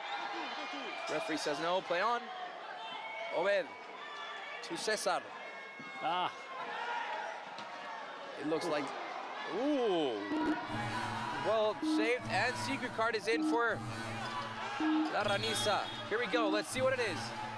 Well, there are heavy legs in these players. They're starting to make mistakes from being tired. I don't understand the lack of substitutions. What's it going to be for La Raniza? Penalty. Shootout. This could change things. Although it's not a guarantee. Coach. It could be very important for the Mexican side. If I come here, I don't come here for yellow cards. I come here for red cards, okay? Coach. Let's see who's gonna. Let's see who's gonna take the shootout. They should stop time. Yeah, that's what Rochin is asking for. Should watch be stopped. I think that's one thing. We're still in early days of the Kings League. It's normal things that need to be ironed out, but there's something that needs to be tweaked. Maybe is the clock issue. Sometimes the referees are not. I mean, they don't know the rules 100%. And it's going to be Rochin. Jose Rochin against Jose Segovia. Critical moment of the match. 35 minutes.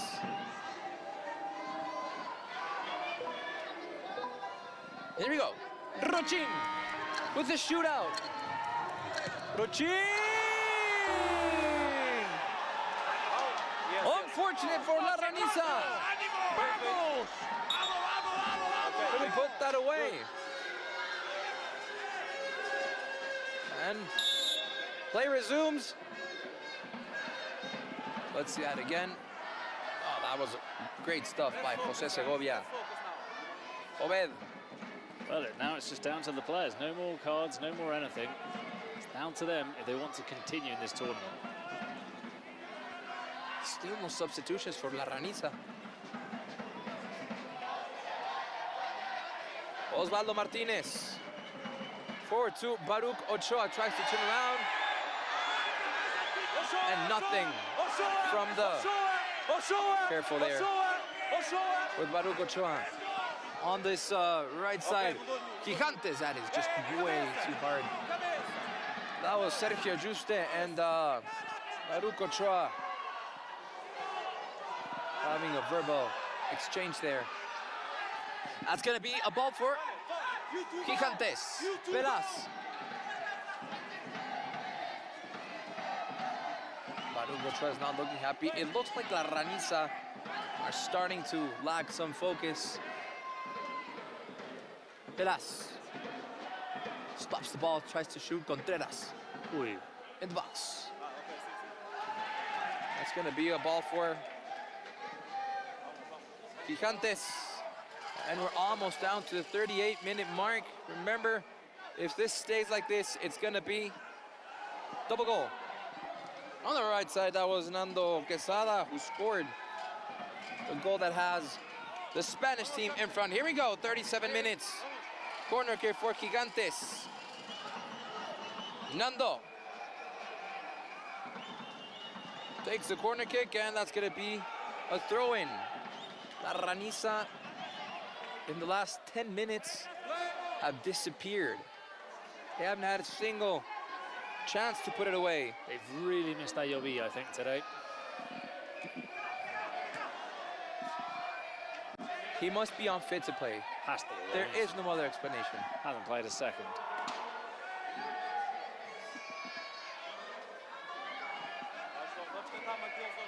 Almost to the 38-minute mark. Osvaldo Martinez, great pressure there by Gigantes. I think they read La Ranisa's game very well. And here we go.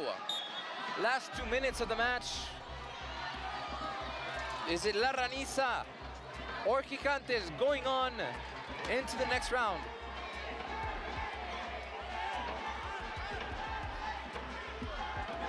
How do you think you feel? You're one of those players like Ricky Gol, Axel Martinez, Giovanni Sanchez. You haven't played a single second.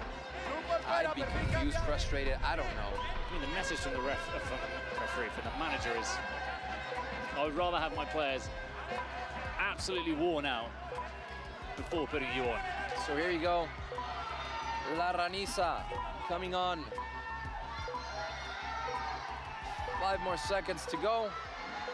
Still no substitutions for La Ranisa.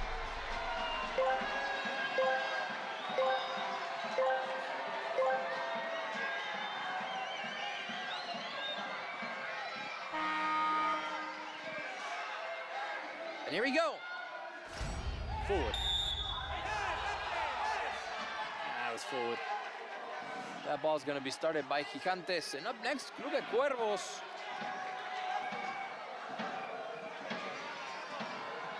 I think if you could vote for someone for MVP, yeah, Segovia for sure had. In those first few minutes where La Ranisa were just bombarding Gigantes, and that saved helped out very well. As well. That was important.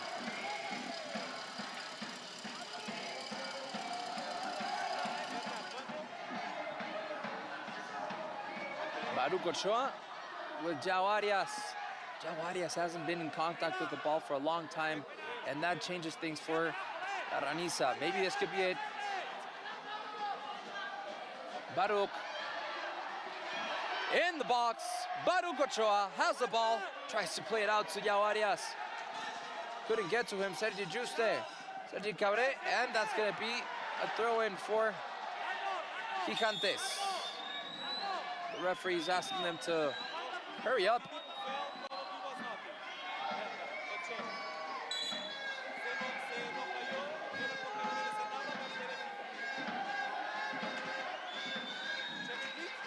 Checking something. Yeah, penalty maybe no. Looking good for Gigantes. But we've seen crazy things happen today. Sergio Juste, careful with Obed Arias. It's 4 against 3. Obed. Baruch. Cesar Romo. Osvaldo Martinez with a shot. Over the goal. Of course, the referee tells the goalkeeper to hurry up. 20 shots against 17. I don't think it's been the best match for La Ranisa today. I've seen better performances from their side. That should be 3 more minutes.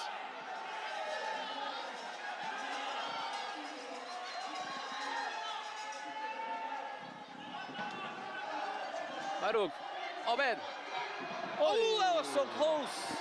Oh, was that the chance? Oh, no, it's a goal kick.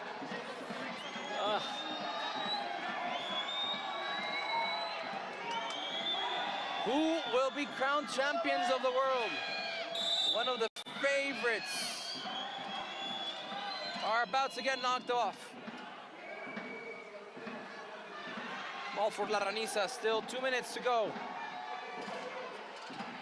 Remember, only 1 goal for the Mexican team will give them the victory because we are in double goal.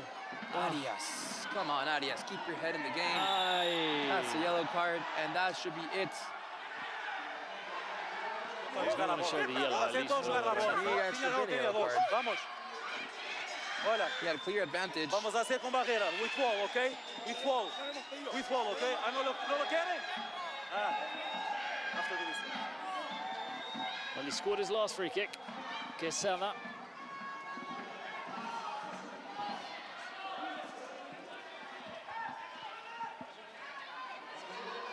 let's see if Nando Quesada can make.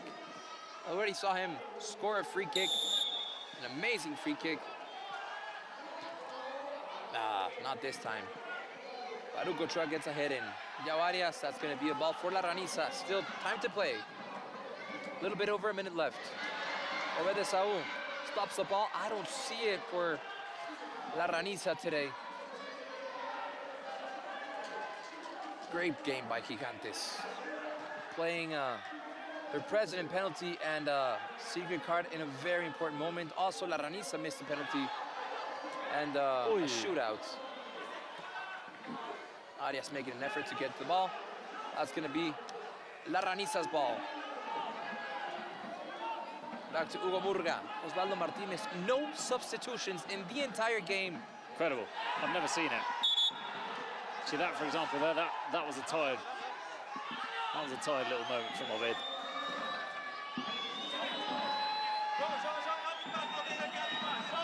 Let's see what the Velas can do here. I think this is just going to be the Spanish team trying to keep possession for the next few minutes. No hurry for them whatsoever. La Raniza have had a pretty bad second half. They have just not been in it today. And that should be game. Gigantes! Gigantes are in the knockout stage. The champions of Kings League Americas have been knocked out of the Kings World Cup. Gigantes are moving on. Arias is just, he can't contain his tears, and of course this is what we like to see. All of the Gigantes players coming to him, seeing if he's okay, trying to get a word in. Well, there's a lot on the line, isn't there? It's not just the winning, but it's the $1 million prize pool, and for a lot of these players, they're not professionals. Yeah, you want those. That's a lot of money. Who doesn't want $1 million? Lots of good sportsmanship going on here. We should recognize that. And unfortunate for the champions of Kings League Americas. The Spanish side are going through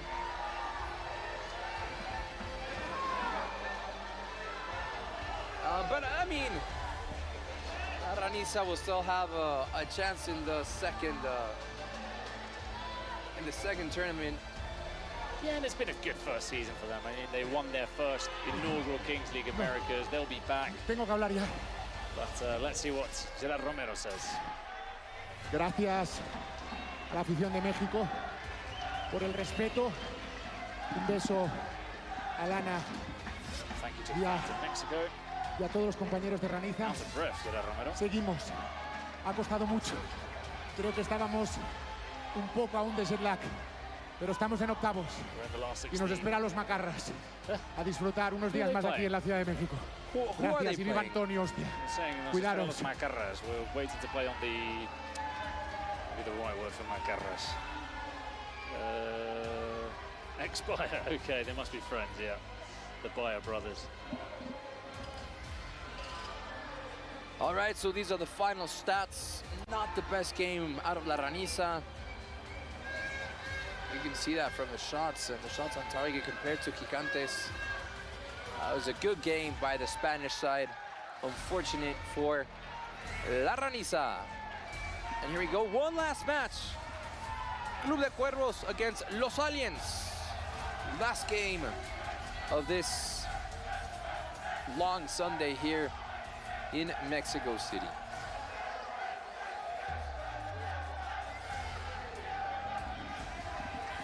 Sí, José Segovia, esto es para ti, ya es MVP del partido. Prácticamente nadie os daba como favoritos ante Raniza, pero habéis demostrado que hay Gigantes para rato. Sí, Gigantes compite, hemos jugado contra el campeón de América, que es un auténtico equipazo. Creo que lo han demostrado, ha sido un partido muy equilibrado. Creo que los dos hemos competido bien, pero bueno, hoy el dado ha caído de parte nuestra, el gol de oro, el gol doble que ha metido Nando nos ha hecho ponernos por delante. Nada, muy contentos, seguir trabajando y por suerte, por desgracia, nos quedan unos días aquí más. Se espera X-Buyer en octavos. Sí, ya los conocemos, somos muy buenos amigos, ya nos conocemos bastante, vamos a competir como competimos siempre, vamos a jugar, vamos a disfrutar, que es lo importante de este Mundial y a seguir trabajando. Enhorabuena. Gracias.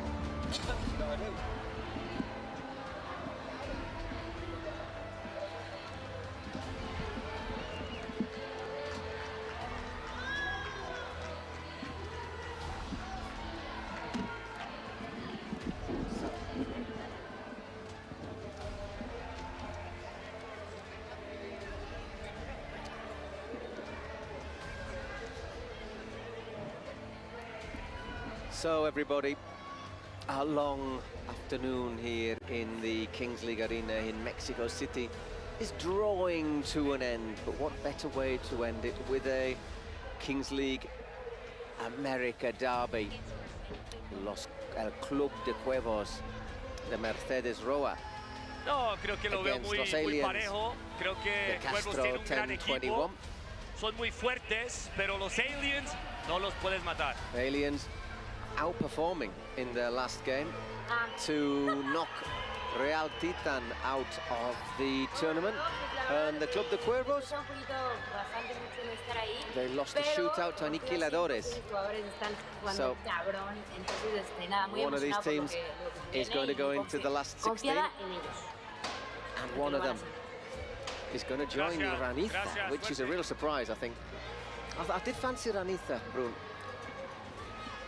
I know, yeah, so did I. You know, having commentated the Kings League Americas, I was coming out here sort of puffing my chest saying, look out, there's a team from Mexico that are going to be there in the final rounds of the Kings League World Cup, or the Kings World Cup, and I thought Ranitha would be there. They've been a little bit unlucky because they went into the last chance having played against the Brazilian side. Maybe with a better draw, they wouldn't have been in the last chance. And then again today, the President penalty, they miss, Gigantes score, Gigantes get a double goal, which you don't normally see scored. An unbelievable free kick from Nando Quesada, and that turned it around. Before that, La Ranitha were playing off the ball. But I tell you what, in that game, something happened that we've never seen before. No substitutions made by Ranitha in the whole game. The same players that were on the pitch once it was 7v7 played the whole game. You have to wonder why that was. A couple of players out injured. Walter Ayoví was injured, so he didn't get on the pitch, and he's a big player for them.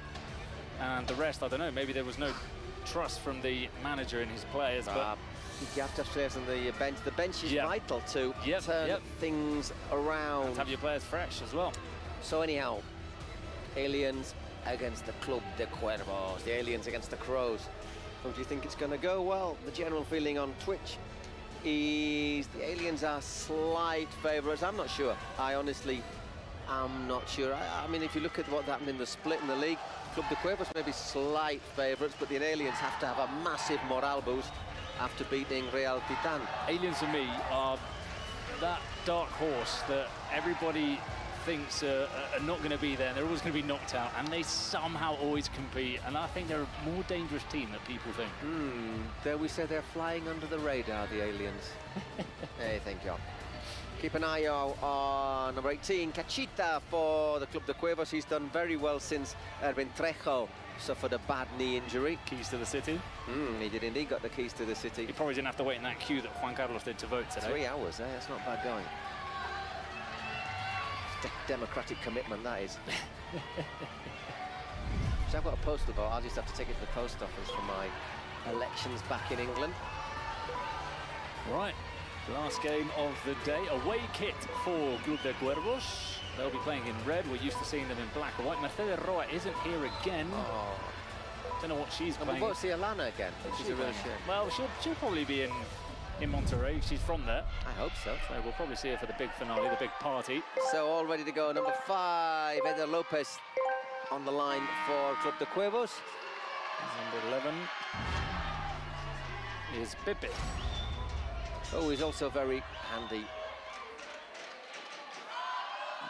Couldn't find his name. Right, here we go. Number 5. Sorry, the Cuervos are in their change strip, aren't they? I've made a complete mess of that. In that case, it's Anfer Rebollar against Pepe. Against Pepe. Yeah, they're playing in red today. I think maybe the black and white would have clashed with the black shorts. I think it would have been a bit of a clash. Yeah. And I like colours to be separated quite clearly because I am colourblind, so I don't like to see, you know. But red and black is okay for me. Okay, cool. So it's your yellows and blues and that sort of... For me, it's more blue and green. But it's very light case of colour. I mean, I don't pass those tests when I have to do them for the driving test and all that. Oh, right. Anywho, here goes Pepe. Pepe Whoa, just wide from Pepe. Another player on.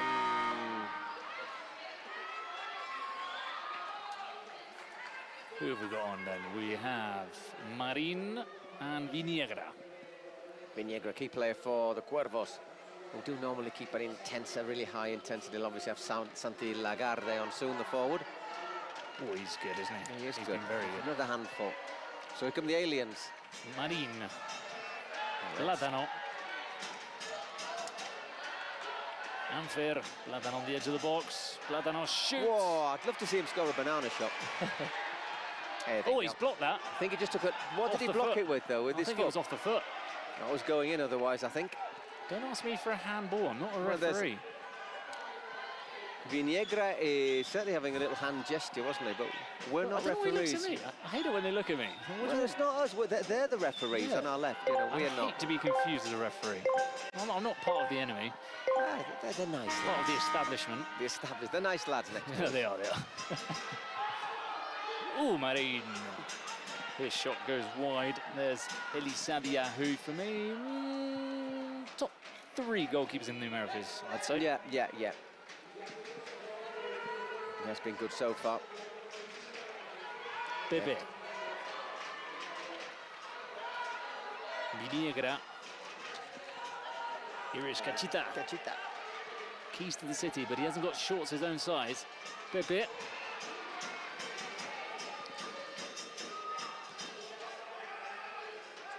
A good start from the Cuervos. Viniegra. Pepe. Once again, on control. Well claimed though by Plátano. Oscar Medina, to give him his full name, by the way. And just to remind you that the Club de Cuervos will be without, if I'm not mistaken, have they got a sanction in the last couple of minutes? Well, we'll find. I think they have. Maybe I'm forgetting myself. Was it in the last game? No, I think pretty sure Club de Cuervos have a sanction in the after 5 minutes. Might be wrong. Meanwhile, Eder comes forward. One back by Marin. Rebollo. Yeah, they do indeed have they'll be a player less for 3 minutes after Edwin Castro. Okay. Had a bit of Oh, so Los Aliens have the ban. Yep. Okay. Yep, that's right. Yeah. He got insulting the referee. He got the right hump at the referee a couple of times. And it's one thing to be angry at the referee, it's another thing to express your anger quite as clearly as he did. So 6 against 6, so there'll still be another player to come on for the Cuervos, but not for the aliens, who will be until the 8th minute, or the 9th minute, with a player less. Rebollo wins it back for the aliens. Villaluz. Cabrera. Oh. Was always going high.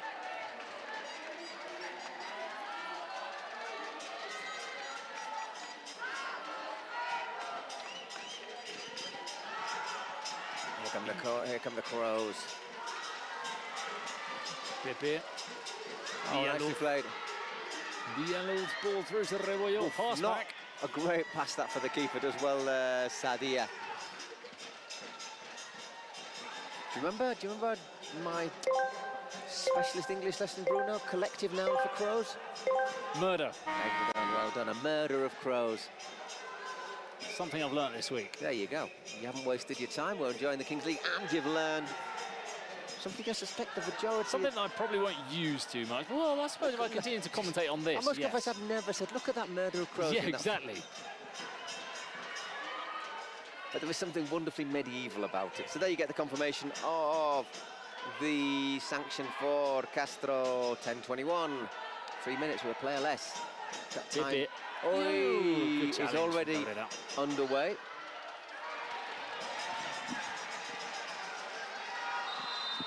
Hey, Mr. What's the throw-in? Man.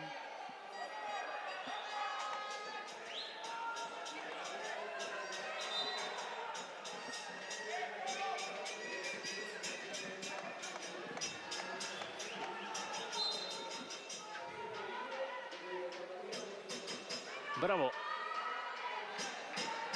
Boy, you're never going to beat Lagarde in one of those. Nope.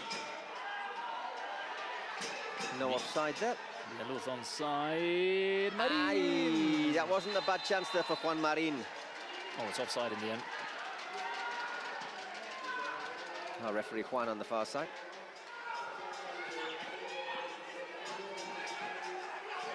Pepe inside to Lagarde.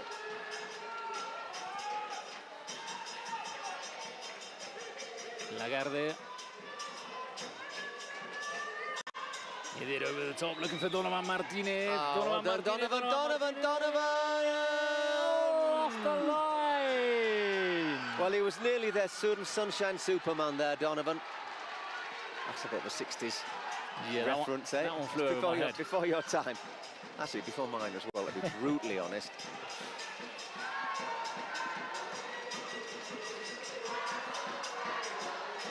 Lagarde looks up, puts the ball across. It will be a corner.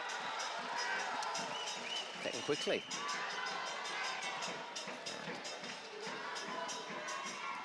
Nice comfy claim there for Sadia. Oh, that's found Bravo. Oh, he could have turned there. I think that's what Viniegra is saying to him. Well, he needs the call earlier, doesn't he, rather than after? Yeah. Time, turn. Yeah. No, not like you had time to turn. Yeah.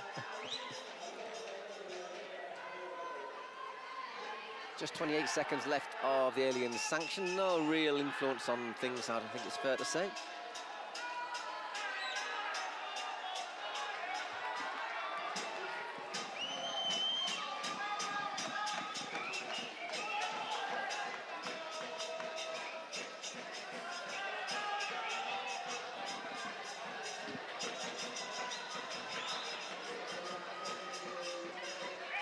Taking his time here, Cabrera. Referee asks him to get a move on. Get a move on. Quiñones.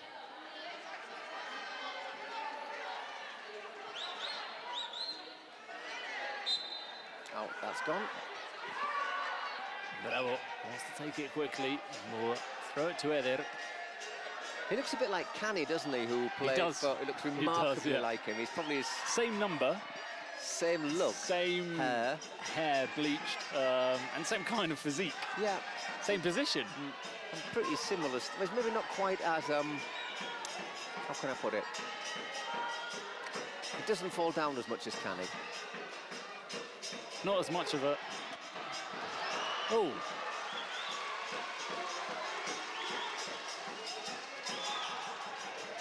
Oh, very clever. I like that. Back it goes to Sadia. Down the line to Pepe. He's got this space here, Pepe. Off here, Pepe. Oh, good defending. But Pepe still comes away with the ball. Is it over the line? No, it's not. Once again. It's saved by Bladano. What chances at each end now? Villaluz.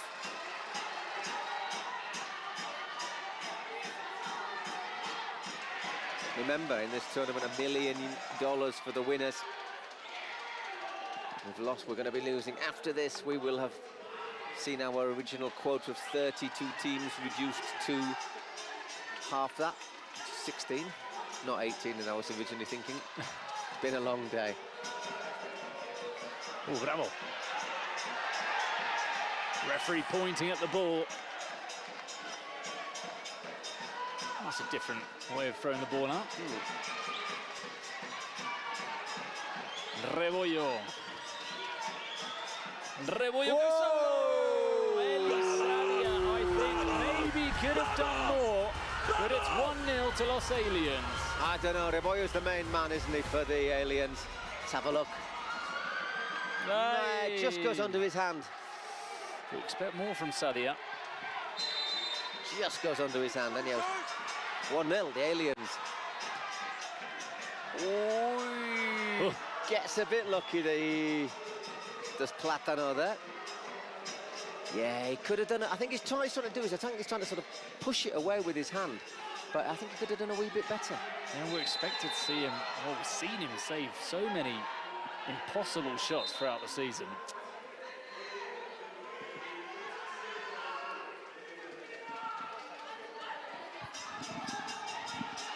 Oh, Bravo gets a foot onto it, and he was offside as well.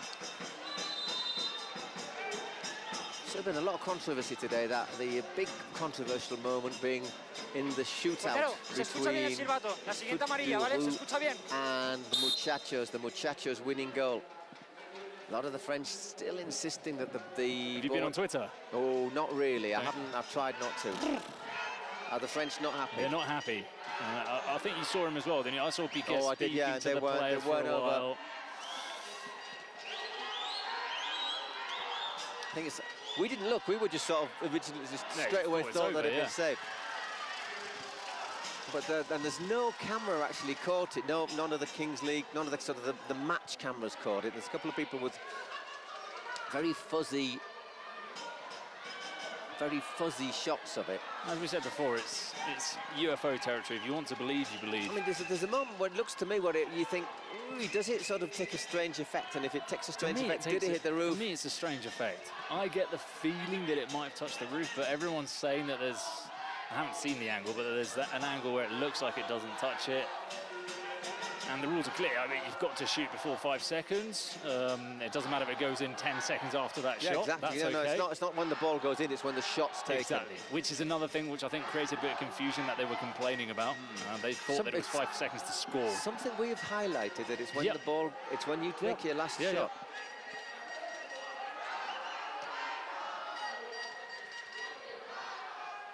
Viniegra. Good turn.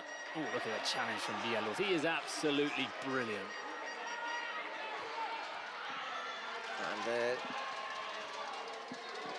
Chivita battling away.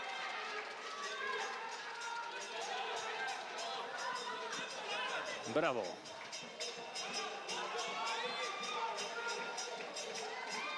Lagarde. Cachita, back heel, doesn't find Lagarde. Now Quiñones. Nieto, back to Quiñones. Thinks about the shot. Not a bad effort. Quiñones, every time I see him, he looks like anything but a footballer. Just doesn't look like a footballer. He's got the number 10. You know, it's the moustache, the physique. He looks like a 1970s footballer.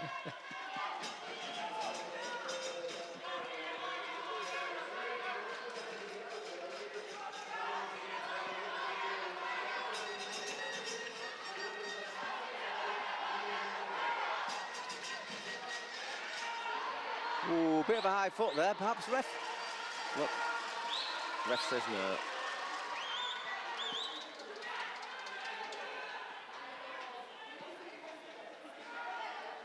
A couple of representatives of the German side there just sat down, chatting to them out in one of my breaks. Nice lads, eh? Really nice. Flying back, I think Tuesday. Is it tomorrow? Yeah, tomorrow I think they'll fly back.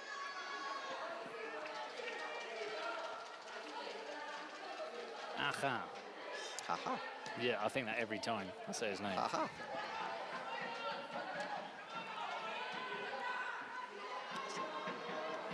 Viniegra. Zaim, by the way, the president of the Persas, will throw the last dice of the day. I thought you can say done something, they've been banned or something. Oh. Well, the Persas are obviously out. Kicked by the Stallions.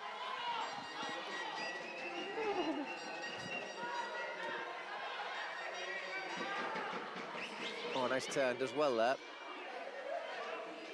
Playing well, aren't they, the aliens? Yeah, they're, as I say, one of those teams that go undetected.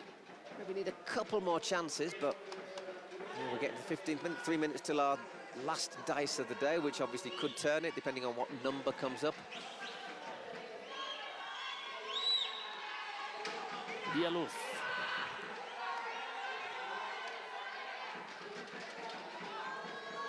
Almost. Pepe can run. He can indeed.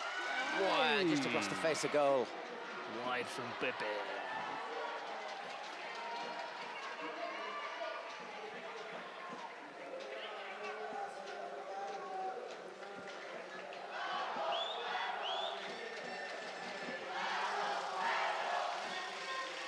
Come on, Crows.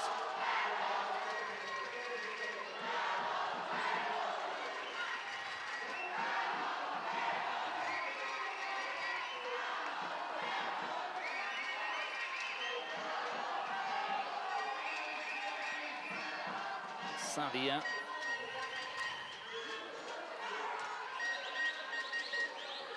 Oh, Nieto's through. Nieto's through. Great save. Sadia makes the save. I think he was onside because he started because he was outside of the area. I think that one straight into the gut for Sadia. Oh, I'm not surprised that knocked the wind out of him. Sometimes we think we've had a go at players for maybe going down a bit easy and staying down a bit long, but he got it right there in the bread basket. And he was stretching as well. Yeah.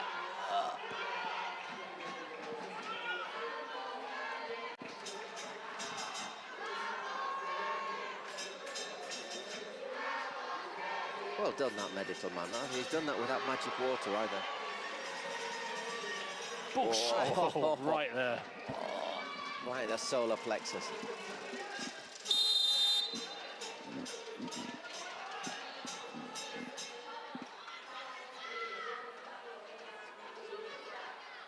Nieto.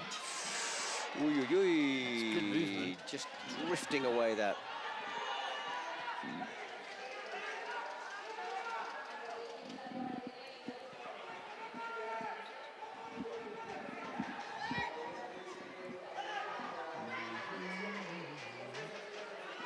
Lagarde. Viniegra. Just takes a little, does that take a little touch? It does indeed, yeah. Yeah, off Cabrera.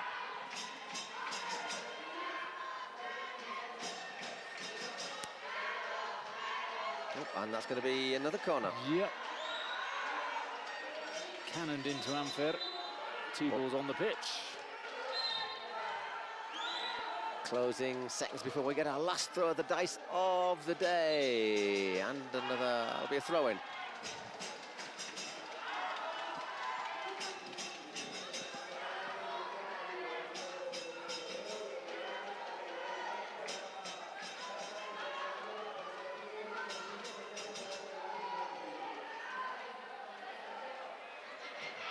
Pepe well gets down once again, and we have just a handful of seconds, or 2 handfuls of seconds before.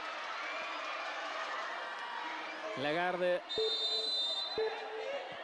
Offside. Well, that should take us through to the 18th minute, and Zine will throw our dice.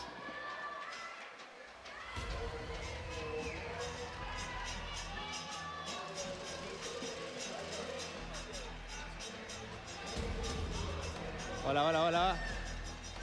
Bueno, keeping a happy face. Yo quiero que salga un 2. He wants a 2. He missed his penalty today. Right, he's trying to fix it, and he gets a 3's not bad though. We'll take that. You cheat. It's going to bounce anyhow, isn't it? Yeah.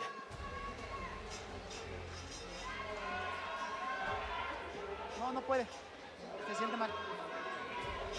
I like the little alien on his shoulder. I hadn't noticed that before. Dale. Perdón, Poncho, pensé que eran los 3. Pero atento para atacar. Stallions, came onto the pitch with a stallion, the little alien, the frogs. I'm going to miss them. I'm going to miss the frogs. I'm going to be honest. Well done, Gigantes, but I am going to miss the frogs. I think a lot of us neutrals were supporting Ranita throughout the tournament. Just because we like the mascot. Fun team to watch as well. The mascot was cool. President's very friendly. I thought you were going to say something else. I had a little chat to her in the... I'll rephrase it. I have to be careful how I phrase this. After I went for my last break, I went to the washrooms, and she was in the washroom, washing her hands. Repeat. No, it goes for... aliens. Sacamos de dentro, de meta. They're sacrificing their goalkeeper. No. Oh, yeah, they are, the aliens, yeah. It's a brave move.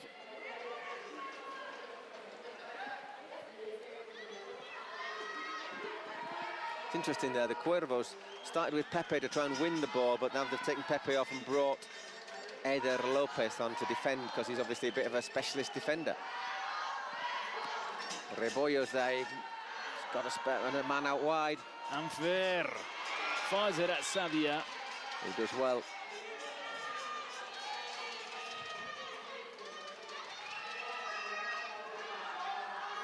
Nieto. Rebollo, off the post and off Savia.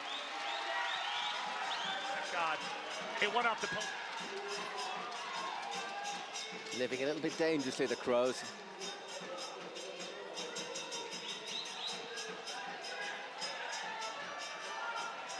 Rebollo. Nieto.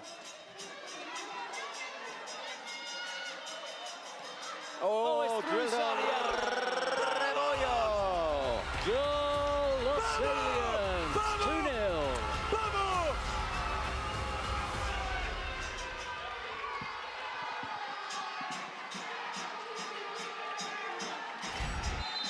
Hey, Mr. Spaceman, will you please take me along for the ride?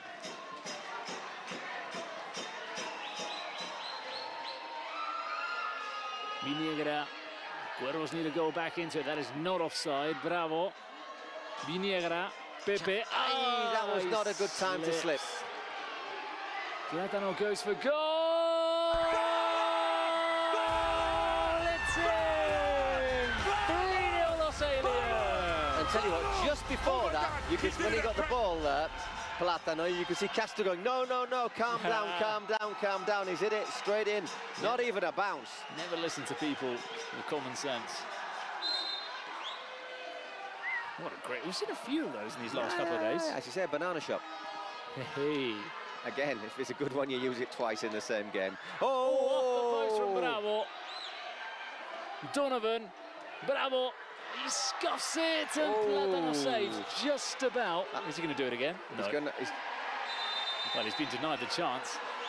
Donovan's already running off. He knows what's coming. Well, he's off. Yellow card, so they'll have a play. They'll only have 2 players now, which could be. Obviously, he saved it in the last game, but that could be a fatal little mistake. If they're on the ball now, the aliens. Just for blocking the goal. What was the point? 3 again. Look, I mean, surely they've got a great chance here to add to that. There was no point. Oh, play it back. Play it across. Cabrera. Someone's got to put it in. Oh, he does! Rebollo makes it 4-0. I think the Cuervos have shot themselves in the foot there. There was no need to foul Plátano. No, it's just that then they've taken advantage of it perfectly. We're going to check to see if there's offside, or does the ball go out? It has to be all over the line. Kept calm, didn't they? Kept very calm. Very calm, yeah. Ball is good, 4-0 to the Aliens. Well, that is half-time, and that is not what the Cuervos were looking for in the last couple of minutes. The Aliens have turned this, well, not turned it around, they've turned it into a one-way traffic complete. 4-0. Exactly, I must confess. I must confess, I wasn't sure who to go for this one. Maybe my lack of faith in the Aliens was disturbing. I find your lack of faith disturbing. Pregunta cuánto tiempo tenemos más de amarilla, por favor. Well, the Cuervos just have to go all out now, aren't they? They're going to have to vean lo que voy a hacer. Vamos a quedar como iniciamos, ¿sí? Como iniciamos exactamente, ¿ok? El único que va a quedar, ¿quién está fuera de tiene amarilla? Yeah, they are. I think you've got to take it now. Rebollo y ahorita vas, Chiva. Escuchen. Cuervos, of course. Es que, ¿sabes qué?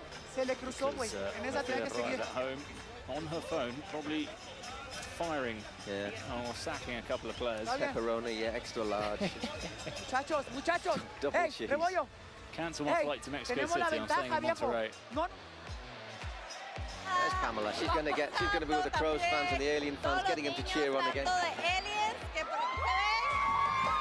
Como de cuervos. ¿Dónde está la bulla de cuervos? ¡Dale, cuervos! I don't know. ¿Cómo crees que va a quedar el final del partido? Va ganando ahorita Aliens. ¿Qué dices? A ver, abramos aquí porque la... Cuervos. La va a remontar Cuervos. Mira, la cámara está Cuervos allá. are going to get back into it. Vamos a remontar. 4 a 0. ¡Vamos, Cuervos! Le damos a meter 5. Get the balloon out of the way, lad. Oigan. ¿Tú qué dices? ¿Cómo va a quedar? He's up for it, the little lad with the, he looks like he's going to go on a commando raid Es after un this. poco el ambiente aquí con los niños, tanto de cuervos como de aliens. Esto es una fiesta familiar, ya saben. So, Nos vamos con el partido. We have gone to listen to me, don't they? The president penalty has to go. I presume it will be a shootout. It is, yeah. And Edwin will take it for the Aliens. They need to do this, I think, to try and just stop the rot. So next time the ball goes out, we'll have our president penalty, which will be a shootout for the Cuervos.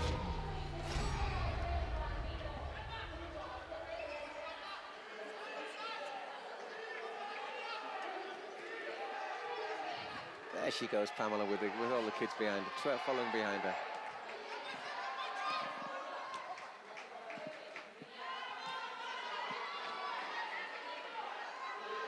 Eder. Here we go then, president penalty. This is the first step on a very long ladder to climb back up for Club de Cuervos. Yeah, no, but we don't know what this. Imagine if then they had a double goal and they scored that all of a sudden. Obviously, if St Anne's were pots and pans, you'd never go to a crockery shop. Gigantes proved earlier that if you play every single card that you get given right, you can win a game.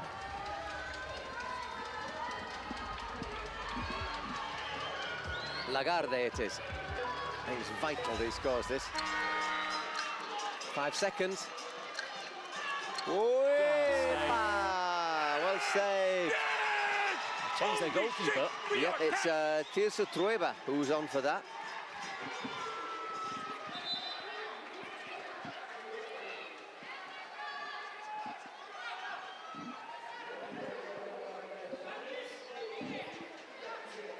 What are we hearing? Was he off his line too quick?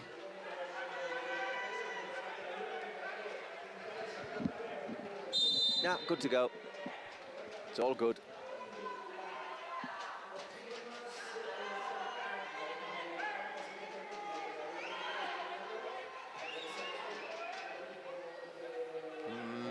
The back of Viniegra.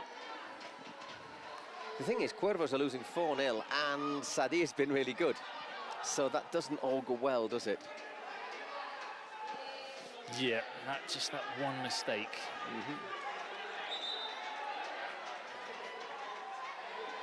Two balls on the pitch.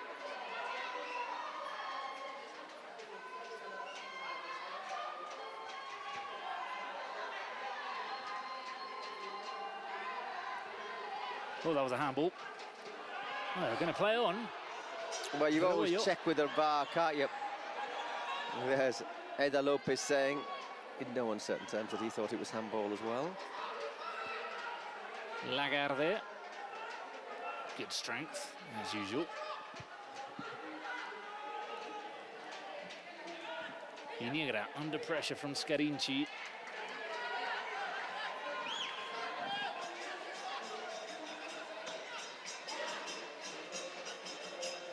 Do you know, I wonder if I was Castro, I'd be thinking about taking my penalty now, because you put it 5. You know, 4-0, yeah, it's really difficult, especially what we've seen, but if you're Castro now, when you take your penalty and score it, I think there's that mental thing of 5-0, you know, we are out of this.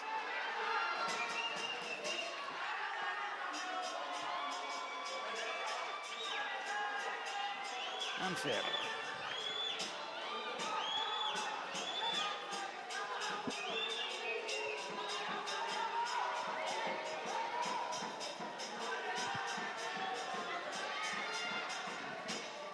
That's well cut out by Pepe. Lagarde.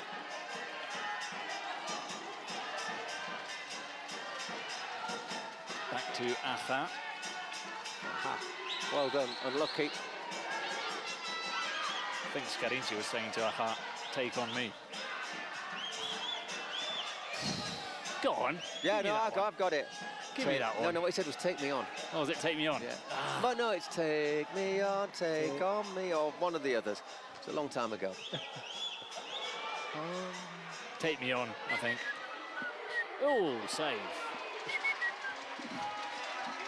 Don't get many Norwegian rockers, apart from sort of black death metal. Apparently that's quite big in Norway. Or doom metal, or...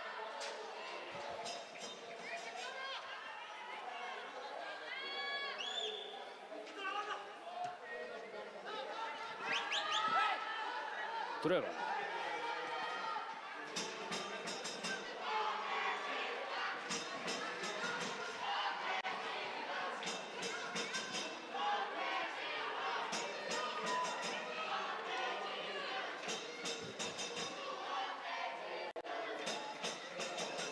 Yeah, well, they're looking for, I'm sorry, you're going to like this one. They're looking for a goal of the Cuervos. They're hunting high and low, keeping on the Aja. Is that what you've been doing for the last minute and a half? Yeah, trying to be thinking. Expects a long silence. Viniegra.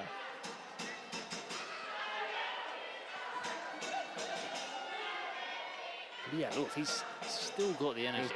He's like a Duracell bunny, isn't he? Just keeps on going. Pepe. Turned into Nico. Again. They've not had Cachito on quite as much in this game, have they? No. Chivita. Again. Saved by Sadia.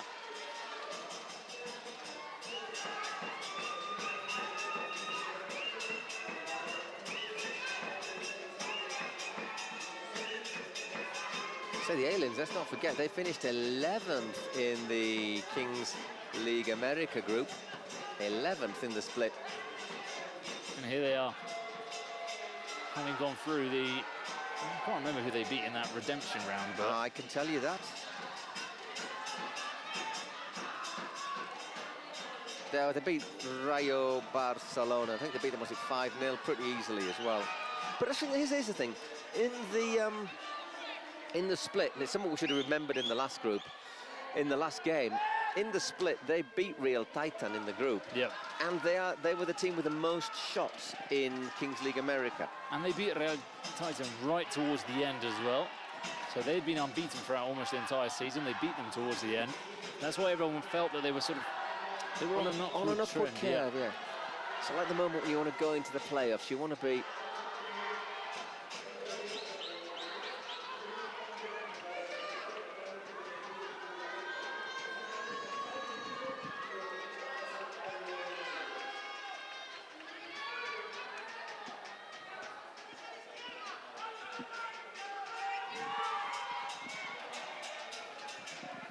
San Juan, not seen too much of him. He's on the pitch now for Cuervos.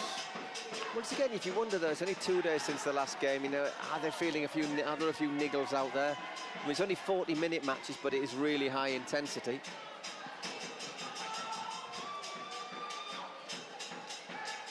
And that might be interesting when we get to the last 16 as well. Teams who can... Teams who've played today, are they going to be at a disadvantage against teams, for example, especially on Tuesday, against teams who had already sealed their quad, which I suppose is why you probably deserve to have an advantage, don't you, if you've won your first 2 matches. Cabrera.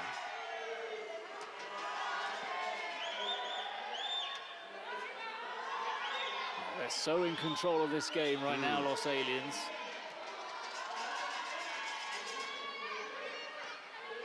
Oh, well brought out from the back, Ampher. Rebollo, oh, Ampher, still Ampher. Oh, what a goal that would have been. Dan Rios.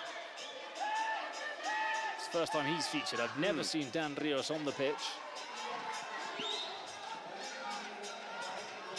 That's what you can do when you're 4-0 up. Yeah, and they're going to play the Spotify secret card.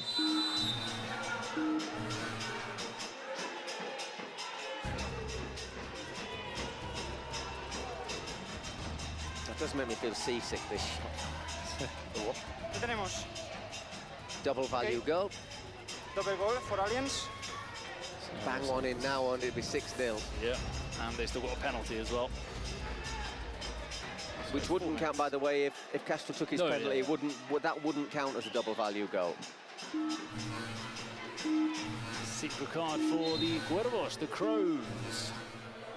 Cool.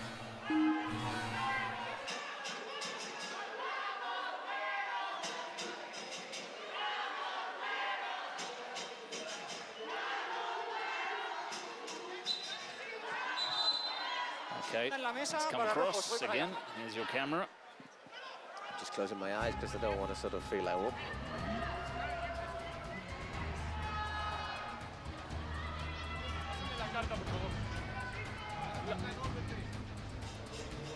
Where have you got it hidden? There it is, just down behind the rubbish pit.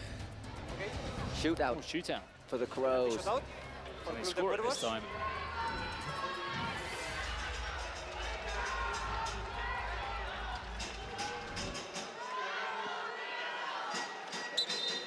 Looks like they're changing their player as well, Pepe.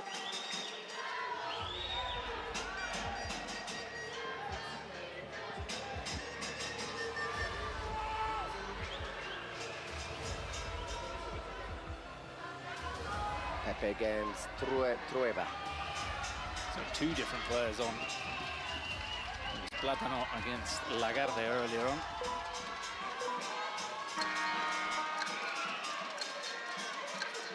So close to him. Yeah, right on top of him, wasn't he? So, there goes that Spotify secret card. Live long and prosper, Castro, live long and prosper.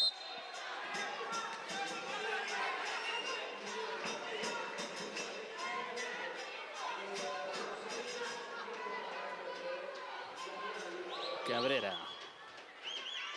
Rebollo looks for the run. And yet it's good defending, actually. Pepe. Bravo. Oh, they're just bouncing off him. Nearly got there, but nearly isn't enough. Just 10 minutes left. 4-0 still to the Aliens.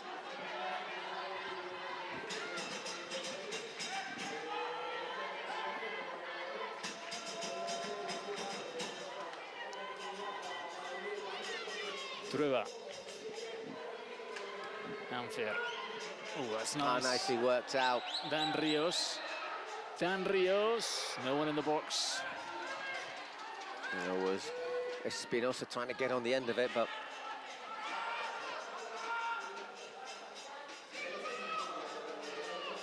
Viniegra.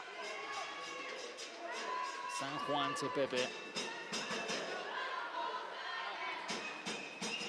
Cachita. Is he going to get onto it? Forced to Pepe. Pepe and Trueba claims.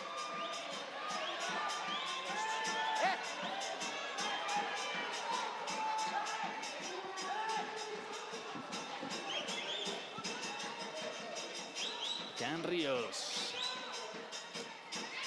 Nice play by Aja. Aja. Oh! Nutmegs him. A goal for Cuervos. Well, there's still time.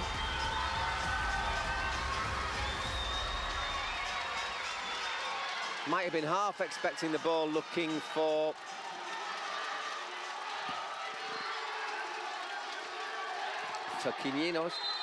Quiñones, but nice finish. Frustrating for the keeper there. So 8 minutes left. Cabrera, Villaluz. Slight lifeline. Is there a penalty? No, says the referee, as Nieto goes down. Did he get caught?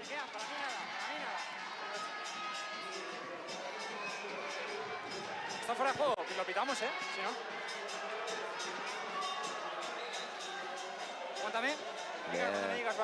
Our murder of crows in the stand.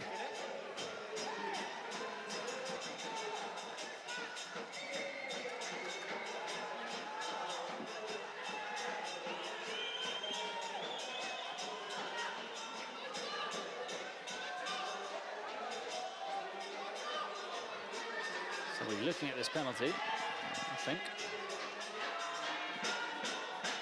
Obviously, if it was a normal penalty, it would count double.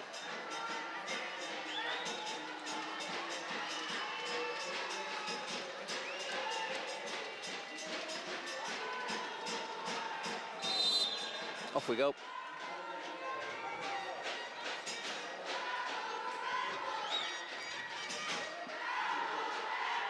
Villaluz with the interception. Nieto. Back to Nieto. Looks like shoulder. Oh, he's given it, but it looks like shoulder from behind. Looks okay to me as well. From behind, but the referee was a bit closer than we are. Not much, but a bit.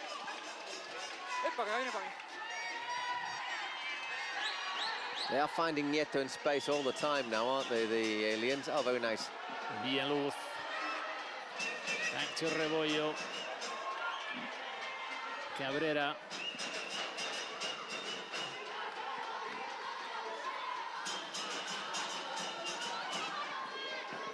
Through that long, very long. Oh! And that, you know, if that gone in, it would have been it would have counted double. Oh yeah. It was the last second, literally the last second of counting double. So he saved 2 goals with that save, Sadia.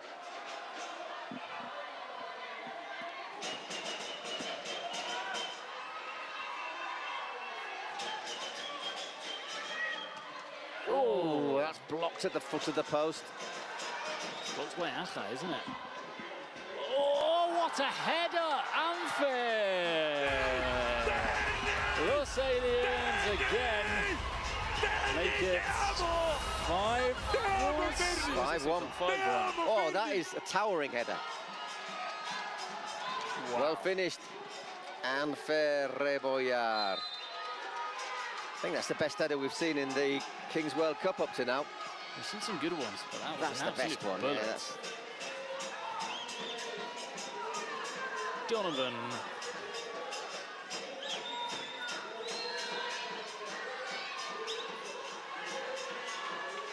Donovan who scored an absolute screamer, wasn't it, against Aniquiladores?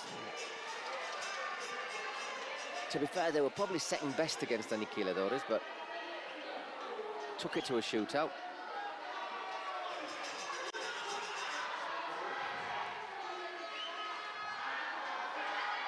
Donovan. We've still got to see the President penalty.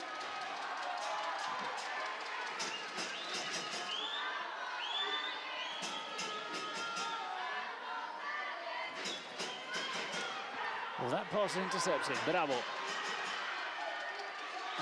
He's asking a lot of Aja. Bravo. Brushes that cross.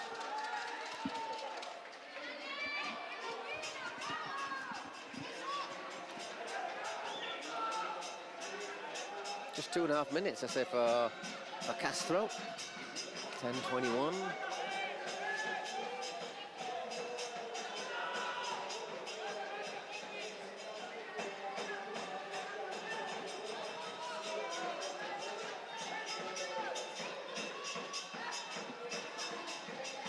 Bravo. There's a push from behind from Anfer. He wants to take it quickly. It's blocked by Nieto. The ball was moving anyhow. Oh, that's very silly from Trueba. Gets a yellow card for basically just kicking the ball as far away as he could.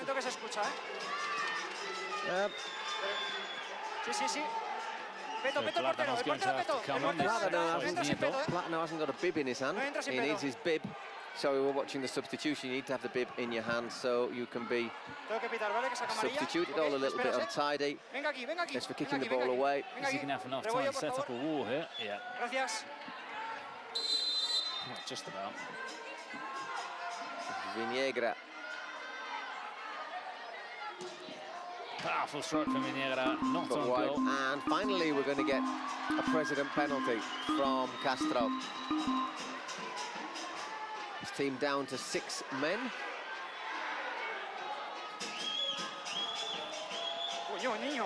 Rebollo again. Wow, not far away. Not far off the crossbar. Couple of little step overs.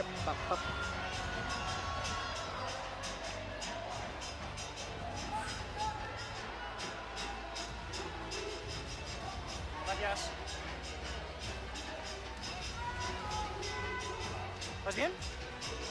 ¿Estás bien o qué? Just looking at ¿Estás viejo? Anda que yo. Viniegra there. He's in a bit of trouble, isn't he? Number 7 for Club de Cuervos. He's got a bit of a dead leg or a little muscle problem right up high on his thigh. La amarilla durará hasta el gol doble. Hay que vigilar en el gol doble que salgan 6. Here is Mr. Castro with his pirate pants and his boots. Technically, his technique, I'm not sure there's a president that takes a better penalty than Castro in terms of technique. The way he hits the ball.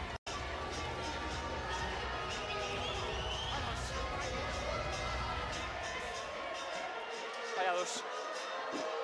Vaya dos. Puts this away and makes it 6-1. Yeah. It's a very good save. Decent height. Penalty. Decent height. Right, yeah. Bit telegraphed at a savable height. You see, you piqued me with saying he has a great technique. He does though. The way he hits the ball, like the mechanics of his technique are from a player that's played football. Yeah, he looks. You don't get that from people in their run-ups. This is true. This is true. He does look as if he's kicked a ball.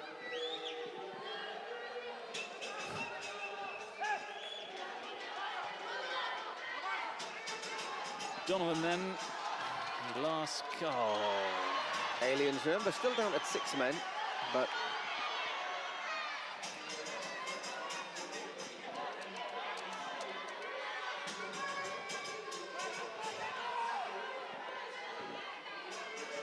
Plátano going long. Villaluz. Ya está. He's okay, he's back up on his feet. I thought he got caught in the head there. Lagarde, the extra man is Donovan on the left. Oh, Donovan finds space. He's onside, it's not the best first touch. Good challenge.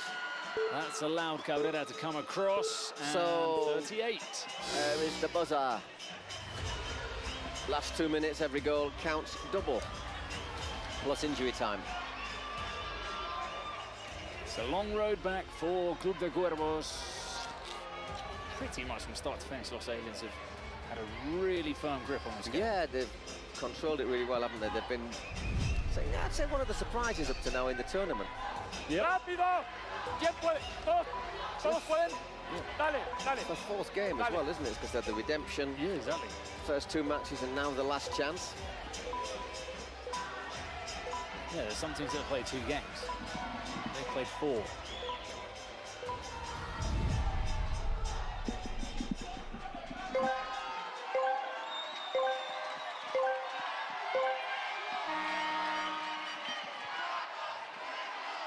Sprint is on, and he's given it straight to Pepe. Whoa, not far away there once again. Down at the bottom, your vote, MVP on Twitch. You know, if you've been watching it before. Yeah. I think it's got to be Rebollo, yeah. Do you know who picks those 4 players? Gentleman to your left. Oh, really? So if you ever want to put a word in. Well, he must hear us. He just doesn't take any notice of us. Oh, Lagarde. 2 balls on the pitch.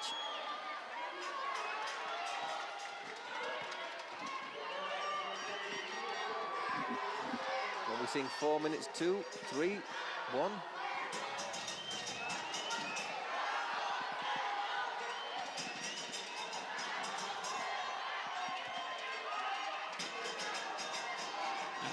foot from Aja. He almost finds Rebollo. Anyhow, last minute of normal time we're into.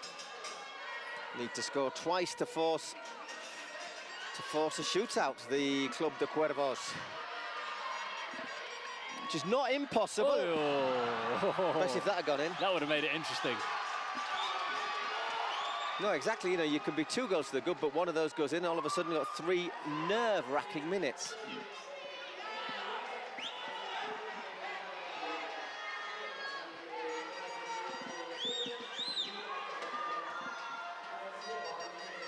Bravo again gets on the end of it. Pepe.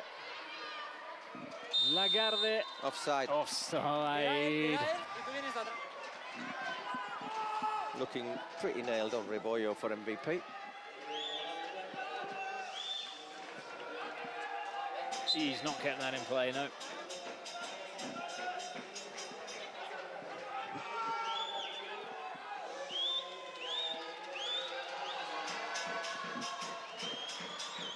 Eder. Viniegra. Pepe. Bravo. Ayaja. And once again offside. 2 minutes.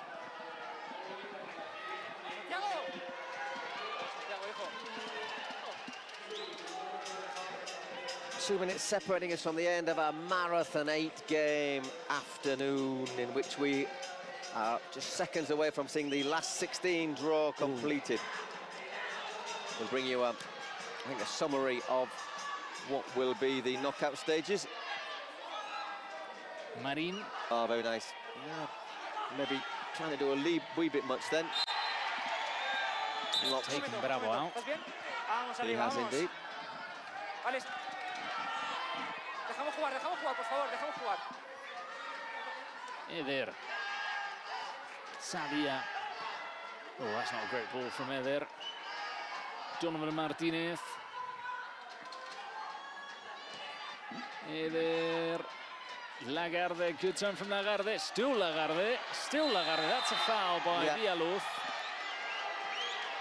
Levers him over from behind, the number 18. Great game there from Villaluz. Everyone wants to take this free kick. Donovan doesn't want to let Pepe take it. Sadia saying he wants it. That was Lagarde, I'd be saying, well, it was me that was brought down. Oh, look at him. Look at Sadia. Look at the way he's speaking to Donovan. You take it, you get out of the way. I'd like to think he's saying that and not saying, you better score this. Commanding presence in the dressing room.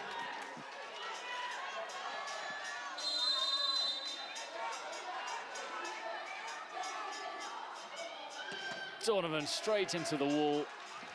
And that, ladies and gentlemen, that is the end. Is that. Los Aliens, they're still here. I think one of those teams that are going to start growing their fan base throughout this tournament. They've got Castro, who's one of the most lovable presidents, and just a team that's a bit of a fairy tale. Well, indeed, and you know, it's an interesting one. They'll play Troncos in the last 16. Troncos have been looking really good as well, I think.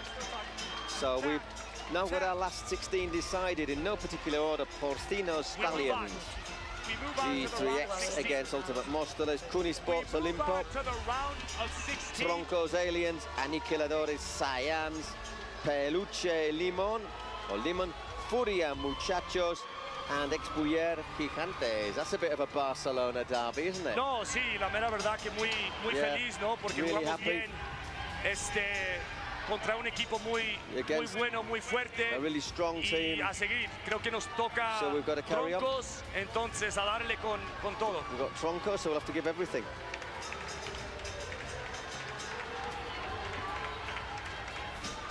No, muy difícil porque le dieron con todo contra Ultimate Móstoles y creo que también jugaron muy bien contra el Titán. Entonces es como todos los equipos que están aquí muy fuertes, pero nosotros tenemos algo adentro que queremos irnos hasta la final. But we want to try and get to the final.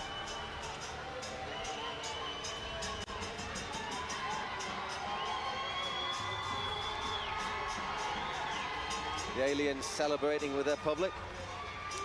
Good old Mercedes. She looks sad, doesn't she? She does look a Sí, bit... claro. Yo creo que hubo demasiadas llegadas, no se nos dio. los aliens fueron demasiado competentes. Yeah, I think the aliens were too good. Es una lástima porque It's a shame. un muy buen mundial. We've had a pretty good World Cup. Sí nos hacen mucha falta a los jugadores que se lesionaron. But maybe we missed a bit, that we were lacking a couple of players. Nada, la verdad es que no me esperaba. So I'm a bit disappointed.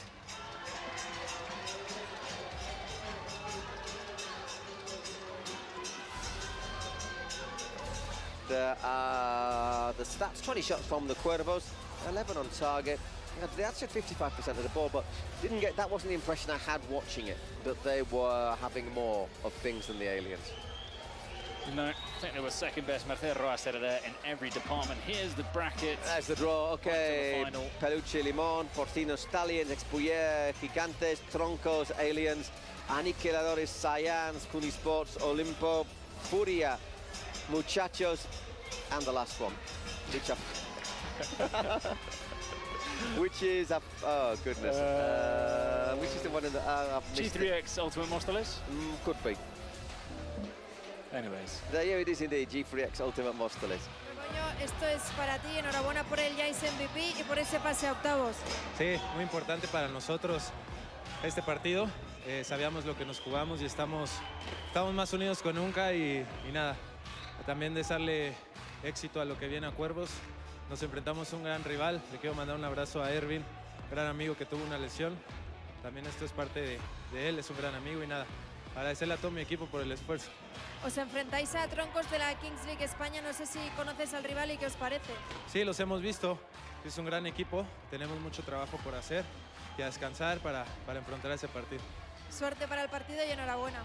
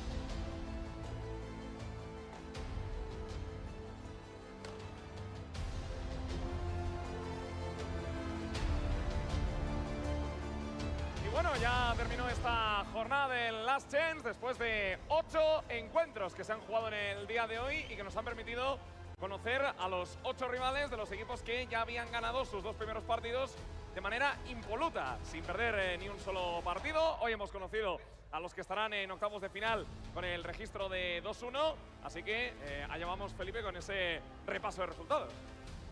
Mira cómo estoy. Mira cómo sigo. Mira, por favor, así sigo. Hoy fue una jornada titánica, maratónica, adrenalínica. Hoy vivimos lo que verdaderamente es la pasión dentro de la Kings World Cup.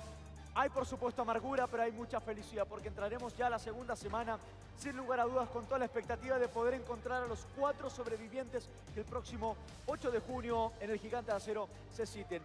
Yo no sé cómo calibrar esta jornada, querido, porque verdaderamente tuvimos de todo.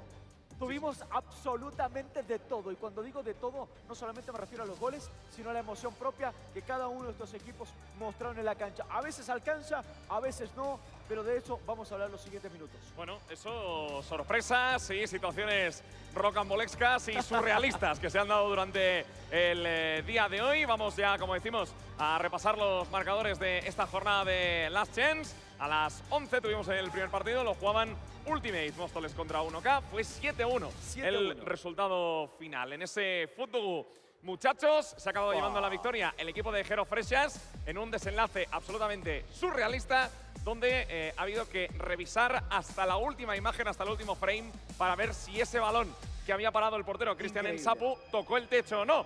Al final no lo tocó, el gol valió y por lo tanto muchachos, que ha ganado esa tanda de penaltis. Luego también ganó Olimpo United 0-3, Stallions 2-0 contra Persas, 4-3 ese Science Pío, 2-0 el Limón Moraes 3-4 del Raniza a Gigantes y la victoria clara de los Aliens por 1-5 frente a Club de Cuervos. Bueno, entre la última jornada y ahora nos hemos quedado sin los dos finalistas de la Kings League Americas. El pasado 4 de mayo hablamos de Real Titán, en esta ocasión tocó Raniza y evidentemente esto nos habla de la alta competencia, la alta competitividad, que podamos hablar o no de evidentemente de números, de incluso estadísticas, pero nos damos cuenta que durante 40 minutos y un poquito más esto queda de lado. Todo detalle, por mínimo que sea, marca la diferencia y que hoy podamos hablar entonces de un equipo dentro de los octavos de final y otro que se queda prácticamente con el sueño roto. Pues una vez que hemos repasado los resultados del día de hoy, vamos a ver cuáles son los partidos que se van a jugar en octavos de final. Vamos a ver cómo queda el bracket después de esta jornada de hoy de Last Chance.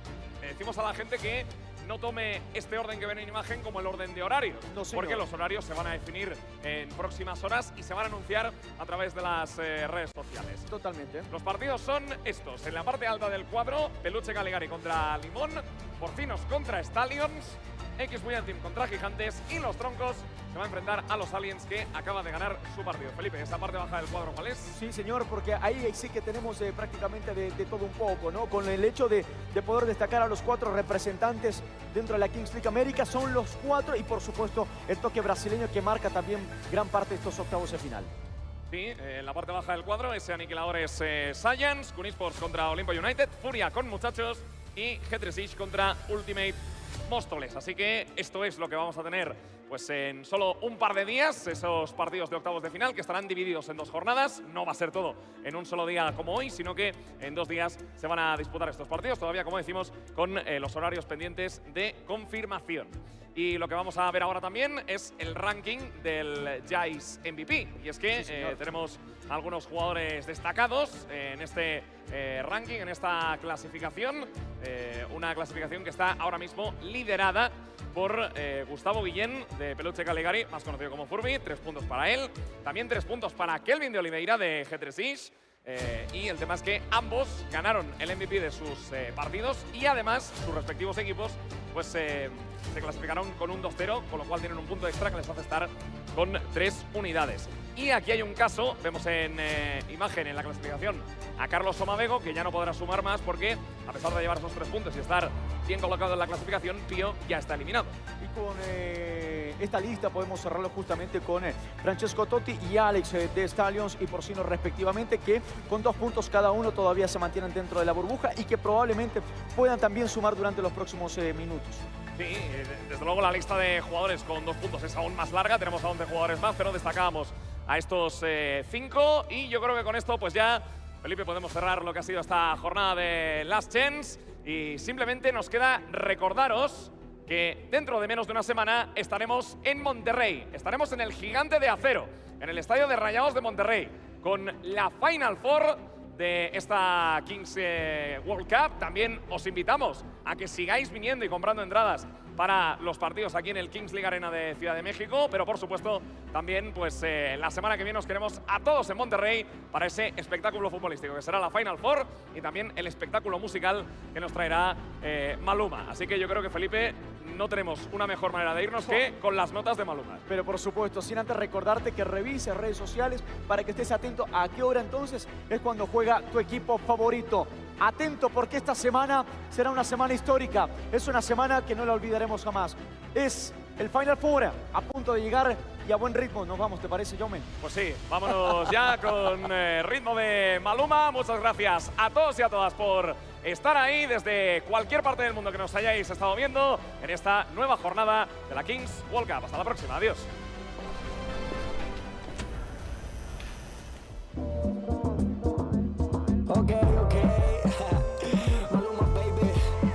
Fumo a lo loco, pégate un poco, que esto es ahogo, con esa boquita me gana el baloto, 2 cervecitas, un coco loco.